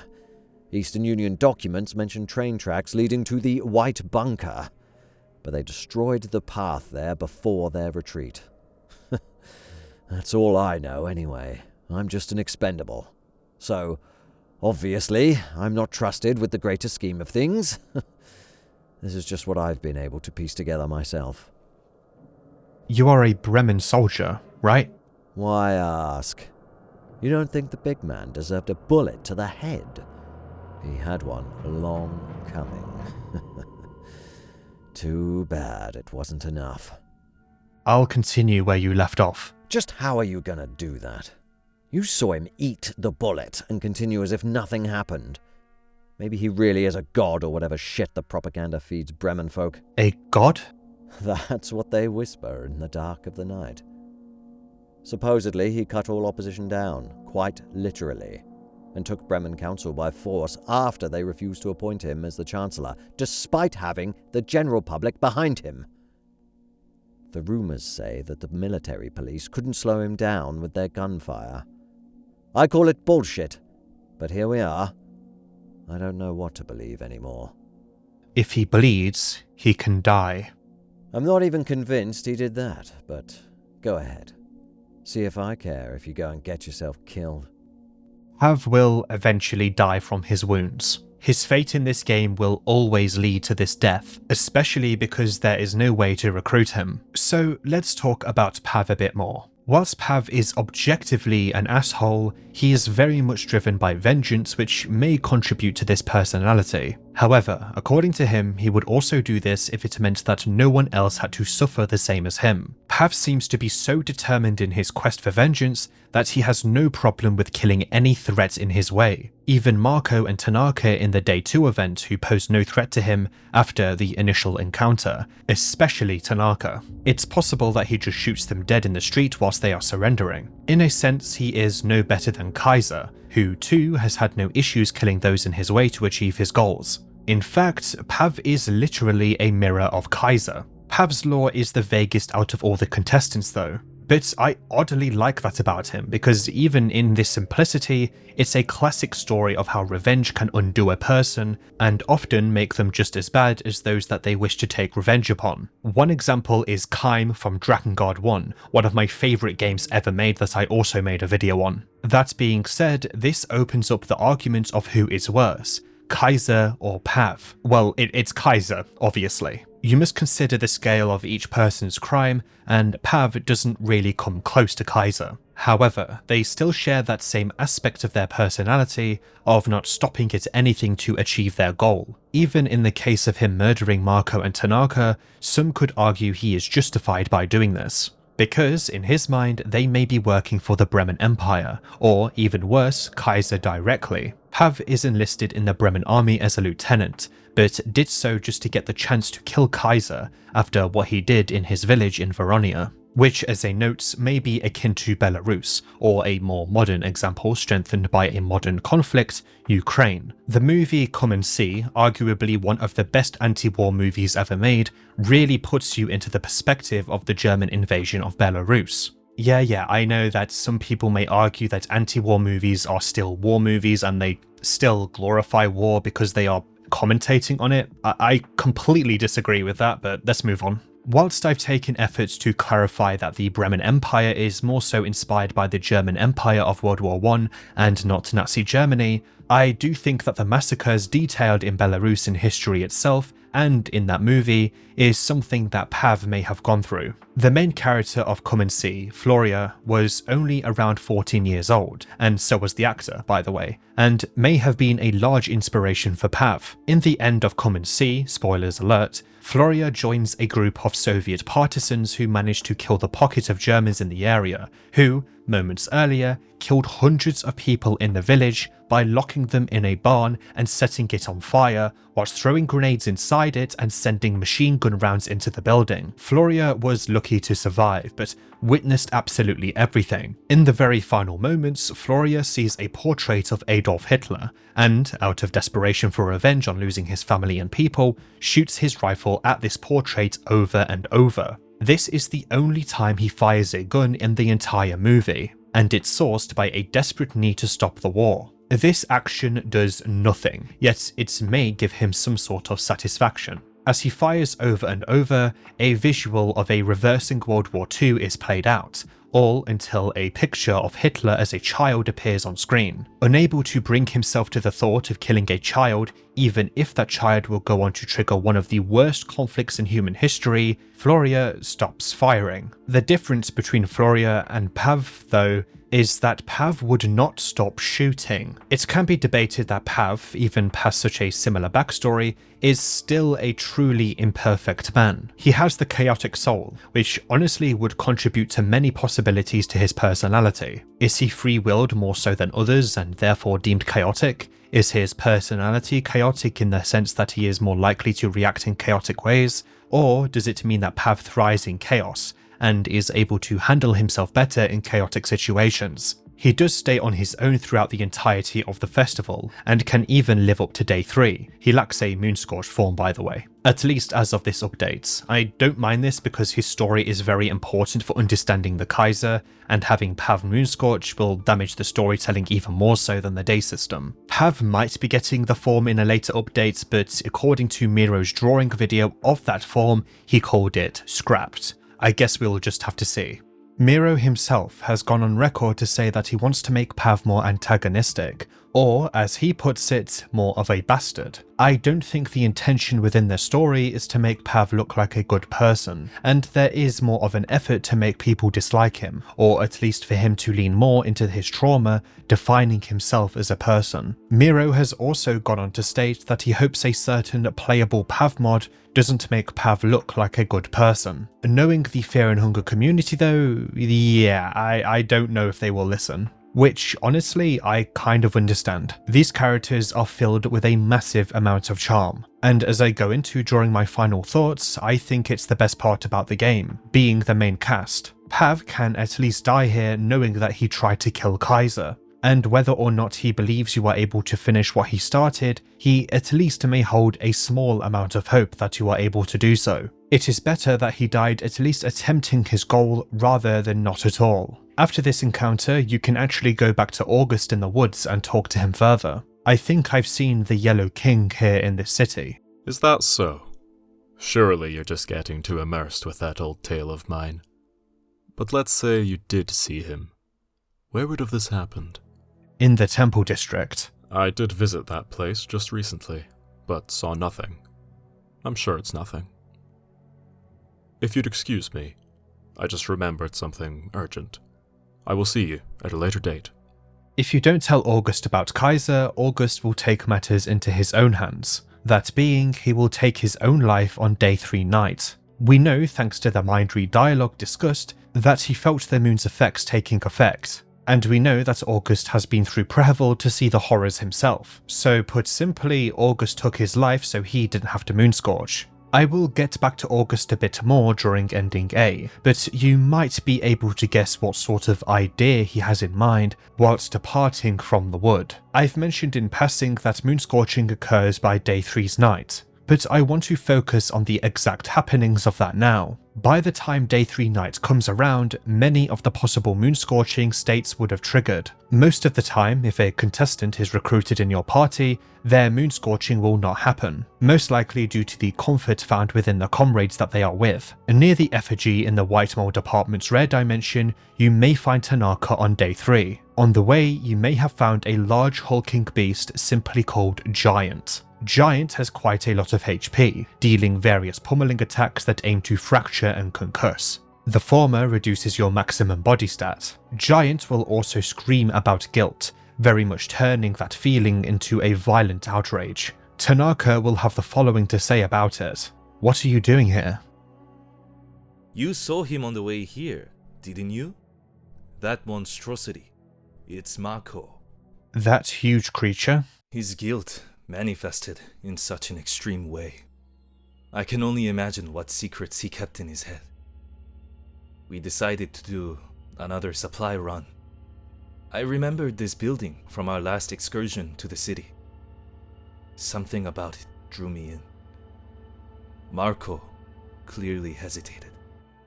He must have sensed the evil aura this building emanates. Still, we ransacked this place because of my persuasion. This building had an effect on Marco. It woke buried memories of his. I had seen remorse in his eye from the beginning, but the deeper we got into this building, the more evident it became. Ultimately, it drove him to madness. I'm not sure what happened, but one moment Marco ran around the corner, and the next, that beast came bursting through a wall. Just what does this city do to us? I think I'm starting to understand what the man at the top of the tower is trying to say. 3 days. This is the day 3. We will inevitably turn against each other, whether we like it or not. He wants us to kill. Fine. I'll avenge Marco. His legacy will continue to flow in my veins. Do you want to travel together? No, I need to do this myself. My head is spinning.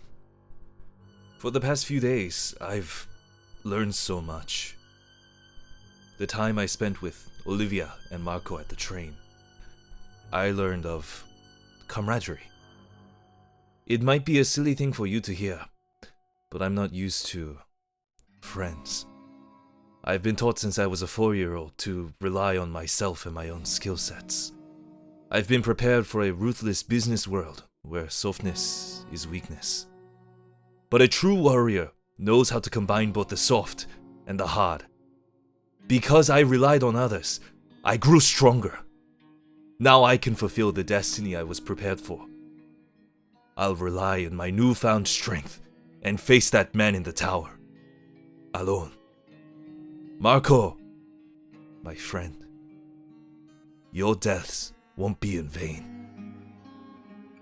This right here is some of my favourite dialogue in the entire game. It might even be my favourite piece of dialogue overall. The confrontation of self, the realisation of what must be done and what has happened, and the acceptance of the situation of not just what happened to Marco, but also of what he is. This is what I consider perfect characterisation for Tanaka. All whilst revealing Marco's moon-scorched form and explaining how exactly it came around, Tanaka also evolves as a character. Most people wouldn't see this during their time playing the game, because keeping Tanaka alive can be quite an effort in itself, but also the fact it only happens during day 3 after Marco's moon-scorching. A lot of people see Tanaka as a coward, and you can't really blame them because of his initial interactions, but what some people fail to realise is that he is the average man. What Tanaka goes through though is a hero's journey. Many of you already know what this is. It's a staple of story writing and characterization, and one of the most popular formulas for storytelling because of how flexible it is.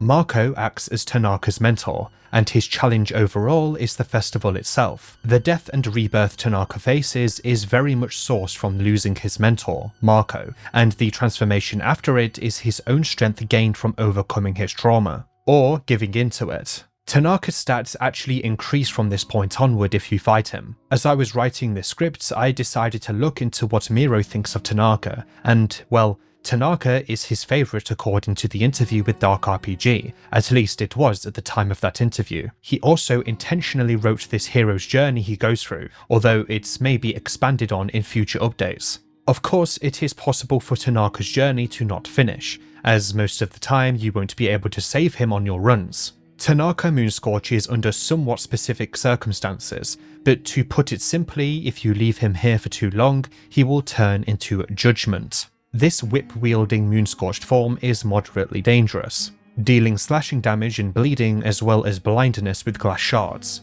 The best way to analyse judgment as a form is to look at the dialogue exchange that you can have with him in battle. Morning waits no one.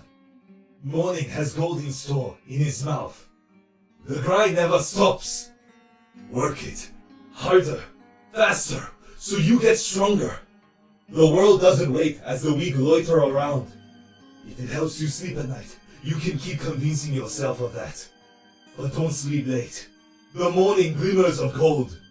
This place, it has awakened something in me. What you see on the outside is but a fraction of the change I've gone through. I've gone through the glass ceiling that once might have hindered me. Can you see me now, Father? To me, Tanaka's form is somewhat of a commentary on overworking, or working hard at all. Although this observation is mostly due to the dialogue itself, and not really on the look of his character. In a derelict house in the old town, you can find a crosswords puzzle with the words, "Morning has gold in its mouth," filled into it. I was curious what exactly this meant, because Judgment says this exact same thing, making the presumption that Tanaka wrote this. This phrase is a German idiom, which can roughly translate to "the early bird catches the worm," a phrase I know a lot of you have heard of. It speaks to being hardworking and early to opportunity, and how doing either will both eventually lead to wealth, at least according to some people. The name Judgment itself could also be in relation to the judgment people feel in professional work, or in personal pursuits. Either the judgment of others or self. The glass on the form, well, it's a stretch, but I have an interpretation. He uses the glass as a weapon. He is discarding the fragile parts of himself by doing so. His dialogue as Judgment also talks about breaking through the glass ceiling, so this is more likely a way to show how much he has shattered his previous self-imposed restrictions. Judgment drops a note written by Tanaka, leaving another last heartbreaking piece to his story. I try to fool myself, deny the inevitable. There's no mistaking it anymore. I felt it inside me for a few days now. What's happened to Marco and everyone else in this cursed land? I know I'm next. The gut-wrenching nausea deep within me. It's growing fast. All my memories and regrets, they become increasingly heavy. It's a burden that is almost too much to bear. I now understand why Marco succumbed to the madness. It truly is a fate worse than death. The next form I want to talk about is actually Karen. Karen, as we know, is a bit of a hard ass. But you can talk to her in the evening of day 3 near the coast of the lake east of the old town, where she will appear rather melancholic. They started calling us vultures, because we'd always circle around the battlefields looking for a scoop. But I'd call us more like Valkyries, immortalizing the people who fought and are now gone. That's what I keep telling myself, at least. Like all other non-recruited contestants, she would have moonscorched by day 3's night. You will see a large bird-like figure flying over the coastline and heading east. After this, in the old town, you can find a rowing boat which will take you to a very small island called Dabel's Island, which in Hungarian translates to Devil's Island. Here you will be able to fight Karen in her moonscorched form, Valkyrie. This one is much more straightforward than I think any other moonscorched form, especially because of the small piece of dialogue that Karen has. Karen very much depends on wartime and death for profit. Even if she insists that she is working for the good of things by uncovering the secrets of the Bremen Empire, these scoops are often involving the deaths of innocents. And every scoop she finds is more profit for her and for other journalists that follow up on stories sourced from said scoop. As for the bellend enemies on her back, I'm not really sure why they are there. Maybe a reference to the song Ride of the Valkyries. The battle is also not terribly hard in my experience. She has relatively low health and deals piercing, slashing and bleeding damage. Caligora's moonscorched form actually occurs on the night of day 2, if he wasn't killed by then, of course. It can be found in the sewers and is simply called Monster. He will often poke his head out of the water and eventually will jump out to ambush you. His design is quite something. It's quite literally just one big scrotum with a deformed neck and head atop it. So yes, I am going to censor this by blurring it. Monster is, well, a monster. It is Caligora's lust personified. Talking to him in combat, he will demand that you choke on his balls. Combat-wise, his torso has a decent amount of HP, but his damage is moderate at best. He has multiple arms which contribute to his damage output. He will vomit all over you, which causes poison and nausea. Easily the most disgusting enemy in the entire game, and I'm glad Miro didn't hold back on Caligora here because, as discussed, he is a total piece of shit, almost comically so. Marina's case is one of the saddest in my eyes. On the night of day 3, her moonscorched form will be found in the Church of Olmir. This one is called Cocoon. Combat-wise, she actually has a pretty large skill set. She is able to engrave herself with the sigils of the gods to use various tools. She can even heal herself a decent amount with loving whispers. This is despite Marina as a party member not starting with such, but she does start with the engrave skill. Talking to the Cocoon, you'll come to soon realise that there are two sorts of consciousnesses within her. She will hint that the one at the back, which is attached to her via a leash, is called Father, obviously referring to Domek, a sort of manifestation of his controlling nature over Marina, which her mother helped her escape from. It's this father of the Cocoon that has it fight you, and not necessarily Marina herself, which makes up the lower crawling half. Obviously, this is her anxiety concerning her father, and maybe even her identity given form.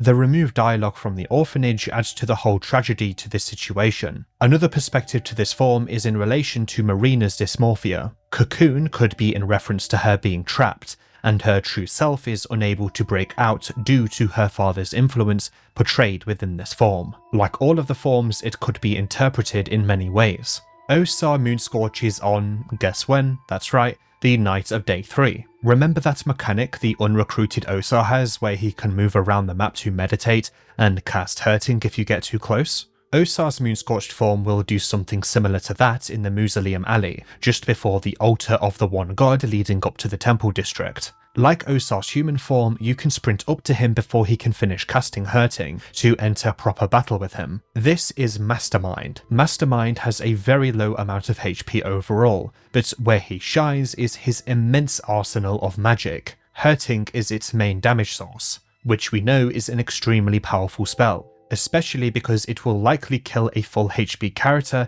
if it gets cast on them twice. Appearance-wise, Mastermind is one of the least deformed Moonscorched forms. It retains Osar's body except for his head, which is covered in a fungi-like material. In his left hand is an eye which he uses to see. Trying to talk to him, you'll only get mumbling in return. If you kill Mastermind, you will find Nosra's head on his body, so the Mad Wizard still may have influence over him. One interpretation of Mastermind is that it's a commentary on Nosra ordering him around, blinding him to his potential motivation of using the festival for his own needs. At the end of the day, he is here because of Nosra. He told him what was going to happen in Prehevil. This is probably Osar's fear of being controlled by the gods being put on full display, especially a new god, who we know by now are barely gods at all. And guess what Nosra is? That's right, a new god. Osar's thoughts about Nosra are put on full display during Ending B. Another interpretation here is that Osar actually has more control over himself in this form compared to the others.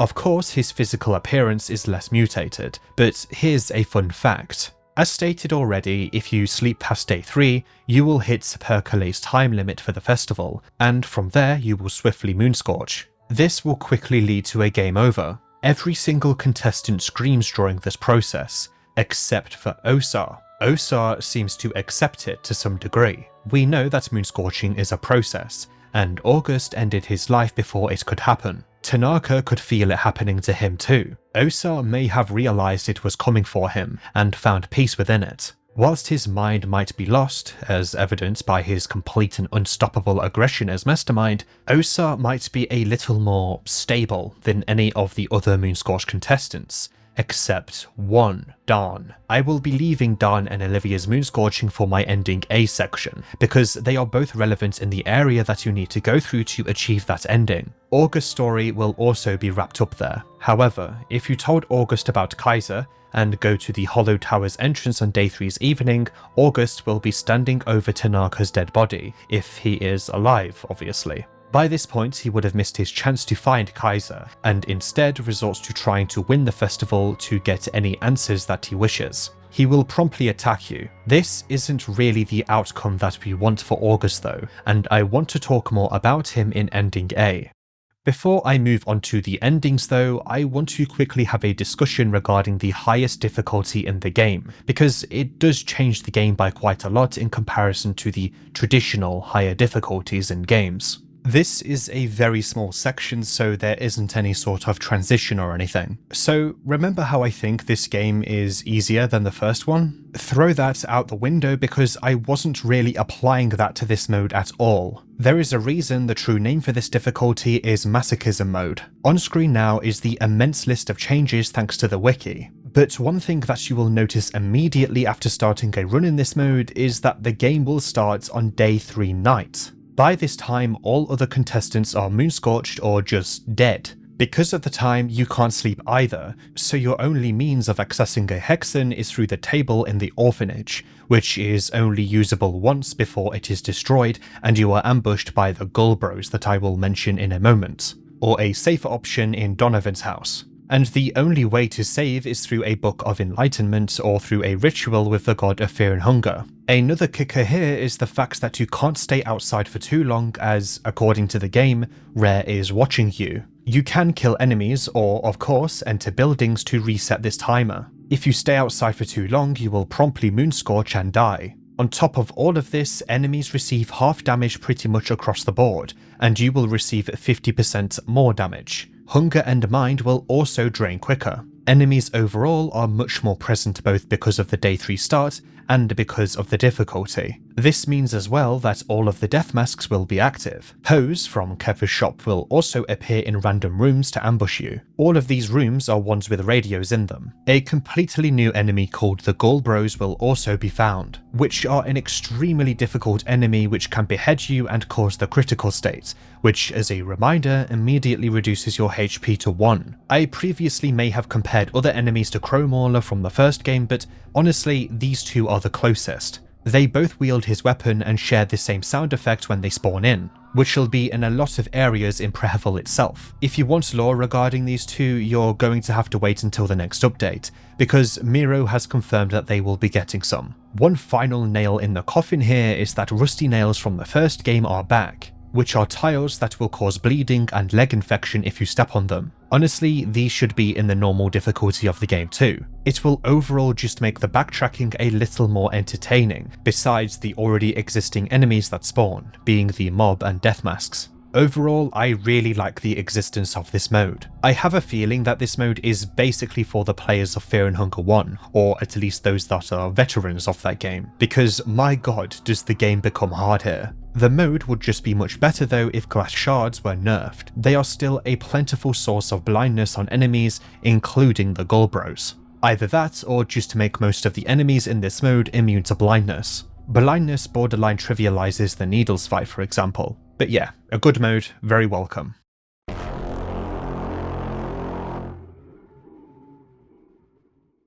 The museum is one of the largest areas in the game, and by large, it's a somewhat of a spatial phenomenon. What I mean is that it essentially loops around itself. You can walk horizontally forever. Fortunately, it has some standout rooms, NPCs, and even though it's loopable, the map itself that does loop is quite small. Before entering the museum though, you will find Pocket Cats walking out the museum with Olivia's wheelchair.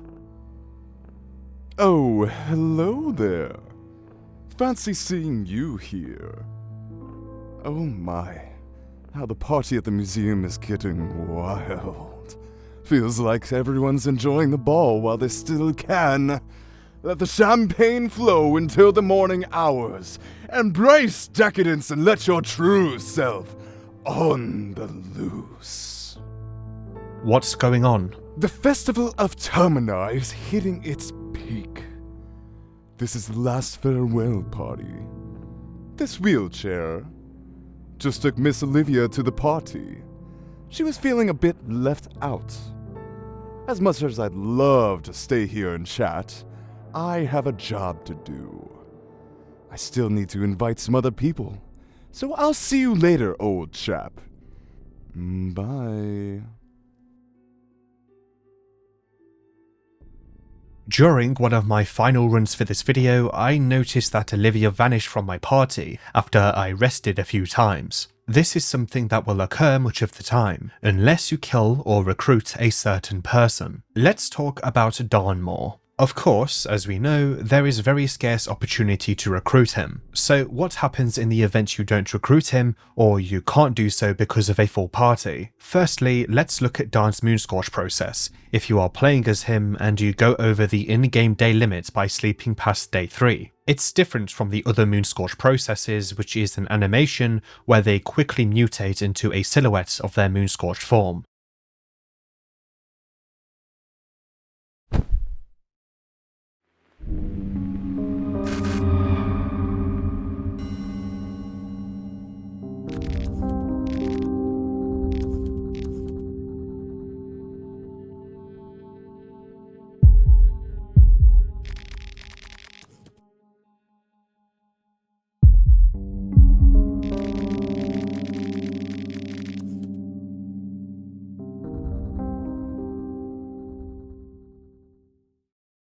You find yourself in the familiar pit of despair. You've tried to claw yourself up from this miserable hole time and time again. It's time to accept the inevitable. Maybe this was your home all along. You were meant to fall here all those times. Because let's face it, you never felt quite right when you were among those smiling crowds, did you? You always felt like an outsider, like you were just a bystander spectating what life looked like in the sun. Like using a mask, you hid the darkness. But that fooled no one. Everyone saw right through it. They knew your true alignment and your past. And you liked it like that. You liked feeling different. You realize it now, don't you? There never was a mask. It was all you, baby. The pointy ears, the fangs, the wide eyes. That is who you are. A dirty, degenerate furry. Now, take the mask and this jacket. Ramble on, my friend. Old sport. It's your time to bask in the sun.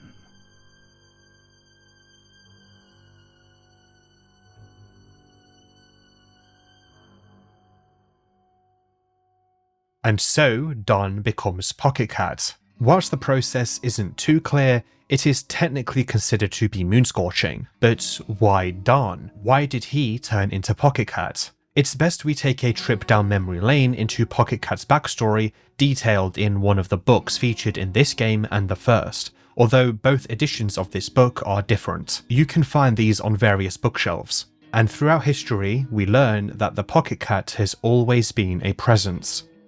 It was a rainy day in the countryside just north from the forest of Merwood. Willem, the most mischievous child known in the town, stared at the raindrops behind his window screen, just longing for an adventure. His mother would warn him of going outside. Rain brings forth all kinds of dangers, not otherwise known to little boys. During downpour, decent boys should help their parents with various household chores instead. Being the pompous boy he was, Willem refused to give a helping hand. The consequences of such refusals were all too familiar to Willem. He'd get sentenced to bed without a dinner, and so he did. Crying under his blanket, fits of Willem's anger brought forth his reflection from a mirror on the wall. The boy from the mirror introduced himself as Milou, the sleeping twin brother of Willem that came to this world far too early, and thus he could only view the world from the land of opposites. Milou wanted to warn his brother of the coming calamity, but his words echoed from the land of opposites, so they came all out wrong. Now his words encouraged Willem to join the coming adventure that was heading this way. In fact, the adventure already squeezed itself through a small keyhole on the window frame. A large beetle man climbed in from the window. The beetle man was tall, taller than Willem's father, and rounder than his father as well. The face of the beetle man was obscured. He wore a similar mask Willem's grandfather had worn in the war to avoid gas from melting his eyes and burning his lungs. Turkilo, the Beetleman, had an urgent mission for Willem. You see, the ancient kingdom Turkilo came from was under a serious threat, and Willem was the only boy who could help. Willem was a bit hesitant, but Turkilo was already forcing the boy out from his bedroom window to the rain. "We got no time for thinking," said Turkilo. The Beetleman showed the way with his lantern, only Willem had trouble keeping up with the pace, as Turkilo flew fast deep inside the Merwood with his man-beetle wings. Turkilo's lantern got more distant, until Willem couldn't see no more. Hopeless and now lost in the wood, he started to cry, not unlike how small song thrush chicks cry and beg their mother for food. And just like that, a giant song thrush grabbed Willem and took him to a treetop nest full of chicks fighting for their place in the world. Willem tried to beg for a tasty worm from the bird mother, but competition was fierce. Those chicks knew that to succeed in life, you have to push the competition over nest boundaries. Willem tried, but ultimately fell off the nest. Just as he was about to meet his maker, Turkilo scooped by him and grabbed Willem with his cold man-beetle hands. Turkilo scolded Willem from wandering off. When Willem tried to explain what had happened, that only aggravated the beetle man even more. To teach Willem a lesson, Turkilo kept pushing Willem deeper to the forest. With his freakish man-beetle strength, Willem slid down a muddy hill and found himself on a large opening in the forest. In the middle of the opening, two giant baby-faced blindworms were caught in a wrestling match. The two poor bastards fought each other with all they got. They bit each other, clawed each other, all whilst crying loudly. Turkolo yelled from above that this is the nature of men, that just like those thrush chicks from earlier, this could be Willem's future once he grew up to be an adult. Humans were ruthless in their pursuit for riches and wealth. Did Willem really want to take part in such fierce competition? Whilst the two walked, the other, the more ugly-faced blindworm, had bested the other. Hungry for more devastation, the thing set its eyes on Willem. It gave Willem a desperate chase. Turkolo just flew away cackling. This is what you wanted, right? Willem ran to a nearby thicket in hopes that the blindworm wouldn't fit in there. Instead, the beast thrusted itself past broken branches with ferocious force. Fat from eating his other baby-faced blindworm sibling, one particularly sharp branch punctured the belly of the beast, and from within, hundreds of small blindworm babies spilled all over the place. The little worms started wrestling and devouring each other the moment they landed on the ground. Willem realized this is how the giant baby-faced blindworms got so big to begin with. They kept eating each other until only one remained. For now, it seemed like Willem was safe. It was not yet his turn to devour, or be devoured. For some reason, he did not feel comfortable though. It felt like someone, or something, was keenly watching his every move. He heard a faint panting and rustling of leaves. Then he noticed them, a pair of glowing eyes staring right at him from the darkness of shrubs and leaves. Willem did not like how the stare felt, panicked, and ran to the opposite direction. Little did Willem know at the time, but what followed his every move from behind the bush was the tall cat, the pocket cat himself. The rest of the text is smudged over. It looks like someone didn't want you to read any further for whatever reason. The first game's book is focused more on the enigmatic cat figure, proving that, again, he's always been around. In that game, you can trade the child NPC, after all, and his predatory actions are very much put on full display there, when he compliments the body of the child and can be seen often rubbing himself through his pants. Honestly, the pocket cat in the second game is a lot less of a nonce and more of a general all-around creep. He's also actually well written in this game, unlike the first game. But again, all of this doesn't answer the question, why Darn? Darn doesn't particularly come across as a creep or anything of the sort, so the boogeyman's target may seemingly be random. It also seemingly is confirmed that the pocket cat is more so a mantle. In the first game, the pocket cat wears a wooden mask instead of a purple one, and overall has a very different design. But his personality is very similar to the one shown in this game, more paedophilic but similar. In the first game's story about Pocket Cat, the essential concept behind him is that he is a children's story come to life. From this, we know that Darn is his next target. He actually knows a lot about Darn, and is seemingly using this knowledge to manipulate Darn into accepting him. He doesn't seem to just take Darn's body immediately. It's almost like Darn has to give his permission for this possession to take place, giving up his own mind and personality so his body may become a sort of husk that the pocket cat may reside in. I compared the act of ascension to ego death previously, at least for new gods, but this also seems to be another case of ego death. Darn's backstory could give a hint as to why the pocket cat picked him though. Whilst I deny Darn being a creep, and I genuinely think Darn is a really good person who is only a victim, I think that his parents' connection to Sylvian might be a factor in all of this. Maybe Darn was forced into these rituals as a child, which, to be honest, is something Pocket Cat would do. Again, more so in the first game, but this is still the same character. I actually want to highlight a really good analysis here by a Reddit user called InkHermit14 on a thread about this very topic. Quote, Pocket Cat's maniacal fascination is quite evident and with a fitting reason. Darn seems like a suitable vessel. The Catsman hunts down children, vulnerable kids, and those who are easy to take advantage of and exploit. Darn has a blank soul. He is, by default, complacent, and clings to stagnation for personal security. He already has a sexually charged trauma due to his parents being Sylvian occultists. So, the perfect victim. The death of his wife and the emergence of the Sulfur cult in his life only represent the cherry on top that finally pushed him to the edge. So it's obvious that the cat is gonna get him in the bag. Unquote. Source 35. We're going to ignore the part about the sulfur cult for now. The blank soul is indeed Darn's soul. The term blank implies it is empty and waiting to be filled. So you could also see this as the reason why Pocket Cat can easily influence Darn, by speaking about his inner feelings and past. Pocket Cat might have been following him this entire time. The thing is about soul types is that we must consider that they don't always apply to people as much as others. For example, I can't imagine everyone with this soul type to be impressionable, but on average are more likely to be impressionable compared to other soul types. I can't imagine every single person who has the tormented soul to be masochists or sadists, for a more literal example. We know that August isn't that. Although one could argue the tormented soul simply means they are tormented by something, and that something doesn't necessarily have to be physically. August is tormented by, say, his need for revenge on the Kaiser. So, Olivia. Olivia will eventually be kidnapped by Darn if he moonscorches into the Pocket Cat. Of course, Darn won't do this if he is in your party, or he is dead by your hands, or someone else's hands. As I said before, even if Olivia is in your party, she will just vanish. A rest at the Prehevil Bop with her in the building won't even save you, so safe areas aren't affected much at all. Which sucks, by the way. I mean, Marco even guards the entrance to Prehevil Bop. I really do think there should be a way to prevent this from happening without recruiting Darn or killing him.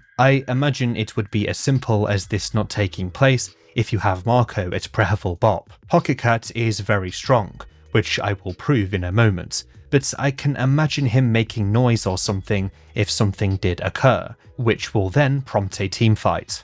Let's go back to the museum. After leaving Pocket Cat to wheel Olivia's chair away, you can go inside the museum without any issue. Here you can find your old friend Jeeves, the same butler from the mayor's manor. Jeeves is a little more open here to you, greeting you if you met him before and explaining that the people here are a part of a grand masquerade, celebrating the end times, the Festival of Termina. Jeeves will be understanding to you, knowing that you are on a time limit. He will tell you about 3 people in the museum who are attending the ball in celebration of the festival: the Red Devil, the Sun Priestess, and the Happy Mask Salesman. Most of the NPCs in the museum will simply stand in place eerily, although a description of them suggests that they may be moonscorched to some extent. The first time I got to this point, I spent around 20 whole minutes looking for these NPCs that Jeeves speaks of, because of how many NPCs are actually in here. I'm just not very good at looking for things. Those that watch my streams know.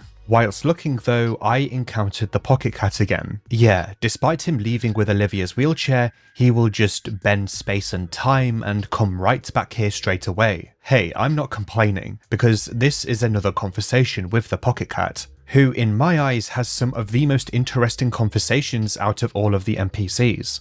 Darn may replace Pocket Cat, of course, and you can tell if Darn has replaced him simply by looking at what pants he is wearing. If they are checkered and the jacket he is wearing is open, it's Darn. You will find him standing in front of a painting by an artist whose name is a clear reference to Picasso. Ah, old sport. Fancy seeing you here as well. I hope you are enjoying the ball. Surely you are. It's strange. Ain't it so, ain't it so? People are strange when you are a stranger. If you want a break from the sea of party people, luckily there are plenty of distractions to examine. I can't help but wander this lovely building and admire the works of art they've gathered here. There truly are remarkable pieces here. Art falls into 2 categories. No, not the art. My bad. Artists fall into 2 categories. There are the ones who see something taking place in the world. Maybe it's wrongdoings of their fellow pedestrians. Maybe it's abuse of power by those sitting on the top of the pyramid scheme. Whatever it is, it feeds their inspiration and creativity, and they desperately want to put their own spin on it. It must be very spontaneous, I imagine. Painting a picture in an inspired frenzy or composing a piece of music that beats in sync with the world. I call these people extroverted artists. then there are the other half of the poor sods. The ones who dwell in their own thoughts and insight. They want to paint a picture of their inner world, maybe in hopes that someone else would understand them a little better, or maybe to connect with a few like-minded individuals. Maybe these artists would want to depict the picture of times as well, but only if the event taking place would strike a chord with the monologue they are having with the world. I call these people introverted artists. Both sound selfish in their own right. The extroverted artists who benefit from the suffering of others, while the introverted artists, on the other hand, sound quite self-centered, only wanting to talk about themselves. Now that I think about it, there might be a third kind as well. My favorite kind, actually. Authors who don't even have a clear picture in mind when they start their creative process. They let the story write itself. Let the brushstrokes dictate the direction of the story instead of trying to force their own will on it.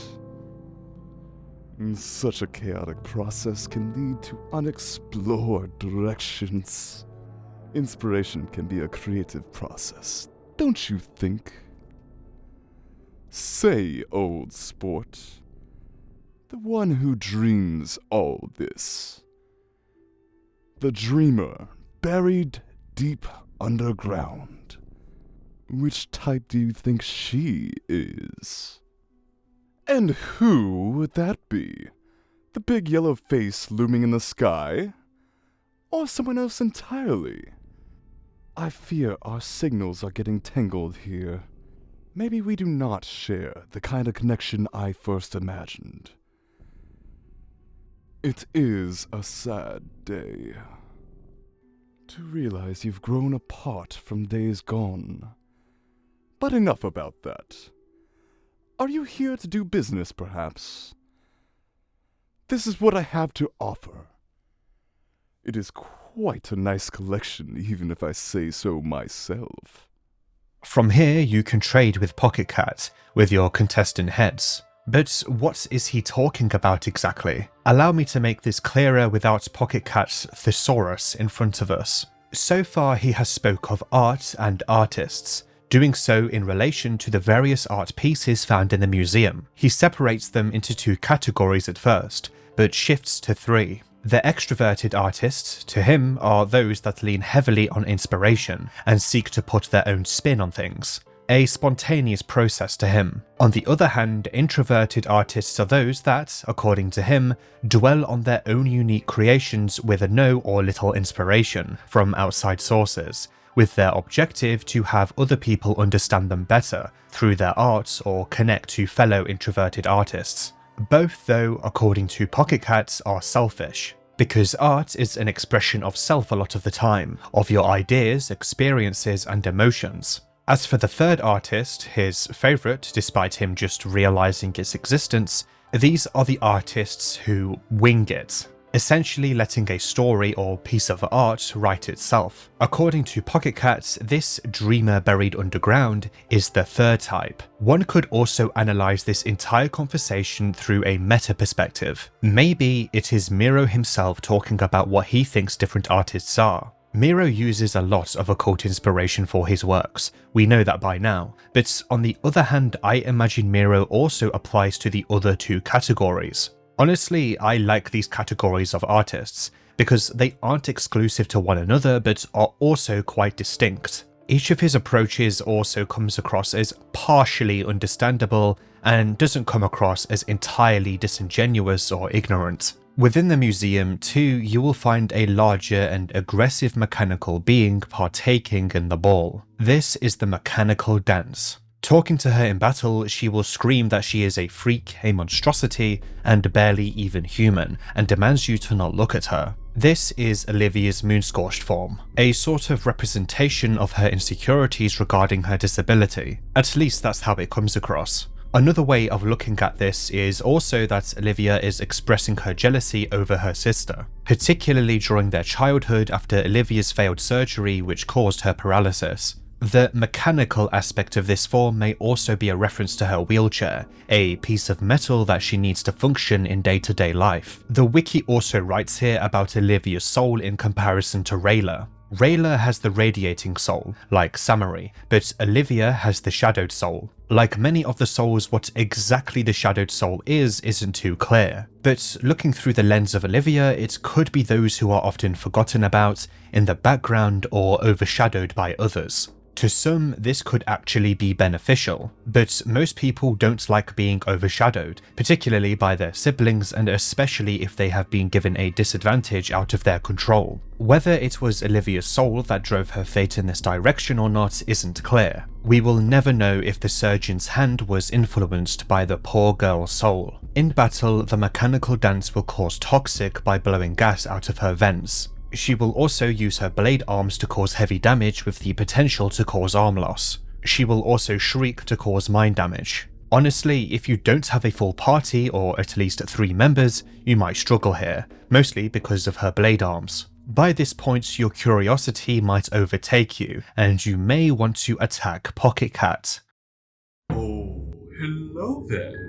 He might as well be responsible for Olivia's moonscorching in this scenario, who would have most likely moonscorched under the pressure of isolation, so who will be against a little revenge? So the Pocket Cat is a unique encounter, in that he actually causes mind damage but also has you choose whatever limb you want him to cut off. This of course causes damage as well. You can choose your arm, leg, or even your head. Obviously, you don't want to pick your head unless that's the only thing you have left. This will apply to a random party member. You can just equip something that prevents limb loss, and even if you try to have him remove a limb that's already gone, he will force you to choose another. As long as you have either a massive damage output on his chest or a means to prevent limb loss, you should be okay. But without these, the Pocket Cat will give you a very hard time.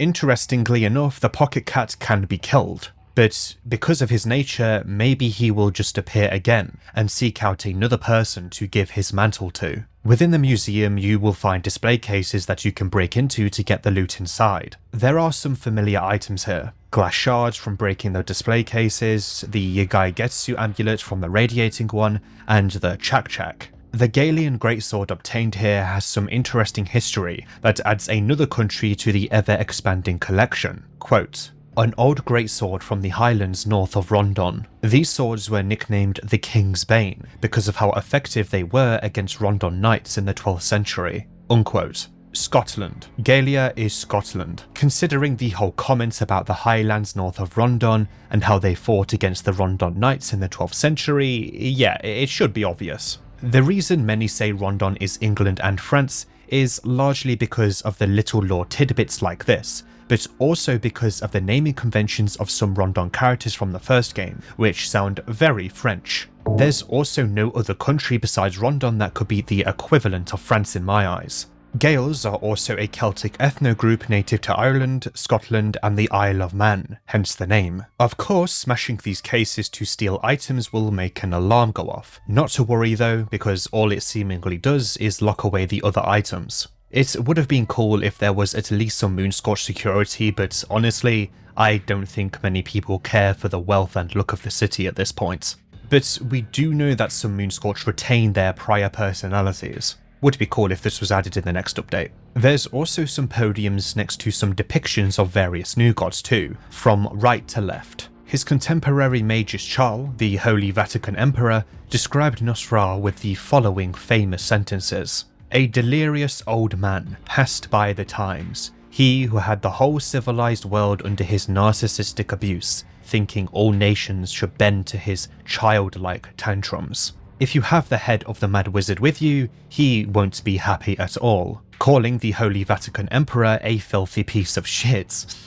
To my surprise, Nosra does partially admit to his narcissism, but believes that that doesn't mean he doesn't deserve what he took in his life. Of course, this is all in reference to the crusades Nosra did before his eventual decapitation and descent into further insanity, although many arguments could be made he was always insane. The middle statue strangely doesn't have a readable podium, which is odd because the game doesn't tell you it's rubbed out or anything. Usually, the game would at least give context to things you can't interact with, or give a vague description to some environmental design. This actually comes across as a genuine mistake in the game's eventing, and this isn't the only example of this being the case in this area. Again, it would be okay if we were given a reason why we can't read this one. We all understand the game has some final updates on the way, despite how finished it feels. The statue itself looks like a marriage of sorts. Finally is a depiction of Batel. This one looks very similar to the statues outside the Grand Library in Macabre of the first game. As a reminder, Nosra succeeded Batel and eventually went on to assume his position at these Grand Libraries.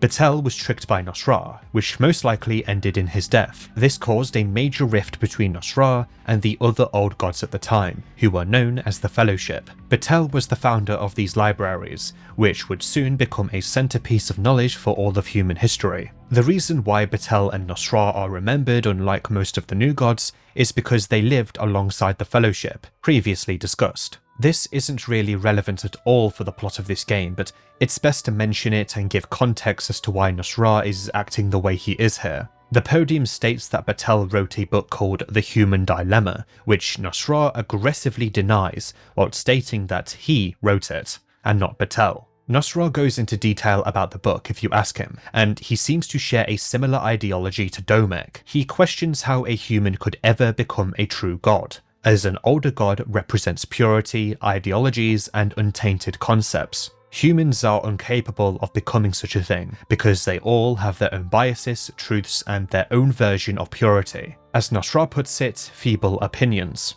As the man says, opinions are like assholes. Everyone's got one, and if you're worshipping one, following an asshole, all you smell is shit. Amazing analogy, Nosra, thank you, very cool. The two similar ideologies that Domek and Nosra hold are actually similar to a certain old god, Grogroth. The reason why Nosra is in such a burned state in this game is because he taunted Grogroth in Ending B of the first game and was punished for doing so. So why did Nosra taunt Grogroth? Do I need to answer that? Have you been listening to Nosra so far? His ego is out of control. But I have a small theory. I've not actually been bothered to look this up because I'm actually doing this part unscripted. I have a theory that Nosra is actually formally a Grogroth worshipper. Besides the ideology that he shares with Grogroth, he also uses similar magics to Grogroth. At least he did when he was a party member in the first game. Maybe, after his ascension, he wanted to see if he was truly capable of at least confronting his former master. And we know how that ended. However, Nosra does define ascended gods separately from new gods,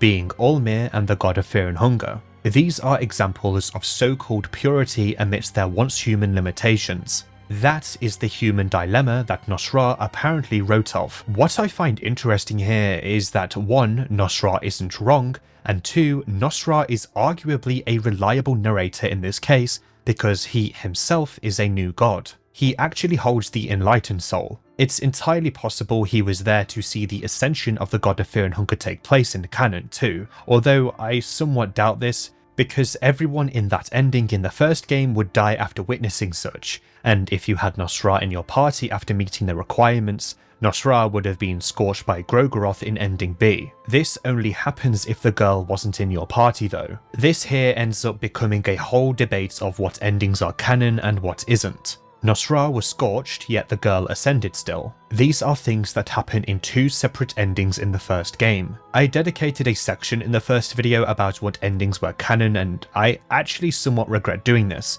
because I think it's intentionally meant to be ambiguous. The thing is about the girl who would become the god of fear and hunger is that she was an offspring of a certain fated warrior and Nilvan, a new god and a member of the Fellowship. Olmir too wasn't just a normal human. We know that he was possibly handcrafted by Vitruvia, although this is just one interpretation of history, which at the end of the day is uncharted. This is to say, to compare new gods to ascended gods purely because of their origins is a little disingenuous. The beautiful thing about the story of Fear and Hunger is that you can debate these what-ifs, the right or wrongs, and the reasons why things are the way they are all day. The gods are either pathetic cogs in the machine, simple concepts come to life, or have just departed from the world. Some may consider Olmir the good god, but I don't think Olmir is that good at all. But we'll have to get to that in Ending C. My favourite god is actually the god of fear and hunger. I mentioned this earlier, but I want to expand on my reasonings.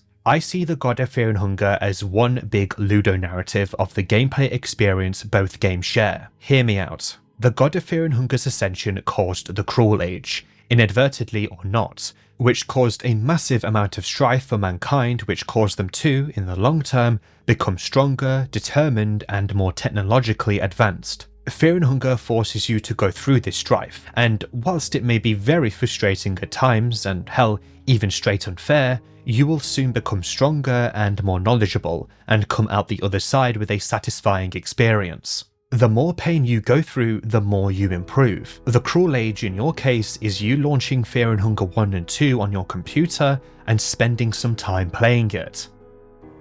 One interesting piece here is some samurai armor, or as the game puts it, Eastern armor. The podium describes that it was typically worn by the warriors of Yansa Aryuraban, or Aryaban. I think Aryuraban sounds better, I don't know. The armor is a great example of the two cultures of Edo and the Eastern sanctuaries melting together. According to some lore that you can find, during the 8th century, the Eastern sanctuaries led multiple campaigns against the kingdom of Edo. But they were worthless endeavours. The Sultan of the Eastern Sanctuaries at the time was Nosra, who surprisingly had respect for Edo, whose warrior culture developed in the isolation of their island. Because Nosra was unable to make these warring arts his own by conquering the nation, he instead formed a new country inside the borders of the Eastern Sanctuaries. He appointed high-status prisoners of war from Edo as the central figures of this new country, and had them mimic the ways of the Edo warriors to breed a new warrior class for his kingdom, being the Eastern Sanctuaries.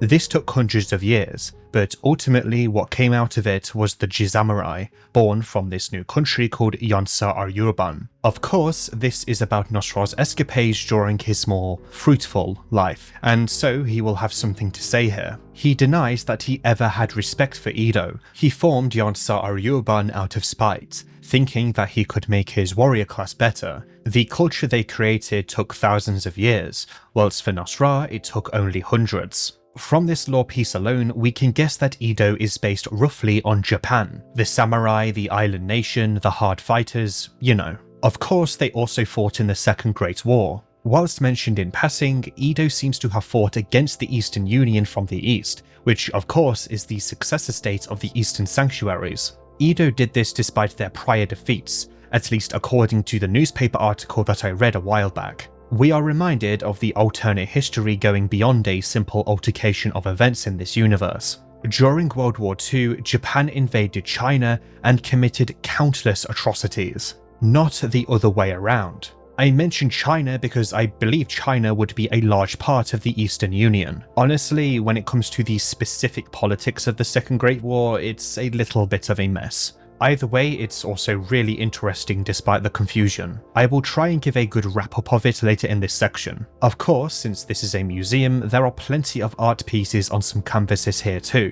These are often nods to real-life works by various artists. On screen now are these examples, thanks to the wiki. So, those characters in the museum that stand nearly motionless, some, being the ones that Jeeve told you about, will give you a clue to solve a puzzle here. There is a clock up some stairs above a large door. These 3 NPCs that Jeeves told you about will give you a clue as to how to solve this puzzle, which is related to this clock. I'm going to continue my trend of not going into detail about solving the puzzle, but I do want to talk about the symbolic nature of it. The clock is strikingly similar to the Prague astronomical clock, which is attached to the old town hall within that city. In-game, the clock has various symbols of gods. Many of these symbols are actually completely unknown, but you can find out the names of some of the figures the symbols stand for by looking at the event coding for this puzzle. Amon, Terkil, and Sarko are 3 in particular that we have not heard of. I have something to say about all 3 of these, but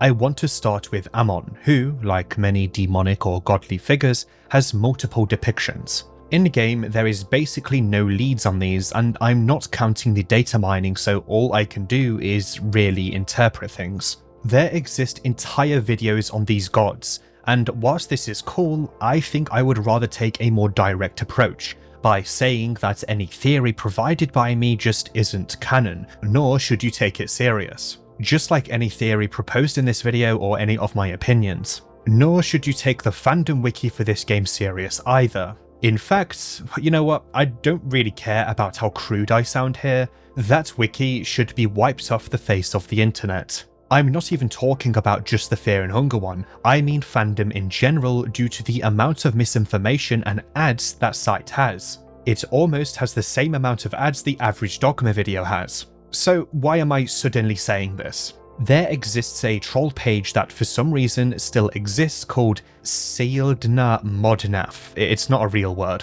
Whilst it's obviously intended to be a troll post because it literally spells fandom and lies backwards, you will laugh at just how many people will think this post is real. It's relevant to the current discussion because some may use its contents to propose theories about Amon, which is a complete waste of time because it's 100% fan-made content and nothing in it is presented in the games themselves. It just comes across as an effort to damage fan theories. It's also just really badly written and lacks Miro's charm. I wouldn't be as annoyed at this if it was on a sort of fanfiction wiki, but it's just not. There's a reason that the Fear and Hunger Discord's bot always reminds people to use the wiki.gg pages, which is the one I'm using for certain pieces of sourced information in this video. TLDR for this small little rant, fandom is just not a good wiki website. Anyone can edit it, anyone can do troll posts, and because of that, it heavily will damage reasonable discussions around video games and media in general. If you are a fellow video essayist or just someone in general who is looking for some good information on a game,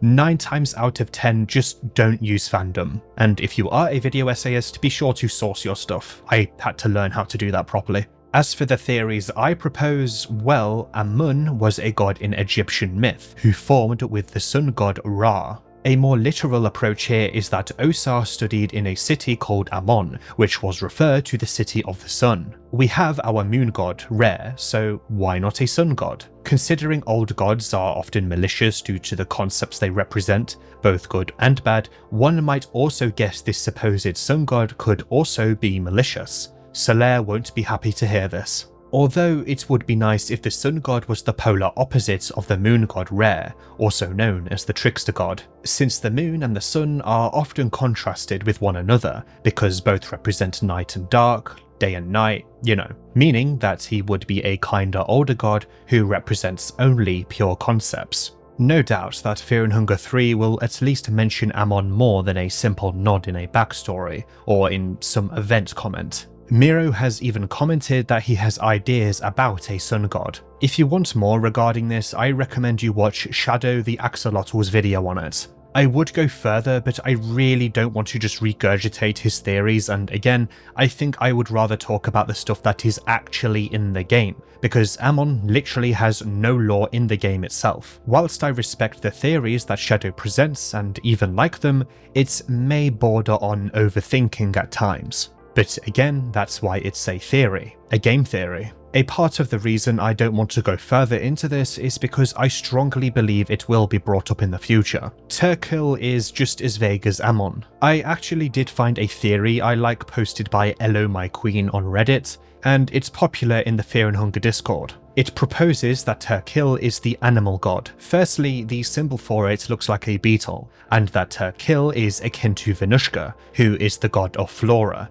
which means Terkil is the god of fauna, the animals. They balance one another out. Terkilo is also a character in the Pocket Cat books in Termina 2, described as a beetle. The book focuses a lot on the survival of the fittest. The Pocket Cat himself only ever appears at the end. Terkilos are also a type of beetle. These theories have a lot of backing thanks to the various evidence provided, but again, nothing is confirmed. Check out the full slideshow for more information details. Source 40. Finally, we have Sarko. Elu My Queen also contributed and collected a bunch of theories and made a presentation for this one, but it's 17 entire slides long, filled with information. To put it very simply, the theory about Sarko is that he is the star god. It focuses around soul types, which look like celestial bodies in their images, zodiacs and constellations, as well as fate. If you want to read more about this theory, check Source 42. Again, I would go in depth myself, but this theory is a little out there in my eyes, but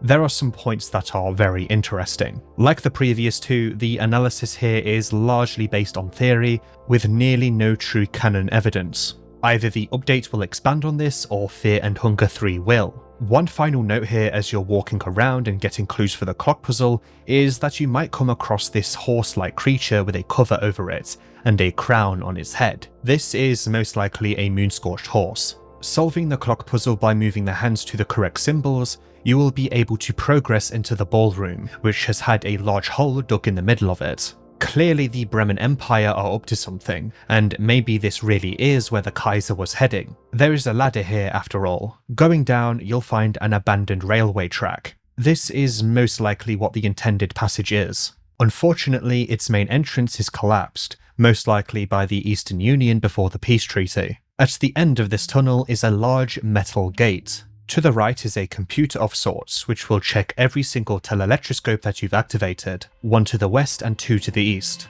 This here is actually the last marker the NLU planted on their map found in Prehevil Bob, or should I say, Rayla. This might be the entire reason why she was arrested for treason. The coded letters detail her escapades the most. I read both of them, but the second one talked about the Eastern Union abandoning this compound. I'll talk more about Rayla near the end of this section when I have all the pieces. This ending especially relates to Project Logic. We've heard of it in passing, but we also know that Kaiser wants to control it.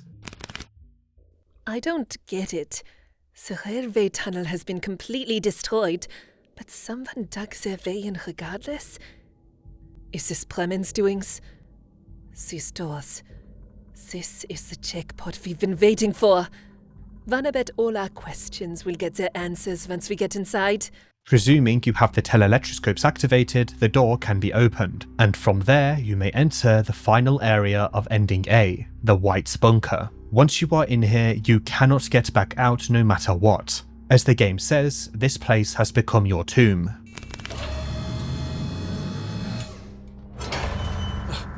Did we just get shut in?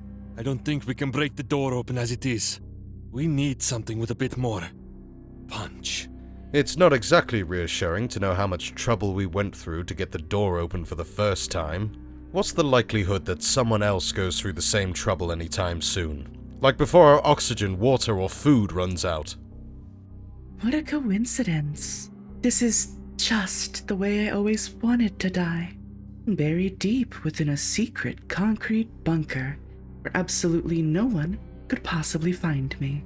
The White Bunker is relatively large, filled with elite troopers which guard something deep inside. There is also a new sort of Bremen trooper here too, the Flame Trooper. These guys are incredibly dangerous because if they spot you, they will burn you instantly with their flamethrowers, which will instantly kill you if you are in range of them. Like the elite troopers, you can't talk to them. Don will also have the same results that he has with the elite troopers if he diagnoses them. Even getting into battle isn't a good idea, as they will constantly spray fire and burn the entire party. If you're not with a good amount of defense, then good luck. Luckily, there's only a few of them within the bunker itself, and you can avoid them. 2, as of this version. The concrete hallways give way to a large wooden room. Look familiar? This is actually the same room from the dream at the very start of the game which features Rayla. I'll come back to this. Don't worry, I know that I'm leaving a lot of things up in the air right now, but we will benefit greatly from seeing things unfold here before I discuss the topic of the cubes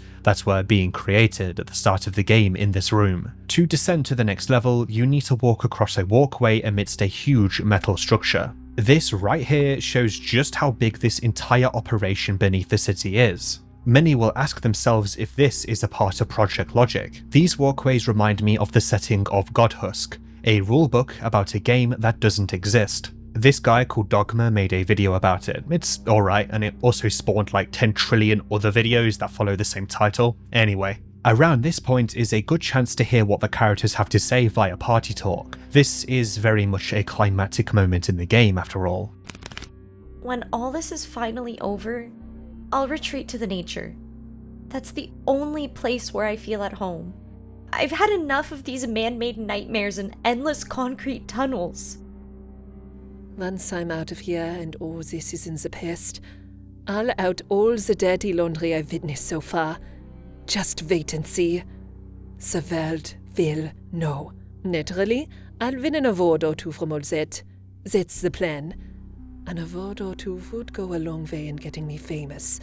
Not that I'd care for the fame, of course. Just who do you think I am? I want to gain more fame so I can work more independently in the future. That is the only way to out certain people and certain truths. What am I gonna do when we finally escape all this? I could try to achieve world peace with the occult, or start a religion of my own. I'll probably start a small occult store somewhere far away from Prehevil. Maybe I'll start an occult store in Rondon.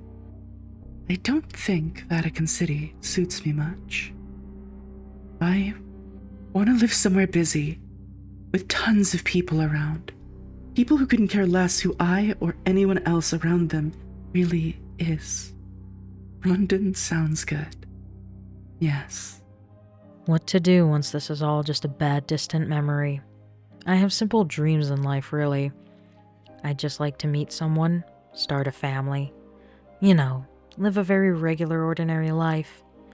I've seen enough world. I'll head straight back to Olengard and its cozy small-town atmosphere. Although, seeing all this tech, it is very inspirational to see what you can achieve. Maybe I'll return to a school. There's still much to learn, obviously. Basic mechanics seem so outdated after witnessing all of this. What I'll do once we are done? To be honest, I still have unfinished business here.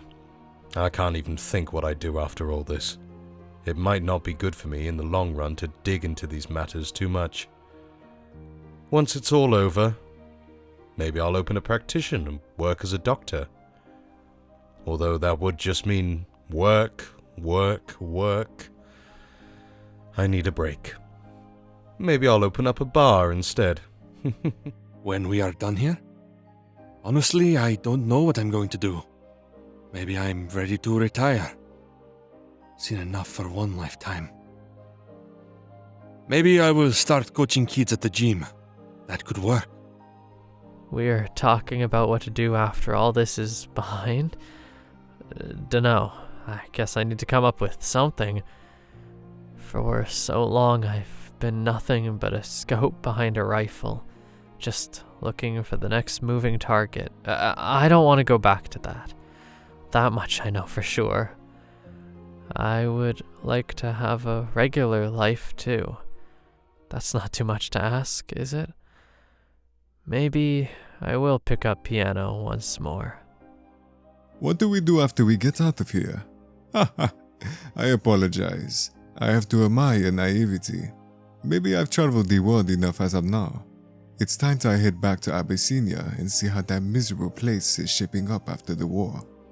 Ahead will lie another level of the bunker. More troopers will be patrolling. To even get through this area, you need to pass by a flame trooper who will be guarding a sort of server room. Yes, you heard that right. Servers. Worry not, it's going to get a lot weirder. In one of my runs, I realized the electric panel on the door to progress was locked, meaning that I had to fuel the generator. Technically, the bunker is another one of the handful of tunnels featured in the game. In the game files, it is actually called Tunnel 0. In this level as well, you will find a humanoid creature seemingly fused to a crow. Now, you might guess this is a marriage between a crow and a human. I agree, but I actually think this is a failed attempt to create Crow Mauler from the first game, which wasn't actually a marriage but rather a man turned insane in mind and body, thanks to the darkness of the old god seeping into that game setting. You can actually tame it to fly you out the bunker and get the secret ending where you escape from Prehevil, kind of like ending E from the first game.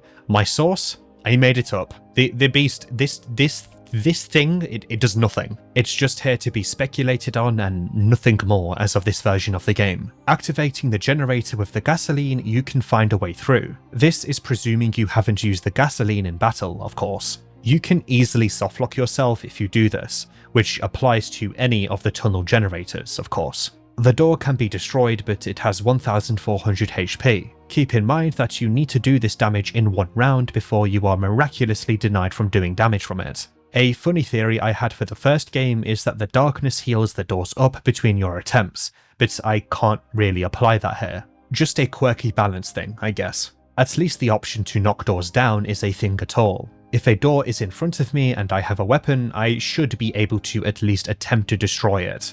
In the final pathway amidst huge metal structures, you can actually see colossal arms reaching out from the dark below. At this point, I think Miro really decided to go all out on the sci-fi elements, because this isn't like anything else in the game size-wise. Maybe there is context ahead. The third and final level is very small, and you'll quickly come across another open door akin to the one from the entrance of the bunker. If you take your time, you will quickly miss a figure in black walking away from you. Approaching though, you will be ambushed.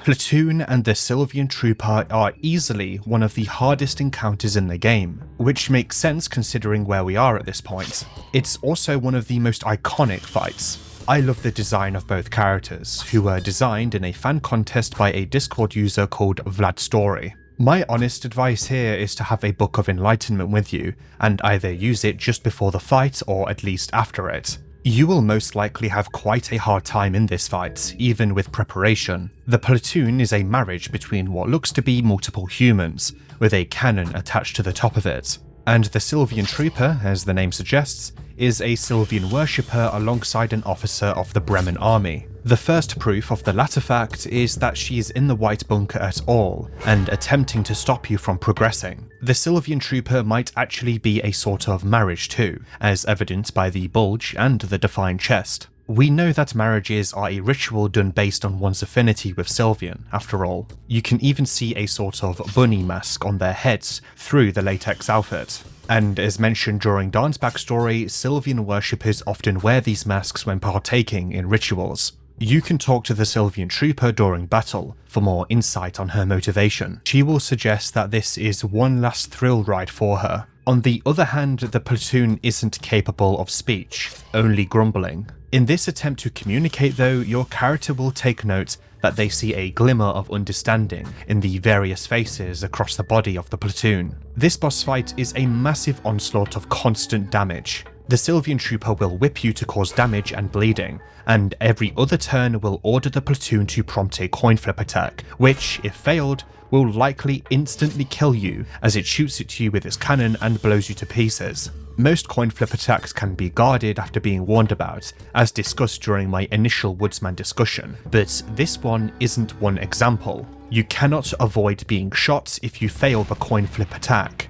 If you kill the Sylvian Trooper, the coin flip becomes very inconsistent, as the platoon will become very confused. Even without the cannon fire, the platoon will tackle you to deal large blunt damage. On Masoch mode, you can actually be ambushed by the platoon in the streets of Prehevil as well. Now, there is actually a really cool detail about this fight, and it gives a reason as to why you are able to see the Sylvian Trooper walk away from you before coming back with the platoon. If you are fast enough, you can catch up to the Sylvian Trooper and enter combat with her. This strategy is only worth doing if you kill her in one turn though, because after a turn, she will whistle for the platoon, who will immediately come running. One thing I noticed though is that using the Blood Golem spell with the white spice from the Spice Forge spell, which makes the spell be instantly cast after entering battle, well, this actually makes a turn pass. What this means is that the platoon will come after you if you have the white spice applied to any spell. At least that is what happened to me. Maybe with a higher agility I would have been better off. If you kill the Sylvian trooper this way, you will be able to find the corpse of the platoon like you defeated it in normal battle, which is strange. Maybe the Sylvian trooper used magic to resurrect or activate it in some way. It does, after all, largely depend on the Sylvian trooper to operate without confusion. She is referred to as its commander, after all. Another note on the platoon is that it's described as a platoon, kind of confirming that the Bremen Empire may be in the process of mass producing them, which is honestly a terrifying thought. After this fight, you will be running very low on resources. I know that in one of my runs I was borderline on single digits in my mind stat, but this is mostly because I just didn't loot the bunker enough. In one of the rooms are some lockers with some really helpful items, and not just randomly generated loot like most containers in the game have. This, alongside the boss gauntlet of which the platoon and Sylvian are the beginning of, the white bunker does feel like one massive endurance test. You could compare it to the gauntlet from the first game, although the traps in that area were a lot more deadly. The white bunker strangely has a complete lack of traps. Yes, there are troops around, but it would have made sense if at least some bear traps or, hell, even some landmines were tucked away on some corners or some paths. The Kaiser started an entire war to seemingly get in control over this bunker, so why not just put some landmines down? That being said, I doubt the Bremen Empire were expecting this amount of resistance by a group of once nobodies tied to the Festival of Termina. After this point, you can push on. Soon, darkness will surround you from all directions, and you will end up back in the Hall of the Gods for some time. After this, though, the following will play out. Sit back and listen to this, because it's probably one of the most important pieces of exposition in the entire game.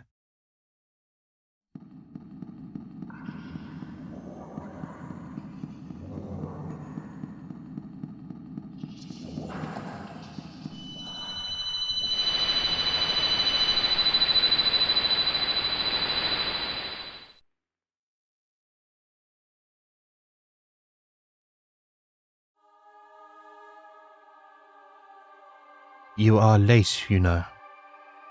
If you've come to witness the birth of the new era, the birth of a new god, the logic, the machine god is online. Are you talking about yourself? Me? That is a cruel joke fate has played on me time and time again. At one point in time, I did think I would be the one to lead us all to the promised land. My ego led to me believing I would be the one true god worshipped in the coming age. But alas, the world is much too capricious and chaotic. It was never for me to rule, but chaos itself is not something to be dreaded. Chaos is but a transitional phase. Where it leads determines whether that chaos is a negative force or not. Since I've embraced the chaos, I've even come to surprise myself. I was able to abandon my ego and leave that miserable being endlessly wandering in the dark green. My role in the greater scheme of things was to arrange all the necessary chess pieces to their places and set the wheels in motion instead. I'm at peace with my role at this point. So no, the true god I talk about is not me. Fate hampered my plans in the form of a young woman, a person who was completely clueless of the power struggles of the old world. She became the symbol of our evolution by pure coincidence. Maybe it is only fitting that a youngling like her would lead the world to a new tomorrow. If it yearns to change, the world needs to forget the past. Me included. The breath of the machine god is still frail, however. In her current fragile state, I cannot let you near. The machine god? Since the dawn of man, we have arranged for a power that would rival the very gods we worshipped. There has always been kings and sultans who pursued that strength to no end. Even I fell into that trap at one point in time. It is but a never-ending cycle that only feeds itself but leads to nowhere. If we chase that power, we are always looking at the big picture from behind. We cannot see the forest for the trees. Instead, we needed to birth something new. That time has finally come. The true unity of mankind is before us. a true god born from humanity, not from the old world. A god that is not born from the powers borrowed, but from our own strength. This is the moment in time our whole existence has strived for. We crafted that fate ourselves, with our own hands. Now, as a joint conscious, we ascend. If you are playing as Osar, Kaiser will recognize the head attached to your hip, Nosra. Nosra would insist that you insult Kaiser and tell him that he is here to enact his revenge. Kaiser, though, tells Nosra that he listened to his advice and acknowledged his place in the world, embracing chaos and his fate, becoming a means to an end rather than the center of the end itself, the end of the current era, that is. Nosra actually calls Kaiser's plan here clever and says it how it is, a universal concept shared by all of mankind. Nosra's ego, though, is the only thing that doesn't want him to stop by and see where all of this leads. He doesn't trust Kaiser to lead anyone to anything. Now, let's do a little recap, because much of this comes out of nowhere. Nosra recognizes Kaiser because Kaiser's true identity is Legard, the stimulus of much of the plot of the first game and much of this one. Believe it or not, my prior point that you don't need to play the first game to understand this one still applies, because Kaiser and Legard are quite separate characters, especially in their motivations. But to fully understand Kaiser, it's best we delve into who Legard was. Yes, was. Kaiser's words heavily suggest that he somewhat discarded his past self. In Fear and Hunger 1, all 4 main characters went to the dungeons of Fear and Hunger because of Legard. Their reasons varied, but their reasons ultimately surrounded him. Legard was the captain of the Knights of the Midnight Sun, a group of mercenaries turned Rondon Knights. Legard wished to ascend to new godhood so he may unite the lands and bring a new era. He seeks this goal by any means necessary, and largely wanted to bring this new era around to mankind without violence, which has always been the ways of the kings and queens and, hell, even Olmir during his conquests after his ascension. So here comes the whole loop of canon again, because, as I've said multiple times now, the canon ending of the first game is a mix of some of them. Whatever the case though, Legard did ascend and become the Yellow King in Ending C of that game. His new godhood seemingly granted him immortality. At the same time, he witnessed the ascension of the God of Fear and Hunger in Ending A, or at least was in the vicinity of it when it happened. Like I said, everyone who witnessed it died, yet here stands Legard hundreds of years later. He now understands his role, unlike most new gods, and embraces such so he may participate in a shift of the eras, rather than being the direct reason of such. Legard's soul type is a topic in itself. Most new gods ascend and become a reflection of their soul type in some form. Legard, though, actually doesn't have a soul at all. In the first game, if you try to harvest his soul, you simply just can't do so. This could be a commentary on the man's evil nature, as the idea of someone having no soul implies they have no feelings for anything, which is a psychopathic trait, an evil trait that honestly does suit Legard. Legard, depending on who you ask, is evil, but his worldview puts him at the center, and for a time he genuinely believed himself to be doing the good, all whilst ignoring some evils he may commit for the sake of said good. For him, it was all about the end goal, not the journey. Whilst he was a knight, he also committed atrocities. A specific case is a massacre of the older Gordian people in search of an artifact,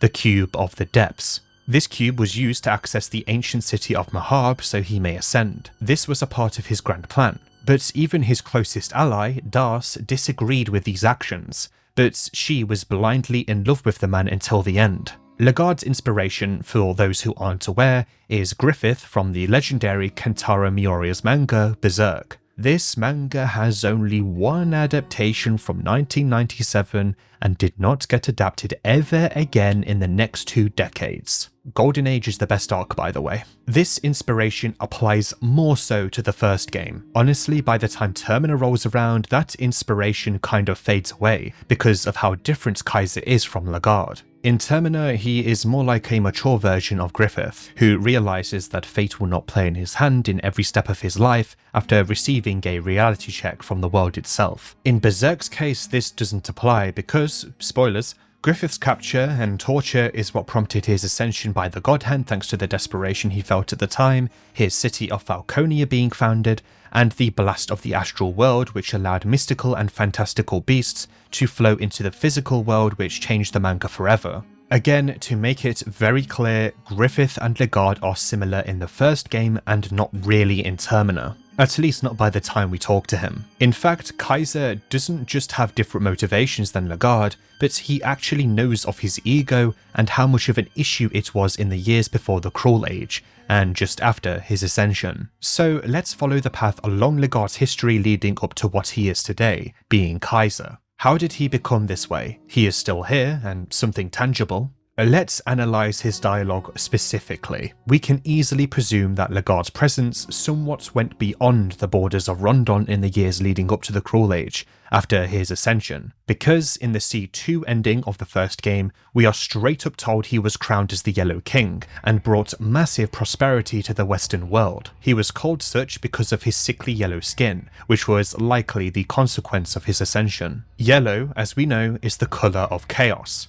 Chaos is a big theme in Fear and Hunger, especially Termina. Chaos seems to just be, well, chaos. Kaiser described it as a transitional phase, and where it leads determines whether or not that chaos was negative or not. Kaiser is embracing chaos, being a transitional phase. This transitional phase being to the next era. The dialogue by Kaiser, though, suggests that his time as the Yellow King didn't last forever. He soon realised that his role is to arrange the chess pieces and set things in motion instead. The young woman he refers to is the god of Fear and Hunger, whose cruel age and the industrial era which followed hampered his progress and soon made him realise his role, at least partially. The girl, as I've mentioned already, is Legard's daughter, as he somehow magically mated with the new god Nilvan. He, as the one supposedly judged by fate, and the womb of Nilvan, were able to create the girl, who then ascended after much of the trauma and darkness in the first game, after much of the fear and hunger. It has always been up to debate if the girl actually ascended because of her experiences in the dungeon or otherwise. Personally, I believe this is the case,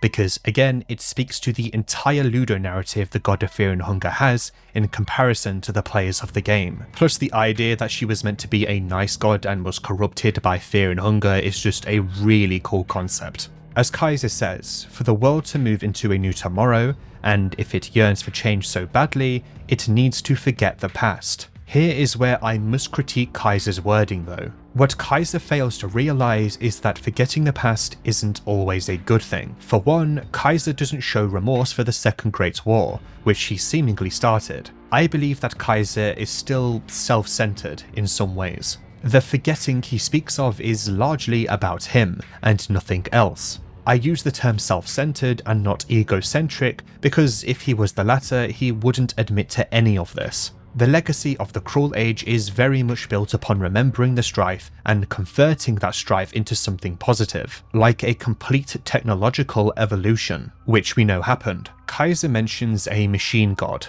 Whatever this means isn't too clear right now, but he describes it as a joint consciousness. The entire creation of this machine god is based on the never-ending cycle of chasing godhood that many kings and sultans have gone through throughout history. Instead of depending on the older gods and their creation of the Golden Throne in Macabre to ascend, the machine god is an ascension of humanity itself on their own terms. A complete antithesis of one of Fear and Hunger's greatest themes, all whilst complementing another. This in itself is a commentary on both human determination, but may also be perceived as it falling back on itself, breaking free from the gods, but not from the idea of godhood itself. This, as Kaiser confirms, is Project Logic, a means to ascend together as humanity, or at least as a large collective of such. It started as a project by the Eastern Union, of course, which is why it is beneath Prehevil in the first place, and why they tried to hide it from the Bremen Empire,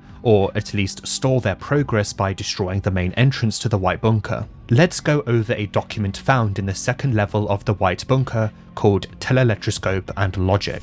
Telelectroscope, an interconnected computerized system which documents our lives and extracts information from our consciousness. The data is abstracted from the banks of every person in the whole human system. Logic. Logic works as the center of telelectroscope, a core in this world where all our knowledge and inspiration come from and go to. A data tank which possesses all knowledge, and it provides people with said information as they need it. The future of telelectroscope. People become obsessed with these fake friends who exist in the walls. Ultimately, people will begin to shun personal contact, preferring to interact with each other via machine technology. People will rather stay in the world created by our shared consciousness. The logic is designed so that each individual human in the system will affect the surrounding world, thus creating a shared paradise, a shared consensus. Here we see a more malicious fear and hunger type of twist to logic. A good comparison to logic is actually the God of Fear and Hunger, but instead of prompting an industrial revolution, it will prompt a more modern age,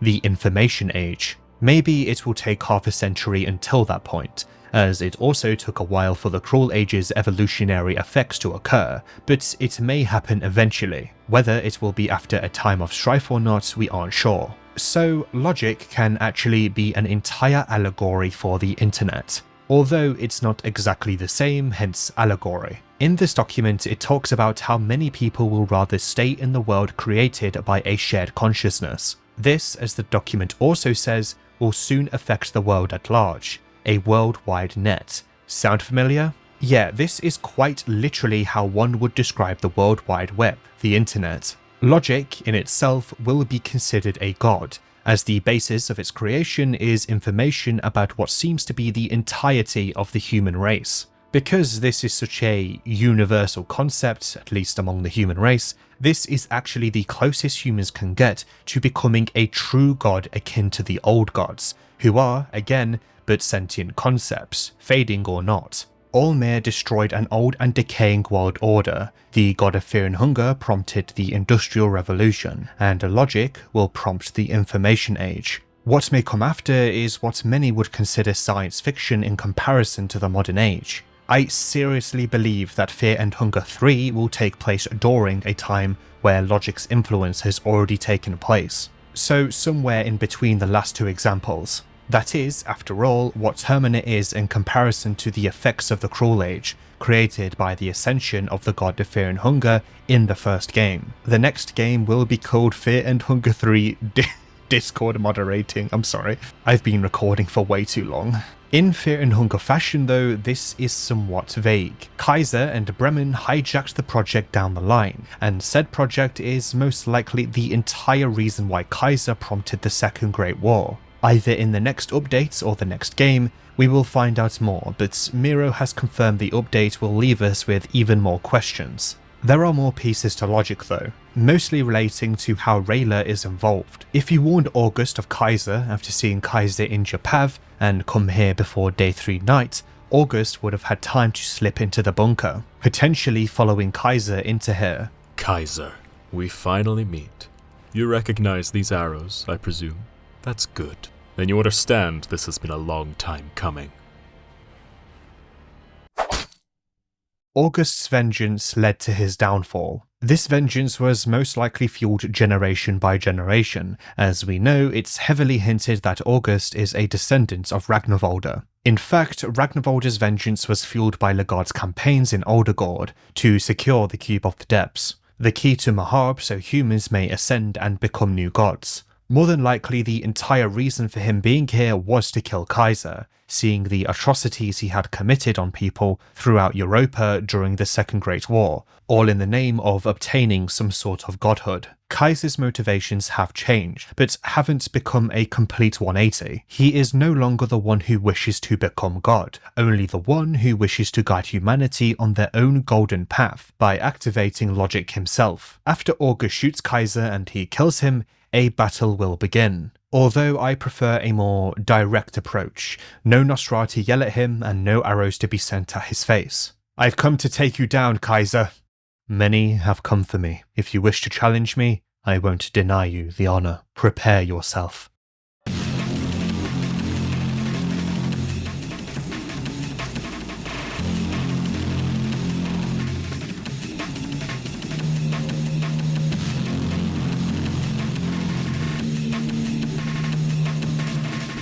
Despite Kaiser being a great character, his fight is less so. Considering this is the leader of the Bremen Empire who forced his way to the top and was once a legendary captain, not to mention is a new god, this fight is actually one of the easiest bosses in the game. Some may say this is a metaphor for Kaiser's job being completed and him giving up, but either way, it would be nice if this fight was just a bit harder. If you talk to Kaiser during this battle, he will admit that he cannot let you pass. If you try begging for mercy, he will at least offer to put your consciousness into logic, being one of the first to live on forever, in the stream of human consciousness. A large benefit of becoming a new god is immortality, and seemingly this benefit applies to those that join the shared consciousness of logic. The largest issue with this fight isn't the damage from Kaiser being too low, it's that his torso's health is not even 5,000. Not to mention his head, which has even less HP than that,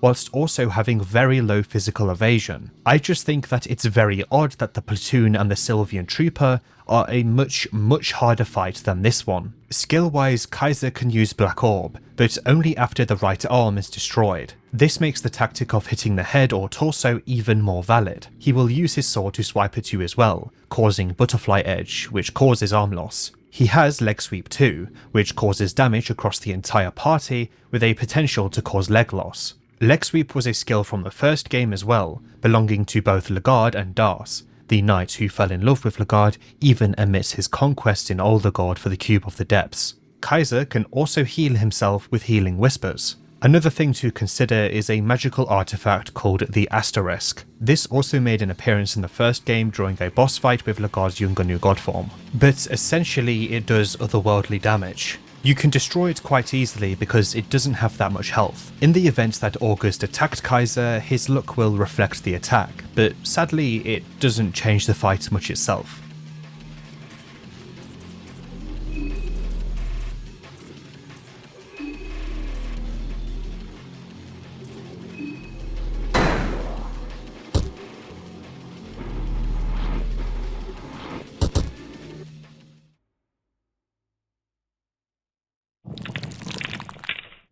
Defeating Kaiser, he will sink into the ground in the same way that Domek did. Nosra actually recognizes this as a sort of blood ritual. He doesn't clarify much, meaning that Dogma must do a little bit of digging into this apparent blood ritual that Domek and Kaiser did. After that, I can move on to the final boss of Ending A with a much clearer palette. In the basement of the church, near where Samari is found, is a strange pillar of flesh. You can ask Marina about it whilst you are there.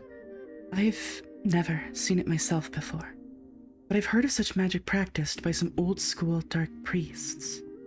They bind themselves to a building, or an area, or an item in order to prolong their existence. The fact that he had created that bind already, it means he must have been dead already, only living through this church. Whatever. I never liked the bastard. This means he must have been struggling for a good while. It serves him right. I've never known a more vile and despicable person, almost comically angry at everyone and everything. Just avoiding the obvious all his life. If no one likes you, you keep insisting everyone else is wrong. You treat others like trash and wonder why you end up alone. What a sad case. Hopefully, his enslavement continues forever. He can be one with his dear little parish. Hopefully, the gods make sure he knows just how insignificant his whole existence ended up being. Let this putrid deadbeat continue worshipping the gods, even in death. What a rotten character. The only regret is that I didn't get to finish him. Just look at him. He's but a helpless, pulsating pillar of flesh now. A fitting end for such a spineless piece of shit. This can only mean one thing. Kaiser isn't really dead. Like Domek, he bound himself to a flesh pillar somewhere. I doubt it's the same one as Domek, because I doubt he would be the largest fan of the Bremen Empire, as they largely destroyed the city during their invasion. meaning that I doubt Domek will be a big fan of Kaiser. All of this to say, whilst Kaiser openly admits his faults and acknowledges his grand scheme in things, he still clings to life. Unlike the Sylvian trooper, Kaiser never openly admitted to being okay with dying. His plan, amidst all of this, is still somewhat unknown. There is a little more to this conversation though, something that not many people bring up. In an unused piece of dialogue, Kaiser even reveals that Prehevil isn't the only place with teleelectroscopes, and has been activating them along the way during the war. Whilst this is unused, I think this makes complete sense, as logic is meant to be a universal concept among humanity, and the teleelectroscopes collect the information for logic. Having only 3 in Prehevil do the entire job just doesn't make sense. By connecting the teleelectroscopes, you actually help Kaiser bring logic online. As he says in this unused exchange, by connecting the diverging teleelectroscope paths to logic and opening up the bunker, the machine god was born. As the hundreds of other stations around the world were also coming online, Kaiser confirms outright that he tried to do this all himself, also going on to state he started the war for this entire reason, which can be guessed without this confirmation. During this same unused piece of dialogue, he also admits that you, being the player's party, are an enigma. Along the way to this objective, Kaiser would handle armies, politicians, guerrilla organizations, and even some new gods who tried besting him. But now the old gods stand against him, rare to be precise. The Festival of Termina was not something Kaiser foresaw. It is a genuine trouble for his objectives. Because of it, he had to go into the White Bunker and only wait. I am actually quite bothered this entire exchange isn't in the game. It speaks so much to Kaiser's motivations and where he stands in the festival itself. It also clears up the war efforts and why it even started in the first place. I seriously hope Miro adds this back into the game in the next update, because my headcanon is that, despite this being cut, it does apply to the lore itself. After Kaiser sinks into the floor, you are left in the dark room with a table, light, cigarette tray and chair. You should save here with a Book of Enlightenment if you have one, because all that lies ahead is a singular door. After the efforts of activating the teleelectroscopes, getting the effigies, delving through the White Bunker, killing the platoon and the Sylvian soldier, alongside the leader of the Bremen Empire, Kaiser, you can push on. The following will be seen after doing so.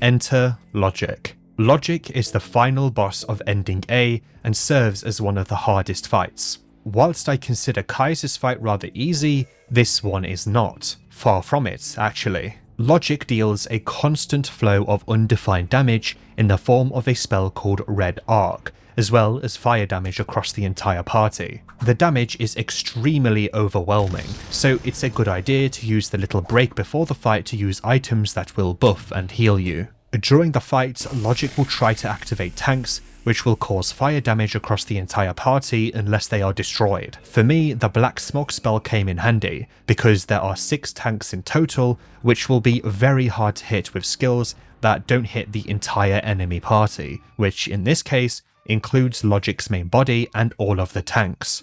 Black Smog usually blinds enemies too, but Logic is resistant to not just blindness, but also bleeding, poisoned, toxic, concussion, and irritation.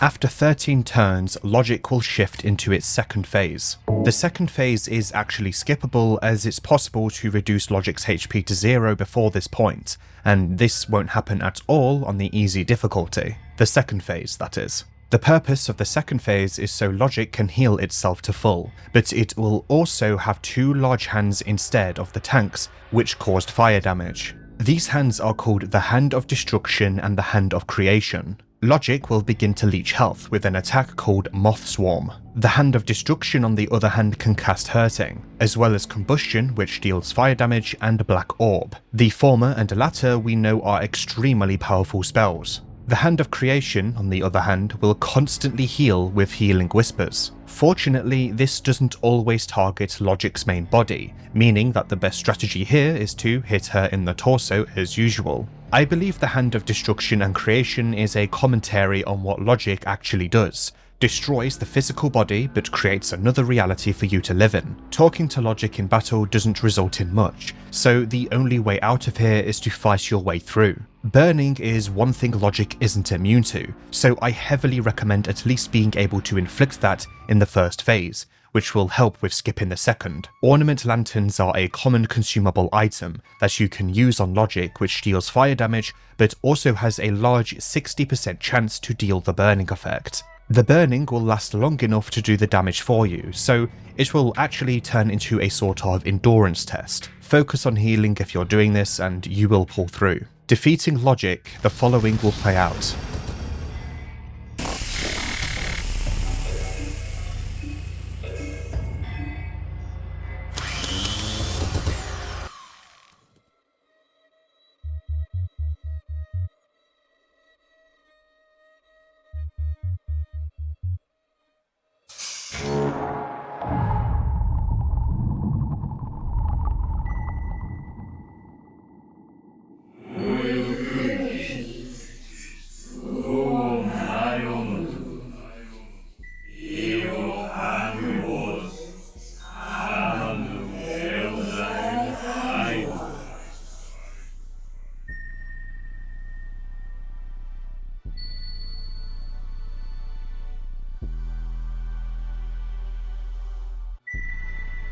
Warmth surrounds your body.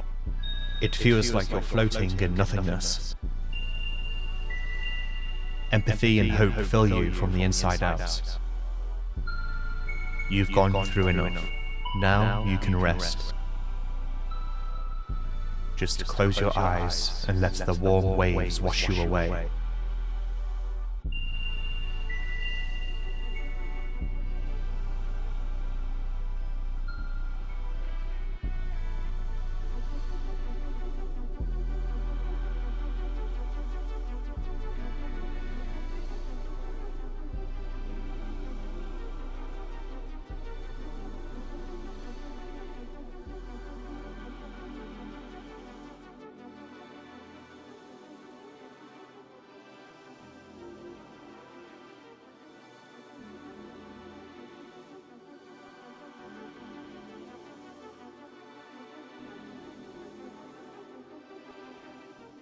And so we reach ending A. The dialogue towards Olivia will only apply if you are playing as Olivia, giving the ultimate confirmation as to who Logic is.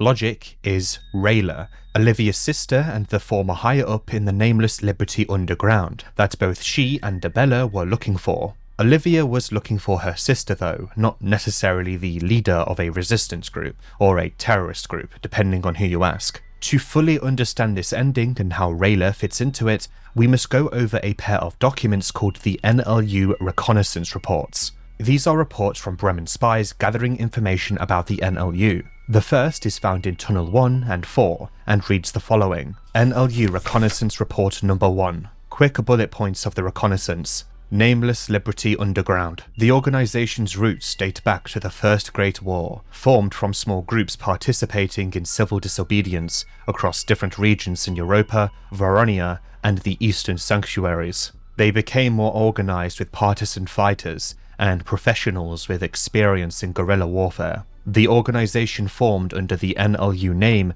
after the First Great War, loosely connected throughout Europa. No centralized leader figure. Spies in high-ranking positions in the armies of the Eastern Union, the Bremen Empire, and the Allied forces. Recently has taken action in sabotaging both Allied forces' Operation Bow and Arrow, as well as the Eastern Union's Operation Logic. Bohemian sect considered a threat to Operation Logic. Despite my prior observation that these guys are more inclined to work for the Allied forces, it seems that in the beginning they seem to be, well, rather in the middle of all the forces in the world, meaning that they fought against the Allied forces as well as the more imperialist forces. The second report reads the following: NLU Reconnaissance Report 2. Quick bullet points on the Bohemian sector member Haas Rayla Audrey, born January 1st, 1922, current age 20, hair medium height dark brown, eyes blue, 132 IQ,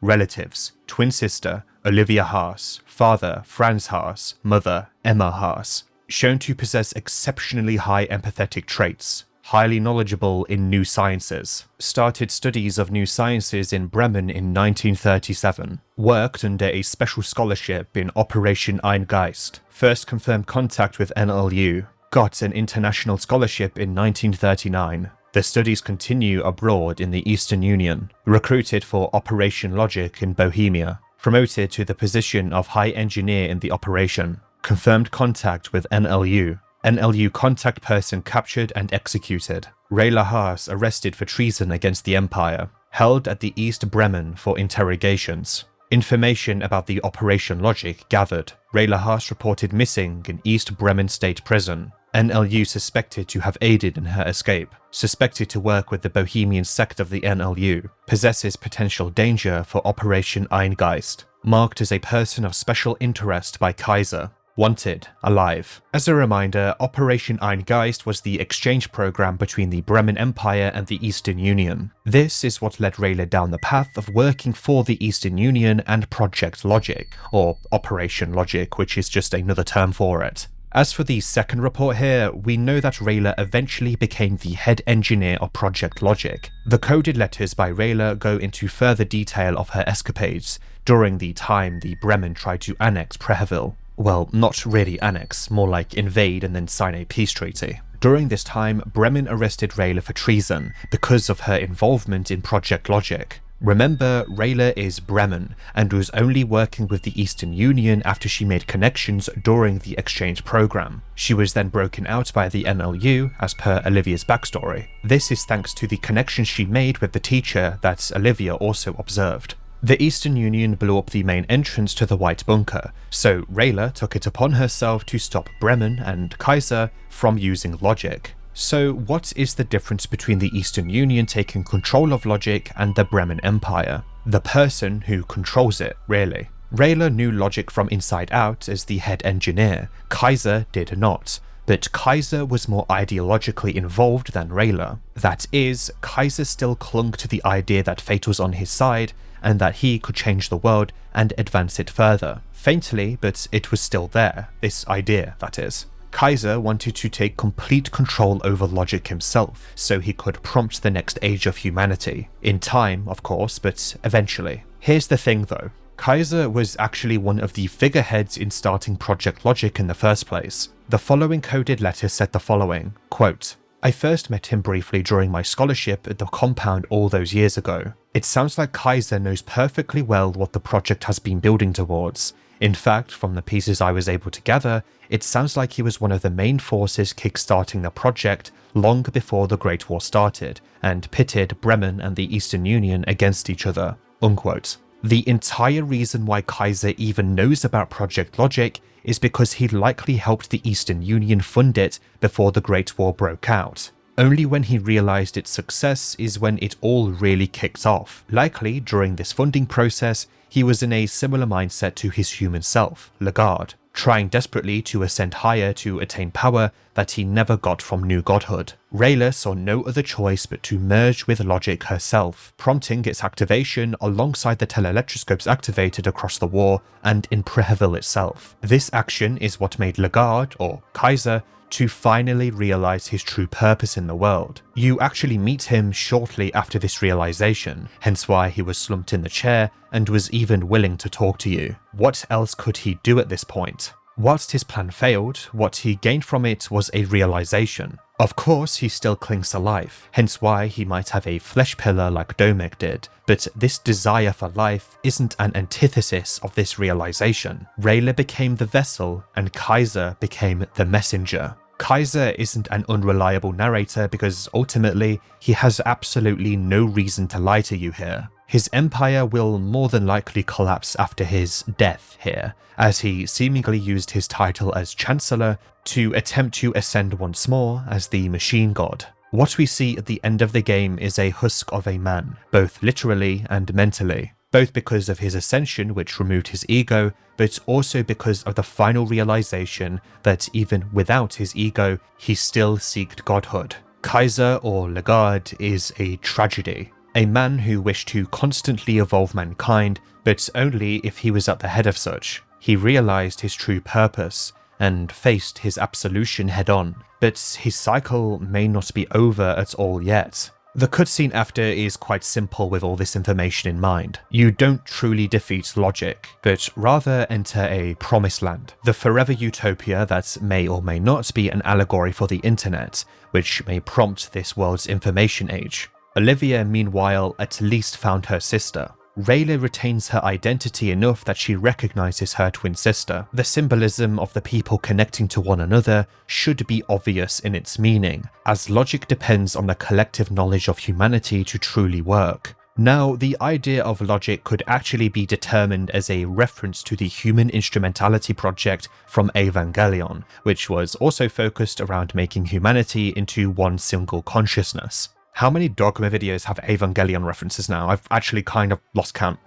The main goal of that, like logic, was also perceived by the progenitors as a positive thing. By combining everyone into one entity, everyone's weaknesses and strengths will balance out one another, creating a perfect utopia. No more suffering or conflict. It really would not shock me if Mira was inspired by human instrumentality. A final note here about logic is about the giant arms found on the way to her. I believe these are failed husks for Logic's body, or the more literal name, the Machine God. Rayla did look rather mechanical in appearance after all. It really wouldn't surprise me if there were some attempts to convert consciousnesses into a machine form in the Eastern Union's efforts of creating Logic. As for the characters who join Logic in the Promised Land, they will never escape. The 4 contestants in your party will never find their way home, nor will they win the Festival of Termina. They will become the first within this perfect utopia.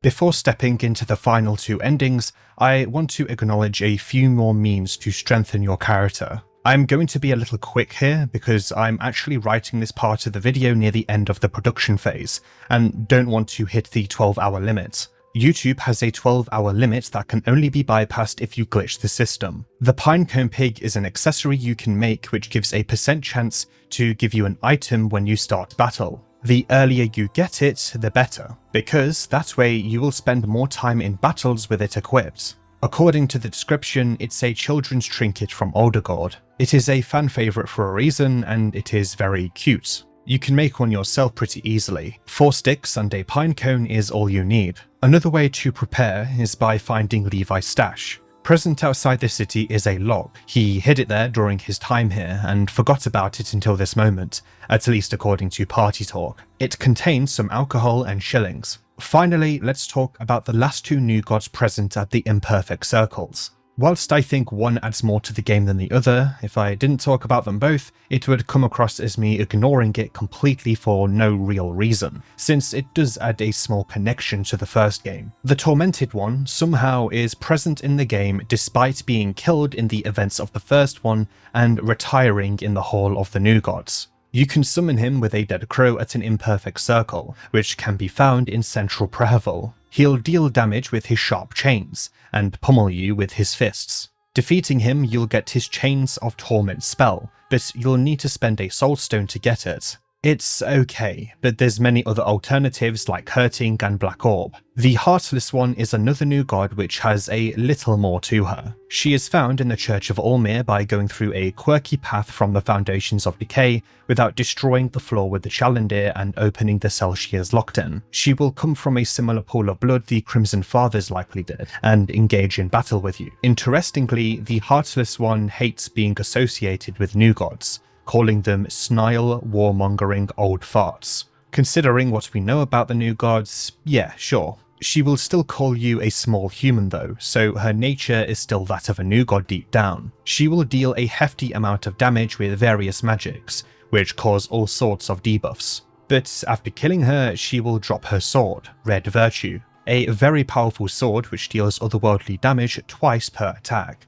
Ending B is on the other spectrum in terms of requirements. You don't need to have all the telelectroscopes activated for this one, only the effigies to get to the temple district, or you can just destroy the gate leading into it. So the Hollow Tower is next to the museum, and we know now that it's a grounds for violence by much of the Moonscorched in Prehevil. It's also the tower Perkele uses to look upon the city, and where he'll have your dream take place, where you can talk to him. Now, amidst the path to ending A, I largely didn't mention the objective of the Termina festival itself. You didn't forget, did you?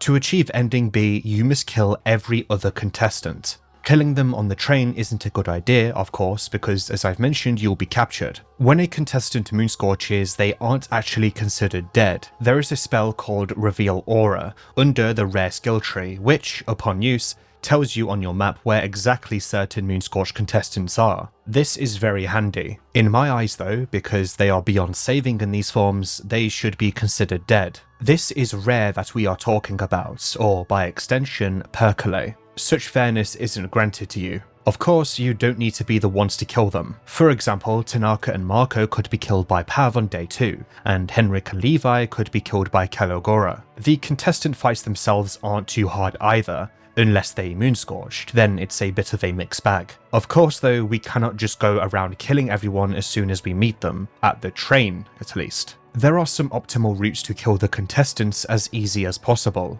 Another thing to note is the existence of the hesitation mechanic, which fixes the potential issue of people asking why even the most innocent of contestants would be willing to kill others. Hesitation is an effect that occurs on your fellow contestants in your party when you are fighting other contestants. It has them unable to act, but it has a massive chance of being removed from them if they take damage, almost like they are acknowledging they must act in self-defense. Either way, if you want to kill a contestant in your party, you can either sacrifice them at a Grogroth circle for affinity, or drop them off at a safe zone, such as Prehevil Bop or the train. From here, you can kill them whilst they are relaxing, as long as there is a lack of people around. Because everyone who isn't recruited in your party will moonscorch near the end of day 3, your best bet is to act as fast as possible. Before I continue though, I want to talk about a means to transport around the game, which may be helpful in the culling. You may or may not remember the gates, being the golden gates, that I've skimmed over a few times. Well, now is a chance to talk about them in detail. Every golden gate can be entered if you have the golden gate skill from the rare skill tree. It requires 3 affinity with rare, but is an extremely handy skill to have, because when you enter a gate, you can walk through other gates found within the city via a corridor, which in itself is known as the Golden Gates, or the other side in the game files. It is the closest thing to fast travel in this game besides the blood portals that you can set up with Ulmir, if not better. You aren't limited to the circles in the game with this one, which in my mind automatically makes this a better option. Here though, you will be able to access multiple small areas that won't be accessible without the Golden Gates. Firstly, you can access an area known as the Dream. So this is the exact same area from the first part of the game with the janitor. I said that the White Bunker also contains this area, but this is likely the literal area of the Dream, because you can actually find the janitor here again. This room isn't that hidden, but there are 2 other doors that are. These doors don't even have models. They are tucked away in the walls, and your best bet of finding them is by spamming the interact button along the wall. I'm really not sure how people found these the first time round because there isn't any sort of clue that these rooms are here, but they are pretty easy to spot in RPG Maker itself. The first hidden room is known as the Pocket Cat Room. Yes, that's literally what it's called in the game and in the files. It's quite simple and changes from being filled with various children's toys, if Darn hasn't moonscorched yet, to what looks to be like a murder scene if he has. The hanging moon and star decorations here will also no longer be filled in if this is the case. One could view this room as an entire metaphor of the Pocket Cat's identity and where the mind of the person he took over goes. At least I think. This is mostly based on another side of Pocket Cat, because this dimension is, of course, of Rare's design. So we know Pocket Cat's nature, but what of his origin? Let's look back at the first game very briefly.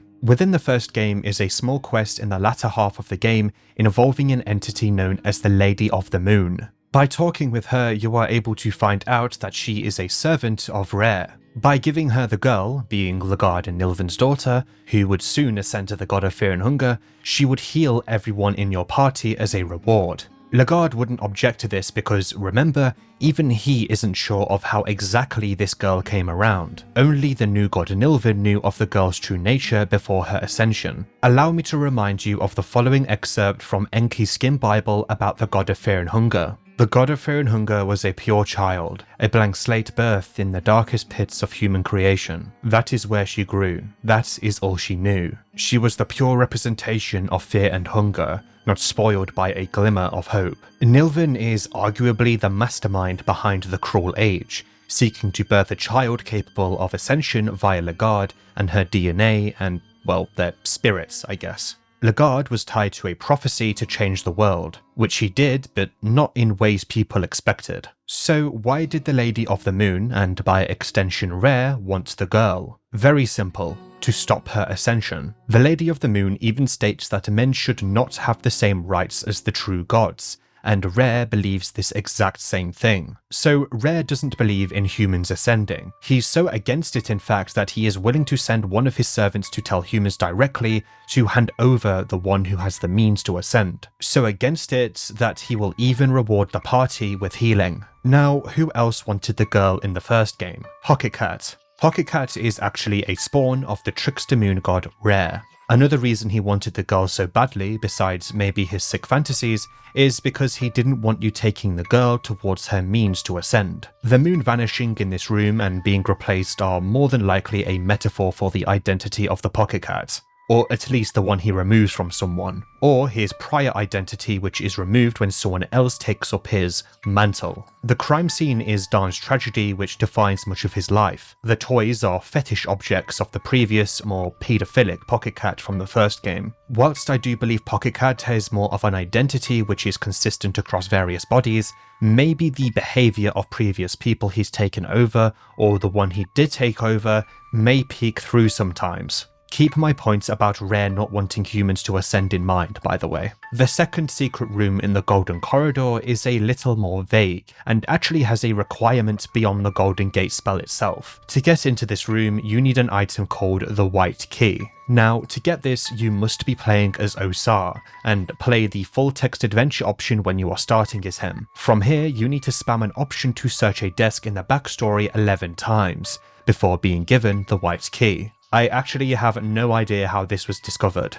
like at all. Sure, you could go into the game files, but even then it would have been pretty hard to find. The room accessible with this key is known as the Joy Mask Room. Inside here is a man simply named Mysterious Person, a man who chews on something. You are able to get a mask known as the Joy Mask which gives the happy status which doesn't do anything, at least as of this version of the game. It gives a small amount of defense besides that, but yeah. The lore reads, quote, "A leathery mask from ancient times. It is trying to mimic a human face with mixed results. The mask does bring joy to whoever wears it." Unquote. If you give him the mask, he will exclaim that the mask is fun. Here is where I delve into the sun god, who may be called Ammon again. Only briefly though, I spoke about him enough and this is more so a final piece on him, since I believe this room largely relates to Ammon to some degree. In the game exists a book called The Truth Under Moonlight.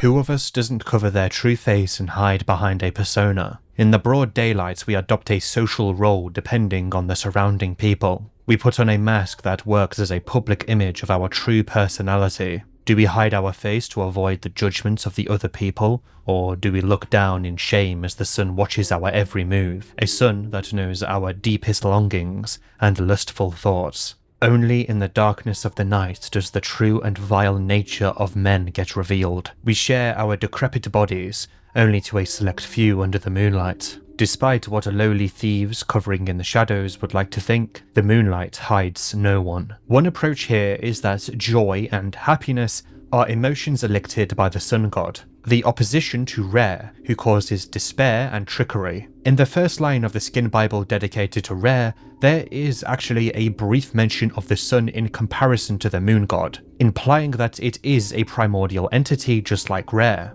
Or at least it takes on the form of the sun. I believe Rare's form replaces the moon, or at least uses a face of it to project his likeness. This may be a follower of Ammon, trapped here in the Golden Gates by Rare, and turned away from Ammon because he lacked his mask until you gave it him. This is a massive stretch though. No one is really super sure of who or what this man is. Again, theories do exist, but many are just overthinking, just like what I am doing right now, probably. Anyway, the Golden Gates, again, were largely what I used to get to some locations that Moonscorch contestants were in, which I knew the location of thanks to Reveal Aura. The door to the Hollow Tower will not open until everyone is dead, but if you have other contestants in your party, they will warn you of the door. I would advise you to stay away from the tower in this doorway. It has strong magic embedded to it. I'm sure even a novice like yourself can sense that much. Just don't go touching things you don't understand. Wait! Don't touch it! I can sense something otherworldly about this thing. It's weird. I've been to this tower many times before, but it never resonated with me quite this strongly. I don't like it. We should stay away from it. And definitely not touch anything. Okay? This tower, this door, they make the hair on the back of my neck stand up. Let's just stay away. There's something wrong about this tower. I don't think we should be here.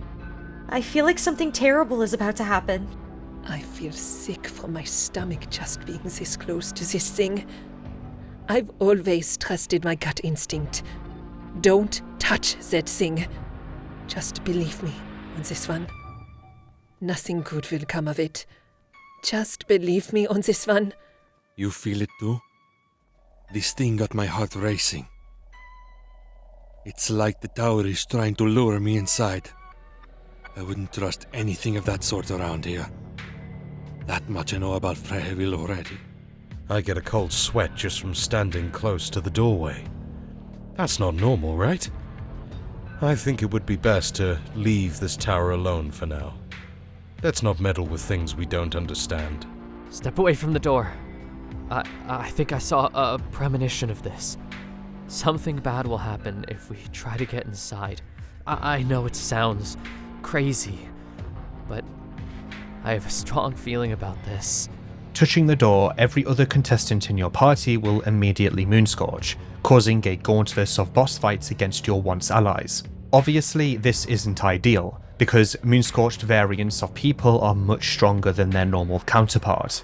A good idea here is to bring as many ghouls and blood golems as you can, or the blood golem spell with a red spice attached to it, which will allow 2 golems instead of 1. Blood golems and ghouls will never Moonscorch. Whilst they are overall weaker, this is just a huge advantage. The 200 HP that golems have is super handy too, especially considering the pheromones trick that I've mentioned before. Killing the rest of the contestants, you'll be able to finally enter the tower.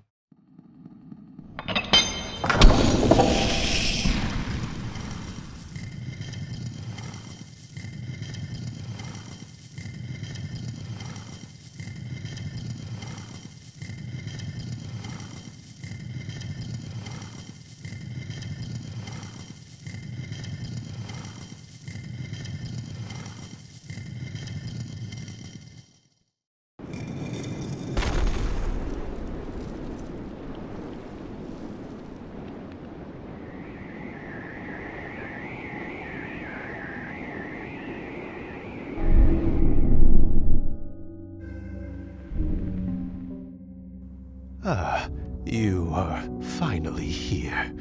Congratulations of the highest degree. I bow to your talents. You are the last survivor of the 14.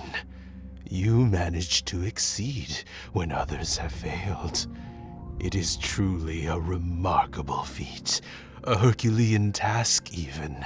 You are the champion of Termina, the festival to end all festivals. I did what I was asked to. Now, where is my reward? Yes.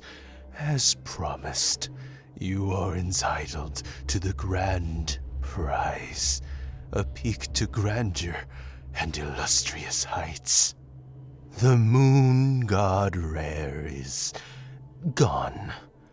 I apologize for such an unpoetic manner of speech, but what you see in the sky is just a barren rock floating in space. The Festival of Termina is Rare's doings. That much is true, yes. But those powers are but faint traces left of his existence. Rare, much like the other older gods, left this world a long time ago. You might still be able to harness some of their powers, but like the festival, it is just a faint voice from the past that grants you those gifts. Maybe that is evidence of their true strength, that even in their absence, and in some cases death, their powers still linger in this world. But without the consciousness behind these powers, their traces are nothing more than any other force of nature. That force is not there to help you, harm you, or to be worshipped by you. It just exists. That leads me to you. Humans, the common people desperately putting their faith on these obsolete powers. They are ultimately alone in this world. There is no one looking after you if you were to return to that world. No one looking after you, but plenty of forces ready to exploit you down to the bone. The world you came from, where you were driven by where they want you, and when they want you. You were just another pawn in the greater scheme of things. Just another fool led by the so-called new gods, who are nothing more than dirty little sinners like yourself. The only difference being that they devoured their way to the top of the pyramid before anyone else had the chance. What do you call the starvation and poverty the world has faced? Horrible occurrences in history that were all inevitable bumps on the path of progress. What would you call the last two great wars, where hundreds of thousands, no, millions perished? They are but part of the greater scheme. The sinners just pulling the strings from the grand hall they reside in to further establish their position. That is vile, if you ask me. I trust no power to any man. Do you? Maybe what they say about absolute power is really the absolute truth. Maybe order and peace really are just a distant utopia. That is why we have chosen chaos. What you have gone through since your destined arrival on that fated day, it would see that you are no stranger to chaos. One could even argue you revel in it whenever possible. My master is certainly pleased with what he has seen. A peak to grandeur and a chance to reach for illustrious heights. They are gifts only offered to select few, those who possess the right traits. If you want to continue on this path of chaos, as the champion of Termina, you are given the privilege to join us as equals. So, what do you say? Join us, or return to the world where you came from as nothing more than a side note in untold history. You say the gods are gone, yet you talk about your master. My master, yes. I know it sounds redundant to trade the worship of one god to another, trading snake oil for quack remedy. But my master promises freedom. Freedom like you never knew even existed. I know you yearn for that. I can see it in your eyes. You wouldn't be standing here otherwise. Deep down, you know you can never feel fulfillment. There is always something gnawing at the back of your head. You could have all the riches in the world, a harem of 50 lovers, admiration, and respect. Yet that hollow echo would still emanate from within. Answer me honestly. Have you felt true joy since you were but a naive child? I do not mean a brief moment of happiness, but real joy. One that shines through even during your darkest hour.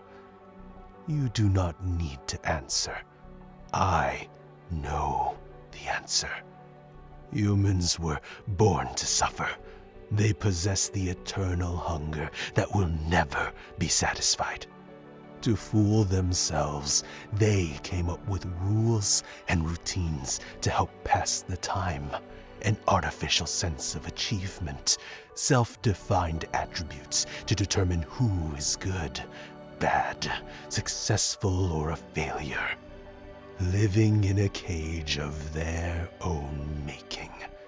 If you live in a cage, you are never free. You need to tear that prison down, brick by brick. You must strip yourself of man-made morals and ethics. The rules and routine to pass the time. You must stop passing the time and jump straight to the end. Death awaits at the end.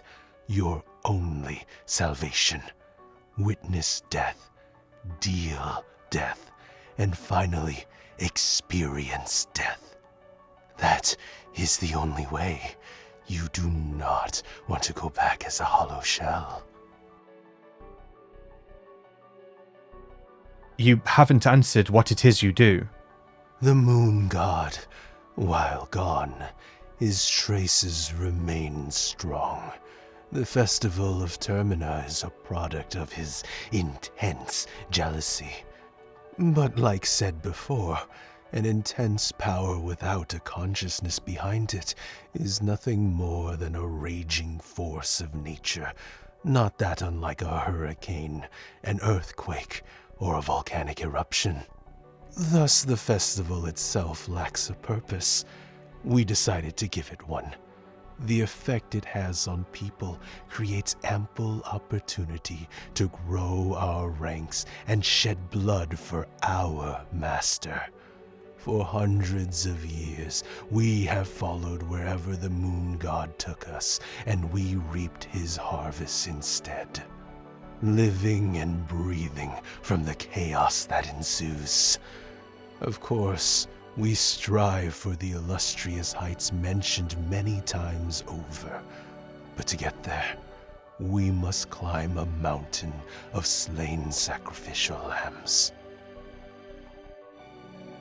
The option to join Percolate is only available if you are here before day 3. If you're here on day 3, you are forced into ending B. This is because Percolate will see your speed as something his cult will benefit from. Simple. Before that though, let's take a breather and talk about everything that Percolate said, because it's a lot. It also gives me plenty of chance to give extra context on certain things in the game. Rare, in his true form, is gone. All that remains are his traces. This might not even be that surprising because we know the other old gods have all seemingly done the same. They have left the world for one reason or another, but their traces can be manipulated and harnessed. As he says, the fact that you can do this alone is proof of their immense strength. Grogroth's traces in the first game can instantly kill you if you wanted. Because the old gods are gone, though, their power is without sentience, meaning their power is no different from any other energy or force of nature. Because it's a force of nature, it exists without any bias.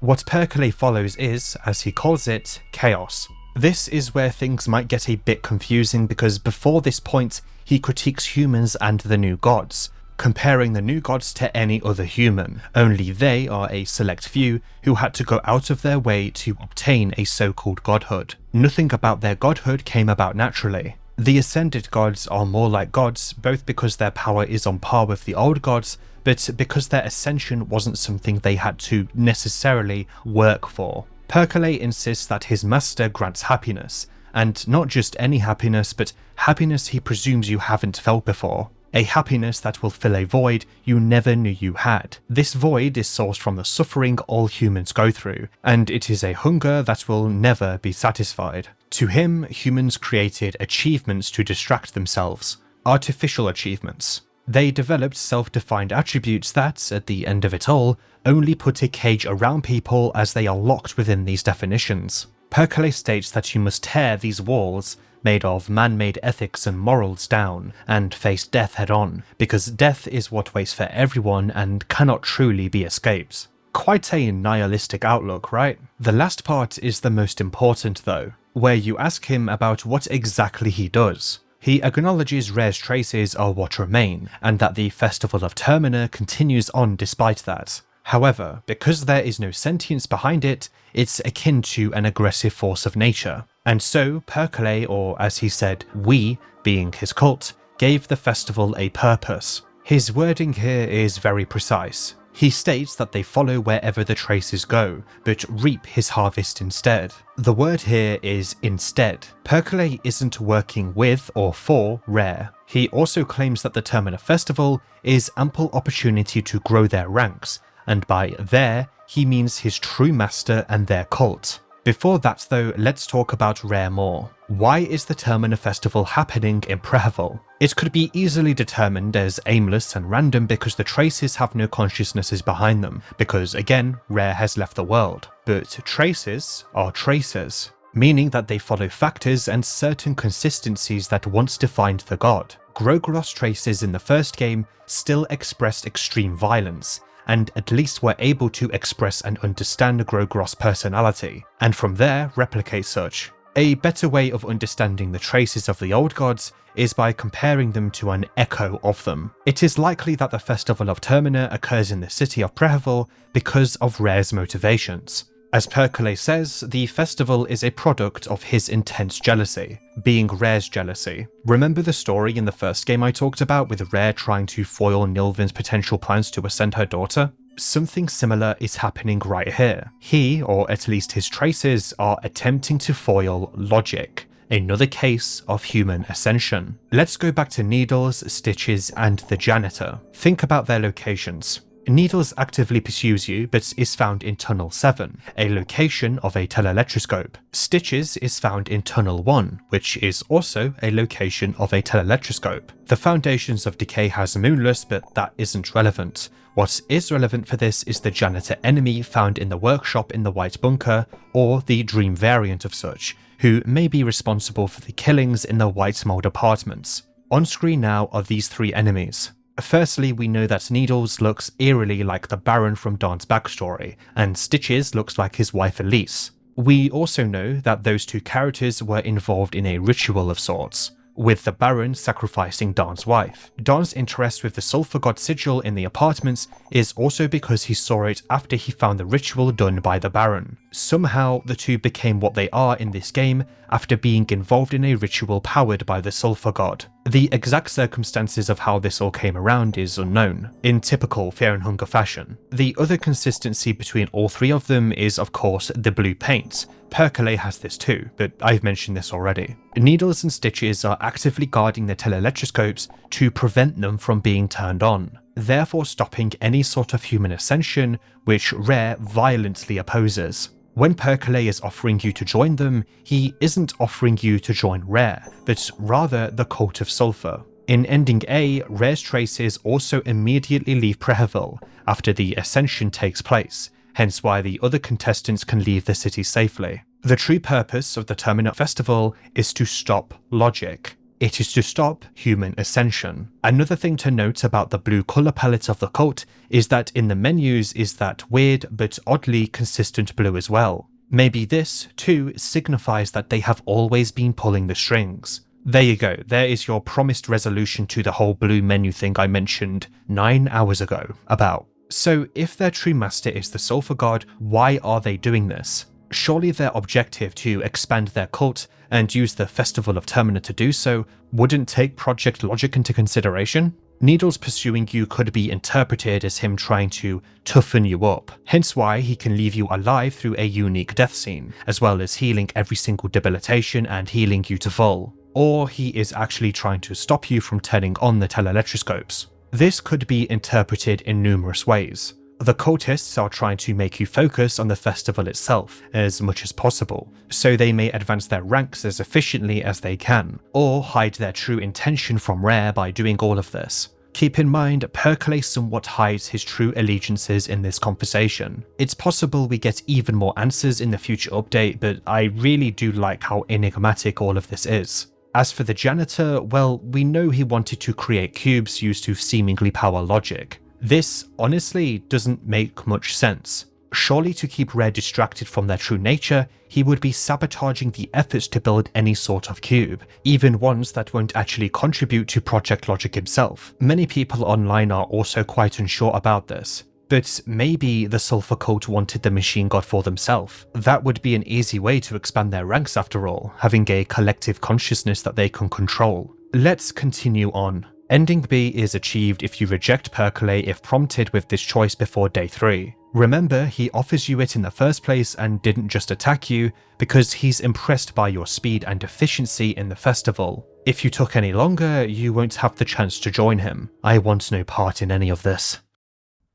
You would return back to live as an earthworm even after learning to cocoon yourself and eventually soar the sky. Humans never cease to amaze me, settling into sub-mediocrity. Have it your way. You have earned your freedom in the eyes of my master. However, one last tribulation lies before you. You see, I have followed your journey since the beginning, and I've slowly come to the conclusion that I simply hate your existence, absolutely detest your guts. I can't stand the sight of you. This is strictly personal, between you and me.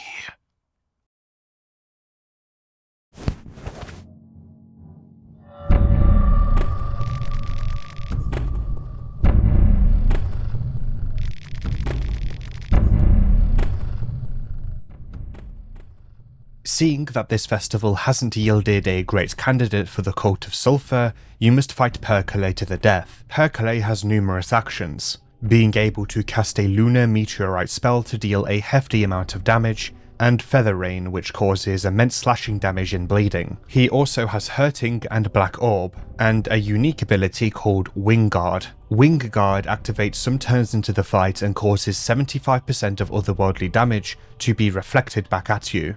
It should be obvious, but don't use otherworldly damage during this time. Fortunately, Percolate doesn't have a lot of health, but keep in mind you cannot fight here with other contestants, so it's likely balanced with that in mind. Fortunately, as mentioned, you can bring non-contestant allies along. Oh yeah, this also includes Black Caleb, the goat. Defeating Percolate, the following will play out. Impressive. Very impressive indeed. But what do you think happens next? This is what you wanted, right? Hear that? He's coming already. Time for you to wake up.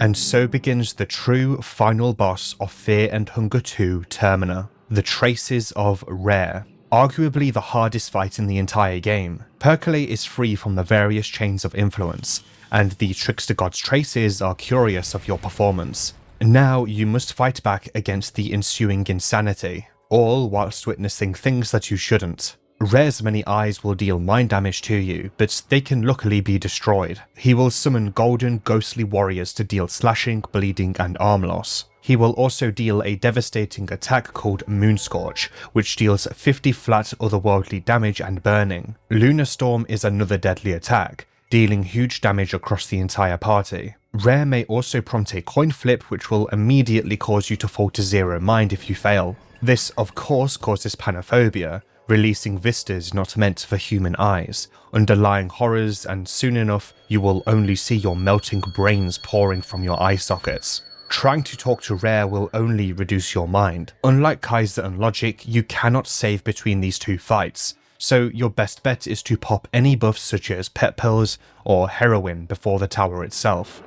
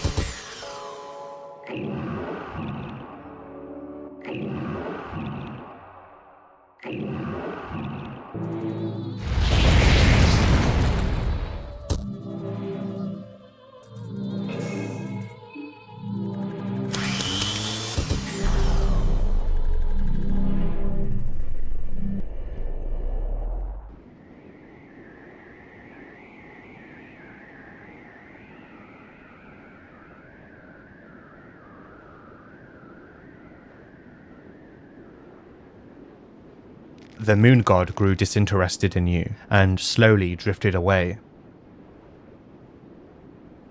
You've become a witness to something beyond your comprehension. You've seen something you shouldn't have. As you slowly regain your consciousness, you realize you're not the same person as you were just a brief moment ago. You wake up to a new reality. Suddenly, the dark void above you feels that much larger, almost infinite.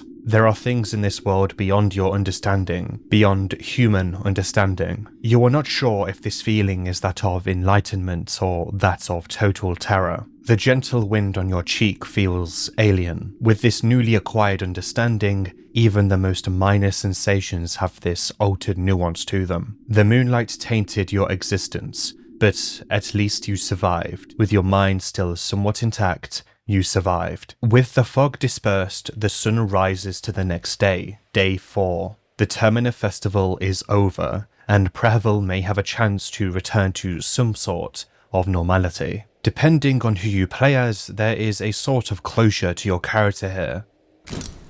Levi. After the events that transpired in your hometown, there was no looking back anymore. It was for the better. You were forced to cut all your ties to the past. It was liberating. You were finally free. Or that's how it felt for the first few weeks at least. Slowly, everything you had witnessed started to weigh on you. To push back all the misery and horrors, you drifted from one place to another, never growing roots to any specific place. Always on the run so you wouldn't have to confront the past. You'd arrive to a new city, in a new country, do whatever work you got for a while until the events of Prehevil started to invade your nightmares once again. That's when you knew it was time to go once again. Maybe one day you'd get far enough so the past couldn't follow you anymore. Or maybe the past would finally catch up to you. Marina. You didn't have any burden left from your old life. It was a bittersweet feeling. Your ties to your family and past were severed thanks to the traumatic events that transpired in Prehevil. The thought of returning to Vatican City to continue your studies didn't sound appealing. Not after everything you had seen. Some things were not meant for humans to meddle with. As years went on, you drifted all the way to the country of Valand and found yourself settling down at the red light district of the capital. You had trouble fitting in with regular people who were unaware of the greater scheme of things, but from the people that inhabited the red light district, you found kindred spirits. Everyone carried baggage there, and no one judged anyone. Occult skills helped you make friends easily, and there were many ways you could make a living there with a little help of magic. Things were pretty nice actually. If only you could tell who this photobombing person was. She was trying to make friends with you for the longest time. Pretty annoying.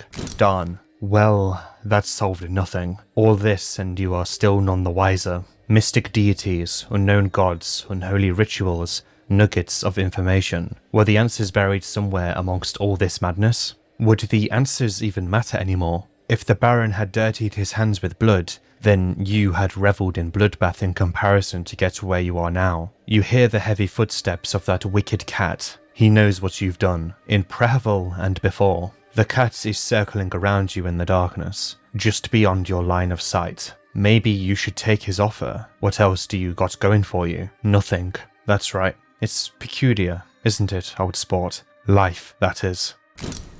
Abella. You couldn't sleep after what you had witnessed in Prehevil. You knew too much about the universe and what horrors it hid in the darkness of the night. The endless void above you in the sky taunted you. It laughed at you. You had finally realized how minuscule humans truly were in the grand scheme of things. Your insomnia almost drew you insane, but you had always been one to look for answers and solutions. Surely there was an answer to be found here too. The moon had paid you a visit and gazed at you for a brief second. To ask for answers, you'd need to pay the moon god a visit too. You took high positions in fields that studied space technology. Over the years, things started to advance, and only after a decade, you were already getting ready to launch people to the moon. You'd get an audience with the moon soon, not with ancient rituals or occult, but thanks to technology and human wit. Whether it was a good idea remains to be seen.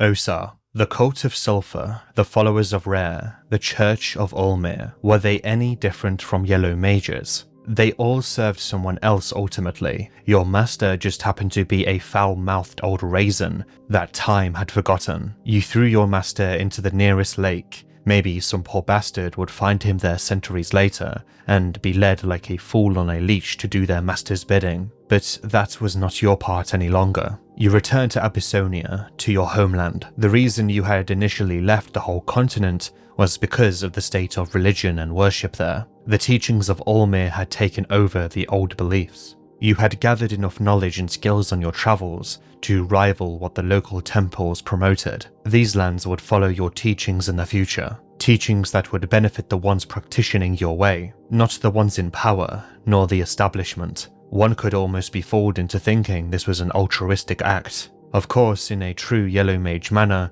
you'd be the one on top of the pyramid this time round. Olivia, something good actually came from your traumatic experiences in Prehevil. It did take years of therapy to realize this, but you slowly understood what you were truly capable of. You were the champion of Termina. You, in your wheelchair and all. Somehow you were the sole survivor in what took place in that godforsaken town. You also started to feel the spirit of your sister as years went on. She was accompanying you everywhere you went. You never fully understood what happened to her, but she followed you every step of the way since you two left that wicked city. You gained courage and confidence from that ordeal. With that newly found confidence, you set out on the most remote locations in the world to study their flora and fauna. You had learned that nature took care of you no matter where you went. You didn't have limitations of human bodies anymore. For the first time in your life, you felt true freedom. Marco. The city of Prehevil was meant to be a stepping stone on your path to greener pastures. Instead, it turned out to be a place that shaped the very person you ended up becoming. Your sister was waiting for you in the kingdom of Rondon. That was the plan. She welcomed you unknowing of the horrors you had witnessed on your way there. You never spoke of your experiences, even if those events ate you up every night as you laid down to sleep. People walked the streets of Rondon every day without knowing what was lurking in the shadows of every dark corner of the world. It was better that way. It was better that they didn't have to know how helpless they truly were against the cosmic horrors out there. But you could help them prepare if they ever had to come face to face with anything of that nature. You started running a boxing gym from your expertise. The attendees would step inside in hopes of learning how to defend against common street thugs, but they would step outside ready to face the unknown. Saving people's lives like this even alleviated some of your inner guilt. You had taken the lives of many, but maybe you could finally give something back as well. Karen, the events of Prehevil shook you to the core. Suddenly, many things in life felt meaningless against this overwhelming realization of what hides behind the veil between the known and the unknown. As you returned back to civilization, you understood that your experiences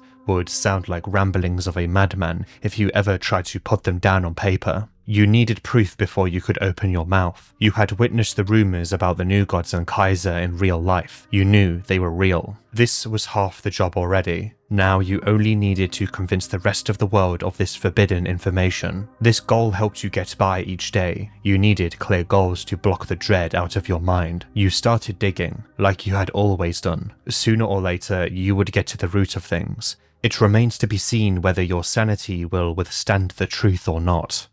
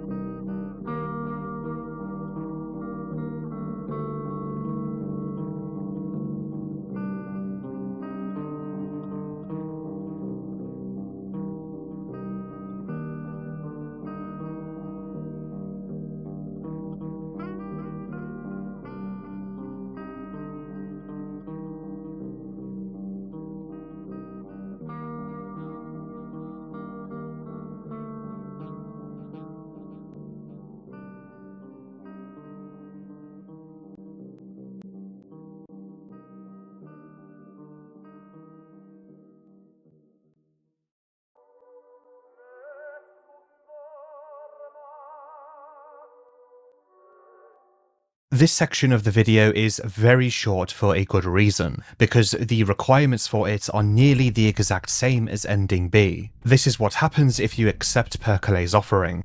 Well, isn't that glorious? You have chosen well.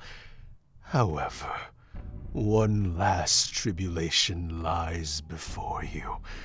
All the souls you have sent to our master, now boiling in the presence of his never-ending hatred. To finish your transformation, I need to send you too to his sulfuric cage. You have faced death head-on. The only thing missing is facing the death of yourself. Do not fret it. It is like the summer and the winter at the same time.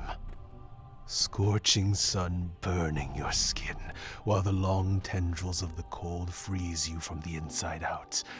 Only when you rise back from those dark pits, only then will you be a true representative of the cult of Sulfur. The empty, man-made morals, that hollow weight stirring deep inside you, all carved out. You will finally know what it means to be truly free. So as equals we face. I can't wait to tear you to shreds. Do not die too soon, or the ritual will go to waste. Fighting Perkele with the offering accepted, Rare will not appear. Ahead lies a very vague set of events after you fight Perkele to the death, which is his objective, because according to his words, you must die before you are rebirthed as a Sulfur cultist. This makes Needles and Stitches taking the form of Dawn's stepfather and wife make a little bit more sense. Maybe they too were rebirthed from the Sulfur pits.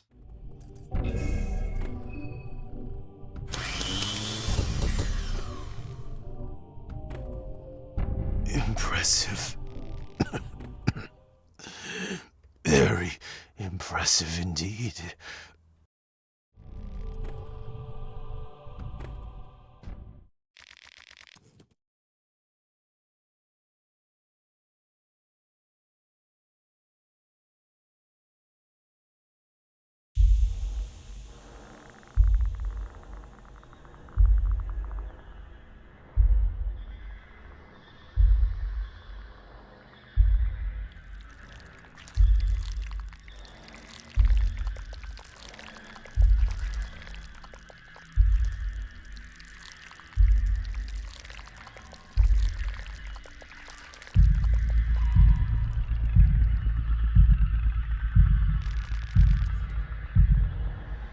The Sulfur God ending is an ending that is up to a massive amount of debate online. Personally, I believe your character does indeed get rebirthed as a Sulfur cultist, whatever that truly means. Maybe a subject that seeks to simply continue growing the number of people in the cult. The Sulfur cult, from what we know, are extremely sadistic, psychopathic, and the closest thing to a chaotic evil faction in the game. The Sulfur God is the closest thing to Satan when it comes to morality and his nature in the world. By killing the other contestants so quickly, you show your more evil side. A side the Sulfur cult, and by extension the Sulfur God, value. They use the negative remnants of Ulmir to push their agenda. Even if you beat Perkele, it's assumed that you still die in battle with him canonically. Defeating Perkele and surviving is actually what makes Rare interested in you in Ending B, and by defeating Perkele, being what may be one of the Sulfur God's high-ranking members in his cult,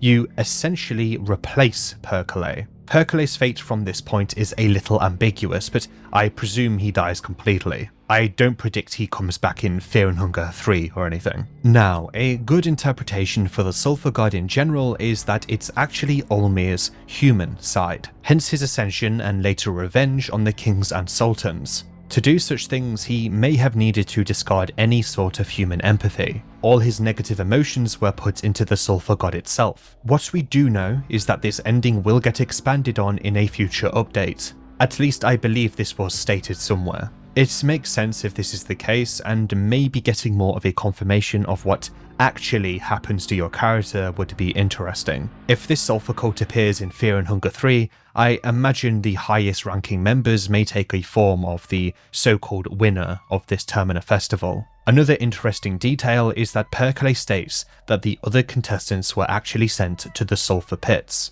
Their souls harvested and given to him in a sort of sacrificial offering. With the context behind the Termina festival and what it all really entailed, this makes sense. But this is also a really tragic fate for the innocents among the contestants.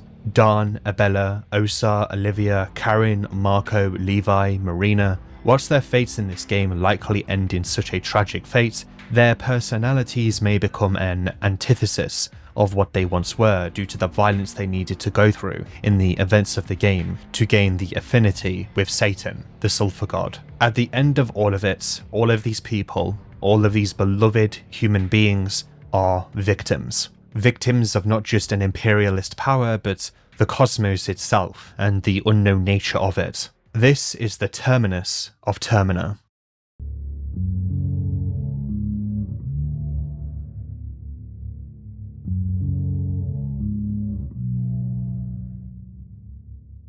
Well, I know we made it. I will try and wrap up here the best I can. It's hard to give a solid conclusion to a video of this length about a game this dense, but by now you should have a larger knowledge and appreciation of the game and are aware of my critiques within it. Fear and Hunger Termina is ultimately about the sins of mankind, how it corrupts those around them, and how violence can corrupt even the most innocent of people. It is a story of tragic and normal people who may find connections and familiarity in one another to overcome cosmological and political odds. It is also a story about identity, realization, and coming to terms with things you otherwise try to avoid, being forced to deal with things that you are better off without. The endings could be viewed through a traditional good, bad, and neutral trope, ending A being arguably good, ending B being neutral, and ending C being bad.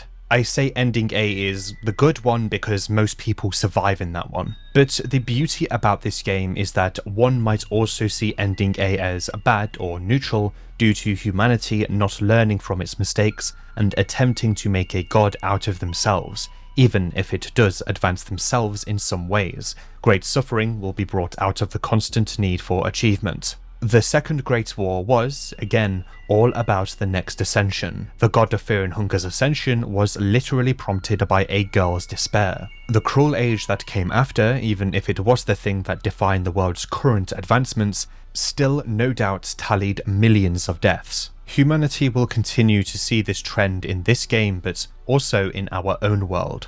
We see evil constantly rising in many forms over and over, and people from both sides of the political spectrum will continuously fall for the same propaganda, all for the supposed betterment of mankind. Insert examples here, insert more examples here that applied 100 years ago, and insert even more examples here that applied 200 years ago, so on and so forth. We never learn, and we never really will. Continuous atrocities that are all for the sake of progress, which doesn't support humanity as a whole, but rather a state or a singular person's cause. Fear and Hunger's case is a little different, and each age is prompted by the ascension of a human, not counting the new gods. When a new age is prompted, humanity overall is accelerated, and whilst this may benefit everyone overall, it is still going to continuously encourage a universal, collective ascension that will give only more means to ascend and advance,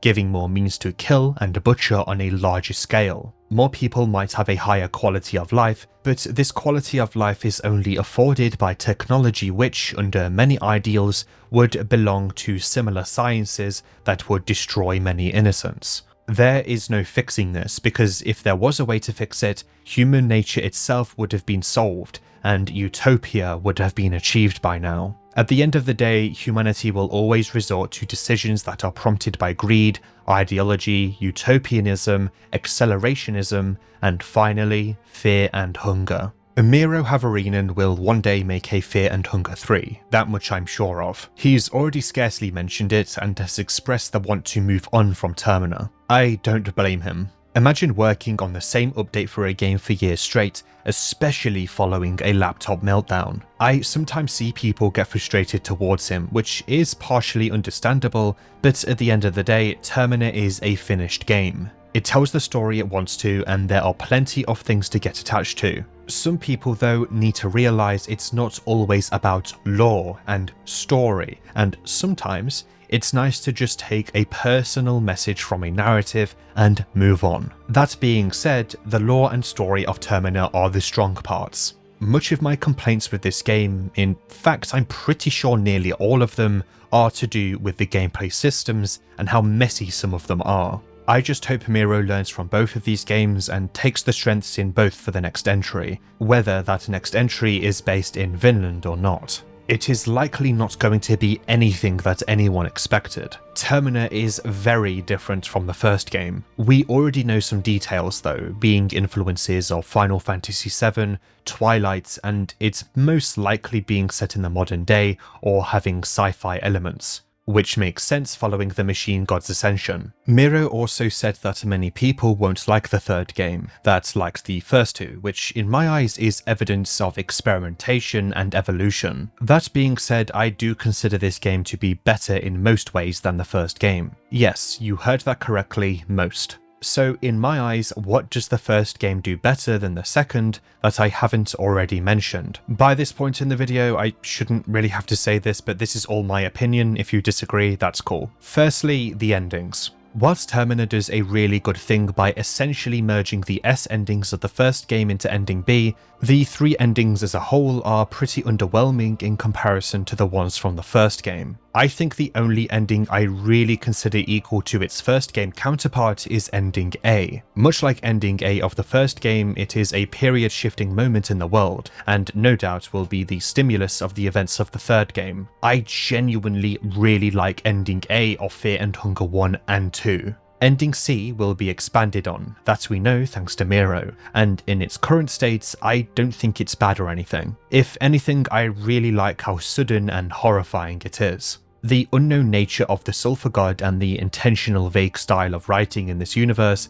is something I appreciate in a world filled with reveal slop and constant expansion on a story which are better off being left up to the consumer to take what they want from it. Ending B and C though are also just very similar. I think this is fine because it is mostly as a consequence of only having 3 endings in the game, unlike the first game which had 5 main endings and 4 specific character endings. This issue would be a lot less noticeable if there was simply more endings overall, because as it stands in this game, whilst having 3 endings, it actually feels like 2.5. Again though, we can always hold hope that there will be more added to these endings in the future. The best word to describe these endings is anticlimactic, besides maybe Ending A. Ending A feels like a nice conclusion to Rayla's story, and we are able to get a potential closure on Lagarde's arc, who accepts his role in the grand scheme of things, which we know doesn't just extend to new gods but also men, humanity as a whole, especially fated people such as him. Another thing the first game did better was actually the inventory screen. This time round you have to scroll in a small compact list rather than having a large amount of your items being presented in front of you, requiring less searching. It's made inventory navigation quite tedious sometimes, but this only serves to slow down menu navigation and not necessarily the wider game progression. Lastly, there is a huge lack of any real side quests in Termina. The first game had them, but there are only 3. These quests though serve to flesh out certain characters. Okay, it was mostly Buckman's questline, the other 2 are pretty inconsequential and maybe even unfinished. But Termina would have benefited for at least a few of these sort of quests. Again though, this is most likely going to be added in a later update. The various events tied to the game's system may also supersede quests somewhat as well, but having them both would be nice as well. Some things that can happen that aren't tied to the day system at all. A lot of my issues could be solved with various mods, but using this as an argument is a little stupid. Just because an issue with a game can be fixed with a mod doesn't mean I shouldn't be able to call out what I see as a flaw in the vanilla experience, that is, you know, the default state of the game that most people will experience. As for everything else, well, yeah, Termina does pretty much everything else better than the first game. Objectively speaking, it's more polished in every facet. The music is, of course, more of a subjective thing, but I prefer the soundtrack to Termina as well. The gameplay is more layered, and by God is this game a lot more polished. It has glitches, yes, but comparing this game to the first is like comparing the dependency of a wooden desk to a glass one. Each character has a very distinct personality, and if there was an indie game award which included the best cast of all time, then honestly, it might just go to this game. Despite the freeform gameplay approach in comparison to the first installment, you'll be able to get new character details with every single playthrough. This falls back to my critique of the day system, of course, which may end up damaging some people's ability to enjoy and understand the characters and stories. But the game has always been about replayability. Even in this video, there are some conversations I've left out. There's just that many. The details outlined in this game are simply many possibilities squeezed into the runtime. This is why I had the disclaimer near the start of day 1, and why I always use the word may instead of will when describing certain occurrences. I couldn't really cover this game in any other way without boring you to death or splitting this video into 2 or maybe even 3 pieces because of YouTube's 12-hour limit. As a singular experience, it is valuable as well. As I mentioned at the very beginning, you don't even need to touch the first game to enjoy this one. Don't listen to contrarians who demand you play the first game before this one. Sure, you will understand the lore faster, and it's nice to see the evolution of the world between the 2 games, but the stories of each are very standalone. It's like telling someone they must play Oblivion before Skyrim. There's your last Elder Scrolls or Skyrim comparison. When it comes to this video, I was largely afraid to do it. I was confident that I outdid the first video. In fact, I will let you in on a little secret of mine now that you've reached the end. If you skip to this point, well, good for you, I guess. I would call you a coward for skipping to the end, but some people genuinely got angry that I did that in the first Fear and Hunger video. They were just mad I was right. I don't love my first Fear and Hunger video very much, but I don't dislike it. I guess you could say I'm neutral on it. The narration is incredibly generic and the editing is boring, but I tried my damned hardest to make it. I think the script is the strong point, but most of my videos prioritize that. But I wasn't really aware of how to source things correctly, and I even ended up quoting from the wiki a few times when describing certain tactics, which I've learned isn't a healthy approach to analysis, nor is it very respectable. I sourced things, but just not in the way I do now. I was, and still am, new to all of this. I also suffered minor burnout during the production phase of that video as well. So why am I mentioning this? Honestly, I'm not entirely sure. Both to get it off my chest, but to also make some sort of analogy with the progression of this channel. I actually see the difference between my videos before that one and after it to be light and day in terms of quality, but I digress. This video was the hardest to make, and it will most likely stay that way throughout the channel's entire history. Mostly due to its length, but also because of the nature of the game. Analysing the game through the day system was a pain in the ass, and having to manage the voice actors, who did a fantastic job, was a challenge in itself, because I had to choose what lines to keep in and what lines to oust. But all of these are things that I will always take with me. It was really nice giving the video a voice that wasn't mine, and to also give some new voice actors a chance to expand their portfolio, even if it is just the singular biggest Fear and Hunger Termina video on YouTube, for now. I'm waiting for a certain YouTuber to make their video on this game an hour longer, much like what happened to my other video. It will be possible to do that after the next update, I'm sure. Good luck to them, and you'll have to upload it in 2 parts thanks to YouTube's 12-hour limit. That being said, this isn't about the length of the video.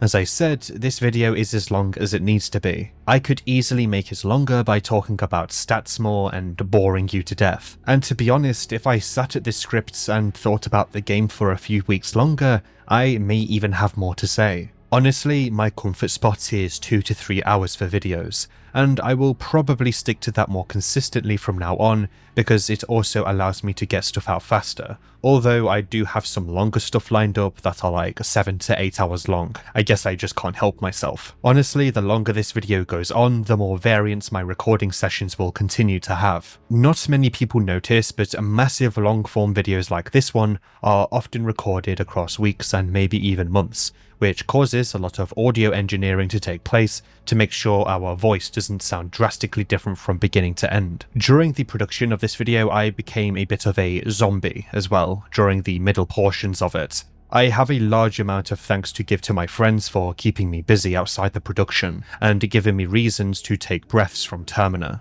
This sounds unhealthy, but I could have easily pushed myself more. If I really tried, this video could have been released a month earlier. In fact, that was my intention, before I realised just how big this game is. I say this, yet still hold the opinion that this game isn't actually as large as people think it is. Termina is a culmination of many of my thematic interests which helped me retain interest in the game over a large period of time. It's a bittersweet, melancholic, well-written game based in an alternate history fantasy Earth. It's an oppressive amalgamation of various cultures and histories twisted and deformed into something beautiful that can be appreciated by most people. If not for these reasons, then for the soundtrack and the art. As a grand thesis, this video is largely to showcase the limits of RPG Maker, and how the boundaries of such can create a fantastic, near masterpiece of a game. My videos though are rarely about a grand thesis. They are more about dissecting a game's mechanics, their story and lore,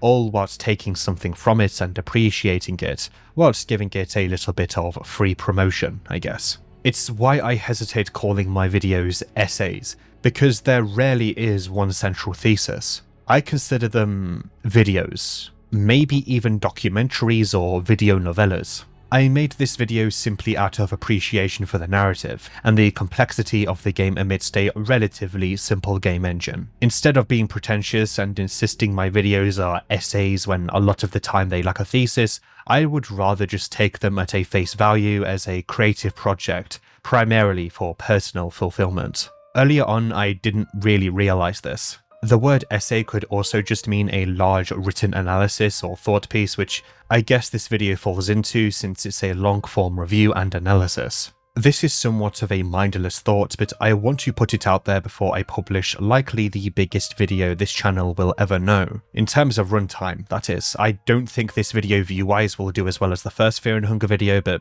who knows. Whilst my pool of videos is still very small, much of my first year was actually having to come to terms that I don't really need to bow to any definition of video, and it's actually fine to just make the videos I want. My main goal with this channel has always been to have fun, and give people a means to appreciate the things I make videos on, or to discover said things through them. This game series has been important in the first 2 years of my journey in content creation. When I started this channel, this game right here was the one I wanted to do. It was the big dream to make it down the line when I was confident in doing so. But honestly, looking back on it, whilst this video was immensely difficult to make, it wasn't as hard as I thought it was going to be. This alone may be proof to my own personal journey here. I borderline disliked it at some points because some sections were really difficult to script, and I had to record some of this narration during a small heatwave, but I digress. I can't really have my AC on when I'm recording either because you might be able to hear it in my mic,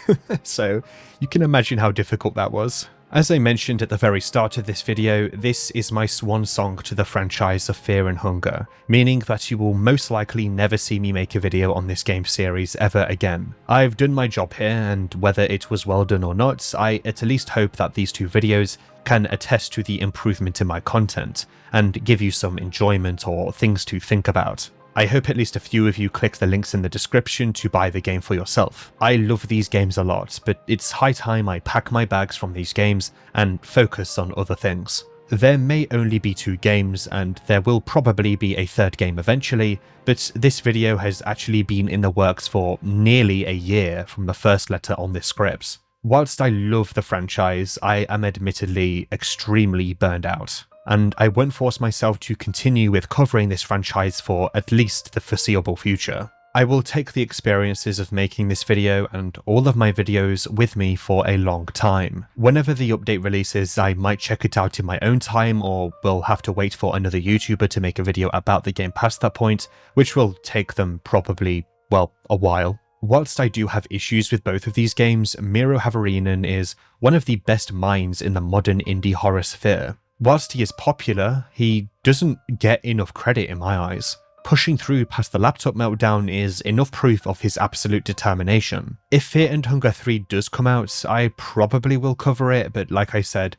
I think for now I would rather focus on other things. There are so many video ideas that have piled up recently, and I'm very excited to get to them. For now, here is to the 2.0 update and Fear and Hunger 3. Whilst this video uses the 1.9.1 version of the game, it's scripted in a way where much of it will hopefully apply to future editions, but I also imagine some of the things I've critiqued will be addressed in one form or another. If you are from the future, I hope that the update was worth it. I can't imagine the pressure Miro is feeling, which might be another reason why it's taking him so long. I just hope that at least Doppelgangers gets more attention and some final parts of the game are fleshed out more. I will play it myself eventually, maybe even on stream, but for the final time, I'm having a break from this franchise. I want to give a vocal shout out and thank you to the voice actors. Ravenna Galatea as Marina, Misplaced Text as Perkele, Gabriel Garskin as Osar, Mike Harrison Wood as Pav, Kim M as Abella,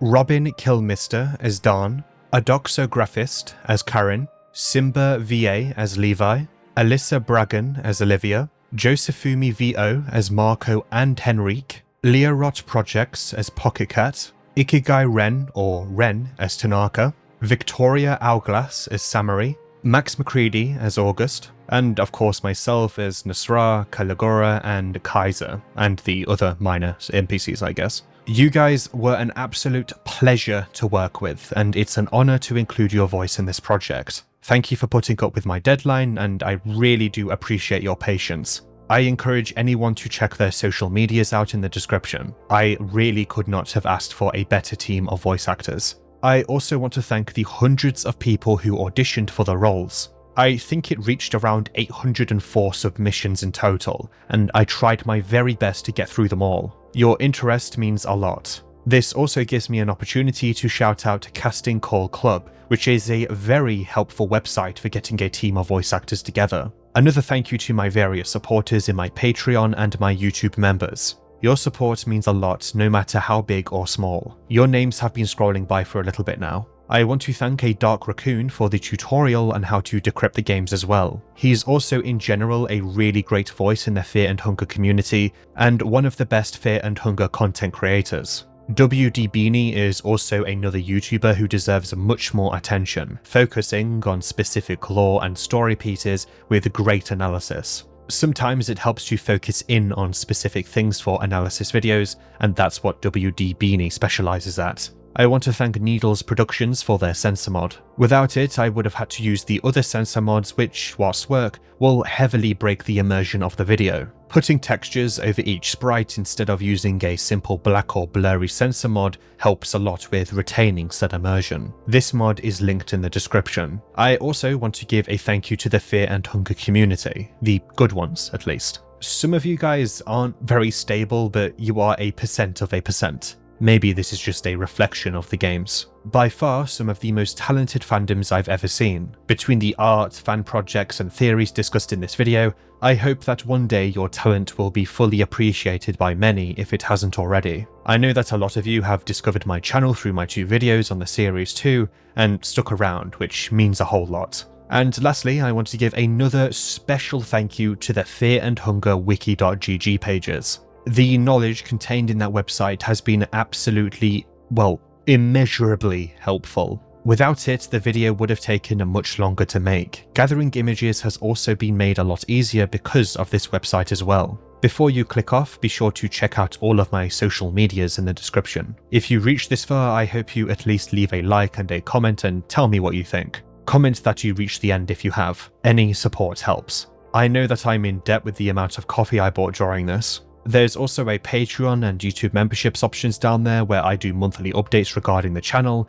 and put names at the end of videos. I will probably be doing shorter member exclusive videos in the future as well. I stream as well, so be sure to keep an eye out on my Twitch or on YouTube because I multi-stream on both. There is also the Discord server, Dogmacord, where you can be more tapped in with the channel. Thank you for watching and keep creating art. For now, I am satiated and I am no longer afraid. This was Dogma, and for now, goodbye, Fear and Hunger.